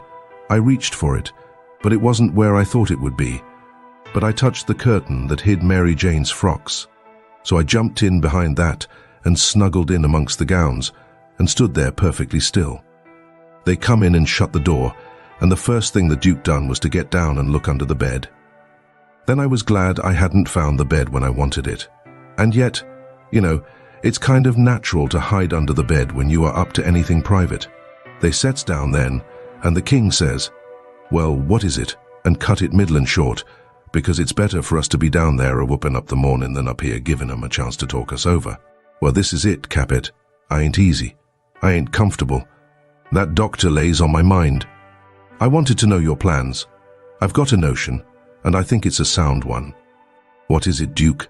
That we better glide out of this before 3 in the morning and clip it down the river with what we've got. Specially, seeing we got it so easy, given back to us, flung at our heads, as you may say, when of course we allowed to have to steal it back. I'm for knocking off and lighting out. That made me feel pretty bad. About an hour or two ago it would have been a little different, but now it made me feel bad and disappointed. The king rips out and says, what? And not sell out the rest of the property? March off like a passel of fools and leave $8,000 or $9,000 worth of property laying around just suffering to be scooped in? And all good, saleable stuff too. The Duke, he grumbled, said the bag of gold was enough, and he didn't want to go no deeper, didn't want to rob a lot of orphans of everything they had. Why how you talk, says the king. We shan't rob him of nothing at all but jest this money. The people that buys the properties, the sufferers. Because as soon as it's found out at we didn't own it, which won't be long after we've slid, the sale won't be valid, and it'll all go back to the estate. These year orphans, they'll get their house back agin. And that's enough for them. They're young and spry, and can easy earn a living. They ain't a-going to suffer. Why just think, there's thousands and thousands that ain't nigh so well off. Bless you, they ain't got nothing to complain of. Well, the king, he talked him blind. So at last he give in and said all right, but said he believed it was blamed foolishness to stay and that doctor hanging over them. But the king says, cuss the doctor, what do we care for him? Hain't we got all the fools in town on our side? And ain't that a big enough majority in any town? So they got ready to go downstairs again. The Duke says, I don't think we put that money in a good place. That cheered me up. I'd begun to think I warn't going to get a hint of no kind to help me. The king says, why? Because Mary Jane will be in mourning from this out, and first you know the nigger that does up the rooms will get an order to box these duds up and put 'em away. And do you reckon a nigger can run across money and not borrow some of it? Your head's level agin, Duke, says the king, and he comes a-fumbling under the curtain 2 or 3 foot from where I was. I stuck tight to the wall and kept mighty still, though quivery. And I wondered what them fellows would say to me if they catched me, and I tried to think what I'd better do if they did catch me. But the king, he got the bag before I could think more than about a half a thought, and he never suspicioned I was around. They took and shoved the bag through a rip in the straw tick that was under the feather bed, and crammed it in a foot or two amongst the straw, and said it was all right now, because a nigger only makes up the feather bed. And don't turn over the straw tick only about twice a year, and so it warn't in no danger of getting stole now. But I knowed better. I had it out of there before they was halfway downstairs. I groped along up to my cubby, and hid it there till I could get a chance to do better. I judged I better hide it outside of the house somewheres, because if they missed it, they would give the house a good ransacking. I knowed that very well. Then I turned in, with my clothes all on, but I couldn't have gone to sleep if I'd have wanted to. I was in such a sweat to get through with the business. By and by, I heard the king and the Duke come up, so I rolled off my pallet and laid with my chin at the top of my ladder, and waited to see if anything was going to happen. But nothing did, so I held on till all the late sounds had quit, and the early ones hadn't begun yet, and then I slipped down the ladder. Chapter 27. Dead Peter has his gold. I crept to their doors and listened. They was snoring. So I tiptoed along, and got downstairs all right. There warn't a sound anywheres. I peeped through a crack of the dining room door, and see the men that was watching the corpse all sound asleep on their chairs. The door was open into the parlor where the corpse was laying, and there was a candle in both rooms. I passed along, and the parlor door was open, but I see there warn't nobody in there but the remainders of Peter. So I shoved on by, but the front door was locked, and the key wasn't there. Just then I heard somebody coming down the stairs back behind me. I run in the parlor and took a swift look around, and the only place I see to hide the bag was in the coffin. The lid was shoved along about a foot, showing the dead man's face down in there, with a wet cloth over it and his shroud on. I tucked the money bag in under the lid, just down beyond where his hands was crossed, which made me creep. They were so cold. And then I run back across the room and in behind the door. The person coming was Mary Jane. She went to the coffin very soft, and kneeled down and looked in. Then she put up her handkerchief, and I see she begun to cry, though I couldn't hear her, and her back was to me. I slid out, and as I passed the dining room I thought I'd make sure them watchers hadn't seen me. So I looked through the crack, and everything was all right. They hadn't stirred. I slipped up to bed, feeling Ruther blue, on accounts of the thing playing out that way after I had took so much trouble and run so much risk about it. Says I, if it could stay where it is, all right, because when we get down the river 100 mile or two, I could write back to Mary Jar. Nay, and she could dig him up again and get it, but that ain't the thing that's going to happen. The thing that's going to happen is, the money'll be found when they come to screw on the lee. D. Then the king'll get it again, and it'll be a long day before he gives anybody another chance to smouch it from high. M. Of course I wanted to slide down and get it out of there, but I dasn't try I. T.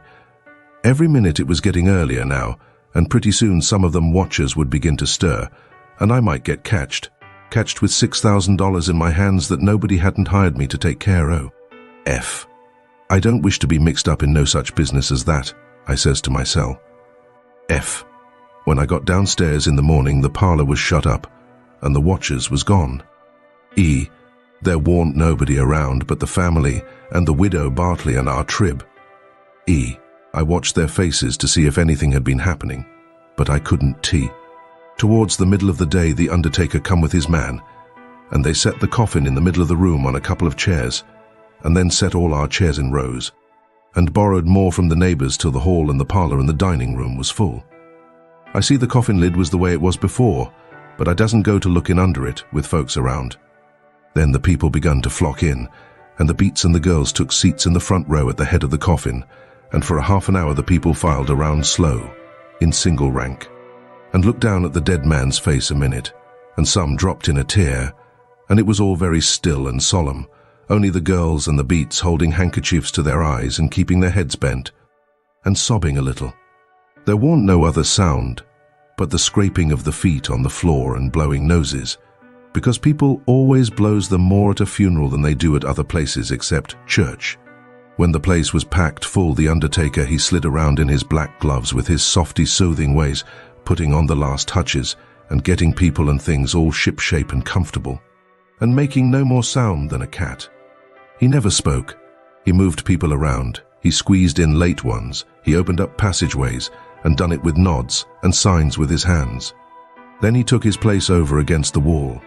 He was the softest, glidingest, stealthiest man I ever see, and there warn't no more smile to him than there is to a ham. They had borrowed a melodeum, a sick one, and when everything was ready, a young woman sat down and worked it, and it was pretty squeaky and colicky, and everybody joined in and sung, and Peter was the only one that had a good thing, according to my notion. Then the Reverend Hobson opened up, slow and solemn, and begun to talk, and straight off the most outrageous row busted out in the cellar a body ever heard. It was only one dog. But he made a most powerful racket, and he kept it up right along. The parson, he had to stand there, over the coffin and wait.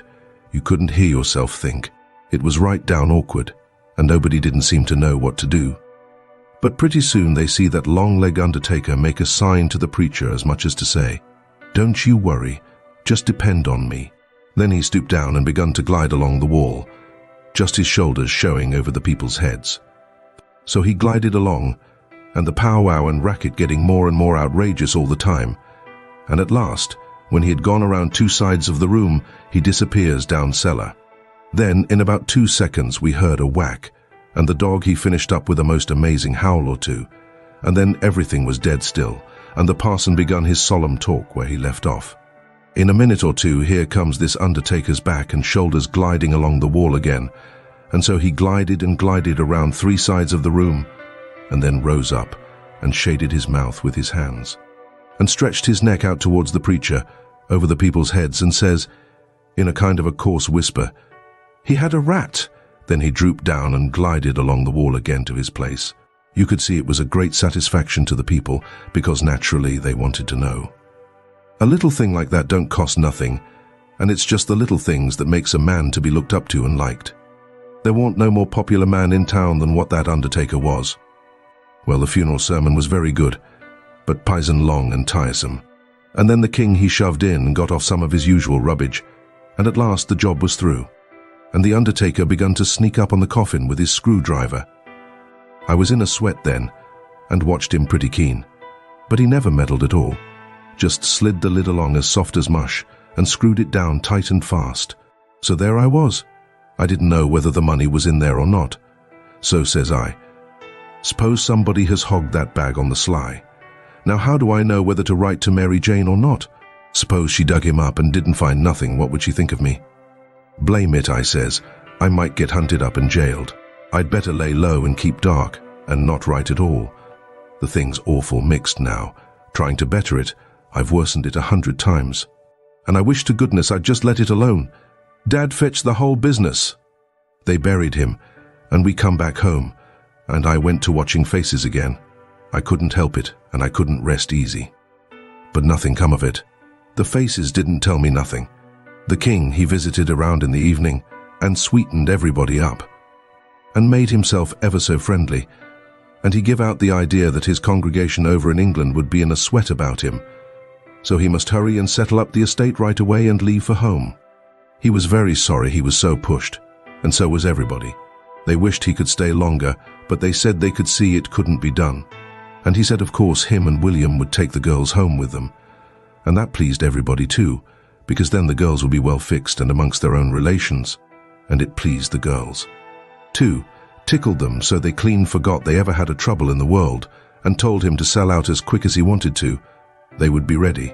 Them poor things was that glad and happy it made my heart ache to see them getting fooled and lied to so, but I didn't see no safe way for me to chip in and change the general tune. Well blamed if the king didn't bill the house and the niggers and all the property for auction straight off. Sale 2 days after the funeral. But anybody could buy private beforehand if they wanted to. So the next day after the funeral, along about noontime, the girls' joy got the first jolt. A couple of nigger traders come along, and the king sold them the niggers reasonable for 3-day drafts as they called it, and away they went, the 2 sons up the river to Memphis, and their mother down the river to Orleans. I thought them poor girls and them niggers would break their hearts for grief. They cried around each other and took on so it most made me down sick to see it. The girls said they hadn't ever dreamed of seeing the family separated or sold away from the town.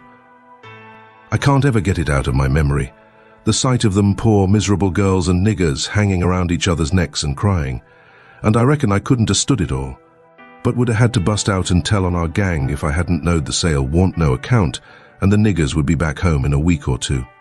The thing made a big stir in the town too, and a good many come out flat-footed and said it was scandalous to separate the mother and the children that way. It injured the frauds some, but the old fool he bulled right along, spite of all the Duke could say or do, and I tell you the Duke was powerful uneasy. Next day was auction day. About broad day in the morning the king and the Duke come up in the garret and woke me up, and I see by their look that there was trouble. The king says, "Was you in my room night before last?" "No, your majesty," which was the way I always called him when nobody but our gang warn't around. "Was you in there yesterday last night?" "No, your majesty." "Honour bright, now, no lies." "Honour bright, your majesty, I'm telling you the truth. I hain't been near your room since Miss Mary Jane took you and the Duke and showed it to you." The Duke says, "Have you seen anybody else go in there?" "No, your grace, not as I remember, I believe." Stop and think. I studied a while and see my chance. Then I says, "Well, I see the niggers go in there several times." Both of them gave a little jump and looked like they hadn't ever expected it, and then like they had. Then the Duke says, "What, all of them?" "No, leastways, not all at once. That is, I don't think I ever see them all come out at once, but just one time." "Hello? When was that?" "It was the day we had the funeral, in the morning. It warn't early, because I overslept. I was just starting down the ladder, and I see them." "Well, go on, go on. What did they do? How'd they act?" "They didn't do nothing, and they didn't act anyway much, as far as I see. They tiptoed away, so I seen, easy enough, that they'd shoved in there to do up your majesty's room or something, supposing you was up, and found you warn't up. And so they was hoping to slide out of the way of trouble without waking you up, if they hadn't already waked you up." "Great guns, this is a go," says the king, and both of them looked pretty sick and tolerable silly. They stood there a-thinking and scratching their heads a minute, and the Duke he bust into a kind of a little raspy chuckle and says, "It does beat all how neat the niggers played their hand. They let on to be sorry they was going out of this region, and I believe they was sorry, and so did you, and so did everybody. Don't ever tell me any more that a nigger ain't got any histrionic talent. Why, the way they played that thing, it would fool anybody. In my opinion, there's a fortune in 'em. If I had capital and a theatre, I wouldn't want a better layout than that, and here we've gone and sold 'em for a song. Yes, and ain't privileged to sing the song yet. Say, where is that song? That draft? In the bank for to be collected. Where would it be? Well, that's all right then, thank goodness." Says I, kind of timid-like, "Is something gone wrong?" The king whirls on me and rips out, "None of your business. You keep your head shut and mind your own affairs, if you got any. Long as you're in this town, don't you forget that You hear? Then he says to the Duke, we got to jest swaller it and say nothin'. Mum's the word for. As they were starting down the ladder, the Duke, he chuckles again and says, quick sales and small profits. It's a good business. Yes. The King snarls around on him and says, I was trying to do for the best in sellin' 'em out so quick. If the profits has turned out to be none lacking considerable and none to carry, is it my fault any more'n it's yourn? Well, they'd be in this house yet, and we wouldn't if I could have got my advice listened to. The King sassed back as much as was safe for him, and then swapped around and lit into me again.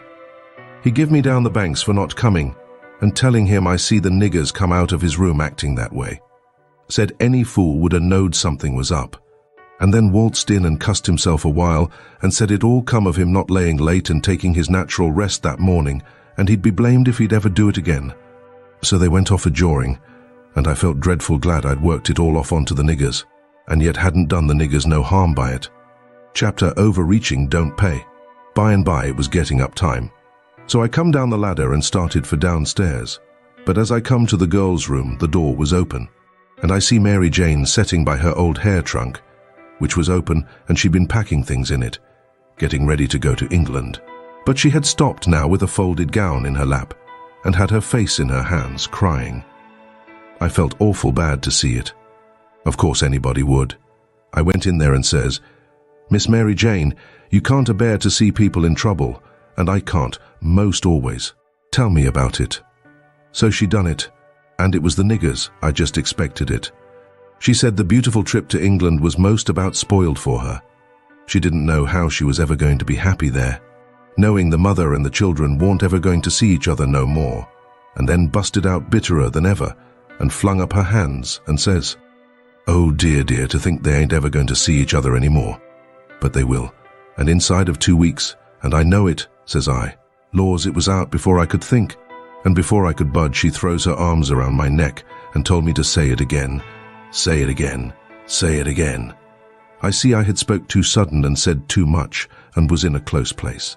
I asked her to let me think a minute, and she sat there, very impatient and excited and handsome, but looking kind of happy and eased up, like a person that's had a tooth pulled out. So I went to studying it out. I says to myself, I reckon a body that ups and tells the truth when he is in a tight place is taking considerable many risks, though I ain't had no experience. And can't say for certain, but it looks so to me anyway. And yet here's a case where I'm blessed if it don't look to me like the truth is better and actually safer than a lie. I must lay it by in my mind and think it over some time or other. It's so kind of strange and unregular. I never see nothing like it. Well, I says to myself at last, I'm a-going to chance it. I'll up and tell the truth this time. Though it does seem most like setting down on a keg of powder and touching it off just to see where you'll go to. Then I says, Miss Mary Jane, is there any place out of town a little ways where you could go and stay 3 or 4 days? Yes, Mr. Lothrop's. Why? Never mind why yet. If I'll tell you how I know the niggers will see each other again inside of 2 weeks, here in this house, and prove how I know it. Will you go to Mr. Lothrop's and stay 4 days? 4 days, she says. I'll stay a year. All right, I says. I don't want nothing more out of you than just your word. I'd rather have it than another man's kiss the Bible.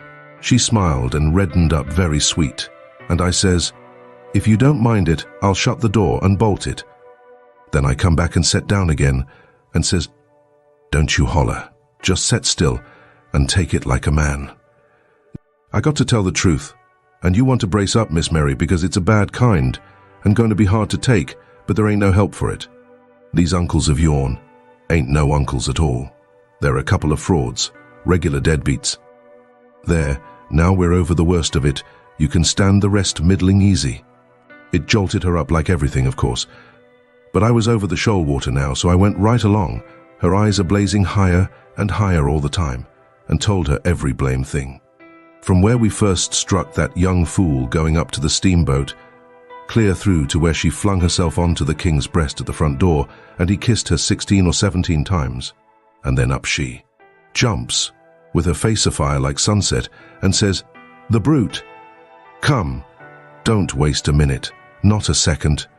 We'll have them tarred and feathered and flung in the river, says I. Certainly, But do you mean before you go to Mr. Lothrop's or? Oh, she says. What am I thinking about? She says, and sat right down again. Don't mind what I said. Please don't. You won't now, will you? Laying her silky hand on mine in that kind of a way that I said I would die first. I never thought I was so stirred up.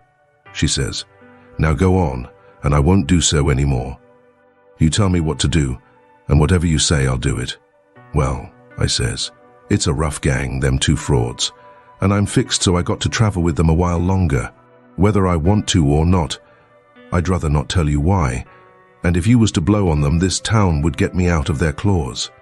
And I'd be all right, but there'd be another person that you don't know about who'd be in big trouble. Well, we got to save him, hain't we? Of course. Well then, we won't blow on them. Saying them words put a good idea in my head. I see how maybe I could get me and Jim rid of the frauds, get them jailed here, and then leave. But I didn't want to run the raft in the daytime without anybody aboard to answer questions but me. So I didn't want the plan to begin working till pretty late tonight. I says, Miss Mary Jane, I'll tell you what we'll do, and you won't have to stay at Mr. Lothrop's so long, nother. How far is it? A little short of 4 miles, right out in the country, back here. Well, that'll answer. Now you go along out there, and lay low till 9 or 9:30 tonight, and then get them to fetch you home again. Tell them you've thought of something. If you get here before 11, put a candle in this window, and if I don't turn up, wait till 11, and then if I don't turn up, it means I'm gone, and out of the way and safe. Then you come out and spread the news around, and get these beats jailed. Good, she says. I'll do it. And if it just happens so that I don't get away but get took up along with them, you must up and say I told you the whole thing beforehand. And you must stand by me all you can. Stand by you. Indeed I will. They shan't touch a hair of your head, she says, and I see her nostrils spread and her eyes snap when she said it too. If I get away, I shan't be here, I says. To prove these rapscallions ain't your uncles, and I couldn't do it if I was here. I could swear they was beats and bummers, that's all.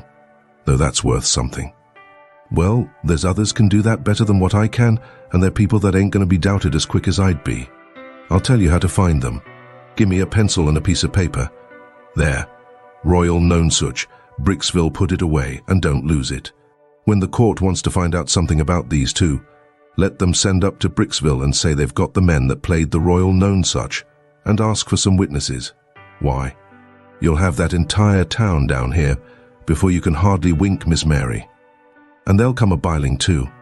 I judged we had got everything fixed about right now. So I says, just let the auction go right along, and don't worry. Nobody don't have to pay for the things they buy till a whole day after the auction on accounts of the short notice. And they ain't going out of this till they get that money, and the way we've fixed it, the sale ain't going to count, and they ain't going to get no money. It's just like the way it was with the niggers. It warn't no sale, and the niggers will be back before long. Why, they can't collect the money for the niggers yet.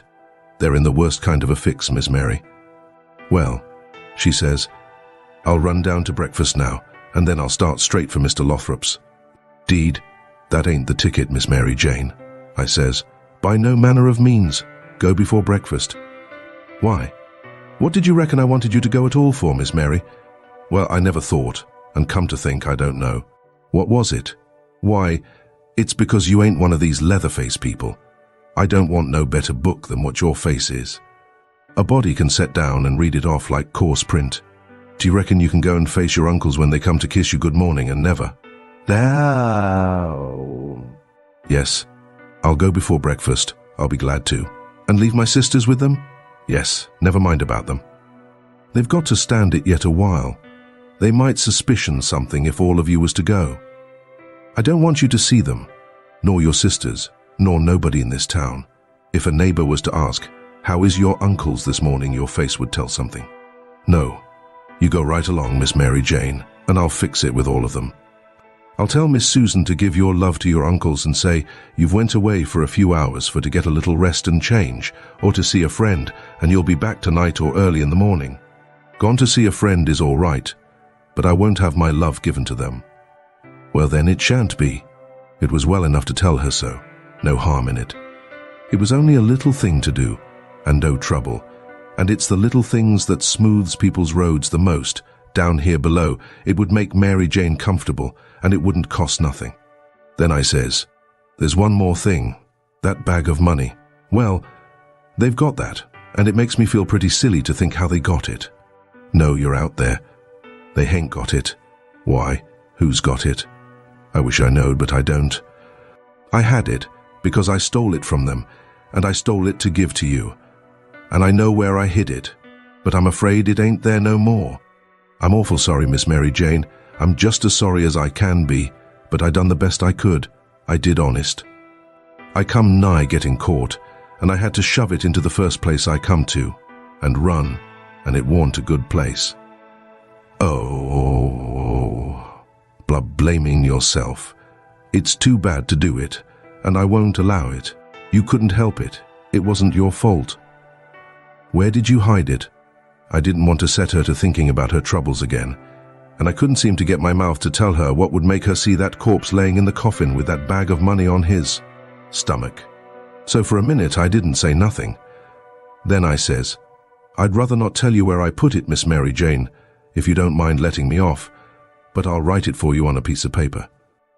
And you can read it along the road to Mr. Lothrop's if you want to. Do you reckon that'll do? Oh, yes. So I wrote, I put it in the coffin. It was in there when you was crying there, away in the night. I was behind the door, and I was mighty sorry for you, Miss Mary Jane. It made my eyes water a little to remember her crying there all by herself in the night, and them devils laying there right under her own roof, shaming her and robbing her.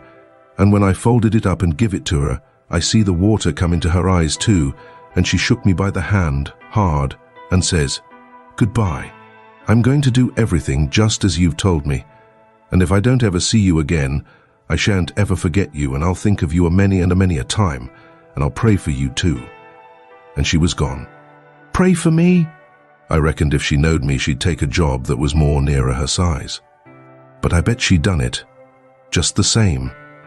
She was just that kind. She had the grit to pray for Judas if she took the notion. There warn't no back down to her, I judge. You may say what you want to, but in my opinion she had more sand in her than any girl I ever see. In my opinion she was just full of sand. It sounds like flattery, but it ain't no flattery.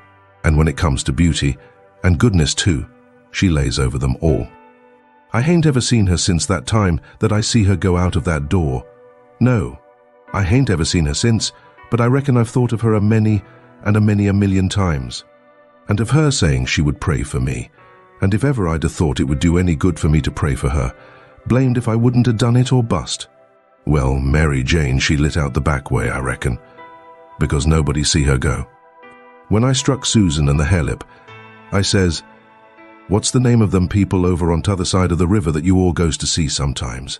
They says, There's several, but it's the Proctors mainly. That's the name, I says. I most forgot it. Well, Miss Mary Jane, she told me to tell you she's gone over there in a dreadful hurry. One of them's sick. Which one? I don't know.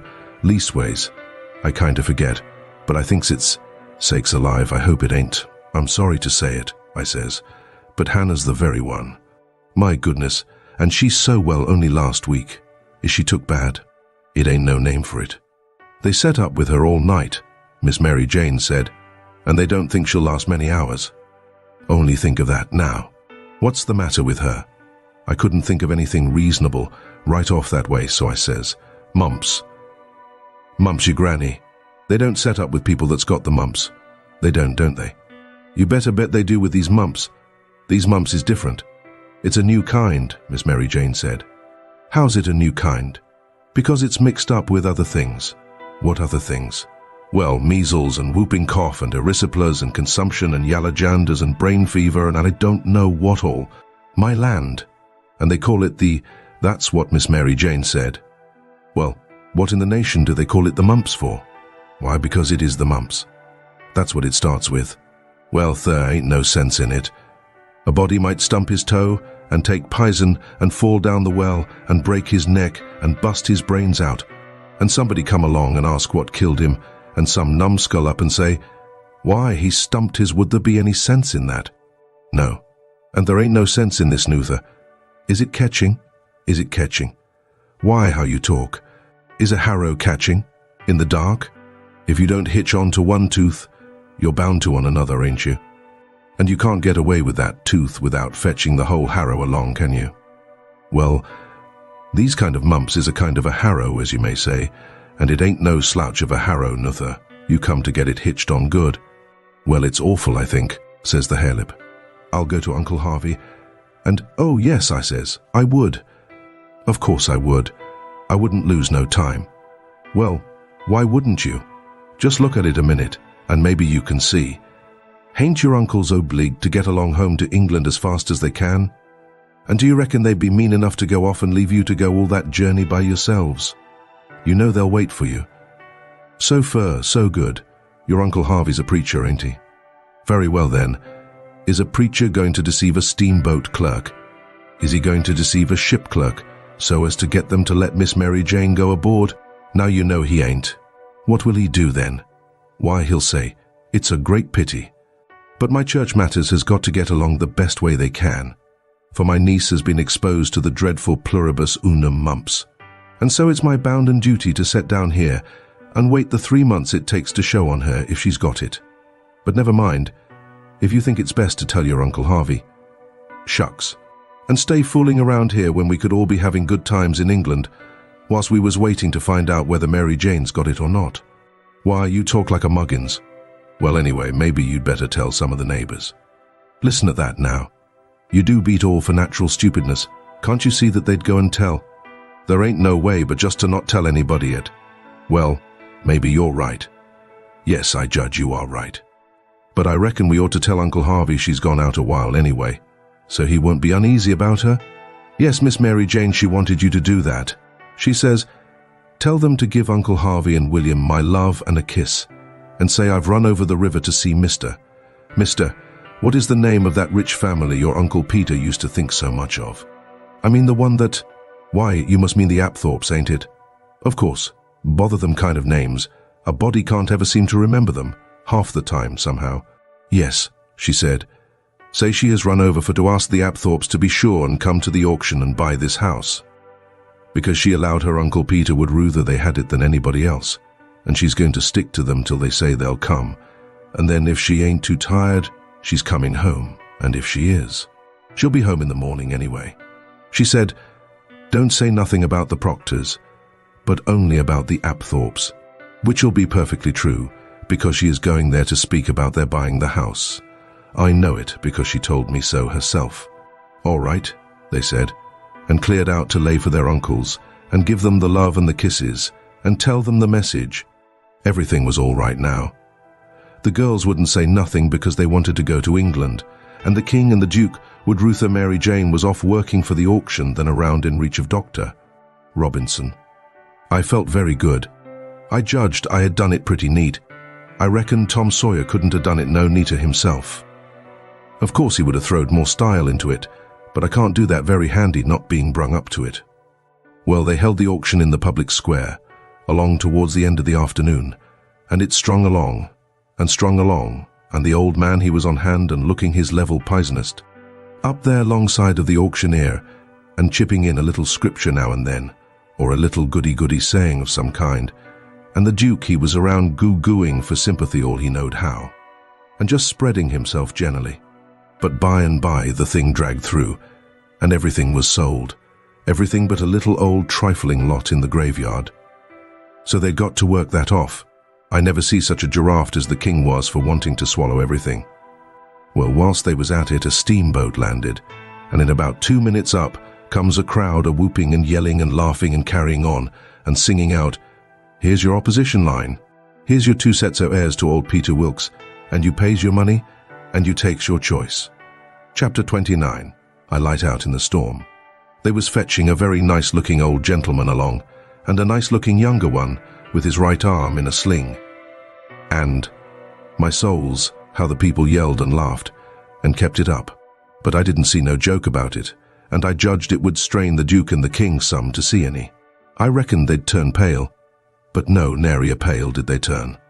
The Duke he never let on he suspicioned what was up, but just went a-goo-gooing around, happy and satisfied, like a jug that's googling out buttermilk. And as for the King, he just gazed and gazed down sorrowful on them newcomers like it give him the stomachache in his very heart to think there could be such frauds and rascals in the world. Oh, he done it admirable. Lots of the principal people gathered around the king to let him see they was on his side. That old gentleman that had just come looked all puzzled to death. Pretty soon he begun to speak, and I see straight off he pronounced like an Englishman, not the king's way. Though the king's was pretty good for an imitation. I can't give the old gent's words, nor I can't imitate him. But he turned around to the crowd and says, about like this. This is a surprise to me which I wasn't looking for, and I'll acknowledge, candid and frank, I ain't very well fixed to meet it and answer it, for my brother and me has had misfortunes. He's broke his arm, and our baggage got put off at a town above here last night in the night by mistake. I am Peter Wilkes' brother Harvey, and this is his brother William, which can't hear nor speak, and can't even make signs to amount to much, now he's only got one hand to work them with. We are who we say we are, and in a day or two, when I get the baggage, I can prove it. But up till then, I won't say nothing more, but go to the hotel and wait. So him and the new dummy started off, and the king he laughs and blethers out. Broke his arm, very likely, ain't it? And very convenient too, for a fraud that's got to make signs and ain't learnt how. Lost their baggage. That's mighty good, and mighty ingenious. Under the so he laughed again, and so did everybody else except 3 or 4, or maybe half a dozen. One of these was that doctor, another one was a sharp-looking gentleman with a carpet bag of the old-fashioned kind made out of carpet stuff that had just come off of the steamboat and was talking to him in a low voice, and glancing towards the king now and then and nodding their heads. It was Levi Bell, the lawyer that was gone up to Louisville, and another one was a big rough husky that come along and listened to all the old gentleman said, and was listening to the king now. And when the king got done this husky up and says, "Say, looky here, if you are Harvey Wilkes, when'd you come to this town?" "The day before the funeral, friend," says the king. "But what time o' day?" "In the evening, 'bout an hour or 2 before sundown." "How'd you come?" "I come down on the Susan Powell from Cincinnati." "Well then, how'd you come to be up at the Pint in a canoe?" "I warn't up at the Pint in the morning." "It's a lie." Several of them jumped for him and begged him not to talk that way to an old man and a preacher. "Preacher be hanged. He's a fraud and a liar. He was up at the Pint that morning." "I live up there, don't I?" "Well, I was up there, and he was up there. I see him there. He come in a canoe, along with Tim Collins and a boy. The doctor he up and says, 'Would you know the boy again if you was to see him, Hines?' I reckon I would, but I don't know. Why, yonder he is now. I know him perfectly easy. It was me he pointed at. The doctor says, 'Neighbors, I don't know whether the new couple is frauds or not, but if these two ain't frauds, I am an idiot. That's all. I think it's our duty to see that they don't get away from here till we've looked into this thing. Come along, Hines. Come along, the rest of you. We'll take these fellows to the tavern and affront them with t'other couple, and I reckon we'll find out something before we get through.' It was nuts for the crowd, though maybe not for the king's friends. So we all started. It was about sundown. The doctor, he led me along by the hand, and was plenty kind enough, but he never let go my hand. We all got in a big room in the hotel and lit up some candles and fetched in the new couple. First, the doctor says, 'I don't wish to be too hard on these two men, but I think they're frauds, and they may have complices that we don't know nothing about. If they have, won't the complices get away with that bag of gold Peter Wilkes left? It ain't unlikely.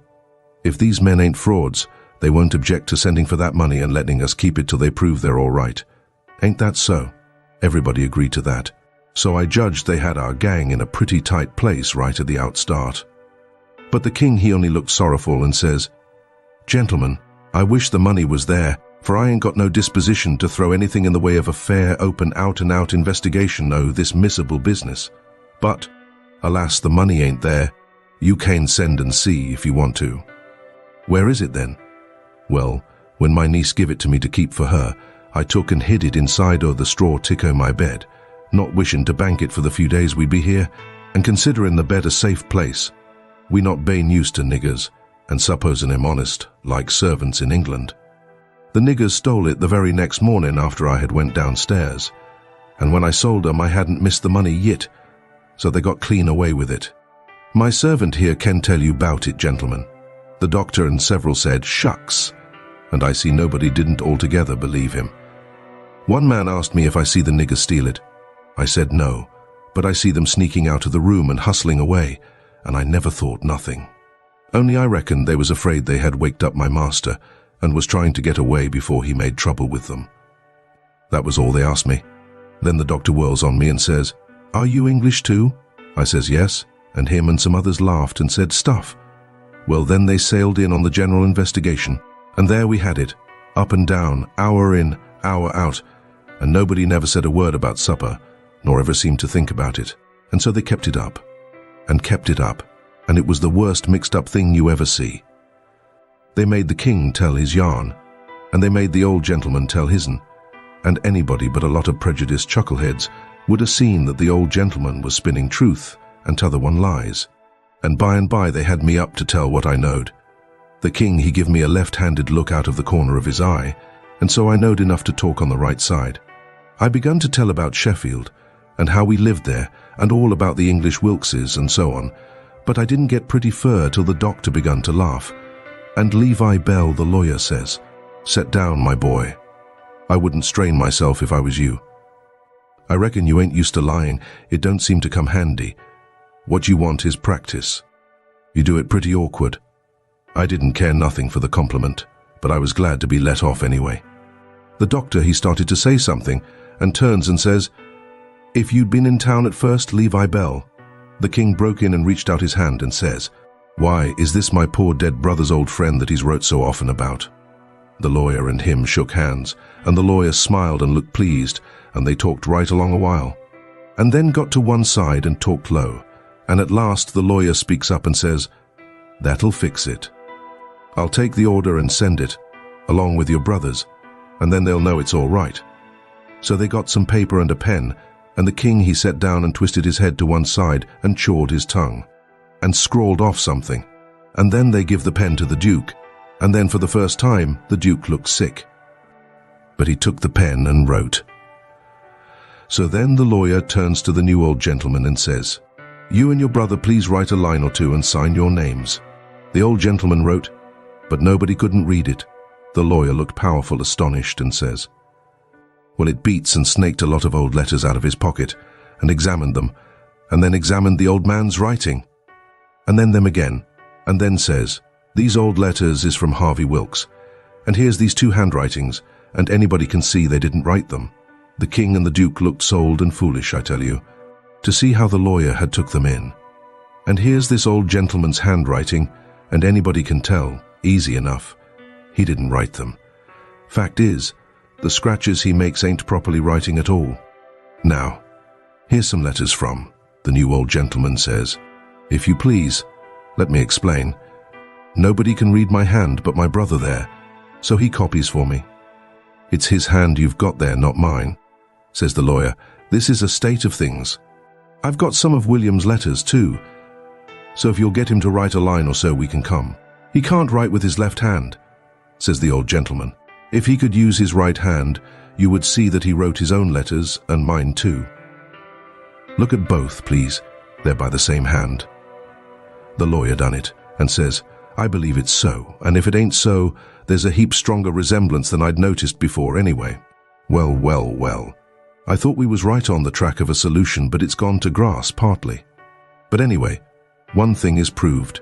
These two ain't either of 'em Wilkses. And he wagged his head towards the king and the duke. Well, what do you think? That mule-headed old fool wouldn't give in then? Indeed he wouldn't.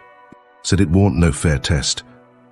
Said his brother William was the cussedest joker in the world, and hadn't tried to write. He see William was going to play one of his jokes the minute he put the pen to paper. And so he warmed up and went warbling and warbling right along till he was actually beginning to believe what he was saying himself. But pretty soon the new gentleman broke in and says, "I've thought of something. Is there anybody here that helped to lay out my BR, helped to lay out the late Peter Wilkes for burying?" "Yes," says somebody. "Me and Ab Turner done it. We're both here." Then the old man turns towards the king and says, "Perhaps this gentleman can tell me what was tattooed on his breast." Blamed if the king didn't have to brace up mighty quick. or he'd have squashed down like a bluff bank that the river has cut under. It took him so sudden, and, mind you, it was a thing that was calculated to make most anybody squash to get fetched such a solid one as that without any notice, because how was he going to know what was tattooed on the man? He whitened a little. He couldn't help it. And it was mighty still in there, and everybody bending a little forwards and gazing at him. Says I to myself, now he'll throw up the sponge. There ain't no more use. Well, did he? A body can't hardly believe it, but he didn't. I reckon he thought he'd keep the thing up till he tired them people out, so they'd thin out, and him and the Duke could break loose and get away. Anyway, he sat there, and pretty soon he begun to smile, and says, It's a very tough question, ain't it? Yes, sir. I can tell you what's tattooed on his breast. It's just a small, thin blue arrow. That's what it is. And if you don't look clost, you can't see it. Now, what do you say? Hey? Well, I never see anything like that old blister for clean out-and-out cheek. The new old gentleman turns brisk towards Abby Turner and his pard, and his eye lights up like he judged he'd got the king this time, and says, There, you've heard what he said. Was there any such mark on Peter Wilkes' breast? Both of them spoke up and says, We didn't see no such mark. Good, says the old gentleman. Now, what you did see on his breast was a small dim P, and a B, which is an initial he dropped when he was young, and a W with dashes between them. So, PBW, and he marked them that way on a piece of paper. Come, ain't that what you saw? Both of them spoke up again and says, No, we didn't. We never seen any marks at all. Well, everybody was in a state of mind now, and they sings out, the whole beelin of M's frauds. Lees duck 'em, lees drown 'em, lees ride 'em on a rail. And everybody was whooping at once, and there was a rattling powwow. But the lawyer, he jumps on the table and yells and says, Gentlemen, gentlemen, hear me just a word, just a single word, if you please. There's one way yet. Let's go and dig up the corpse and look. That took them. Hooray! They all shouted, and were starting right off. But the lawyer and the doctor sung out, Hold on, hold on. Collar all these 4 men and the boy, and fetch them along too. We'll do it, they all shouted, and if we don't find them marks, we'll lynch the whole gang. I was scared now, I tell you. But there warn't no getting away, you know. They gripped us all, and marched us right along, straight for the graveyard, which was 1.5 miles down the river, and the whole town at our heels. For we made noise enough, and it was only 9 in the evening. As we went by our house, I wished I hadn't sent Mary Jane out of town, because now if I could tip her the wink, she'd light out and save me, and blow on our deadbeats. Well, we swarmed along down the river road, just carrying on like wildcats, and to make it more scary, the sky was darking up, and the lightning beginning to wink and flitter, and the wind to shiver amongst the leaves. This was the most awful trouble and most dangersome I ever was in, and I was kinda stunned. Everything was going so different from what I had allowed for, stead of being fixed so I could take my own time if I wanted to, and see all the fun, and have Mary Jane at my back to save me and set me free when the close fit come. Here was nothing in the world betwixt me and sudden death but just them tattoo marks. If they didn't find them, I couldn't bear to think about it, and yet somehow I couldn't think about nothing else. It got darker and darker, and it was a beautiful time to give the crowd the slip, but that big husky had me by the wrist, Hines, and a body might as well try to give Goliath the slip. He dragged me right along, he was so excited, and I had to run to keep up. When they got there, they swarmed into the graveyard and washed over it like an overflow. And when they got to the grave, they found they had about 100 times as many shovels as they wanted, but nobody hadn't thought to fetch a lantern. But they sailed into digging anyway by the flicker of the lightning, and sent a man to the nearest house, 1/2 mile off, to borrow one.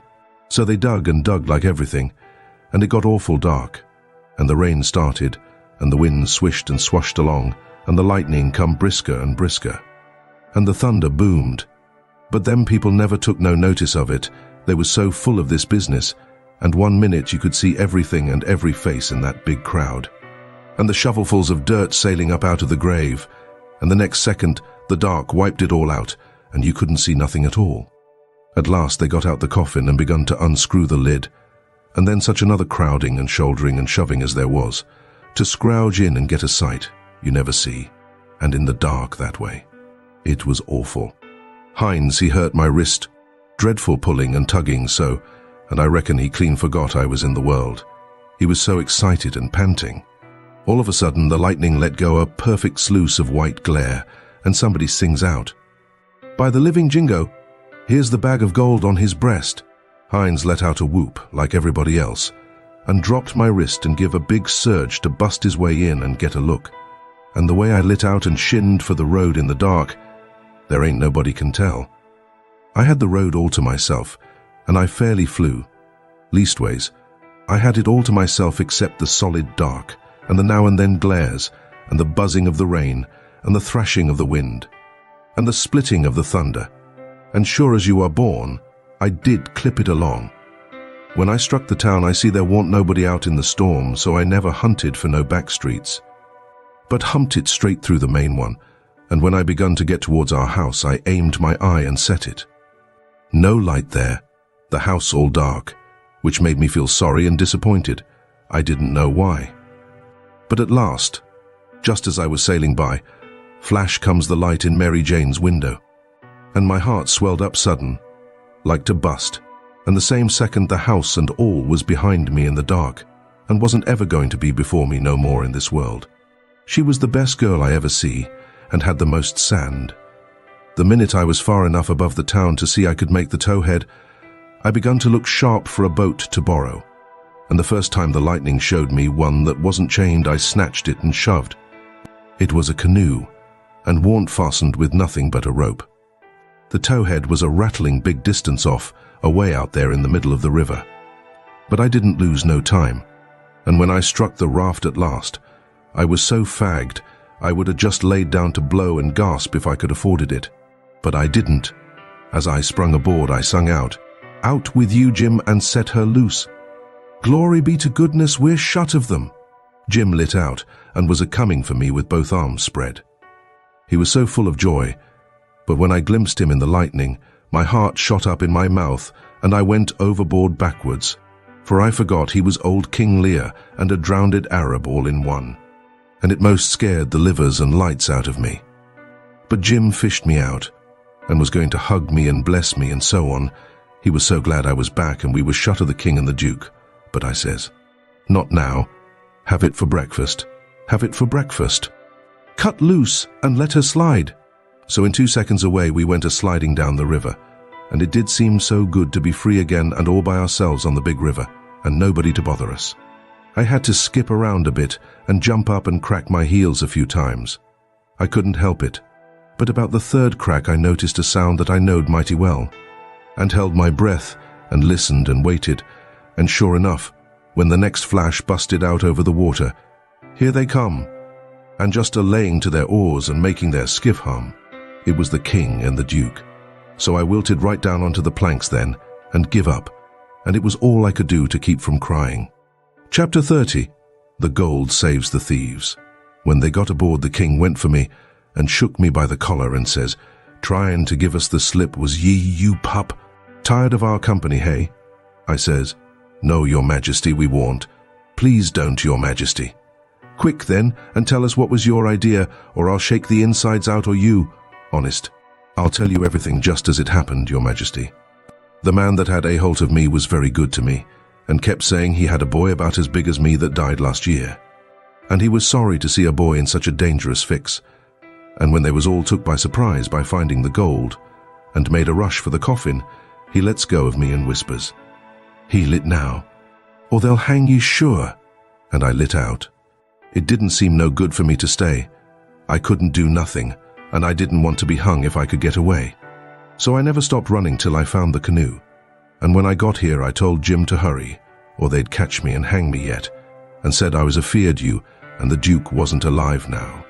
And I was awful sorry, and so was Jim, and was awful glad when we see you coming. You may ask Jim if I didn't." Jim said it was so, and the king told him to shut up and said, "Oh yes, it's mighty likely," and shook me up again and said he reckoned he'd drown me. But the Duke says, "Let go the boy, you old idiot. Would you have done any different?" Did you inquire around for him when you got loose? I don't remember it. So the king let go of me and begun to cuss that town and everybody in it. But the Duke says, you better a blame sight give yourself a good cussing, for you're the one that's entitled to it most. You hain't done a thing from the start that had any sense in it, except coming out so cool and cheeky with that imaginary blue arrow mark. That was bright. It was right down bully, and it was the thing that saved us. For if it hadn't been for that, they'd have jailed us till them Englishmen's baggage come. And then, the penitentiary, you bet. But that trick took him to the graveyard, and the gold done us a still bigger kindness.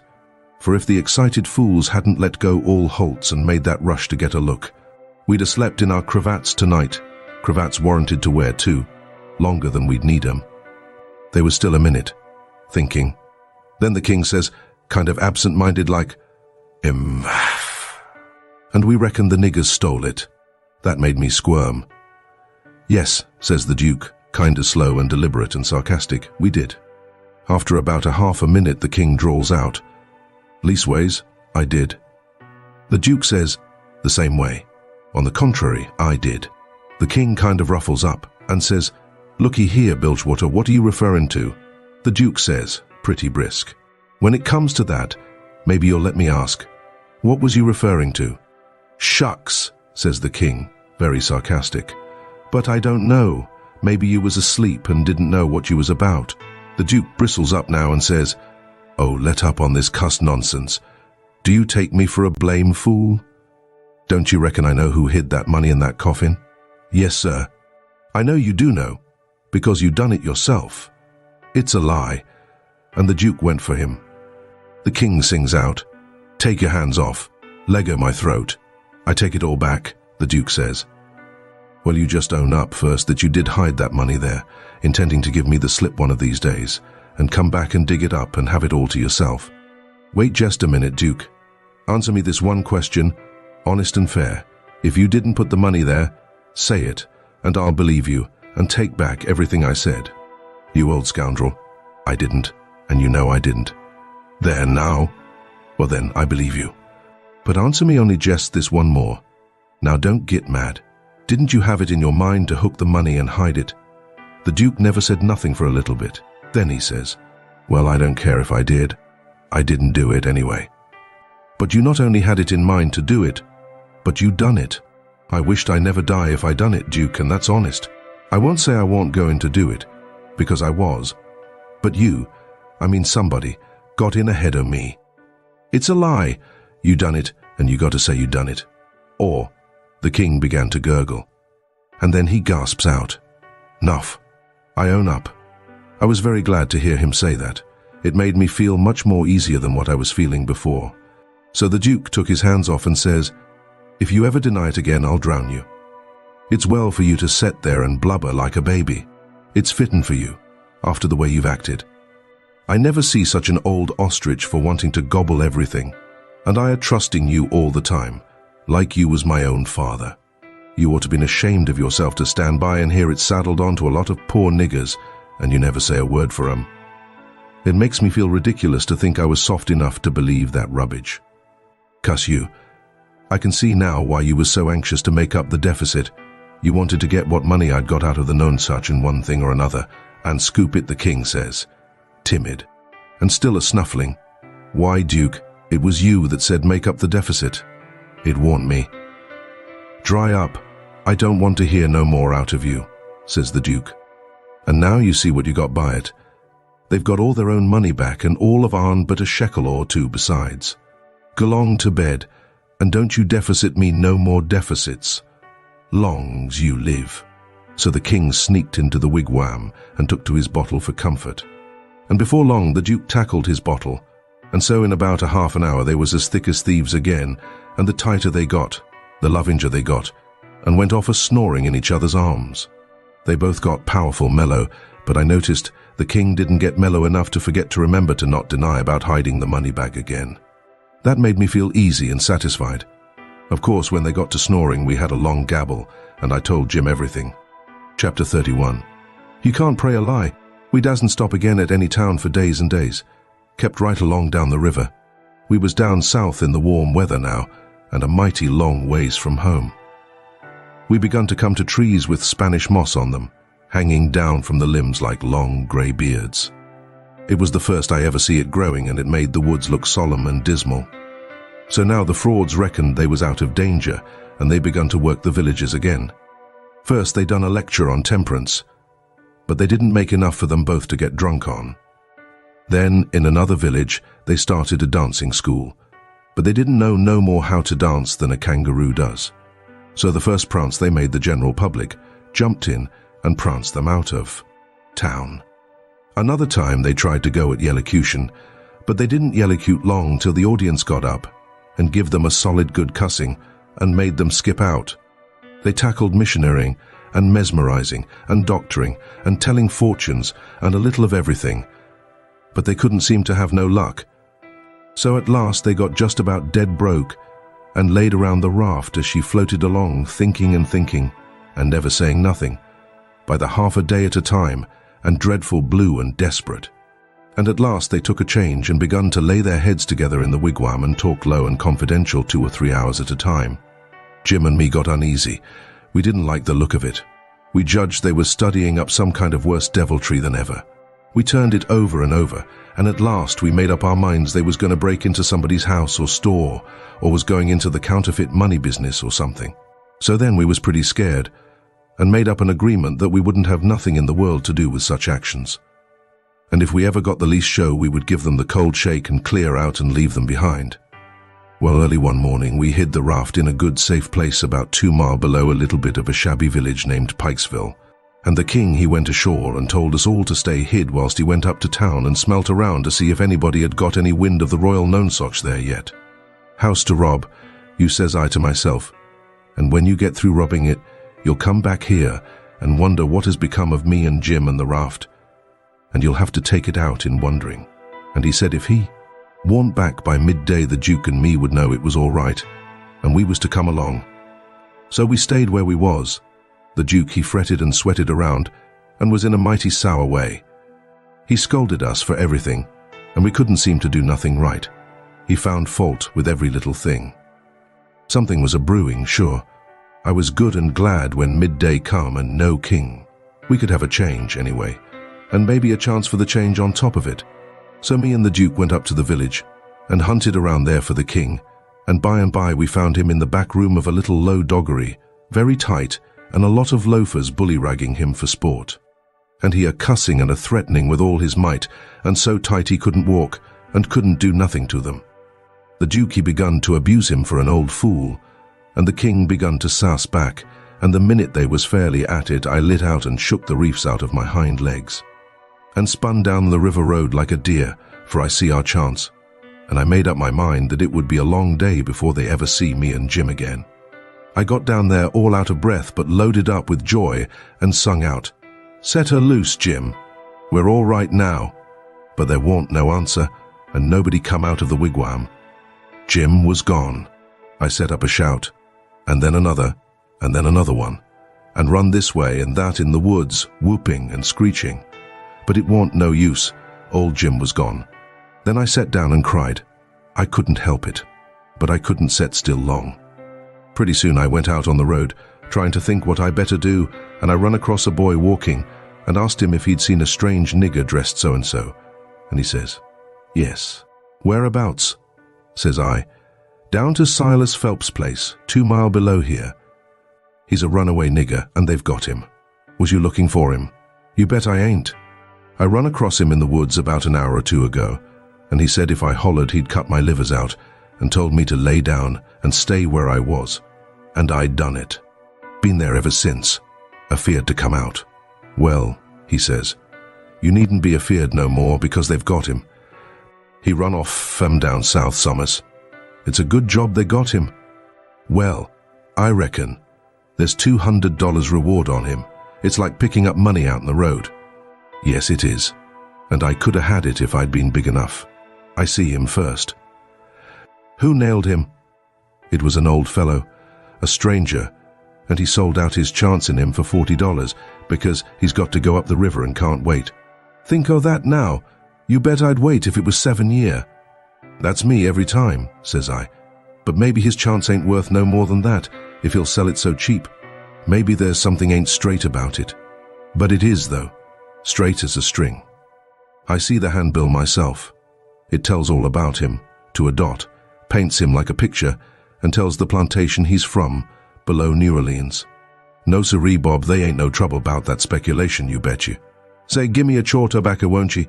I didn't have none, so he left. I went to the Raft, and sat down in the wigwam to think, but I couldn't come to nothing. I thought till I wore my head sore, but I couldn't see no way out of the trouble. After all this long journey, and after all we'd done for them scoundrels, here it was all come to nothing, everything all busted up and ruined, because they could have the heart to serve Jim such a trick as that, and make him a slave again all his life, and amongst strangers too, for $40 dirty. Once I said to myself, it would be 1,000 times better for Jim to be a slave at home where his family was, as long as he got to be a slave. And so I'd better write a letter to Tom Sawyer and tell him to tell Miss Watson where he was. But I soon give up that notion for two things. She'd be mad and disgusted at his rascality and ungratefulness for leaving her, and so she'd sell him straight down the river again. And if she didn't, everybody naturally despises an ungrateful nigger, and they'd make Jim feel it all the time, and so he'd feel ornery and disgraced. And then think of me.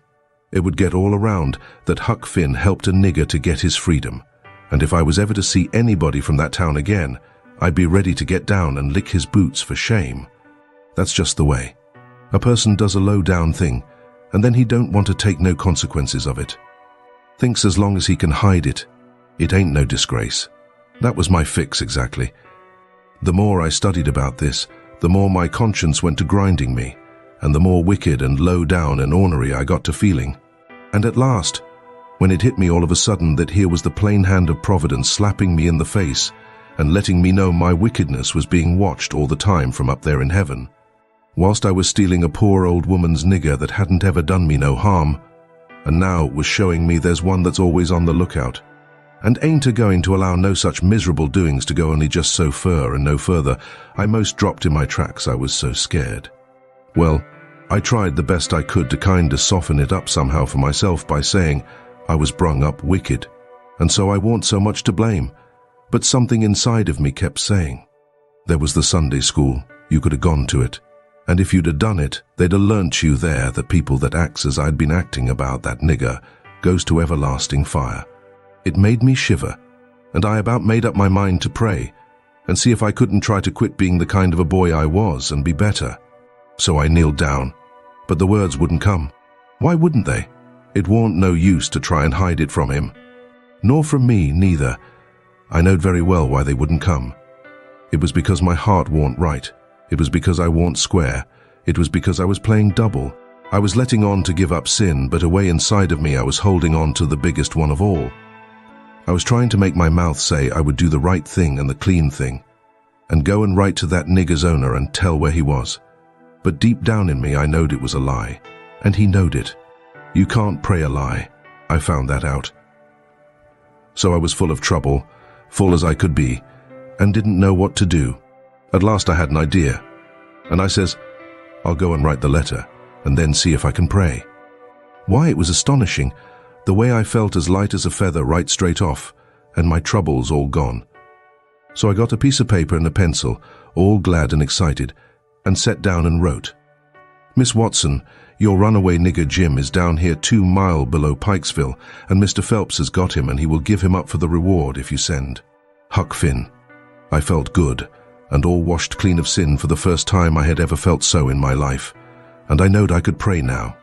But I didn't do it straight off, but laid the paper down and sat there thinking how good it was all this happened so, and how near I come to being lost and going to hell. And went on thinking, and got to thinking over our trip down the river, and I see Jim before me all the time. In the day and in the night time, sometimes moonlight, sometimes storms, and we are floating along, talking and singing and laughing. But somehow I couldn't seem to strike no places to harden me against him, but only the other kind. I'd see him standing my watch on top of his'n, stead of calling me, so I could go on sleeping, and see him how glad he was when I come back out of the fog, and when I come to him again in the swamp, up there where the feud was, and such like times, and would always call me honey, and pet me and do everything he could think of for me. And how good he always was. And at last I struck the time I saved him by telling the men we had smallpox aboard, and he was so grateful and said I was the best friend old Jim ever had in the world, and the only one he's got now. And then I happened to look around and see that paper. It was a close place. I took it up and held it in my hand. I was a-trembling, because I'd got to decide, forever, betwixt two things, and I knowed it. I studied a minute, sort of holding my breath, and then says to myself, all right then, I'll go to hell, and tore it up. It was awful thoughts and awful words, but they were said, and I let them stay said, and never thought no more about reforming. I shoved the whole thing out of my head, and said I would take up wickedness again, which was in my line, being brung up to it, and the other warn't. And for a starter I would go to work and steal Jim out of slavery again. And if I could think up anything worse, I would do that too, because as long as I was in, and in for good, I might as well go the whole hog. Then I set to thinking over how to get at it, and turned over some considerable many ways in my mind, and at last fixed up a plan that suited me. So then I took the bearings of a woody island that was down the river a piece, and as soon as it was fairly dark I crept out with my raft and went for it, and hid it there, and then turned in. I slept the night through, and got up before it was light, and had my breakfast and put on my store clothes, and tied up some others and one thing or another in a bundle, and took the canoe and cleared for shore. I landed below where I judged was Phelps's place, and hid my bundle in the woods, and then filled up the canoe with water, and loaded rocks into her, and sunk her where I could find her again when I wanted her.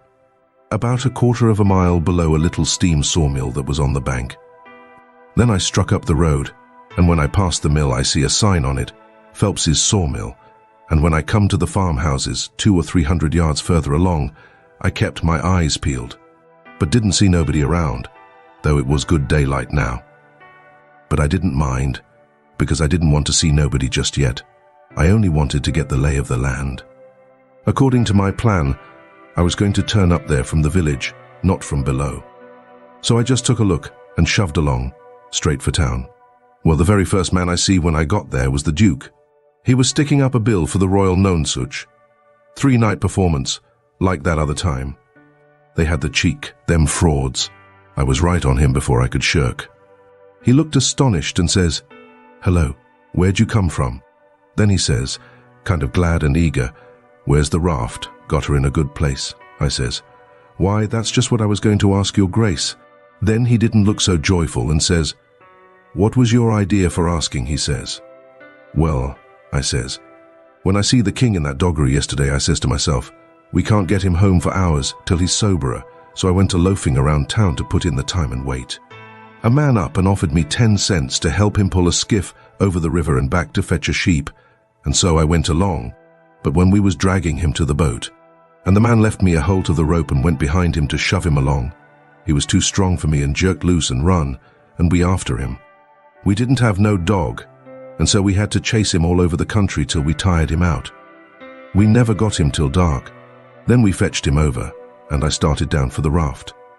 When I got there and see it was gone, I says to myself, they've got into trouble, had to leave, and they've took my nigger, which is the only nigger I've got in the world, and now I'm in a strange country, and ain't got no property no more, nor nothing, and no way to make my living. So I sat down and cried. I slept in the woods all night, but what did become of the raft then? And Jim, poor Jim. Blamed if I know. That is, what's become of the raft? That old fool had made a trade and got $40, and when we found him in the doggery, the loafers had matched $half with him and got every cent, but what he'd spent for whiskey. And when I got him home late, last night, and found the raft gone, we said, that little rascal has stole our raft and shook us, and run off down the river. I wouldn't shake my nigger, would I? The only nigger I had in the world, and the only property. We never thought of that.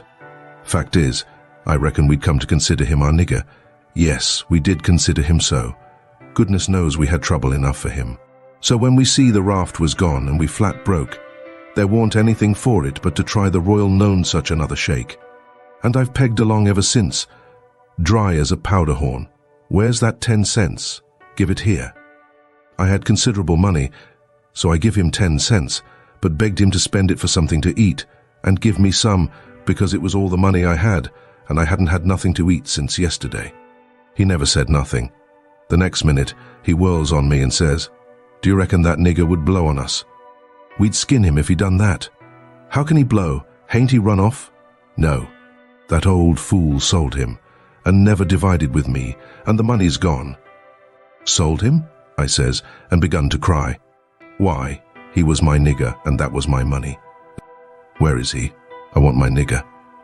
"Well, you can't get your nigger, that's all, so dry up your blubbering. Looky here, do you think you'd venture to blow on us? Blamed if I think I'd trust you." "Why, if you was to blow on us." He stopped, but I never see the Duke look so ugly out of his eyes before. I went on a whimpering and says, "I don't want to blow on nobody, and I ain't got no time to blow, nohow. I got to turn out and find my nigger." He looked kinda bothered and stood there with his bills fluttering on his arm, thinking and wrinkling up his forehead. At last he says, "I'll tell you something, we got to be here 3 days. If you'll promise you won't blow and won't let the nigger blow, I'll tell you where to find him." So I promised, and he says, "A farmer by the name of Silas Farsh." And then he stopped. You see, he started to tell me the truth, but when he stopped that way and begun to study and think again, I reckoned he was changing his mind. And so he was. He wouldn't trust me. He wanted to make sure of having me out of the way the whole 3 days. So pretty soon, he says, the man that bought him is named Abram Foster, Abram G. Foster, and he lives 40 mile back here in the country, on the road to Lafayette. "All right," I says, "I can walk it in 3 days, and I'll start this very afternoon." "No, you won't. You'll start now. And don't you lose any time about it neither, nor do any gabbling, by the way. Just keep a tight tongue in your head and move right along, and then you won't get into trouble with us. D'ye hear? That was the order I wanted, and that was the one I played for. I wanted to be left free to work my plans. So clear out," he says, "and you can tell Mr. Foster whatever you want to.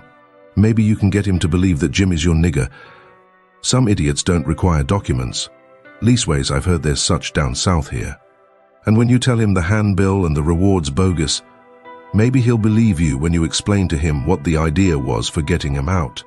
Go long now and tell him anything you want to. But mind you don't work your jaw any between here and there." So I left and struck for the back country. I didn't look around, but I kinda felt like he was watching me. But I knowed I could tire him out at that. I went straight out in the country as much as a mile before I stopped. Then I doubled back through the woods towards Phelps. I reckoned I better start in on my plans straight off without fooling around, because I wanted to stop Jim's mouth till these fellows could get away. I didn't want no trouble with their kind. I'd seen all I wanted to of them, and wanted to get entirely shut of them. Chapter 32. I have a new name. When I got there, it was all still and Sunday-like. And hot and sunshiny. The hands was gone to the fields, and there was them kind of faint dronings of bugs and flies in the air that makes it seem so lonesome, and like everybody's dead and gone. And if a breeze fans along and quivers the leaves, it makes you feel mournful, because you feel like it's spirits whispering, spirits that's been dead ever so many years. And you always think they're talking about you. As a general thing, it makes a body wish he was dead too, and done with it all. Phelps was one of these little one-horse cotton plantations, and they all look alike. A rail fence round a 2-acre yard, a stile made out of logs sawed off and upended in steps, like barrels of a different length, to climb over the fence with, and for the women to stand on when they are going to jump onto a horse. Some sickly grass patches in the big yard, but mostly it was bare and smooth, like an old hat with a nap rubbed off. Big double log house for the white folks, hewed logs with the chinks stopped up with mud or mortar, and these mud stripes been whitewashed some time or another. Round log kitchen with a big broad, open but roofed passage joining it to the house. Log smokehouse back of the kitchen. 3 little log nigger cabins in a row t'other side the smokehouse.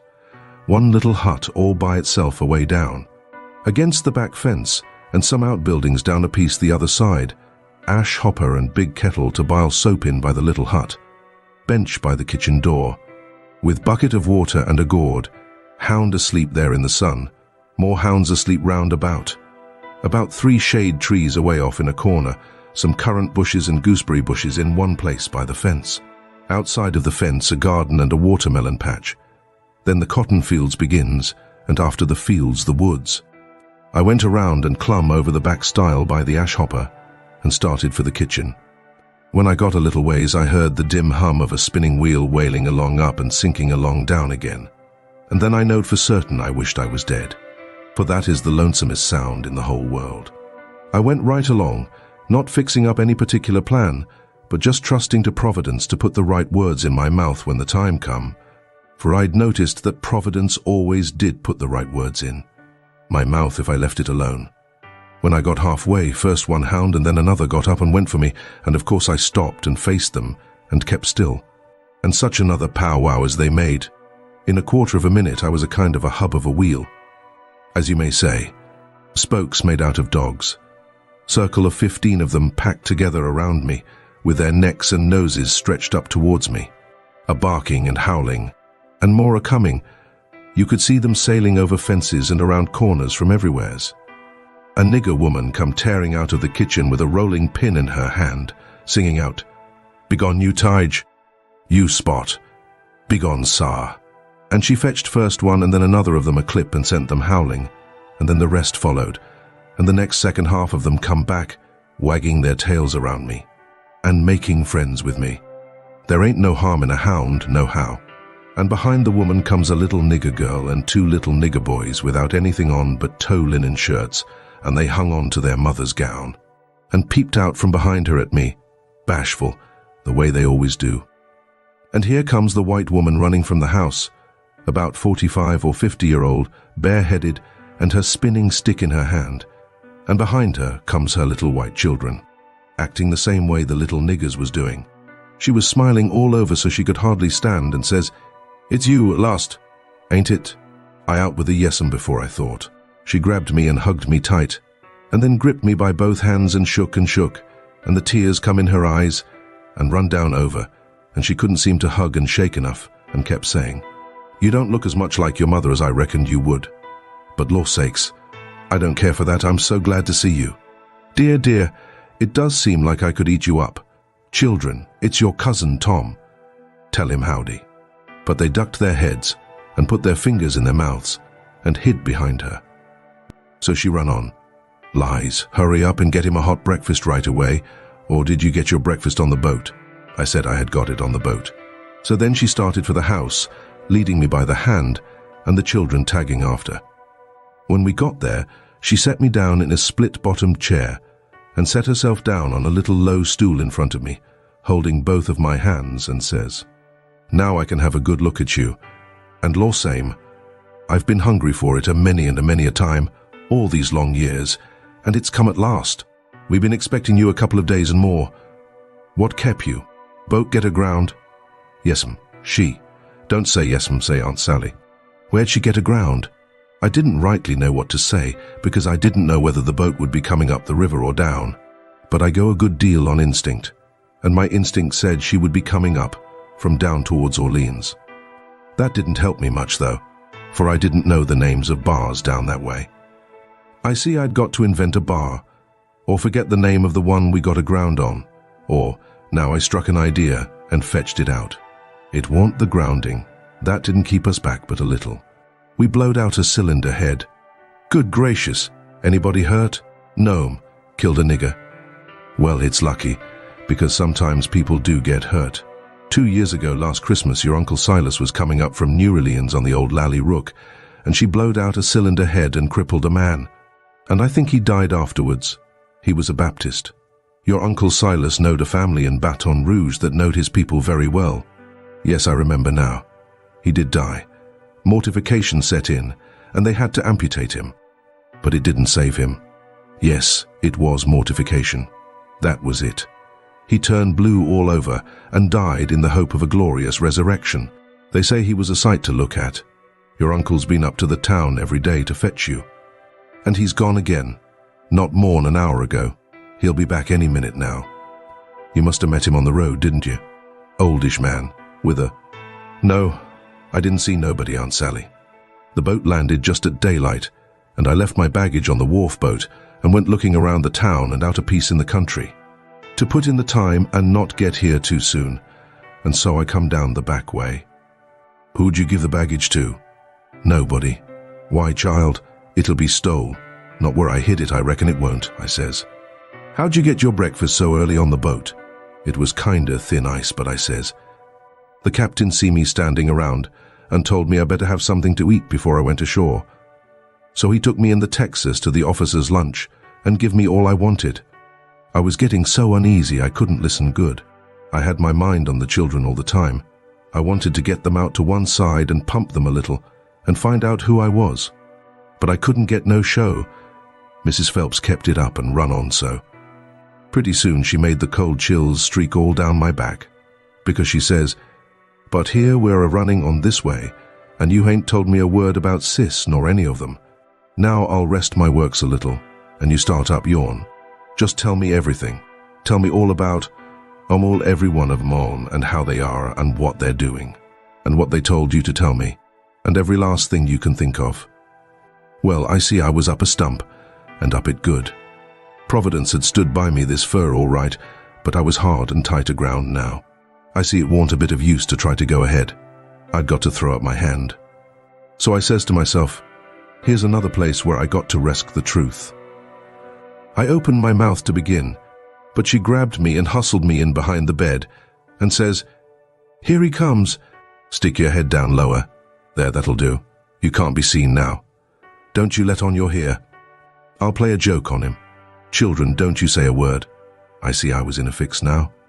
But it warn't no use to worry.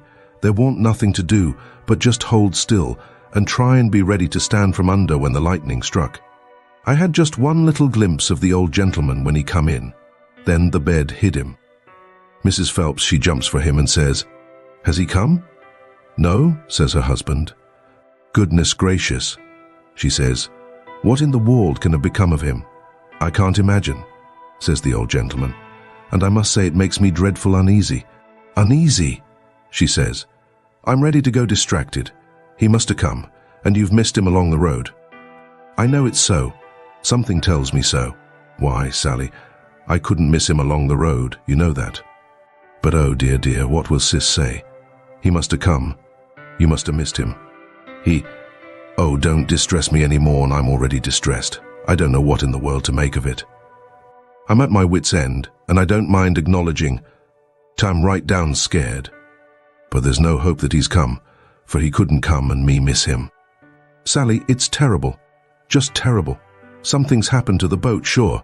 "Why, Silas? Look yonder. Up the road. Ain't that somebody coming?" He sprung to the window at the head of the bed, and that give Mrs. Phelps the chance she wanted. She stooped down quick at the foot of the bed and give me a pull, and out I come, and when he turned back from the window there she stood, a-beaming and a-smiling like a house afire, and I standing pretty meek and sweaty alongside. The old gentleman stared, and says, "Why, who's that?" "Who do you reckon 'tis?" "I ain't no idea." "Who is it?" "It's Tom Sawyer." By jings, I most slumped through the floor. But there warn't no time to swap knives.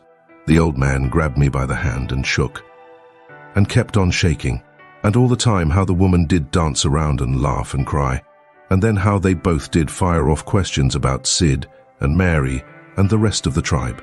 But if they was joyful, it warn't nothing to what I was, for it was like being born again.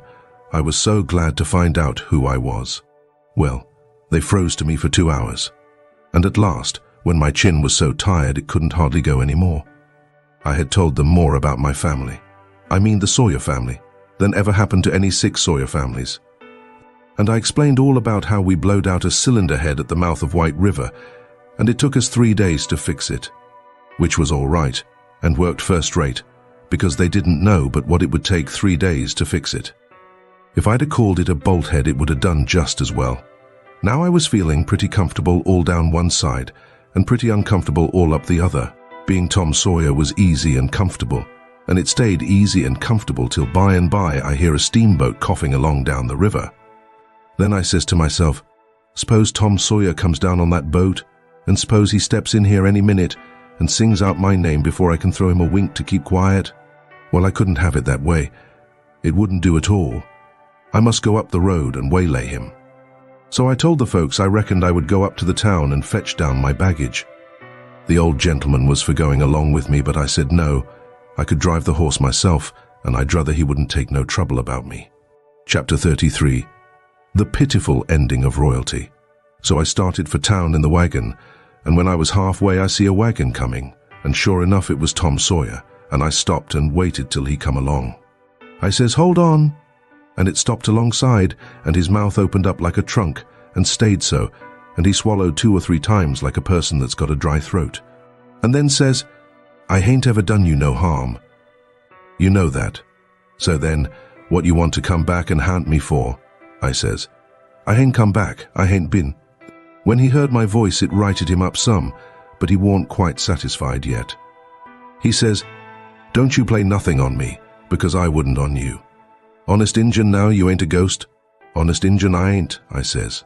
"Well, well, that ought to settle it, of course, but I can't somehow seem to understand it no way." "Looky here, weren't you ever murdered at all?" "No, I weren't ever murdered at all. I played it on them. You come in here and feel of me if you don't believe me." So he done it, and it satisfied him, and he was that glad to see me again he didn't know what to do, and he wanted to know all about it right off, because it was a grand adventure and mysterious, and so it hit him where he lived.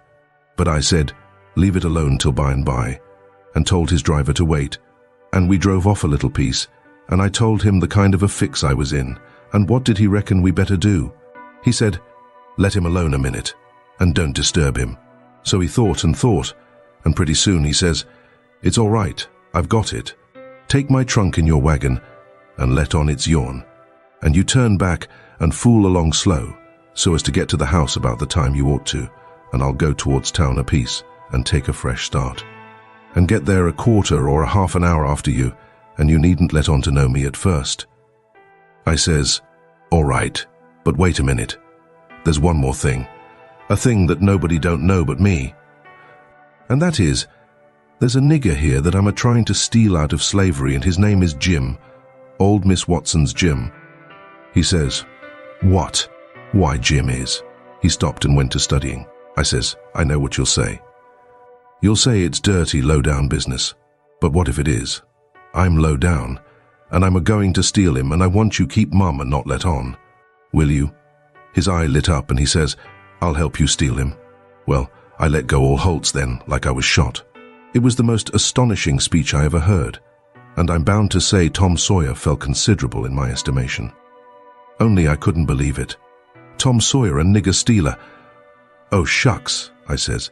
"You're joking." "I ain't joking either." "Well then," I says, "joking or no joking, if you hear anything said about a runaway nigger, don't forget to remember that you don't know nothing about him. And I don't know nothing about him." Then we took the trunk and put it in my wagon, and he drove off his way and I drove mine. But of course I forgot all about driving slow on accounts of being glad and full of thinking. So I got home a heap too quick for that length of a trip. The old gentleman was at the door, and he says, "Why, this is wonderful. Whoever would have thought it was in that mare to do it. I wish we'd have timed her. And she hain't sweated a hair. Not a hair. It's wonderful. Why, I wouldn't take $100 for that horse now. I wouldn't, honest, and yet I'd have sold her for 15 before, and thought 'twas all she was worth." That's all he said. He was the innocentest, best old soul I ever see. But it warn't surprising, because he warn't only just a farmer, he was a preacher too, and had a little one-horse log church down back of the plantation, which he built it himself at his own expense. For a church and schoolhouse, and never charged nothing for his preaching, and it was worth it too. There was plenty other farmer preachers like that, and done the same way down south.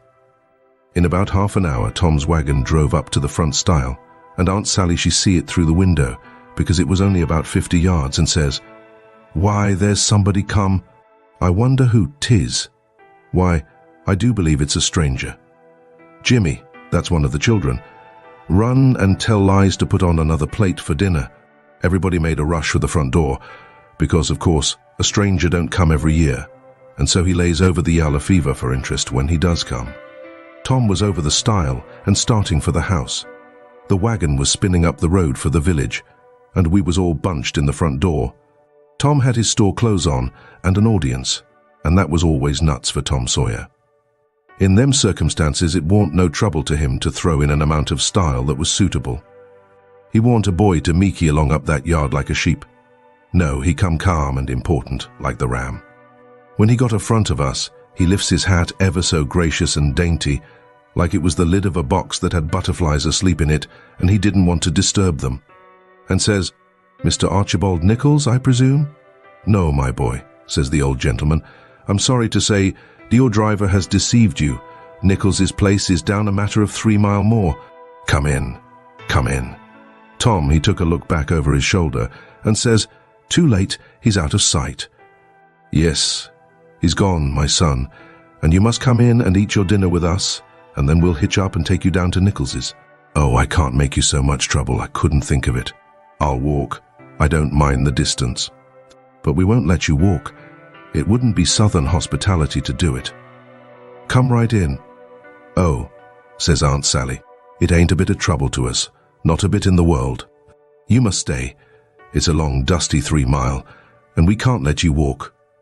And besides, I've already told him to put on another plate when I see you coming, so you mustn't disappoint us. Come right in and make yourself at home." So Tom, he thanked them very hearty and handsome, and let himself be persuaded, and come in. And when he was in, he said he was a stranger from Hicksville, Ohio, and his name was William Thompson, and he made another bow. Well, he run on, and on, and on, making up stuff about Hicksville and everybody in it he could invent, and I getting a little nervous, and wondering how this was going to help me out of my scrape.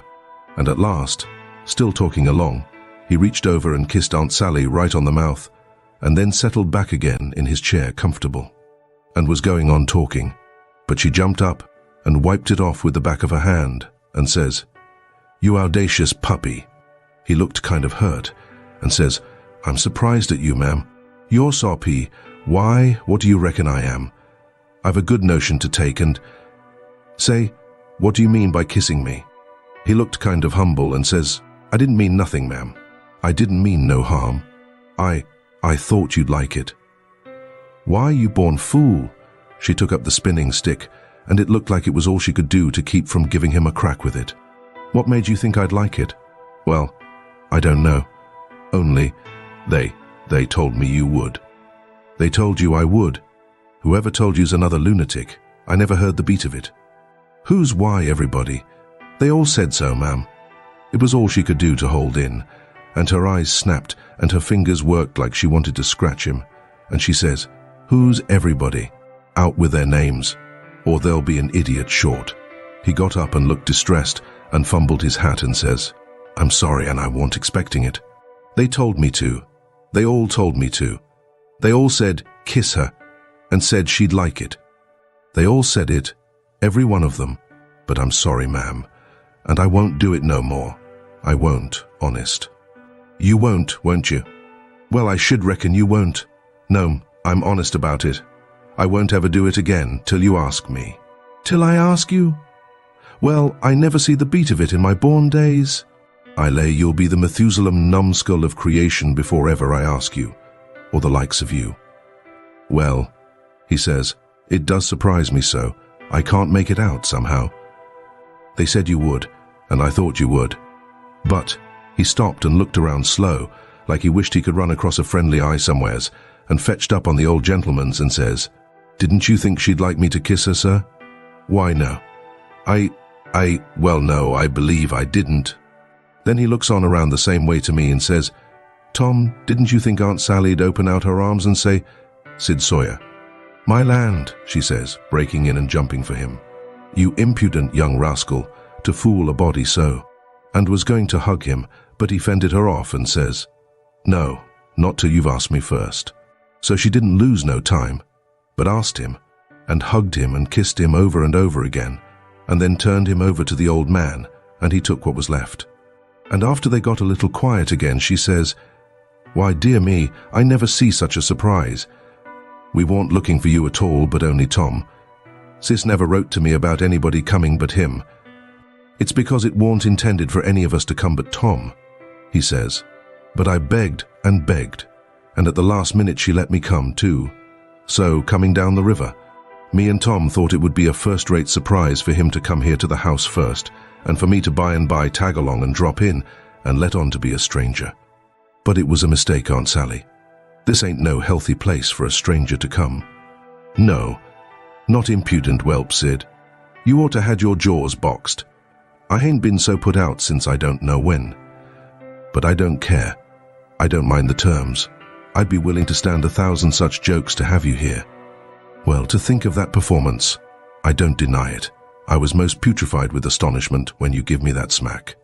We had dinner out in that broad open passage betwixt the house and the kitchen, and there was things enough on that table for 7 families, and all hot too. None of your flabby, tough meat that's laid in a cupboard in a damp cellar all night and tastes like a hunk of old cold cannibal in the morning. Uncle Silas, he asked a pretty long blessing over it, but it was worth it, and it didn't cool it a bit neither, the way I've seen them kind of interruptions do lots of times. There was a considerable good deal of talk all the afternoon, and me and Tom was on the lookout all the time, but it warn't no use. They didn't happen to say nothing about any runaway nigger, and we was afraid to try to work up to it. But at supper, at night, one of the little boys says, "Pa, mayn't Tom and Sid and me go to the show?" "No," says the old man. "I reckon there ain't going to be any, and you couldn't go if there was, because the runaway nigger told Burton and me all about that scandalous show, and Burton said he would tell the people. So I reckon they've drove the audacious loafers out of town before this time." So there it was, but I couldn't help it. Tom and me was to sleep in the same room and bed. So being tired, we bid good night and went up to bed right after supper, and clumb out of the window and down the lightning rod and shoved for the town. For I didn't believe anybody was going to give the king and the duke a hint, and so if I didn't hurry up and give them one, they'd get into trouble, sure. On the road, Tom, he told me all about how it was reckoned I was murdered, and how Pap disappeared pretty soon and didn't come back no more, and what a stir there was when Jim run away. And I told Tom all about our royal known such rapscallions, and as much of the raft voyage as I had time to, and as we struck into the town and up through the middle of it, it was as much as 8:30. Then, here comes a raging rush of people with torches, and an awful whooping and yelling, and banging tin pans and blowing horns, and we jumped to one side to let them go by, and as they went by, I see they had the king and the duke astraddle of a rail, that is. I knowed it was the king and the duke, though they was all over tar and feathers, and didn't look like nothing in the world that was human, just looked like a couple of monstrous big soldier plumes. Well, it made me sick to see it, and I was sorry for them poor pitiful rascals. It seemed like I couldn't ever feel any hardness against them any more in the world. It was a dreadful thing to see. Human beings can be awful cruel to one another. We see we was too late, couldn't do no good. We asked some stragglers about it, and they said everybody went to the show looking very innocent, and laid low and kept dark till the poor old king was in the middle of his cavortings on the stage. Then somebody give a signal, and the house rose up and went for them. So we poked along back home, and I warn't feeling so brash as I was before, but kind of ornery and humble and to blame somehow, though I hadn't done nothing. But that's always the way. It don't make no difference whether you do right or wrong. A person's conscience ain't got no sense, and just goes for him anyway. If I had a yaller dog that didn't know no more than a person's conscience does, I would poison him. It takes up more room than all the rest of a person's insides, and yet ain't no good no how. Tom Sawyer, he says the same. Chapter 34. We cheer up Jim. We stopped talking and got to thinking. By and by Tom says, "Looky here, Huck, what fools we are to not think of it before. I bet I know where Jim is." "No. Where?"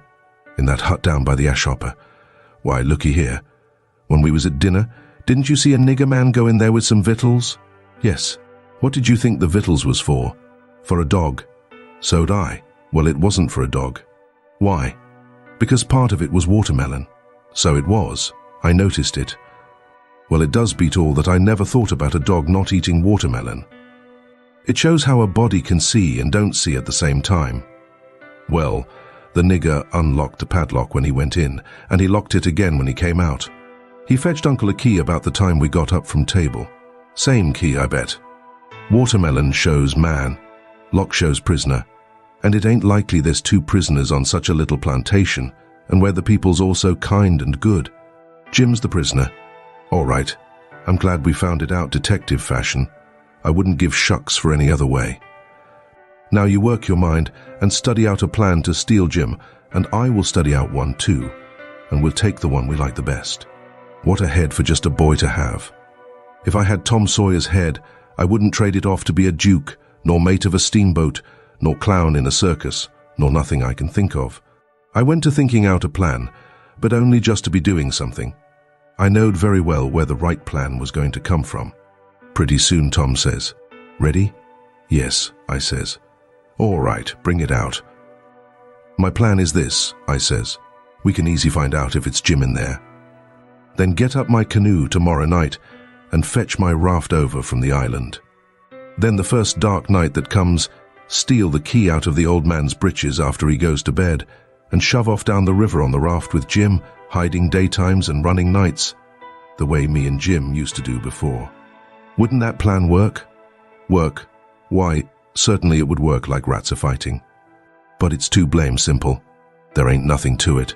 What's the good of a plan that ain't no more trouble than that? It's as mild as goose milk. Why, Huck, it wouldn't make no more talk than breaking into a soap factory." I never said nothing, because I warn't expecting nothing different. But I knowed mighty well that whenever he got his plan ready, it wouldn't have none of them objections to it. And it didn't. He told me what it was, and I see in a minute it was worth 15 of mine for style, and would make Jim just as free a man as mine would, and maybe get us all killed besides. So I was satisfied, and said we would waltz in on it. I needn't tell what it was here, because I knowed it wouldn't stay the way it was. I knowed he would be changing it around every which way as we went along, and heaving in new bullinesses wherever he got a chance. And that is what he done. Well, one thing was dead sure, and that was that Tom Sawyer was in earnest and was actually going to help steal that nigger out of slavery. That was the thing that was too many for me. Here was a boy that was respectable and well brung up and had a character to lose, and folks at home that had characters, and he was bright and not leather-headed and knowing and not ignorant and not mean, but kind. And yet here he was, without any more pride or rightness or feeling than to stoop to this business and make himself a shame and his family a shame before everybody. I couldn't understand it no way at all. It was outrageous, and I knowed I ought to just up and tell him so, and so be his true friend, and let him quit the thing right where he was and save himself. And I did start to tell him, but he shut me up and says, "Don't you reckon I know what I'm about?" "Don't I generally know what I'm about?" "Yes." "Didn't I say I was going to help steal the nigger?" "Yes." "Well then, that's all he said, and that's all I said. It warn't no use to say any more, because when he said he'd do a thing, he always done it. But I couldn't make out how he was willing to go into this thing, so I just let it go, and never bothered no more about it. If he was bound to have it so, I couldn't help it. When we got home, the house was all dark and still, so we went on down to the hut by the ash hopper for to examine it. We went through the yard so as to see what the hounds would do. They knowed us, and didn't make no more noise than country dogs is always doing when anything comes by in the night. When we got to the cabin, we took a look at the front and the two sides, and on the side I warn't acquainted with, which was the north side, we found a square window hole up tolerable high, with just one stout board nailed across it. I says, "Here's the ticket. This hole's big enough for Jim to get through if we wrench off the board." Tom says, "It's as simple as tit-tat-toe, 3 in a row, and as easy as playing hooky. I should hope we can find a way that's a little more complicated than that, Huck Finn." "Well then," I says, "how'll it do to saw him out, the way I done before I was murdered that time?" "That's more," he says. "It's real mysterious and troublesome and good," he says, "but I bet we can find a way that's twice as long. There ain't no hurry. Lee's keep on looking around.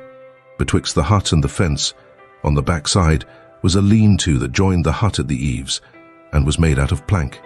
It was as long as the hut, but narrow, only about 6 foot wide. The door to it was at the south end, and was padlocked. Tom, he went to the soap kettle and searched around, and fetched back the iron thing they lift the lid with, so he took it and prized out one of the staples. The chain fell down, and we opened the door and went in, and shut it, and struck a match, and see the shed was only built against a cabin and hadn't no connection with it, and there warn't no floor to the shed. nor nothing in it but some old rusty played-out hose and spades and picks and a crippled plough. The match went out, and so did we, and shoved in the staple again, and the door was locked as good as ever.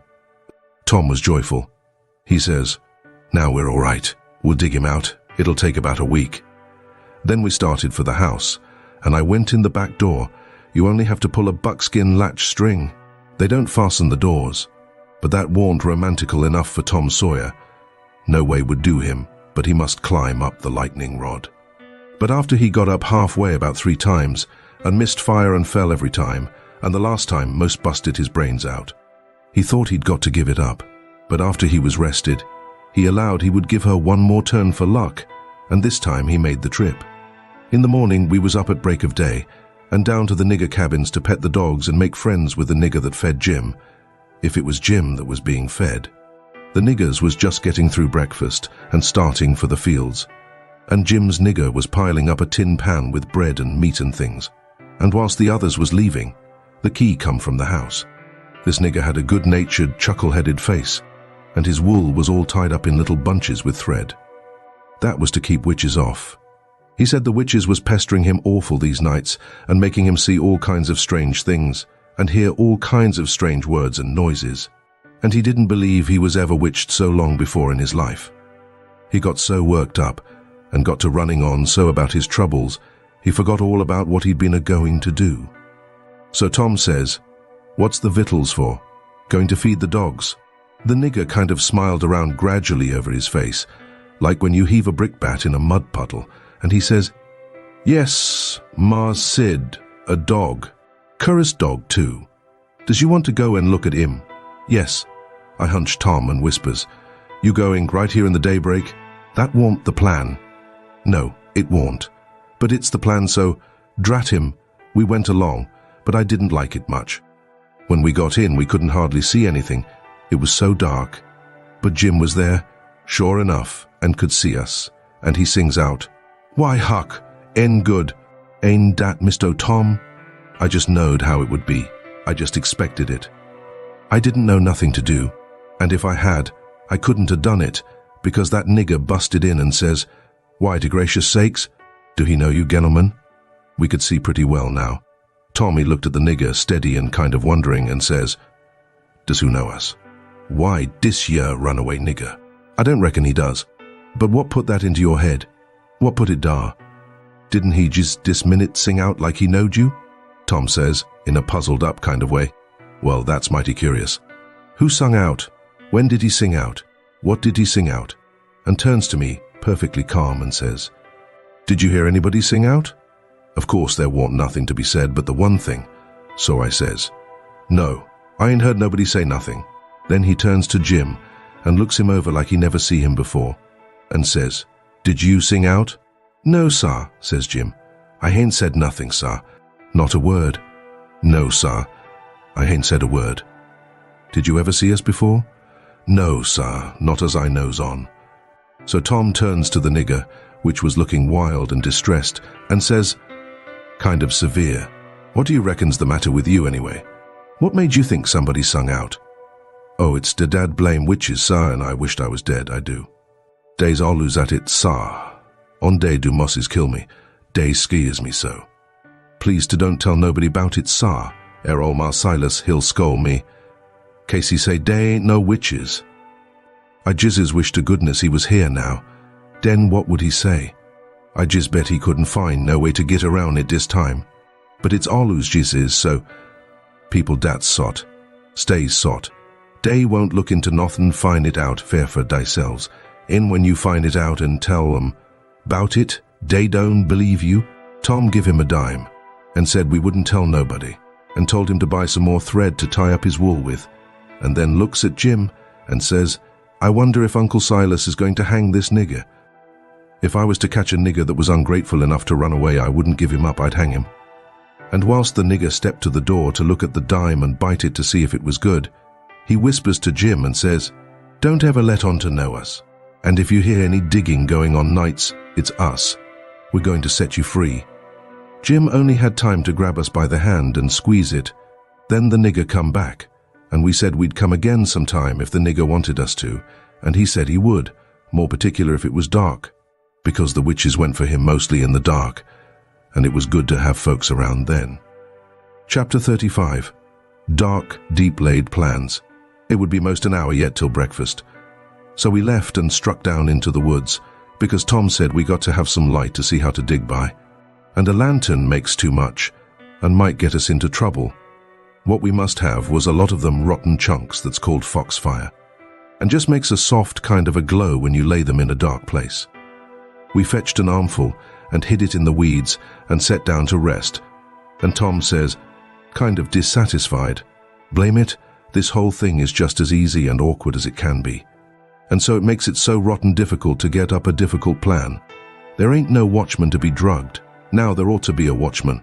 There ain't even a dog to give a sleeping mixture to. And there's Jim chained by one leg, with a 10-foot chain, to the leg of his bed.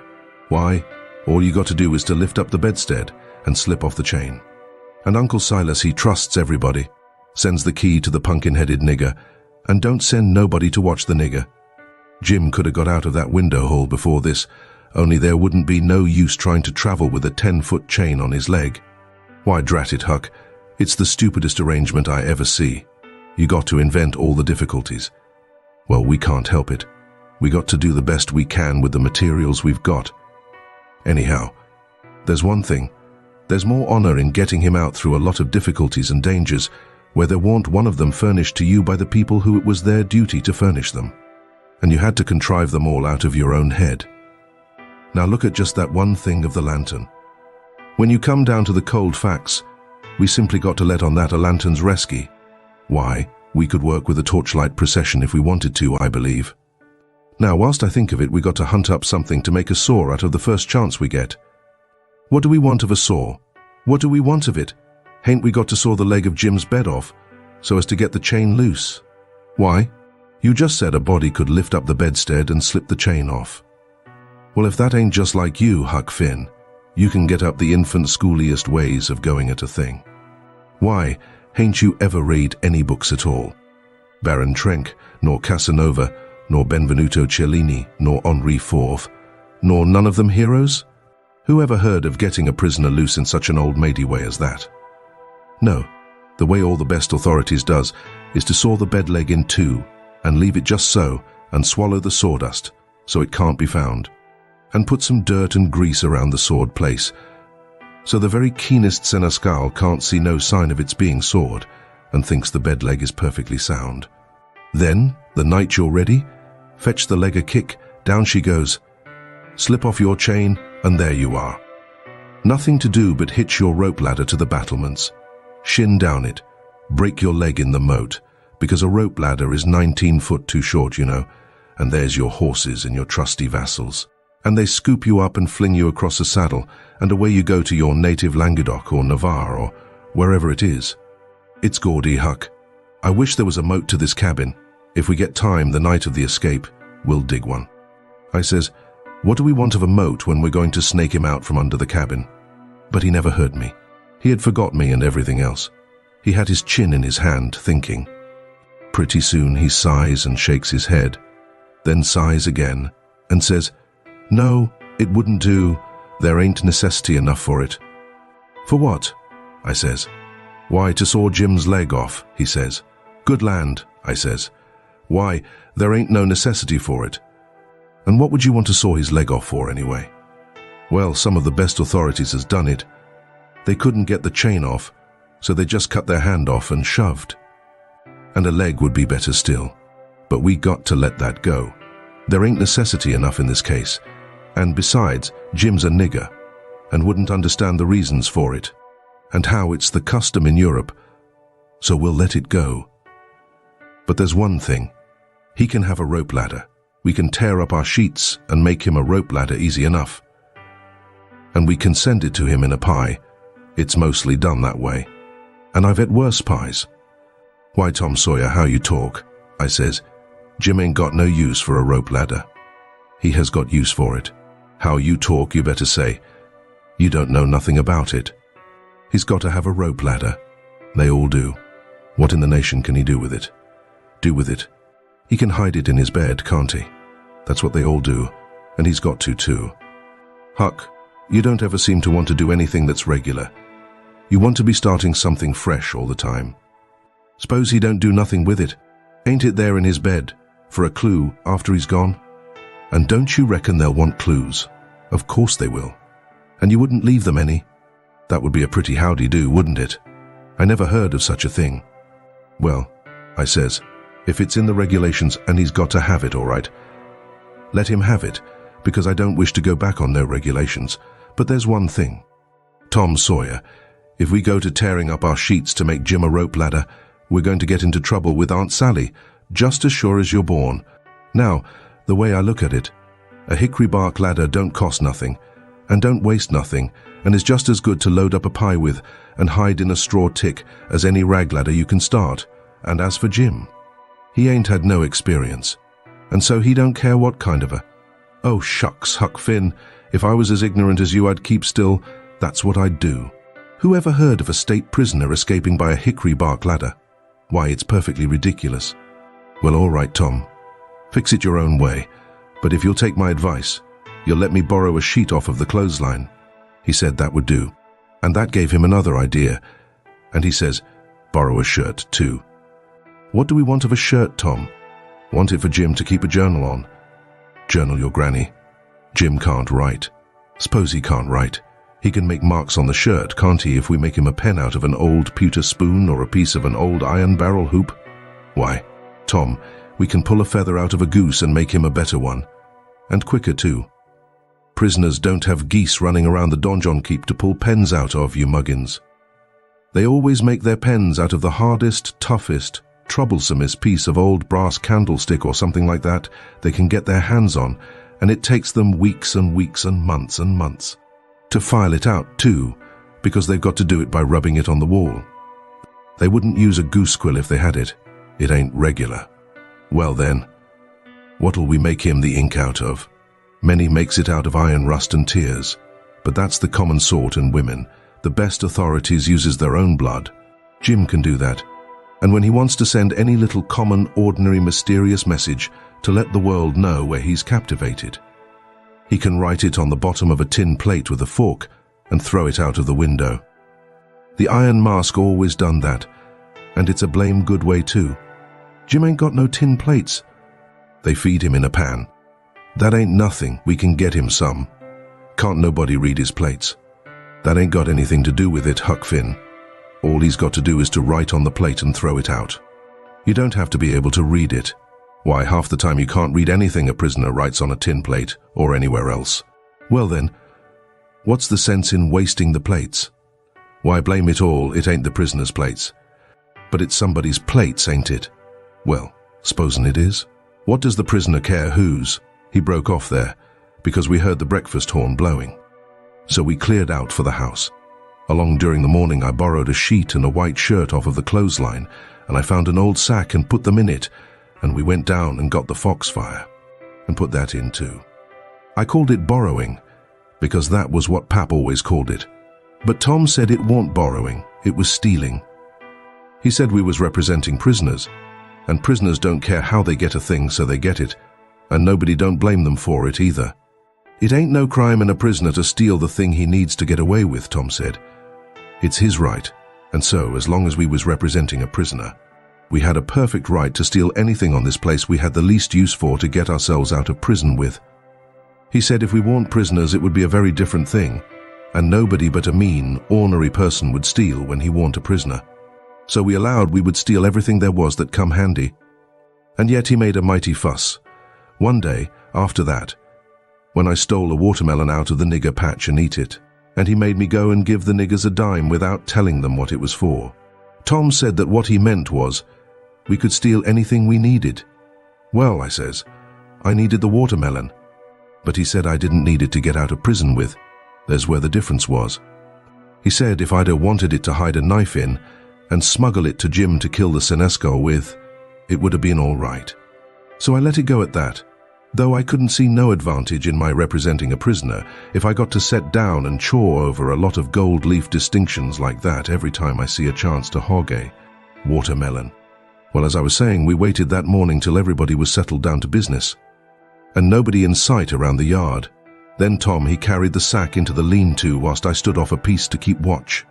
By and by he come out, and we went and sat down on the woodpile to talk. He says, everything's all right now except tools, and that's easy fixed. Tools? I says. Yes. Tools for what? Why, to dig with. We ain't a-going to gnaw him out, are we?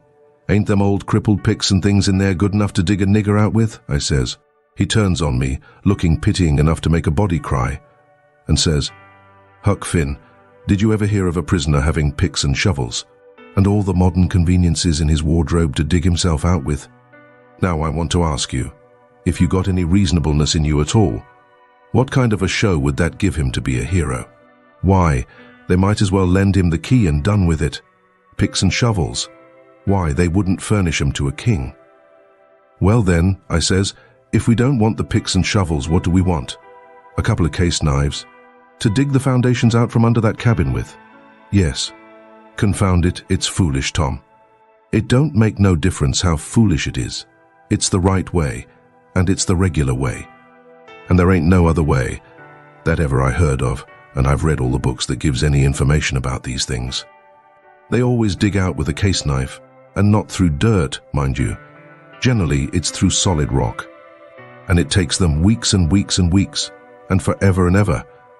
Why, look at one of them prisoners in the bottom dungeon of the Castle d'If in the harbour of Marseilles. That dug himself out that way. How long was he at it, you reckon? I don't know.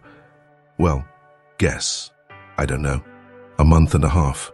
37 year, and he come out in China, that's the kind. I wish the bottom of this fortress was solid rock. Jim don't know nobody in China. What's that got to do with it? Neither did that other fellow. But you're always wandering off on a side issue. Why can't you stick to the main point? All right, I don't care where he comes out, so he comes out, and Jim don't either, I reckon. But there's one thing, anyway. Jim's too old to be dug out with a case knife. He won't last. Yes, he will last too. You don't reckon it's going to take 37 years to dig out through a dirt foundation, do you? How long will it take, Tom? Well, we can't risk being as long as we ought to, because it mayn't take very long for Uncle Silas to hear from down there by New Orleans. He'll hear Jim ain't from there. Then his next move will be to advertise Jim, or something like that. So we can't risk being as long digging him out as we ought to. By rights, I reckon we ought to be a couple of years. But we can't. Things being so uncertain, what I recommend is this, that we really dig right in, as quick as we can, and after that, we can let on to ourselves that we was at it 37 years.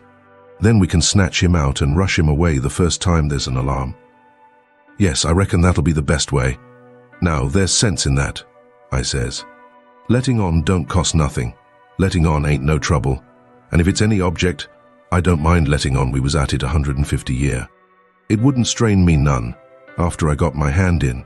So I'll mosey along now and smouch a couple of case knives. Smouch 3, he says. We want one to make a saw out of. Tom, if it ain't unregular and irreligious to suggest it, I says. There's an old rusty saw blade around yonder, sticking under the weatherboarding behind the smokehouse. He looked kind of weary and discouraged like, and says, It ain't no use to try to learn you nothing, Huck. Run along and smouch the knives. 3 of them. So I done it. Chapter 36. Trying to help Jim. As soon as we reckoned everybody was asleep that night, we went down the lightning rod and shut ourselves up in the lean-to and got out our pile of foxfire and went to work. We cleared everything out of the way, about 4 or 5 foot along the middle of the bottom log. Tom said he was right behind Jim's bed now, and we'd dig in under it, and when we got through there couldn't nobody in the cabin ever know there was any hole there, because Jim's counterpin hung down most to the ground, and you'd have to raise it up and look under to see the hole. So we dug and dug with the case knives till most midnight, and then we was dog-tired, and our hands was blistered, and yet you couldn't see we'd done anything hardly. At last I says, This ain't no 37-year job. This is a 38-year job, Tom Sawyer. He never said nothing, but he sighed, and pretty soon he stopped digging, and then for a good little while I knowed that he was thinking. Then he says, It ain't no use, Huck. It ain't a-going to work. If we was prisoners it would, because then we'd have as many years as we wanted, and no hurry, and we wouldn't get but a few minutes to dig every day. while they was changing watches, and so our hands wouldn't get blistered, and we could keep it up right along, year in and year out, and do it right and the way it ought to be done. But we can't fool along. We got to rush. We ain't got no time to spare. If we was to put in another night this way, we'd have to knock off for a week to let our hands get well. Couldn't touch a case knife with them sooner. Well then, what we going to do, Tom? I'll tell you. It ain't right, and it ain't moral, and I wouldn't like it to get out. But there ain't only just the one way. We got to dig him out with the picks and let on its case knives. Now your eye says, your head gets leveler and leveler all the time, Tom Sawyer, I says. Picks is the thing, moral or no moral, and as for me, I don't care shucks for the morality of it, nohow. When I start in to steal a nigger or a watermelon or a Sunday school book, I ain't no ways particular how it's done, so it's done. What I want is my nigger, or what I want is my watermelon, or what I want is my Sunday school book, and if a pick's the handiest thing, that's the thing I'm going to dig that nigger or that watermelon or that Sunday school book out with, and I don't give a dead rat what the authorities thinks about it neither. Well, he says, there's excuse for picks and letting on in a case like this. If it weren't so, I wouldn't approve of it, nor I wouldn't stand by and see the rules broke, because right is right and wrong is wrong. And a body ain't got no business doing wrong when he ain't ignorant and knows better. It might answer for you to dig Jim out with a pick without any letting on, because you don't know no better. But it wouldn't for me, because I do know better. Gimme a case knife. He had his own by him, but I handed him mine. He flung it down and says, gimme a case knife. I didn't know just what to do, but then I thought. I scratched around amongst the old tools and got a pickaxe and give it to him, and he took it and went to work and never said a word. He was always just that particular, full of principle. So then I got a shovel, and then we picked and shoveled, turnabout, and made the fur fly. We stuck to it about a half an hour, which was as long as we could stand up, but we had a good deal of a hole to show for it. When I got upstairs, I looked out at the window and see Tom doing his level best with the lightning rod, but he couldn't come it. His hands was so sore. At last he says, it ain't no use. It can't be done. What you reckon I better do? Can't you think of no way? Yes, I says, but I reckon it ain't regular. Come up the stairs and let on it's a lightning rod. So he done it. Next day Tom stole a pewter spoon and a brass candlestick in the house for to make some pens for Jim out of, and 6 tallow candles. And I hung around the nigger cabins and laid for a chance and stole 3 tin plates. Tom says it wasn't enough, but I said nobody wouldn't ever see the plates that Jim throwed out. Because they'd fall in the dog fennel and Jimson weeds under the window hole, then we could tote them back and he could use them over again. So Tom was satisfied. Then he says, now the thing to study out is how to get the things to Jim. Take them in through the hole, I says, when we get it done. He only just looked scornful and said something about nobody ever heard of such an idiotic idea, and then he went to studying. By and by he said he had ciphered out 2 or 3 ways, but there warn't no need to decide on any of them yet. Said we'd got to post Jim first. That night we went down the lightning rod a little after 10 and took one of the candles along and listened under the window hole and heard Jim snoring, so we pitched it in. And it didn't wake him. Then we whirled in with the pick and shovel, and in about 2 hours and a half the job was done. We crept in under Jim's bed and into the cabin and pawed around and found the candle and lit it and stood over Jim a while and found him looking hearty and healthy. And then we woke him up gentle and gradual. He was so glad to see us he most cried, and called us honey and all the pet names he could think of, and was for having us hunt up a cold chisel to cut the chain off of his leg with right away, and clearing out without losing any time. But Tom, he showed him how unregular it would be, and sat down and told him all about our plans, and how we could alter them in a minute any time there was an alarm, and not to be the least afraid, because we would see he got away, sure. So Jim, he said it was all right, and we sat there and talked over old times a while, and then Tom asked a lot of questions, and when Jim told him Uncle Silas come in every day or 2 to pray with him, and Aunt Sally come in to see if he was comfortable and had plenty to eat, and both of them was kind as they could be, Tom says, now I know how to fix it. We'll send you some things by them. I said, don't do nothing of the kind. It's one of the most jackass ideas I ever struck. But he never paid no attention to me. Went right on. It was his way when he'd got his plans set. So he told Jim how we'd have to smuggle in the rope ladder pie and other large things by Nat, the nigger that fed him, and he must be on the lookout, and not be surprised, and not let Nat see him open them. And we would put small things in Uncle's coat pockets and he must steal them out. And we would tie things to Aunt's apron strings, or put them in her apron pocket, if we got a chance, and told him what they would be, and what they was for. And told him how to keep a journal on the shirt with his blood, and all that. He told him everything. Jim, he couldn't see no sense in the most of it, but he allowed we was white folks and knowed better than him, so he was satisfied, and said he would do it all just as Tom said. Jim had plenty corn cob pipes and tobacco, so we had a right down good sociable time. Then we crawled out through the hole, and so home to bed, with hands that looked like they'd been chawed. Tom was in high spirits.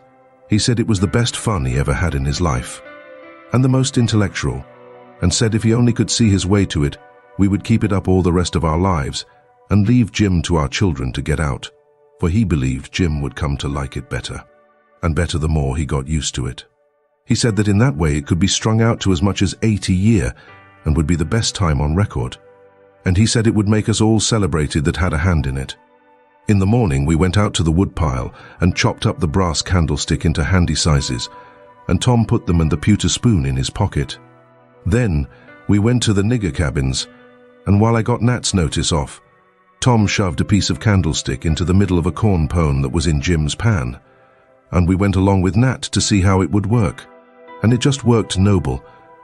When Jim bit into it, it most mashed all his teeth out, and there warn't ever anything could have worked better. Tom said so himself. Jim, he never let on, but what it was only just a piece of rock or something like that, that's always getting into bread, you know. But after that, he never bit into nothing but what he jabbed his fork into it in 3 or 4 places first. And whilst we was a-standing there in the dimmish light, here comes a couple of the hounds bulging in from under Jim's bed, and they kept on piling in till there was 11 of them.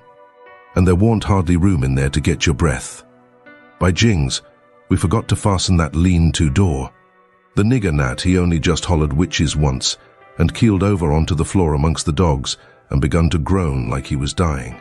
Tom jerked the door open and flung out a slab of Jim's meat, and the dogs went for it, and in 2 seconds he was out himself and back again and shut the door, and I knowed he'd fixed the other door too. Then he went to work on the nigger, coaxing him and petting him, and asking him if he'd been imagining he saw something again. He raised up and blinked his eyes around and says, "Mars Sid, you'll say I's a fool, but if I didn't believe I see most a million dogs, ere devils, ere summon, I wished I may die right here in these tracks." I did, Moses Sholey. Mars Sid, I felt, sah, day was all over me. Dad fetch it. I jiz wished I could get my hands on one dem witches jizzes onct. Only jizzes onct. It's all I'd asked. But mostly I wish they'd let me alone. I does. Tom says, "Well, I tell you what I think. What makes them come here just at this runaway nigger's breakfast time? It's because they're hungry. That's the reason. You make them a witch pie. That's the thing for you to do. But my lan, Mars Sid, how's I gwine to make my witch pie? I don't know how to make it. I hain't ever hearn such a thing befo. Well then, I'll have to make it myself. Will you do it, honey, will you? I'll wush up de ground yo foot, I will. All right, I'll do it, seeing it's you, and you've been good to us and showed us the runaway nigger. But you got to be mighty careful. When we come around, you turn your back, and then whatever we've put in the pan, don't you let on you see it at all. And don't you look when Jim unloads the pan. Something might happen. I don't know what. And above all, don't you handle the witch things. Handle Marsid. What is you a-talking bout?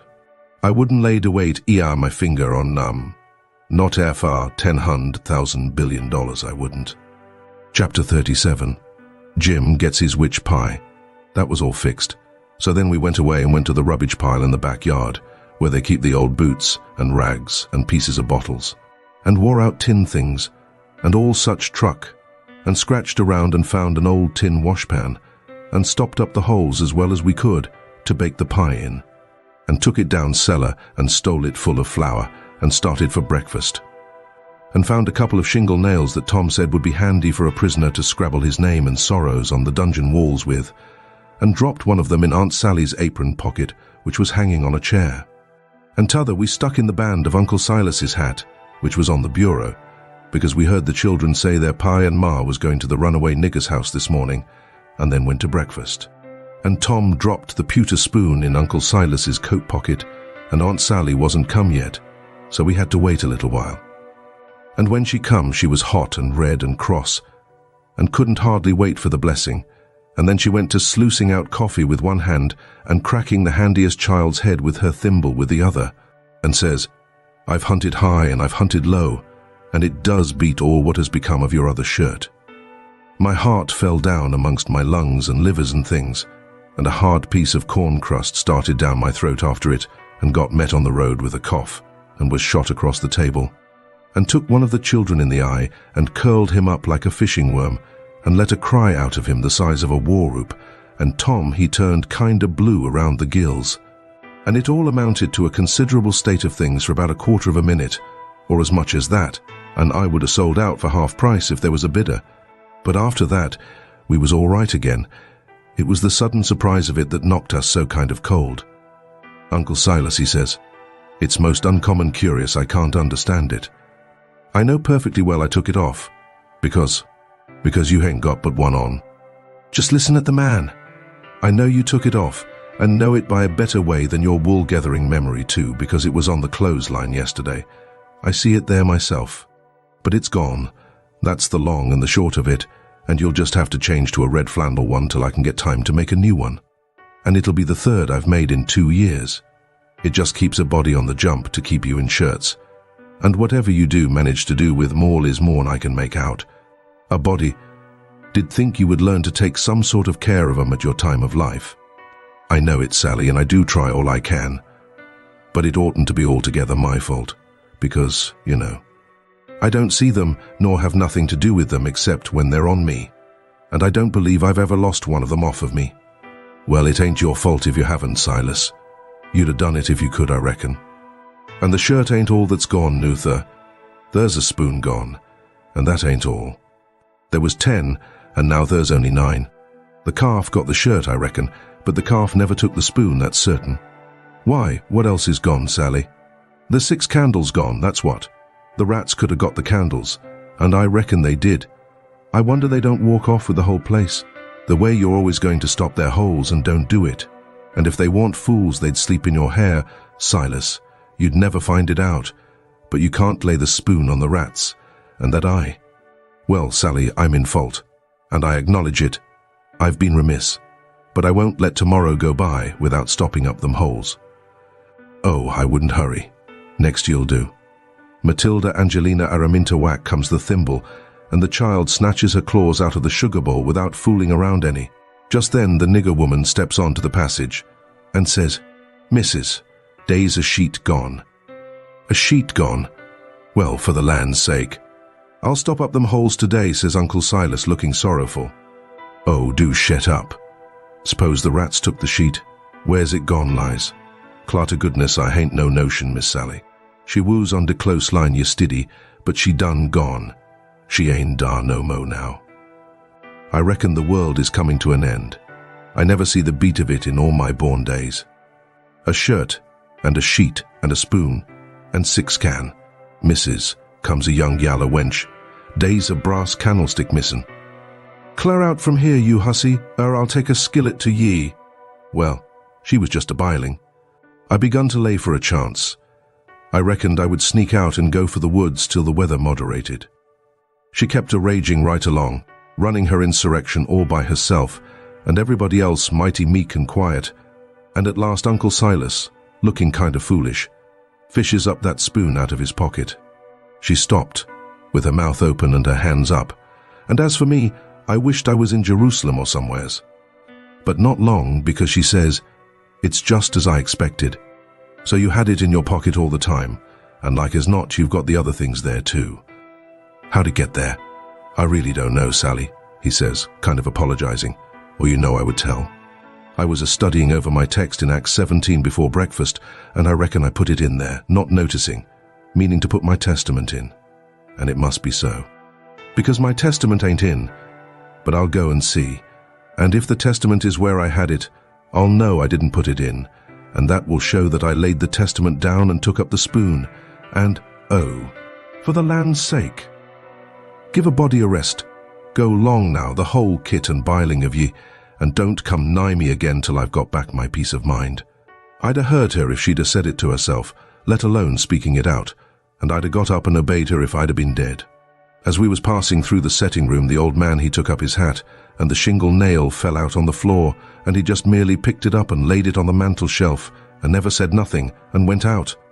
Tom see him do it, and remembered about the spoon, and says, "Well, it ain't no use to send things by him no more, he ain't reliable." Then he says, "But he done us a good turn with the spoon anyway, without knowing it, and so we'll go and do him one without him knowing it. Stop up his rat holes.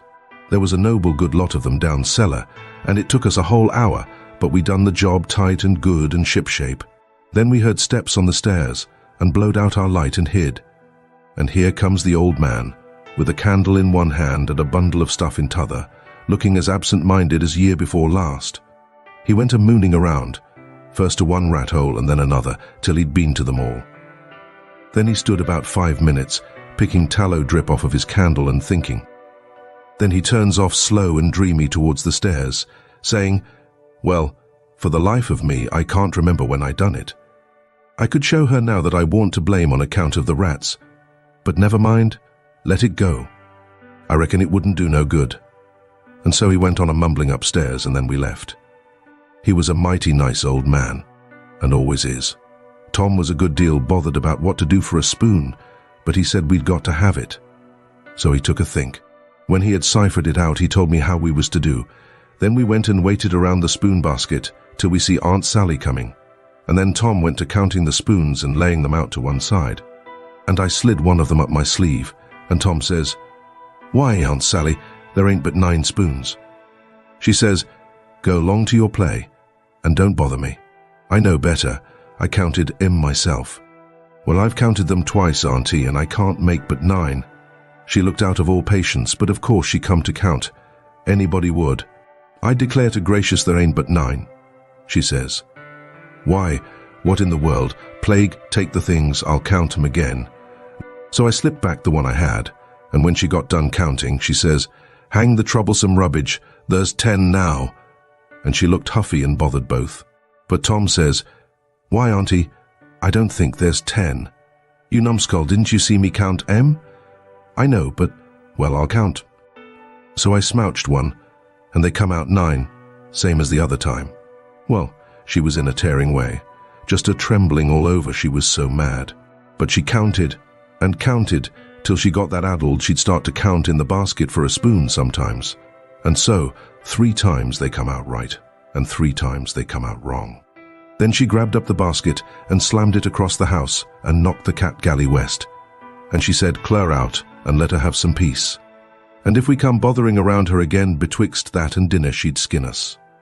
So we had the odd spoon, and dropped it in her apron pocket while she was a-giving us our sailing orders, and Jim got it all right, along with her shingle nail, before noon. We was very well satisfied with this business, and Tom allowed it was worth twice the trouble it took. Because he said now she couldn't ever count them spoons twice alike again to save her life, and wouldn't believe she'd counted them right if she did, and said that after she'd about counted her head off for the next 3 days, he judged she'd give it up and offer to kill anybody that wanted her to ever count them any more. So we put the sheet back on the line that night, and stole one out of her closet, and kept on putting it back and stealing it again for a couple of days till she didn't know how many sheets she had any more, and she didn't care, and warned to going to bullyrag the rest of her soul out about it, and wouldn't count them again, not to save her life. She'd rather die first.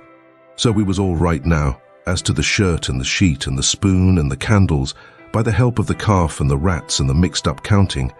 And as to the candlestick, it warn't no consequence. It would blow over by and by. But that pie was a job. We had no end of trouble with that pie. We fixed it up away down in the woods and cooked it there, and we got it done at last, and very satisfactory, too. But not all in one day. And we had to use up 3 washpans full of flour before we got through, and we got burnt pretty much all over in places, and eyes put out with the smoke, because, you see, we didn't want nothing but a crust, and we couldn't prop it up right, and she would always cave in. But of course we thought of the right way at last, which was to cook the ladder too in the pie. So then we laid in with Jim the second night, and tore up the sheet all in little strings and twisted them together, and long before daylight we had a lovely rope that you could have hung a person with. We let on it took 9 months to make it, and in the forenoon we took it down to the woods, but it wouldn't go into the pie, being made of a whole sheet. That way there was rope enough for 40 pies if we'd have wanted them, and plenty left over for soup or sausage or anything you choose. We could have had a whole dinner, but we didn't need it. All we needed was just enough for the pie, and so we throwed the rest away. We didn't cook none of the pies in the washpan, afraid the solder would melt, but Uncle Silas, he had a noble brass warming pan which he thought considerable of, because it belonged to one of his ancestors with a long wooden handle that come over from England with William the Conqueror in the Mayflower, or one of them early ships, and was hid away up garret with a lot of other old pots and things that was valuable, not on account of being any account, because they weren't, but on account of them being relics. You know, we snaked her out private and took her down there. But she failed on the first pies, because we didn't know how, but she come up smiling on the last one. We took and lined her with dough, and set her in the coals, and loaded her up with rag rope, and put on a dough roof, and shut down the lid, and put hot embers on top, and stood off 5 foot. With the long handle cool and comfortable, and in 15 minutes she turned out a pie that was a satisfaction to look at. But the person that it would want to fetch a couple of cags of toothpicks along, for if that rope ladder wouldn't cramp him down to business, I don't know nothing what I'm talking about, and lay him in enough stomachache to last him till next time too. Nat didn't look when we put the witch pie in Jim's pan, and we put the 3 tin plates in the bottom of the pan under the victuals, and so Jim got everything all right. And as soon as he was by himself, he busted into the pie and hid the rope ladder inside of his straw tick, and scratched some marks on a tin plate and throwed it out of the window hole. Chapter 38. Here a captive heart busted. Making them pens was a distressed tough job, and so was the saw, and Jim allowed the inscription was going to be the toughest of all. That's the one which the prisoner has to scrabble on the wall. But he had to have it. Tom said he'd got to. There warn't no case of a state prisoner not scrabbling his inscription to leave behind. And his coat of arms. Look at Lady Jane Grey, he says. Look at Guilford Dudley. Look at old Northumberland. Why, Huck? Suppose it is considerable trouble. What you going to do? How you going to get around it? Jim's got to do his inscription and coat of arms. They all do. Jim says, Why, Mars Tom, I hain't got no coat o' arm. I hain't got nuffin but dish here oly shirt, and you knows I got to keep de journal on dat. Oh, you don't understand, Jim. A coat of arms is very different. Well, I says, Jim's right anyway when he says he ain't got no coat of arms, 'cause he hain't. I reckon I knowed that, Tom says. But you bet he'll have one before he goes out of this, 'cause he's going out right, and there ain't going to be no flaws in his record. So whilst me and Jim filed away at the pens on a brickbat apiece, Jim a-making his'n out of the brass, and I making mine out of the spoon, Tom set to work to think out the coat of arms. By and by he said he'd struck so many good ones he didn't hardly know which to take, but there was one which he reckoned he'd decide on. He says, On the scutcheon we'll have a bend or in the dexter base, a Saltire Murray in the fess, with a dog, couchant for common charge, and under his foot a chain embattled, for slavery, with a chevron vert in a chief engrailed, and 3 invected lines on a field azure, with the nombril points rampant on a dancet indented, crest, a runaway nigger, sable, with his bundle over his shoulder on a bar sinister, and a couple of ghouls for supporters, which is you and me. Motto, Major Fritter, Minor Atto. Got it out of a book, means the more haste, the less speed. Gee willikins, I says, but what's the rest of it mean? We ain't got no time to bother over that, he says. We got to dig in like all git out. Well, anyway, I says, what's some of it? What's a fess? A fess is. You don't need to know what a fess is. I'll show him how to make it when he gets to it. Shucks, Tom, I says. I think you might tell a person. What's a bar sinister? Oh, I don't know. But he's got to have it. All the nobility does. That was just his way. If it didn't suit him to explain a thing to you, he wouldn't do it. You might pump at him a week, it wouldn't make no difference. He got all that coat of arms business fixed, so now he started in to finish up the rest of that part of the work, which was to plan out a mournful inscription. Said Jim got to have one, like they all done. He made up a lot, and wrote them out on a paper, and read them off. 1. Here a captive heart busted. 2. Here a poor prisoner forsook by the world and friends, fretted out his sorrowful life. 3. Here a lonely heart broke, and a worn spirit went to its rest, after 37 years of solitary captivity. 4. Here, homeless and friendless, after 37 years of bitter captivity, perished a noble stranger, natural son of Louis IV. Tom's voice trembled whilst he was reading them, and he most broke down. When he got done, he couldn't no way make up his mind which one for Jim to scrabble onto the wall. They was all so good. But at last he allowed he would let him scrabble them all on. Jim said it would take him a year to scrabble such a lot of truck onto the logs with a nail, and he didn't know how to make letters, besides. But Tom said he would block them out for him, and then he wouldn't have nothing to do but just follow the lines. Then pretty soon he says, "Come to think, the logs ain't a-going to do. They don't have log walls in a dungeon. We got to dig the inscriptions into a rock. We'll fetch a rock." Jim said the rock was worse than the logs. He said it would take him such a pison long time to dig them into a rock he wouldn't ever get out. But Tom said he would let me help him do it. Then he took a look to see how me and Jim was getting along with the pens. It was most pesky, tedious, hard work and slow, and didn't give my hands no show to get well of the sores, and we didn't seem to make no headway hardly. So Tom says, "I know how to fix it. We got to have a rock for the coat of arms and mournful inscriptions, and we can kill 2 birds with that same rock. There's a gaudy big grindstone down at the mill, and we'll smouch it and carve the things on it and file out the pens and the saw on it too. It warn't no slouch of an idea, and it warn't no slouch of a grindstone nother, but we allowed we'd tackle it. It warn't quite midnight yet, so we cleared out for the mill, leaving Jim at work. We smouched the grindstone and set out to roll her home, but it was a most nation tough job. Sometimes, do what we couldn't keep her from falling over, and she come mighty near mashing us every time. Tom said she was going to get one of us, sure, before we got through. We got her halfway, and then we was plumb played out, and most drowned with sweat. We see it warn't no use. We got to go and fetch Jim, so he raised up his bed and slid the chain off of the bed leg, and wrapped it round and round his neck, and we crawled out through our hole and down there. And Jim and me laid into that grindstone and walked her along like nothing. And Tom superintended. He could out-superintend any boy I ever see. He knowed how to do everything. Our hole was pretty big, but it warn't big enough to get the grindstone through. But Jim, he took the pick and soon made it big enough. Then Tom marked out them things on it with the nail and set Jim to work on them with the nail for a chisel and an iron bolt from the rubbish in the lean-to for a hammer, and told him to work till the rest of his candle quit on him, and then he could go to bed and hide the grindstone under his straw tick and sleep on it. Then we helped him fix his chain back on the bed leg and was ready for bed ourselves. But Tom thought of something and says, "You got any spiders in here, Jim?"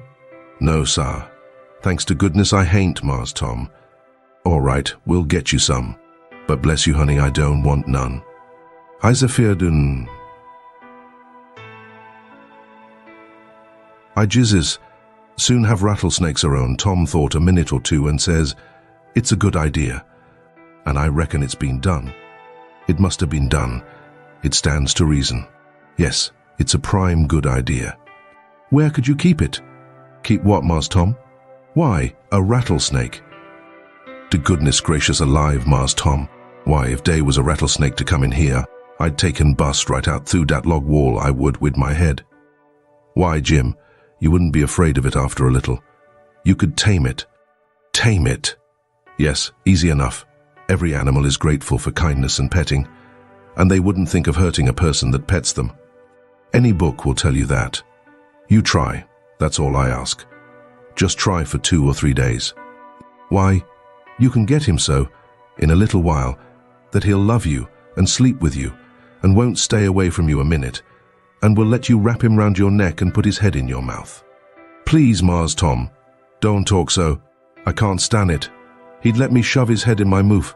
For a favour, hain't it? I lay he'd wait a powerful long time, for I asked him. Enmo and dat, I don't want him to sleep with me. Jim, don't act so foolish. A prisoner's got to have some kind of a dumb pet, and if a rattlesnake ain't ever been tried, why? There's more glory to be gained in your being the first to ever try it than any other way you could ever think of to save your life. Why, Mars Tom, I don't want no sich glory. Snake take and bite Jim's chin off, den where is the glory? No, sir, I don't want no sich doings. Blame it, can't you try? I only want you to try. You needn't keep it up if it don't work. But the trouble all done if the snake bite me while I's a-tryin' him. Mars Tom, I's willin' to tackle Mose anything. That ain't unreasonable. But if you and Huck fetches a rattlesnake in here for me to tame, I's gwine to leave dats. Well then, let it go if you're so bull-headed about it. We can get you some garter snakes, and you can tie some buttons on their tails and that on their rattlesnakes, and I reckon that'll have to do. I can't stand dem, Mars Tom, but blame, if I couldn't get along wide out. I tell you dat. I never knowed beef-o-tea was so much bother and trouble to be a prisoner. Well, it always is when it's done right. You got any rats around here? No, sir, I hain't seed none. Well, we'll get you some rats. Why, Mars Tom, I don't want no rats. Days de dad blemedist creatures to sturb a body, unrustle round over him and bite his feet when he's trying to sleep, I ever see. No, sir. Gimme garter snakes. I's got to have, but don't gimme no rats. I hain't got no use scasely. But Jim, you got to have 'em. They all do. So don't make no more fuss about it. Prisoners ain't ever without rats. There ain't no instance of it.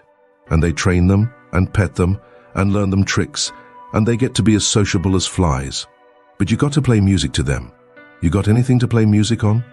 I ain't got nothing but a cose comb and a piece of paper, and a juice harp. But I reckon they wouldn't take no stock in a juice harp. Yes, they would. They don't care what kind of music 'tis. A juice harp's plenty good enough for a rat. All animals like music. In a prison they dote on it. Especially painful music. And you can't get no other kind out of a Jew's harp. It always interests them. They come out to see what's the matter with you. Yes, you're all right. You're fixed very well. You want to set on your bed nights before you go to sleep, and early in the mornings. And play your Jew's harp. Play The Last Link is Broken. That's the thing that'll scoop a rat quicker than anything else. And when you've played about 2 minutes, you'll see all the rats and the snakes and spiders, and things begin to feel worried about you, and come. And they'll just fairly swarm over you, and have a noble good time. Yes, they will, I reckon, Mars Tom. But what kind of time is Jim having? Blessed if I kin see the pint, but I'll do it if I got to. I reckon I better keep the animal satisfied, and not have no trouble in the house. Tom waited to think it over, and see if there wasn't nothing else. And pretty soon he says, "Oh, there's one thing I forgot. Could you raise a flower here, do you reckon?" "I don't know, but maybe I could, Mars Tom. But it's tolerable dark in here, and I ain't got no use ever no flower nohow. And she'd be a powerful sight or trouble." "Well, you try it anyway. Some other prisoners has done it. One dem big cattail-looking mullen stalks would grow in here, Mars Tom, I reckon, but she wouldn't be worth half the trouble she'd cost. Don't you believe it? We'll fetch you a little one and you plant it in the corner over there, and raise it. And don't call it mullen, call it pitchiola. That's its right name when it's in a prison. And you want to water it with your tears. Why, I got plenty spring water, Mars Tom." "You don't want spring water. You want to water it with your tears. It's the way they always do." "Why?" "Mars Tom, I lay I kin raise one dem mullen stalks twice to wid spring water whiles another man's a-startin' one wid tears." "That ain't the idea. You got to do it with tears." "She'll die in my hands, Mars Tom, she surely will, case I don't scasely ever cry." So Tom was stumped, but he studied it over, and then said Jim would have to worry along the best he could with an onion. He promised he would go to the nigger cabins and drop one private in Jim's coffee pot in the morning. Jim said he would. Jizzes soon have tobacco in his coffee, and found so much fault with it, and with the work and bother of raising the mullen, and Jews harping the rats, and petting and flattering up the snakes and spiders and things, on top of all the other work he had to do on pens and inscriptions and journals and things, which made it more trouble and worry and responsibility to be a prisoner than anything he ever undertook. That Tom most lost all patience with him and said he was just loading down with more gaudier chances than a prisoner ever had in the world to make a name for himself. And yet he didn't know enough to appreciate them, and they was just about wasted on him. So Jim, he was sorry, and said he wouldn't behave so no more, and then me and Tom shoved for bed. Chapter 39. Tom writes Nonnamous letters. In the morning we went up to the village and bought a wire rat trap and fetched it down, and unstopped the best rat hole. And in about an hour we had 15 of the bulliest kind of ones, and then we took it and put it in a safe place under Aunt Sally's bed. But while we was gone for spiders, little Thomas Franklin Benjamin Jefferson Alexander Phelps found it there, and opened the door of it to see if the rats would come out, and they did, and Aunt Sally she come in. And when we got back she was a-standing on top of the bed raising Cain, and the rats was doing what they could to keep off the dull times for her.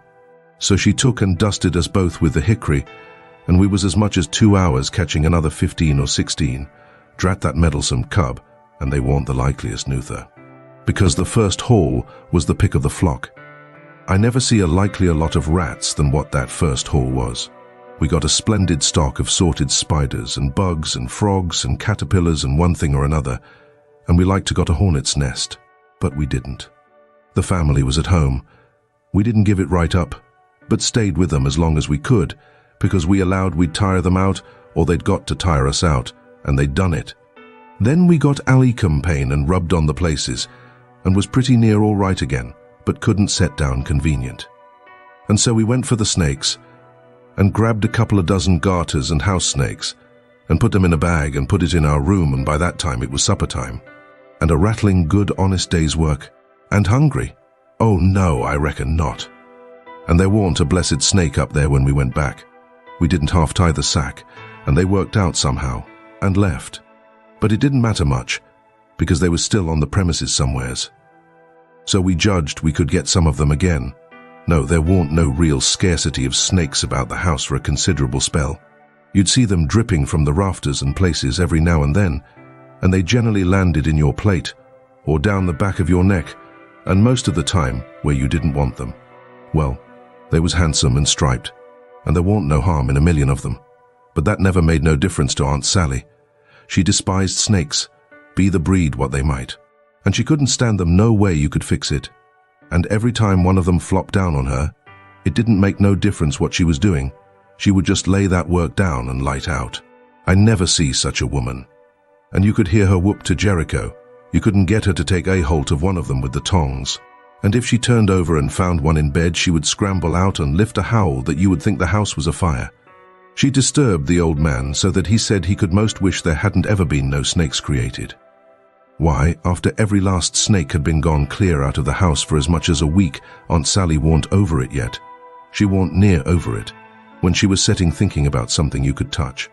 Her on the back of her neck with a feather, and she would jump right out of her stockings. It was very curious. But Tom said all women was just so. He said they was made that way for some reason or other. We got a licking every time one of our snakes come in her way, and she allowed these lickings warn't nothing to what she would do if we ever loaded up the place again with them. I didn't mind the lickings, because they didn't amount to nothing, but I minded the trouble we had to lay in another lot. But we got them laid in, and all the other things, and you never see a cabin as blathersome as Jim's was when they'd all swarm out for music and go for him. Jim didn't like the spiders, and the spiders didn't like Jim, and so they'd lay for him and make it mighty warm for him. And he said that between the rats and the snakes and the grindstone there, warn't no room in bed for him. Scasely. And when there was, a body couldn't sleep. It was so lively, and it was always lively. He said because they never all slept at one time, but took turnabout, so when the snakes was asleep the rats was on deck, and when the rats turned in the snakes come on watch. So he always had one gang under him, in his way, and t'other gang having a circus over him, and if he got up to hunt a new place, the spiders would take a chance at him as he crossed over. He said if he ever got out this time he wouldn't ever be a prisoner again, not for a salary. Well, by the end of 3 weeks everything was in pretty good shape. The shirt was sent in early in a pie, and every time a rat bit Jim, he would get up and write a little in his journal whilst the ink was fresh. The pens was made. The inscriptions and so on was all carved on the grindstone. The bed leg was sawed in two, and we had E.T. up the sawdust, and it give us a most amazing stomach ache. We reckoned we was all going to die, but didn't. It was the most undigestible sawdust I ever see, and Tom said the same. But as I was saying, we'd got all the work done now, at last, and we was all pretty much fagged out too, but mainly Jim. The old man had wrote a couple of times to the plantation below Orleans to come and get their runaway nigger, but hadn't got no answer, because there warn't no such plantation, so he allowed he would advertise Jim in the St. Louis and New Orleans papers. And when he mentioned the St. Louis ones, it give me the cold shivers, and I see we hadn't no time to lose. So Tom said, "Now for the Nonnamous letters." "What's them?" I says. "Warnings to the people that something is up. Sometimes it's done one way, sometimes another, but there's always somebody spying around that gives notice to the governor of the castle. When Louis XVI was going to light out of the Tuileries, a servant girl done it. It's a very good way, and so is the Nonnamous letters. We'll use them both. And it's usual for the prisoner's mother to change clothes with him, and she stays in, and he slides out in her clothes. We'll do that too. But looky here, Tom, what do we want to warn anybody for that something's up? Let them find it out for themselves. It's their lookout. Yes, I know, but you can't depend on them. It's the way they've acted from the very start, left us to do everything.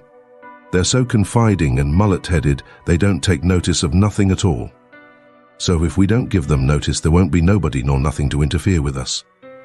And so after all our hard work and trouble, this escape will go off perfectly flat, won't amount to nothing, won't be nothing to it. Well, as for me, Tom, that's the way I'd like." "Shucks," he says, and looked disgusted. So I says, "But I ain't gonna make no complaint. Any way that suits you suits me. What you gonna do about the servant girl? You'll be her. You slide in the middle of the night, and hook that yaller girl's frock. Why, Tom, that'll make trouble next morning.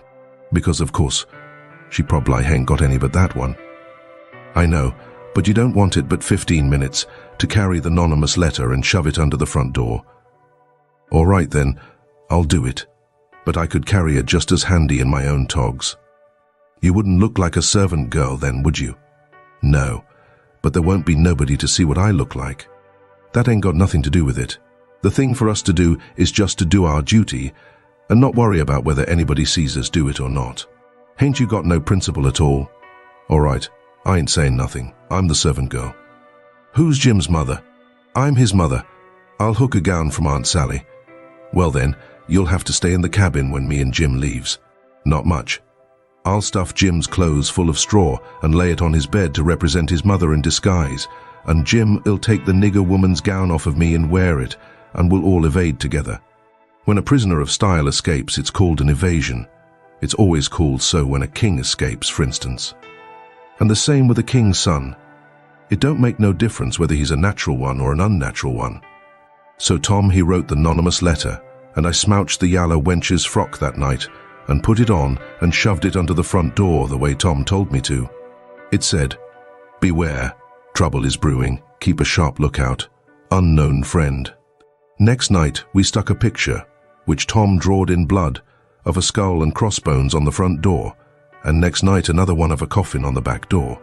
I never see a family in such a sweat. They couldn't have been worse scared if the place had been full of ghosts laying for them behind everything and under the beds and shivering through the air. If a door banged, Aunt Sally, she jumped and said, "Ouch." If anything fell, she jumped and said, "Ouch." If you happened to touch her when she weren't noticing, she done the same. She couldn't face nowhere and be satisfied, because she allowed there was something behind her every time. So she was always a-whirling around sudden and saying, "Ouch." And before she'd got 2/3 around, she'd whirl back again and say it again. And she was afraid to go to bed, but she dasn't set up. So the thing was working very well, Tom said. He said he never see a thing work more satisfactory. He said it showed it was done right. So he said, "Now for the grand bulge." So the very next morning at the streak of dawn, we got another letter ready and was wondering what we better do with it. because we heard them say at supper they was going to have a nigger on watch at both doors all night. Tom, he went down the lightning rod to spy around, and the nigger at the back door was asleep, and he stuck it in the back of his neck and come back. This letter said, "Don't betray me. I wish to be your friend. There is a desperate gang of cutthroats from over in the Indian Territory going to steal your runaway nigger tonight. And they have been trying to scare you so as you will stay in the house and not bother them. I am one of the gang, but have got religion and wish to quit it and lead an honest life again, and will betray the hellish design. They will sneak down from northards along the fence at midnight exact with a false key and go in the nigger's cabin to get him. I am to be off a piece and blow a tin horn if I see any danger, but stead of that I will bay like a sheep soon as they get in and not blow at all. Then whilst they are getting his chains loose, you slip there and lock them in and can kill them at your leisure. Don't do anything but just the way I am telling you. If you do, they will suspicion something and raise whoop jamboree-hoo. I do not wish any reward, but to know I have done the right thing." Unknown Friend, Chapter 40, A Mixed Up and Splendid Rescue. We was feeling pretty good after breakfast, and took my canoe and went over the river a-fishing with a lunch and had a good time, and took a look at the raft and found her all right, and got home late to supper, and found them in such a sweat and worry they didn't know which end they were standing on, and made us go right off to bed the minute we was done supper, and wouldn't tell us what the trouble was, and never let on a word about the new letter, but didn't need to, 'cause we knowed as much about it as anybody did. And as soon as we was half upstairs and her back was turned, we slid for the cellar cupboard and loaded up a good lunch and took it up to our room and went to bed, and got up about 11:30. And Tom put on Aunt Sally's dress that he stole and was going to start with the lunch, but says, "Where's the butter?" "I laid out a hunk of it," I says, "on a piece of a corn pone." "Well, you left it laid out then." "It ain't here." "We can get along without it," I says. "We can get along with it too," he says. "Just you slide down cellar and fetch it. And then mosey right down the lightning rod and come along. I'll go and stuff the straw into Jim's clothes to represent his mother in disguise, and be ready to ba like a sheep and shove soon as you get there." So out he went, and down cellar went I. The hunk of butter, big as a person's fist, was where I had left it, so I took up the slab of corn pone with it on, and blowed out my light, and started upstairs very stealthy, and got up to the main floor all right, but here comes Aunt Sally with a candle, and I clapped the truck in my hat, and clapped my hat on my head. And the next second she see me, and she says, "You been down cellar?" "Yes'm." "What you been doing down there?" "Nothin'." "Nothin'? No.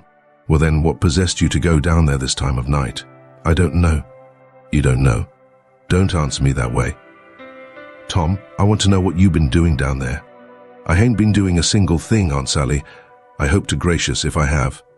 I reckoned she'd let me go now, and as a general thing she would, but I suppose there was so many strange things going on. She was just in a sweat about every little thing that warn't yardstick straight. "So," she says, very decided, "you just march into that setting room and stay there till I come. You've been up to something you know business to, and I lay I'll find out what it is before I'm done with you." So she went away as I opened the door and walked into the setting room. My, but there was a crowd there, 15 farmers, and every one of them had a gun. I was most powerful sick, and slunk to a chair and sat down. They were sitting around, some of them talking a little, in a low voice, and all of them fidgety and uneasy, but trying to look like they weren't, but I knowed they was, because they was always taking off their hats, and putting them on, and scratching their heads, and changing their seats, and fumbling with their buttons. I warn't easy myself, but I didn't take my hat off, all the same. I did wish Aunt Sally would come and get done with me and lick me if she wanted to and let me get away and tell Tom how we'd overdone this thing and what a thundering hornet's nest we'd got ourselves into, so we could stop fooling around straight off and clear out with Jim before these rips got out of patience and come for us. At last she come and begun to ask me questions, but I couldn't answer them straight. I didn't know which end of me was up, because these men was in such a fidget now that some was wanting to start right now and lay for them desperados, and saying it warn't but a few minutes to midnight, and others was trying to get them to hold on and wait for the sheep signal, and here was Auntie pegging away at the questions, and me shaking all over and ready to sink down in my tracks. I was that scared, and the place getting hotter and hotter, and the butter beginning to melt and run down my neck and behind my ears, and pretty soon, when one of them says, "I'm for going and getting in the cabin first and right now, and catching them when they come," I most dropped, and a streak of butter come a-trickling down my forehead, and Aunt Sally she see it, and turns white as a sheet, and says, "For the land's sake, what is the matter with the child? He's got the brain fever as sure as you're born, and they're oozing out." And everybody runs to see, and she snatches off my hat, and out comes the bread and what was left of the butter, and she grabbed me and hugged me, and says, "Oh, what a turn you did give me, and how glad and grateful I am it ain't no worse. For luck's against us, and it never rains but it pours, and when I see that truck I thought we'd lost you, for I knowed by the colour, and all it was just like your brains would be if—" Dear, dear, why didn't you tell me that was what you'd been down there for? I wouldn't have cared. Now clear out to bed, and don't let me see no more of you till morning. I was upstairs in a second, and down the lightning rod in another one, and shinning through the dark for the lean-to. I couldn't hardly get my words out. I was so anxious. But I told Tom as quick as I could we must jump for it now, and not a minute to lose. The house full of men, yonder with guns. His eyes just blazed. And he says, "No, is that so? Ain't it bully? Why, Huck, if it was to do over again, I bet I could fetch 200. If we could put it off till—" "Hurry," I says. "Where's Jim?" "Right at your elbow. If you reach out your arm, you can touch him. He's dressed, and everything's ready.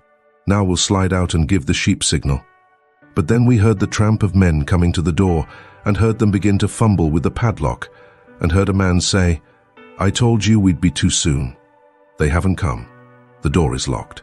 Here, I'll lock some of you into the cabin, and you lay for 'em in the dark, and kill 'em when they come, and the rest scatter around a piece, and listen if you can hear 'em coming." So in they come, but couldn't see us in the dark, and most trod on us whilst we was hustling to get under the bed. But we got under all right, and out through the holes, swift but soft, Jim first, me next, and Tom last, which was according to Tom's orders. Now we was in the lean-to, and heard trampings close by outside. So we crept to the door, and Tom stopped us there and put his eye to the crack, but couldn't make out nothing. It was so dark, and whispered and said he would listen for the steps to get further, and when he nudged us, Jim must glide out first, and him last. So he set his ear to the crack and listened, and listened, and listened, and the steps are scraping around out there all the time, and at last he nudged us, and we slid out, and stooped down, not breathing, and not making the least noise, and slipped stealthy towards the fence in engine file, and got to it all right, and me and Jim over it. But Tom's breeches catched fast on a splinter on the top rail, and then he hear the steps coming, so he had to pull loose, which snapped the splinter and made a noise. And as he dropped in our tracks and started, somebody sings out, "Who's that? Answer, or I'll shoot." But we didn't answer. We just unfurled our heels and shoved. Then there was a rush, and a bang, bang, bang, and the bullets fairly whizzed around us. We heard them sing out, "Here they are. They've broke for the river. After 'em, boys, and turn loose the dogs." So here they come, full tilt. We could hear them, because they wore boots and yelled, but we didn't wear no boots and didn't yell. We was in the path to the mill, and when they got pretty close onto us, we dodged into the bush and let them go by, and then dropped in behind them. They'd had all the dogs shut up, so they wouldn't scare off the robbers, but by this time somebody had let them loose, and here they come, making powwow enough for 1,000,000, but they was our dogs, so we stopped in our tracks till they catched up, and when they see it warn't nobody but us, and no excitement to offer them. They only just said howdy, and tore right ahead towards the shouting and clattering, and then we up steam again, and whizzed along after them till we was nearly to the mill, and then struck up through the bush to where my canoe was tied, and hopped in and pulled for dear life towards the middle of the river, but didn't make no more noise than we was obliged to. Then we struck out, easy and comfortable, for the island where my raft was, and we could hear them yelling and barking at each other all up and down the bank. till we were so far away the sounds got dim and died out.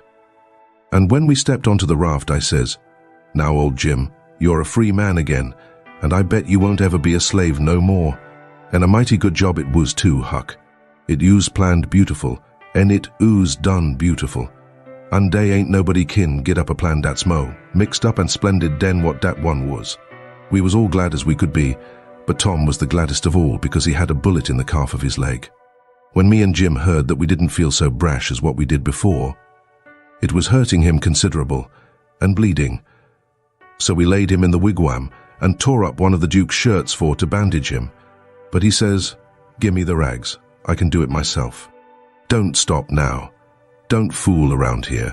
And the evasion booming along so handsome, man the sweeps and set her loose. Boys, we done it elegant. Deed we did. I wish we'd had the handling of Louis Sextieth. There wouldn't have been no son of St. Louis ascend to heaven, wrote down in his biography. No, sir. We'd have whooped him over the border. That's what we'd have done with him, and done it just as slick as nothing at all, too. Man the sweeps. Man the sweeps. But me and Jim was consulting and thinking. And after we'd thought a minute, I says, "Say it, Jim." So he says, "Well, den, dis is the way it looked to me, Huck. If it was him dat, who's been sot free, and one ere de boys woos to get shot, would he say, 'Go on and save me, nemin bout a Dr. F.R. to save dis one'? Is dat like Mars Tom Sawyer? Would he say dat? You bet he wouldn't. Well, den, is Jim Guinea to say it? No, sir. I don't budge a step out dis place. Doubt a doctor, not if it's 40 year. I knowed he was white inside, and I reckoned he'd say what he did say, so it was all right now. And I told Tom I was a-going for a doctor. He raised considerable row about it, but me and Jim stuck to it and wouldn't budge, so he was for crawling out and setting the raft loose himself, but we wouldn't let him. Then he give us a piece of his mind, but it didn't do no good. So when he sees me getting the canoe ready, he says, "Well then, if you're bound to go, I'll tell you the way to do when you get to the village.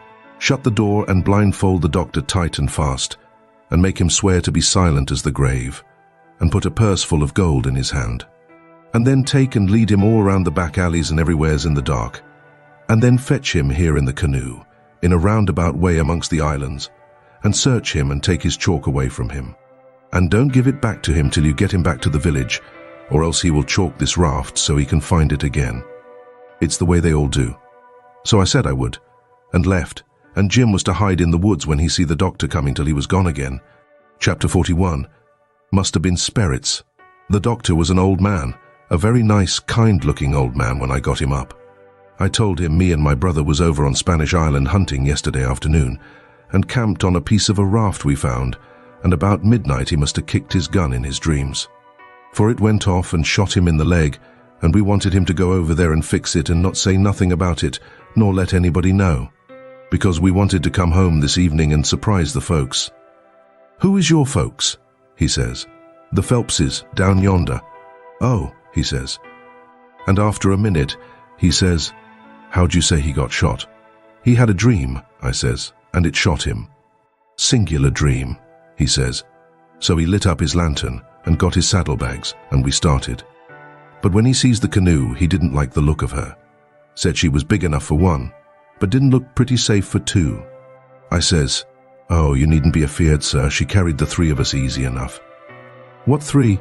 "Why, me and Sid, and the guns. That's what I mean." "Oh," he says. But he put his foot on the gunwale and rocked her, and shook his head and said he reckoned he'd look around for a bigger one. But they was all locked and chained. So he took my canoe and said for me to wait till he come back, or I could hunt around further. Or maybe I better go down home and get them ready for the surprise if I wanted to. But I said I didn't, so I told him just how to find the raft, and then he started. I struck an idea pretty soon. I says to myself, "S'posen he can't fix that leg just in 3 shakes of a sheep's tail, as the saying is? S'posen it takes him 3 or 4 days. What are we going to do? Lay around there till he lets the cat out of the bag? No, sir. I know what I'll do. I'll wait, and when he comes back, if he says he's got to go any more, I'll get down there too, if I swim. And we'll take and tie him and keep him, and shove out down the river, And when Tom's done with him, we'll give him what it's worth, or all we got, and then let him get ashore. So then I crept into a lumber pile to get some sleep, and next time I waked up the sun was away up over my head. I shot out and went for the doctor's house, but they told me he'd gone away in the night sometime or other, and warn't back yet. Well, thinks I, that looks powerful bad for Tom, and I'll dig out for the island right off. So away I shoved, and turned the corner, and nearly rammed my head into Uncle Silas's stomach. He says, "Why, Tom, where you been all this time, you rascal?" "I hain't been nowheres," I says.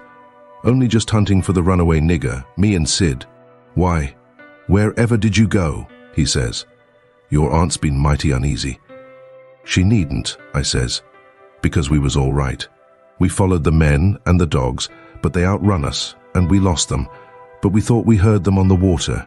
So we got a canoe and took out after them and crossed over, but couldn't find nothing of them. So we cruised along upshore till we got kind of tired and beat out, and tied up the canoe and went to sleep, and never waked up till about an hour ago. Then we paddled over here to hear the news, and Sid's at the post office to see what he can hear, and I'm branching out to get something to eat for us, and then we're going home. So then we went to the post office to get Sid, but just as I suspicioned, he warn't there. So the old man, he got a letter out of the office, and we waited a while longer, but Sid didn't come. So the old man said, "Come along, let Sid foot it home or canoe it when he got done fooling around, but we would ride." I couldn't get him to let me stay and wait for Sid, and he said there warn't no use in it, and I must come along and let Aunt Sally see we was all right. When we got home, Aunt Sally was that glad to see me she laughed and cried both, and hugged me, and give me one of them lickings of hern that don't amount to shucks, and said she'd serve Sid the same when he come. And the place was plumb full of farmers and farmers' wives to dinner, and such another clack a body never heard. Old Mrs. Hotchkiss was the worst. Her tongue was a-going all the time. She says, "Well, Sister Phelps, I've ransacked that air cabin over, and I believe the nigger was crazy." I says to Sister Damrell, "Didn't I, Sister Damrell? See, he's crazy, see. Them's the very words," I said. "You all hearn me. He's crazy, Si. Everything shows it, Si. Look at that air grindstone, Si. Want to tell me to any critor, te's in his right mind, so going to scrabble all them crazy things onto a grindstone. Si? Here sich and sich a person busted his heart, and here so, and so pegged along for 37 year, and all that. Natural son of Louis somebody, and sich everlasting rubbage. He's plumb crazy, Si. It's what I says in the first place. It's what I says in the middle. And it's what I says lastin' all the time. The nigger's crazy, crazy as Nebuchadnezzar, Si. And look at that air ladder made out'n rags, Sister Hotchkiss," says old Mrs. Damrell. "What in the name o' goodness could he ever want of? The very words I was a-sayin' no longer ago than this minute to Sister. Utterback, and she'll tell you so herself. She, look at that air rag ladder. She, and Si. Yes, look at it, Si. What could he ha' wanted of it, Si? She, Sister Hotchkiss, she. But how in the nation they ever git that grindstone in there anyway? En who dug that air hole? En who? My very words, Brer Penrod. I was a-sayin', pass that air sassaro molasses, won't ye? I was a-sayin' to Sister Dunlap, just this minute.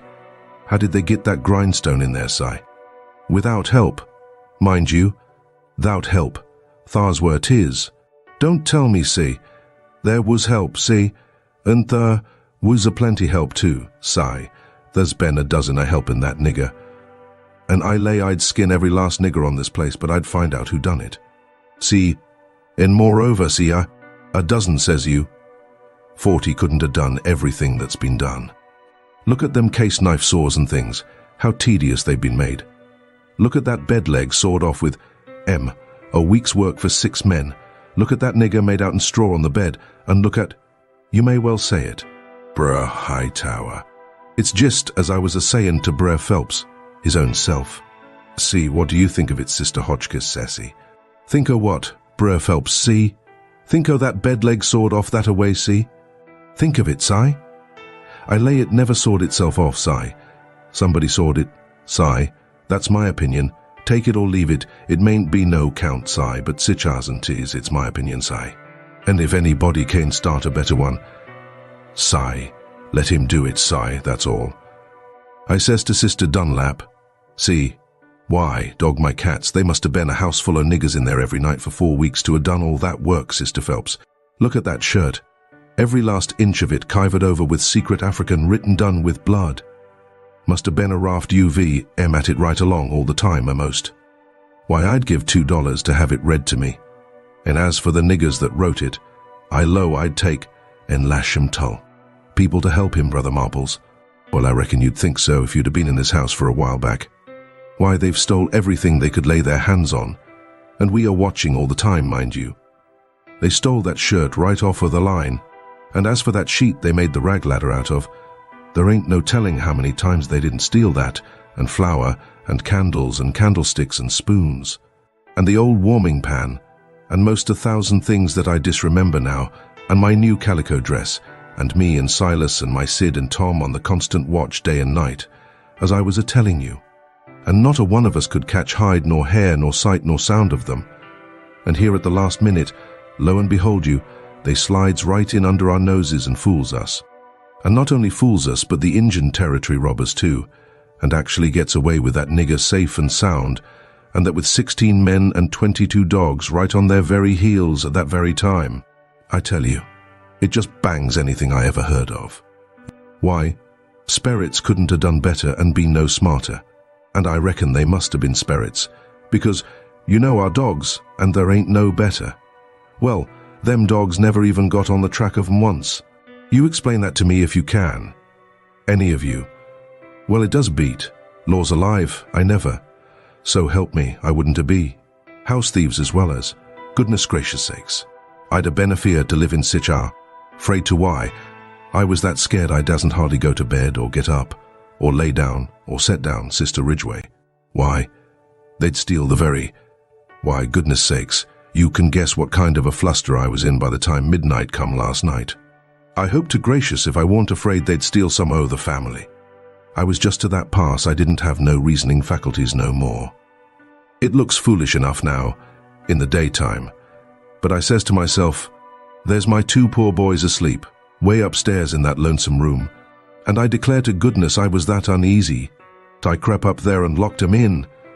I did, and anybody would, because you know when you get scared that way and it keeps running on and getting worse and worse all the time, and your wits gets to addling, and you get to doing all sorts of wild things. And by you think to yourself, s'posen I was a boy and was away up there and the door ain't locked, and you... She stopped, looking kind of wondering. And then she turned her head around slow, and when her eye lit on me, I got up and took a walk. Says I to myself, I can explain better how we come to not be in that room this morning if I go out to one side and study over it a little. So I done it, but I doesn't go fur, or she'd have sent for me, and when it was late in the day the people all went, and then I come in and told her the noise and shooting waked up me and Sid, and the door was locked, and we wanted to see the fun, so we went down the lightning rod, and both of us got hurt a little, and we didn't never want to try that no more. And then I went on and told her all what I told Uncle Silas before. And then she said she'd forgive us, and maybe it was all right enough anyway, and about what a body might expect of boys. For all boys was a pretty harum-scarum lot as far as she could see, and so, as long as no harm hadn't come of it, she judged she better put in her time being grateful we was alive and well, and she had us still, stead of fretting over what was past and done. So then she kissed me, and patted me on the head, and dropped into a kind of a brown study, and pretty soon jumps up and says, Why, Lawsimacy, it's most night, and Sid not come yet. What has become of that boy? I see my chance. So I skips up and says, I'll run right up to town and get him, I says. No, you won't, she says. You'll stay right where you are. One's enough to be lost at a time. If he ain't here to supper, your uncle'll go. Well, he warn't there to supper, so right after supper Uncle went. He come back about 10, a little bit uneasy. Hadn't run across Tom's track. Aunt Sally was a good deal uneasy, but Uncle Silas, he said, there warn't no occasion to be. Boys will be boys, he said, and you'll see this one turn up in the morning all sound and right. So she had to be satisfied, but she said she'd set up for him a while anyway, and keep a light burning so he could see it. And then when I went up to bed, she come up with me and fetched her candle and tucked me in and mothered me so good I felt mean. And like I couldn't look her in the face. And she sat down on the bed and talked with me a long time and said what a splendid boy Sid was, and didn't seem to want to ever stop talking about him, and kept asking me every now and then if I reckoned he could have got lost or hurt or maybe drowned it, and might be laying at this minute somewheres suffering or dead, and she not by him to help him, and so the tears would drip down silent, and I would tell her that Sid was all right and would be home in the morning. Sure. And she would squeeze my hand, or maybe kiss me, and tell me to say it again, and keep on saying it, because it done her good, and she was in so much trouble. And when she was going away, she looked down in my eyes so steady and gentle, and says, "The door ain't gonna be locked, Tom, and there's the window and the rod, but you'll be good, won't you? And you won't go, for my sake."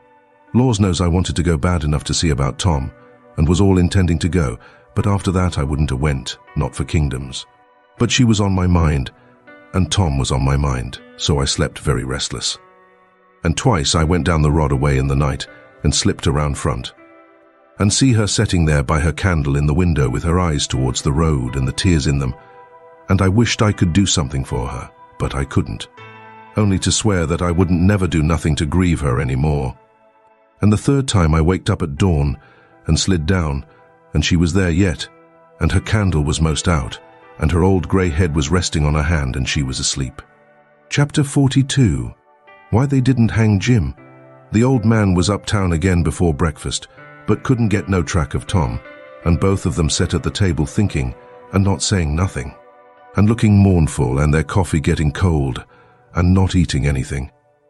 And by the old man says, "Did I give you the letter?" "What letter?" "The one I got yesterday out of the post office." "No, you didn't give me no letter." "Well, I must have forgot it." So he rummaged his pockets and then went off somewheres where he had laid it down and fetched it and give it to her. She says, "Why? It's from St. Petersburg. It's from Cease." I allowed another walk would do me good, but I couldn't stir. But before she could break it open, she dropped it and run, for she sees something. And so did I. It was Tom Sawyer on a mattress, and that old doctor, and Jim in her calico dress, with his hands tied behind him, and a lot of people. I hid the letter behind the first thing that come handy, and rushed. She flung herself at Tom, crying, and says, "Oh, he's dead, I know he's dead."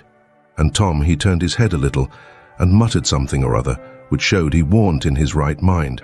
Then she flung up her hands and says, "He's alive, thank God. And that's enough." And she snatched a kiss of him, and flew for the house to get the bed ready, and scattering orders right and left at the niggers and everybody else, as fast as her tongue could go, every jump of the way. I followed the men to see what they was going to do with Jim, and the old doctor and Uncle Silas followed after Tom into the house.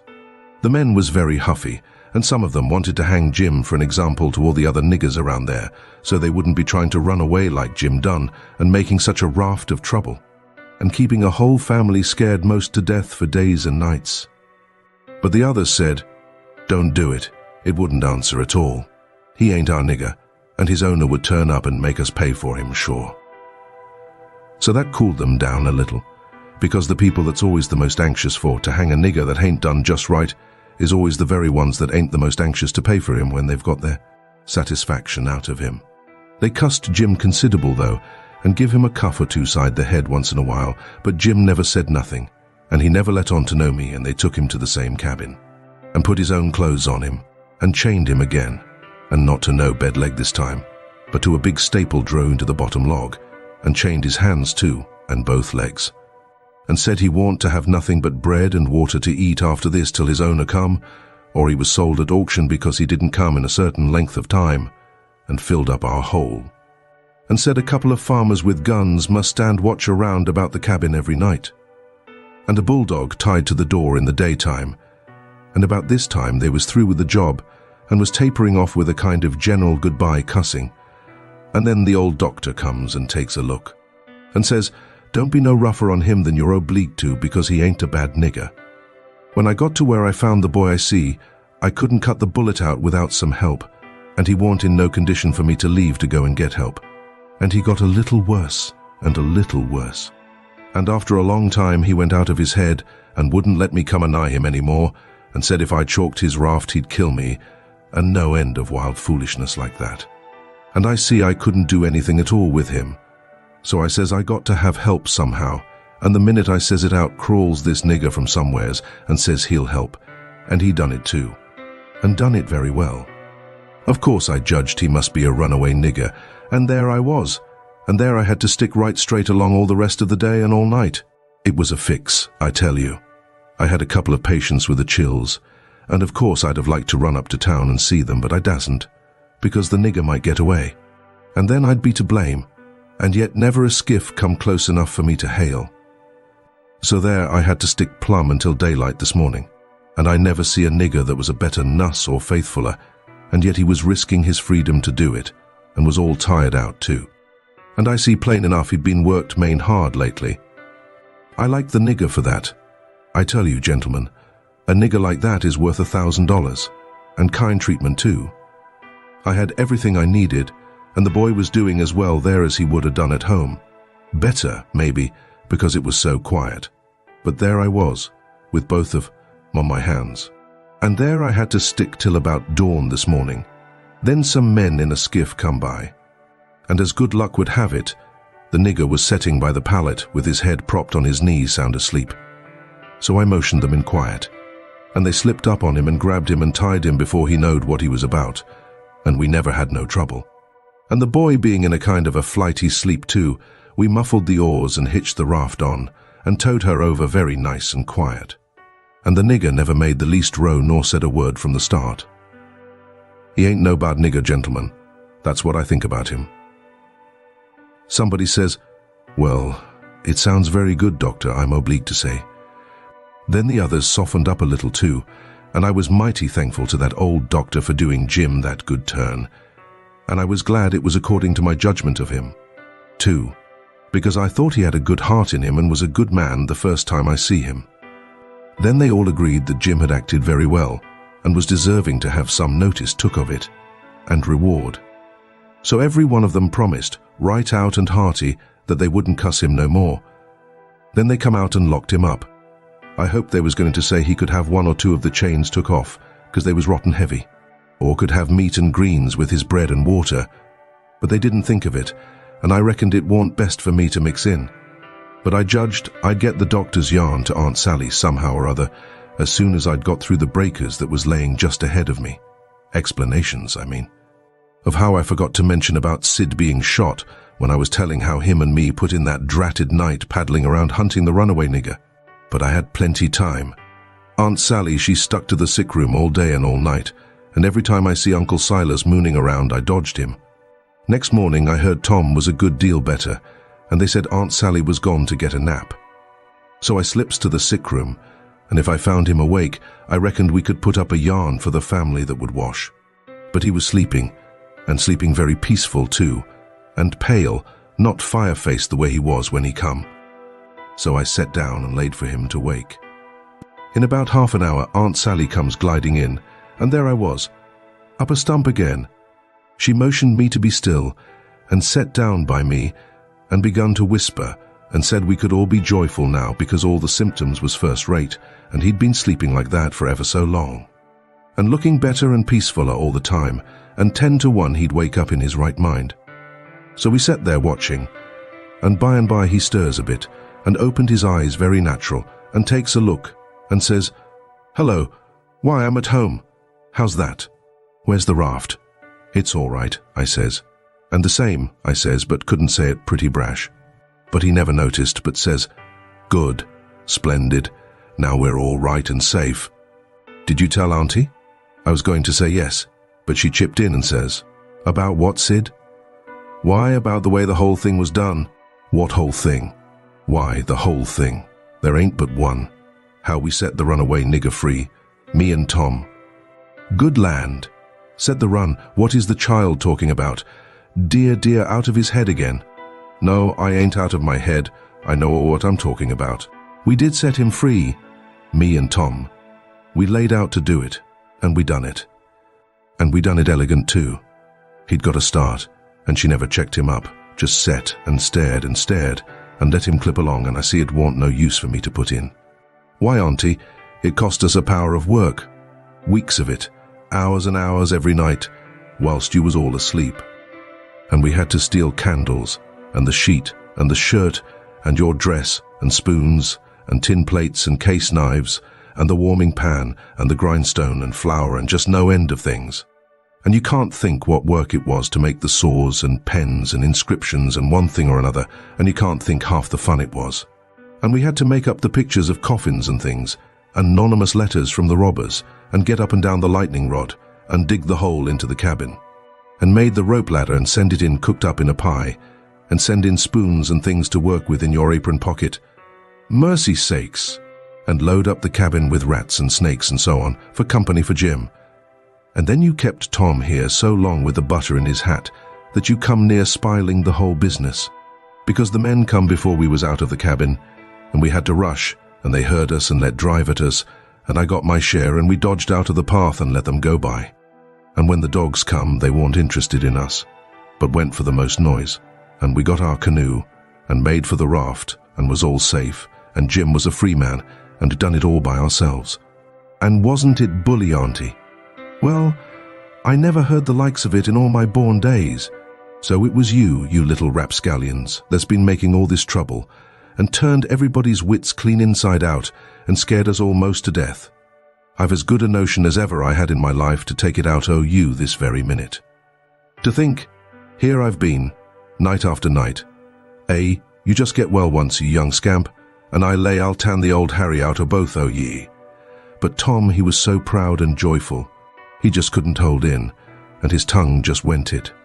She a chipping in and spitting fire all along, and both of them going it at once, like a cat convention. And she says, well, you get all the enjoyment you can out of it now, for mind I tell you, if I catch you meddling with him again. Meddling with, Tom says, dropping his smile and looking surprised. With who? Why, the runaway nigger, of course. Who do you reckon? Tom looks at me very grave and says, Tom, didn't you just tell me he was all right? Hasn't he got away? Says Aunt Sally. The runaway nigger. 'Deed he hasn't. They've got him back, safe and sound, and he's in that cabin again, on bread and water, and loaded down with chains till he's claimed or sold. Tom rose square up in bed with his eye hot, and his nostrils opening and shutting like gills, and sings out to me, they hain't no right to shut him up. And don't you lose a minute. Turn him loose.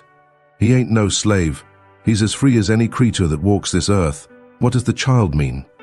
I mean every word I say, Aunt Sally. And if somebody don't go, I'll go. I've knowed him all his life, and so has Tom there. Old Miss Watson died 2 months ago, and she was ashamed she ever was going to sell him down the river, and said so, and she set him free in her will. Then what on earth did you want to set him free for, seeing he was already free? Well, that is a question, I must say. And just like women, why, I wanted the adventure of it, and I'd a waded neck deep in blood to... Goodness alive, Aunt Polly, if she weren't standing right there, just inside the door, looking as sweet and contented as an angel half full of pie. I wish I may never. Aunt Sally jumped for her, and most hugged the head off of her, and cried over her, and I found a good enough place for me under the bed, for it was getting pretty sultry for us, seemed to me.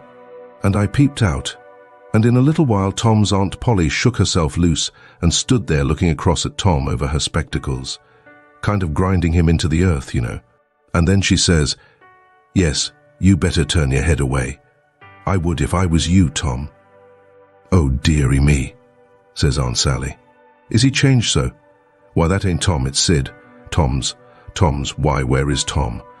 He was here a minute ago. You mean, where's Huck Finn? That's what you mean. I reckon I hain't raised such a scamp as my Tom all these years not to know him when I see him. That would be a pretty howdy-do. Come out from under that bed, Huck Finn. So I done it, but not feeling brash. Aunt Sally, she was one of the mixed-uppest-looking persons I ever see, except one, and that was Uncle Silas, when he come in and they told it all to him. It kind of made him drunk, as you may say, and he didn't know nothing at all the rest of the day, and preached a prayer-meeting sermon that night that gave him a rattling reputation, because the oldest man in the world couldn't understood it. So Tom's Aunt Polly, she told all about who I was and what, and I had to up and tell how I was in such a tight place that when Mrs. Phelps took me for Tom Sawyer, she chipped in and says, "Oh, go on and call me Aunt Sally. I'm used to it now, and 'tain't no need to change." That when Aunt Sally took me for Tom Sawyer, I had to stand it. There warn't no other way, and I knowed he wouldn't mind, because it would be nuts for him being a mystery, and he'd make an adventure out of it, and be perfectly satisfied. And so it turned out, and he let on to be Sid, and made things as soft as he could for me. And his Aunt Polly, she said Tom was right about old Miss Watson setting Jim free in her will, and so, sure enough, Tom Sawyer had gone and took all that trouble and bother to set a free nigger free, and I couldn't ever understand before, until that minute and that talk, how he could help a body set a nigger free with his bringing up. Well, Aunt Polly, she said that when Aunt Sally wrote to her that Tom and Sid had come all right and safe, she says to herself, "Look at that now. I might have expected it, letting him go off that way without anybody to watch him. So now I got to go and traps all the way down the river, 1100 mile, and find out what that creature's up to this time, as long as I couldn't seem to get any answer out of you about it. Why, I never heard nothing from you," says Aunt Sally. "Well, I wonder. Why, I wrote you twice to ask you what you could mean by Sid being here." "Well, I never got him, sis." Aunt Polly, she turns around slow and severe and says, "You, Tom, well," he says, kind of pettish, "don't you want me, you impudent thing? Hand out them letters." "What letters?" "Them letters. I be bound. If I have to take a holt of you, they're in the trunk. There, now. And they're just the same as they was when I got them out of the office. I hain't looked into them, I hain't touched them, but I knowed they'd make trouble, and I thought if you warn't in no hurry, well, you do need skinning, there ain't no mistake about it. And I wrote another one to tell you I was coming, and I s'pose no, it come yesterday. I hain't read it yet, but it's all right, I've got that one. I wanted to offer to bet $2 she hadn't, but I reckoned maybe it was just as safe to not to. So I never said nothing. Chapter 43, the last. The first time I catched Tom private, I asked him what was his idea. Time of the evasion? What it was he'd planned to do if the evasion worked all right, and he managed to set a nigger free that was already free before. And he said what he had planned in his head from the start, if we got Jim out all safe, was for us to run him down the river on the raft and have adventures plumb to the mouth of the river, and then tell him about his being free and take him back up home on a steamboat, in style, and pay him for his lost time, and write word ahead and get out all the niggers around, and have them waltz him into town with a torchlight procession and a brass band, and then he would be a hero, and so would we.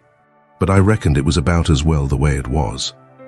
We had Jim out of the chains in no time, and when Aunt Polly and Uncle Silas and Aunt Sally found out how good he helped the doctor nurse Tom, they made a heap of fuss over him, and fixed him up prime, and give him all he wanted to eat, and a good time, and nothing to do.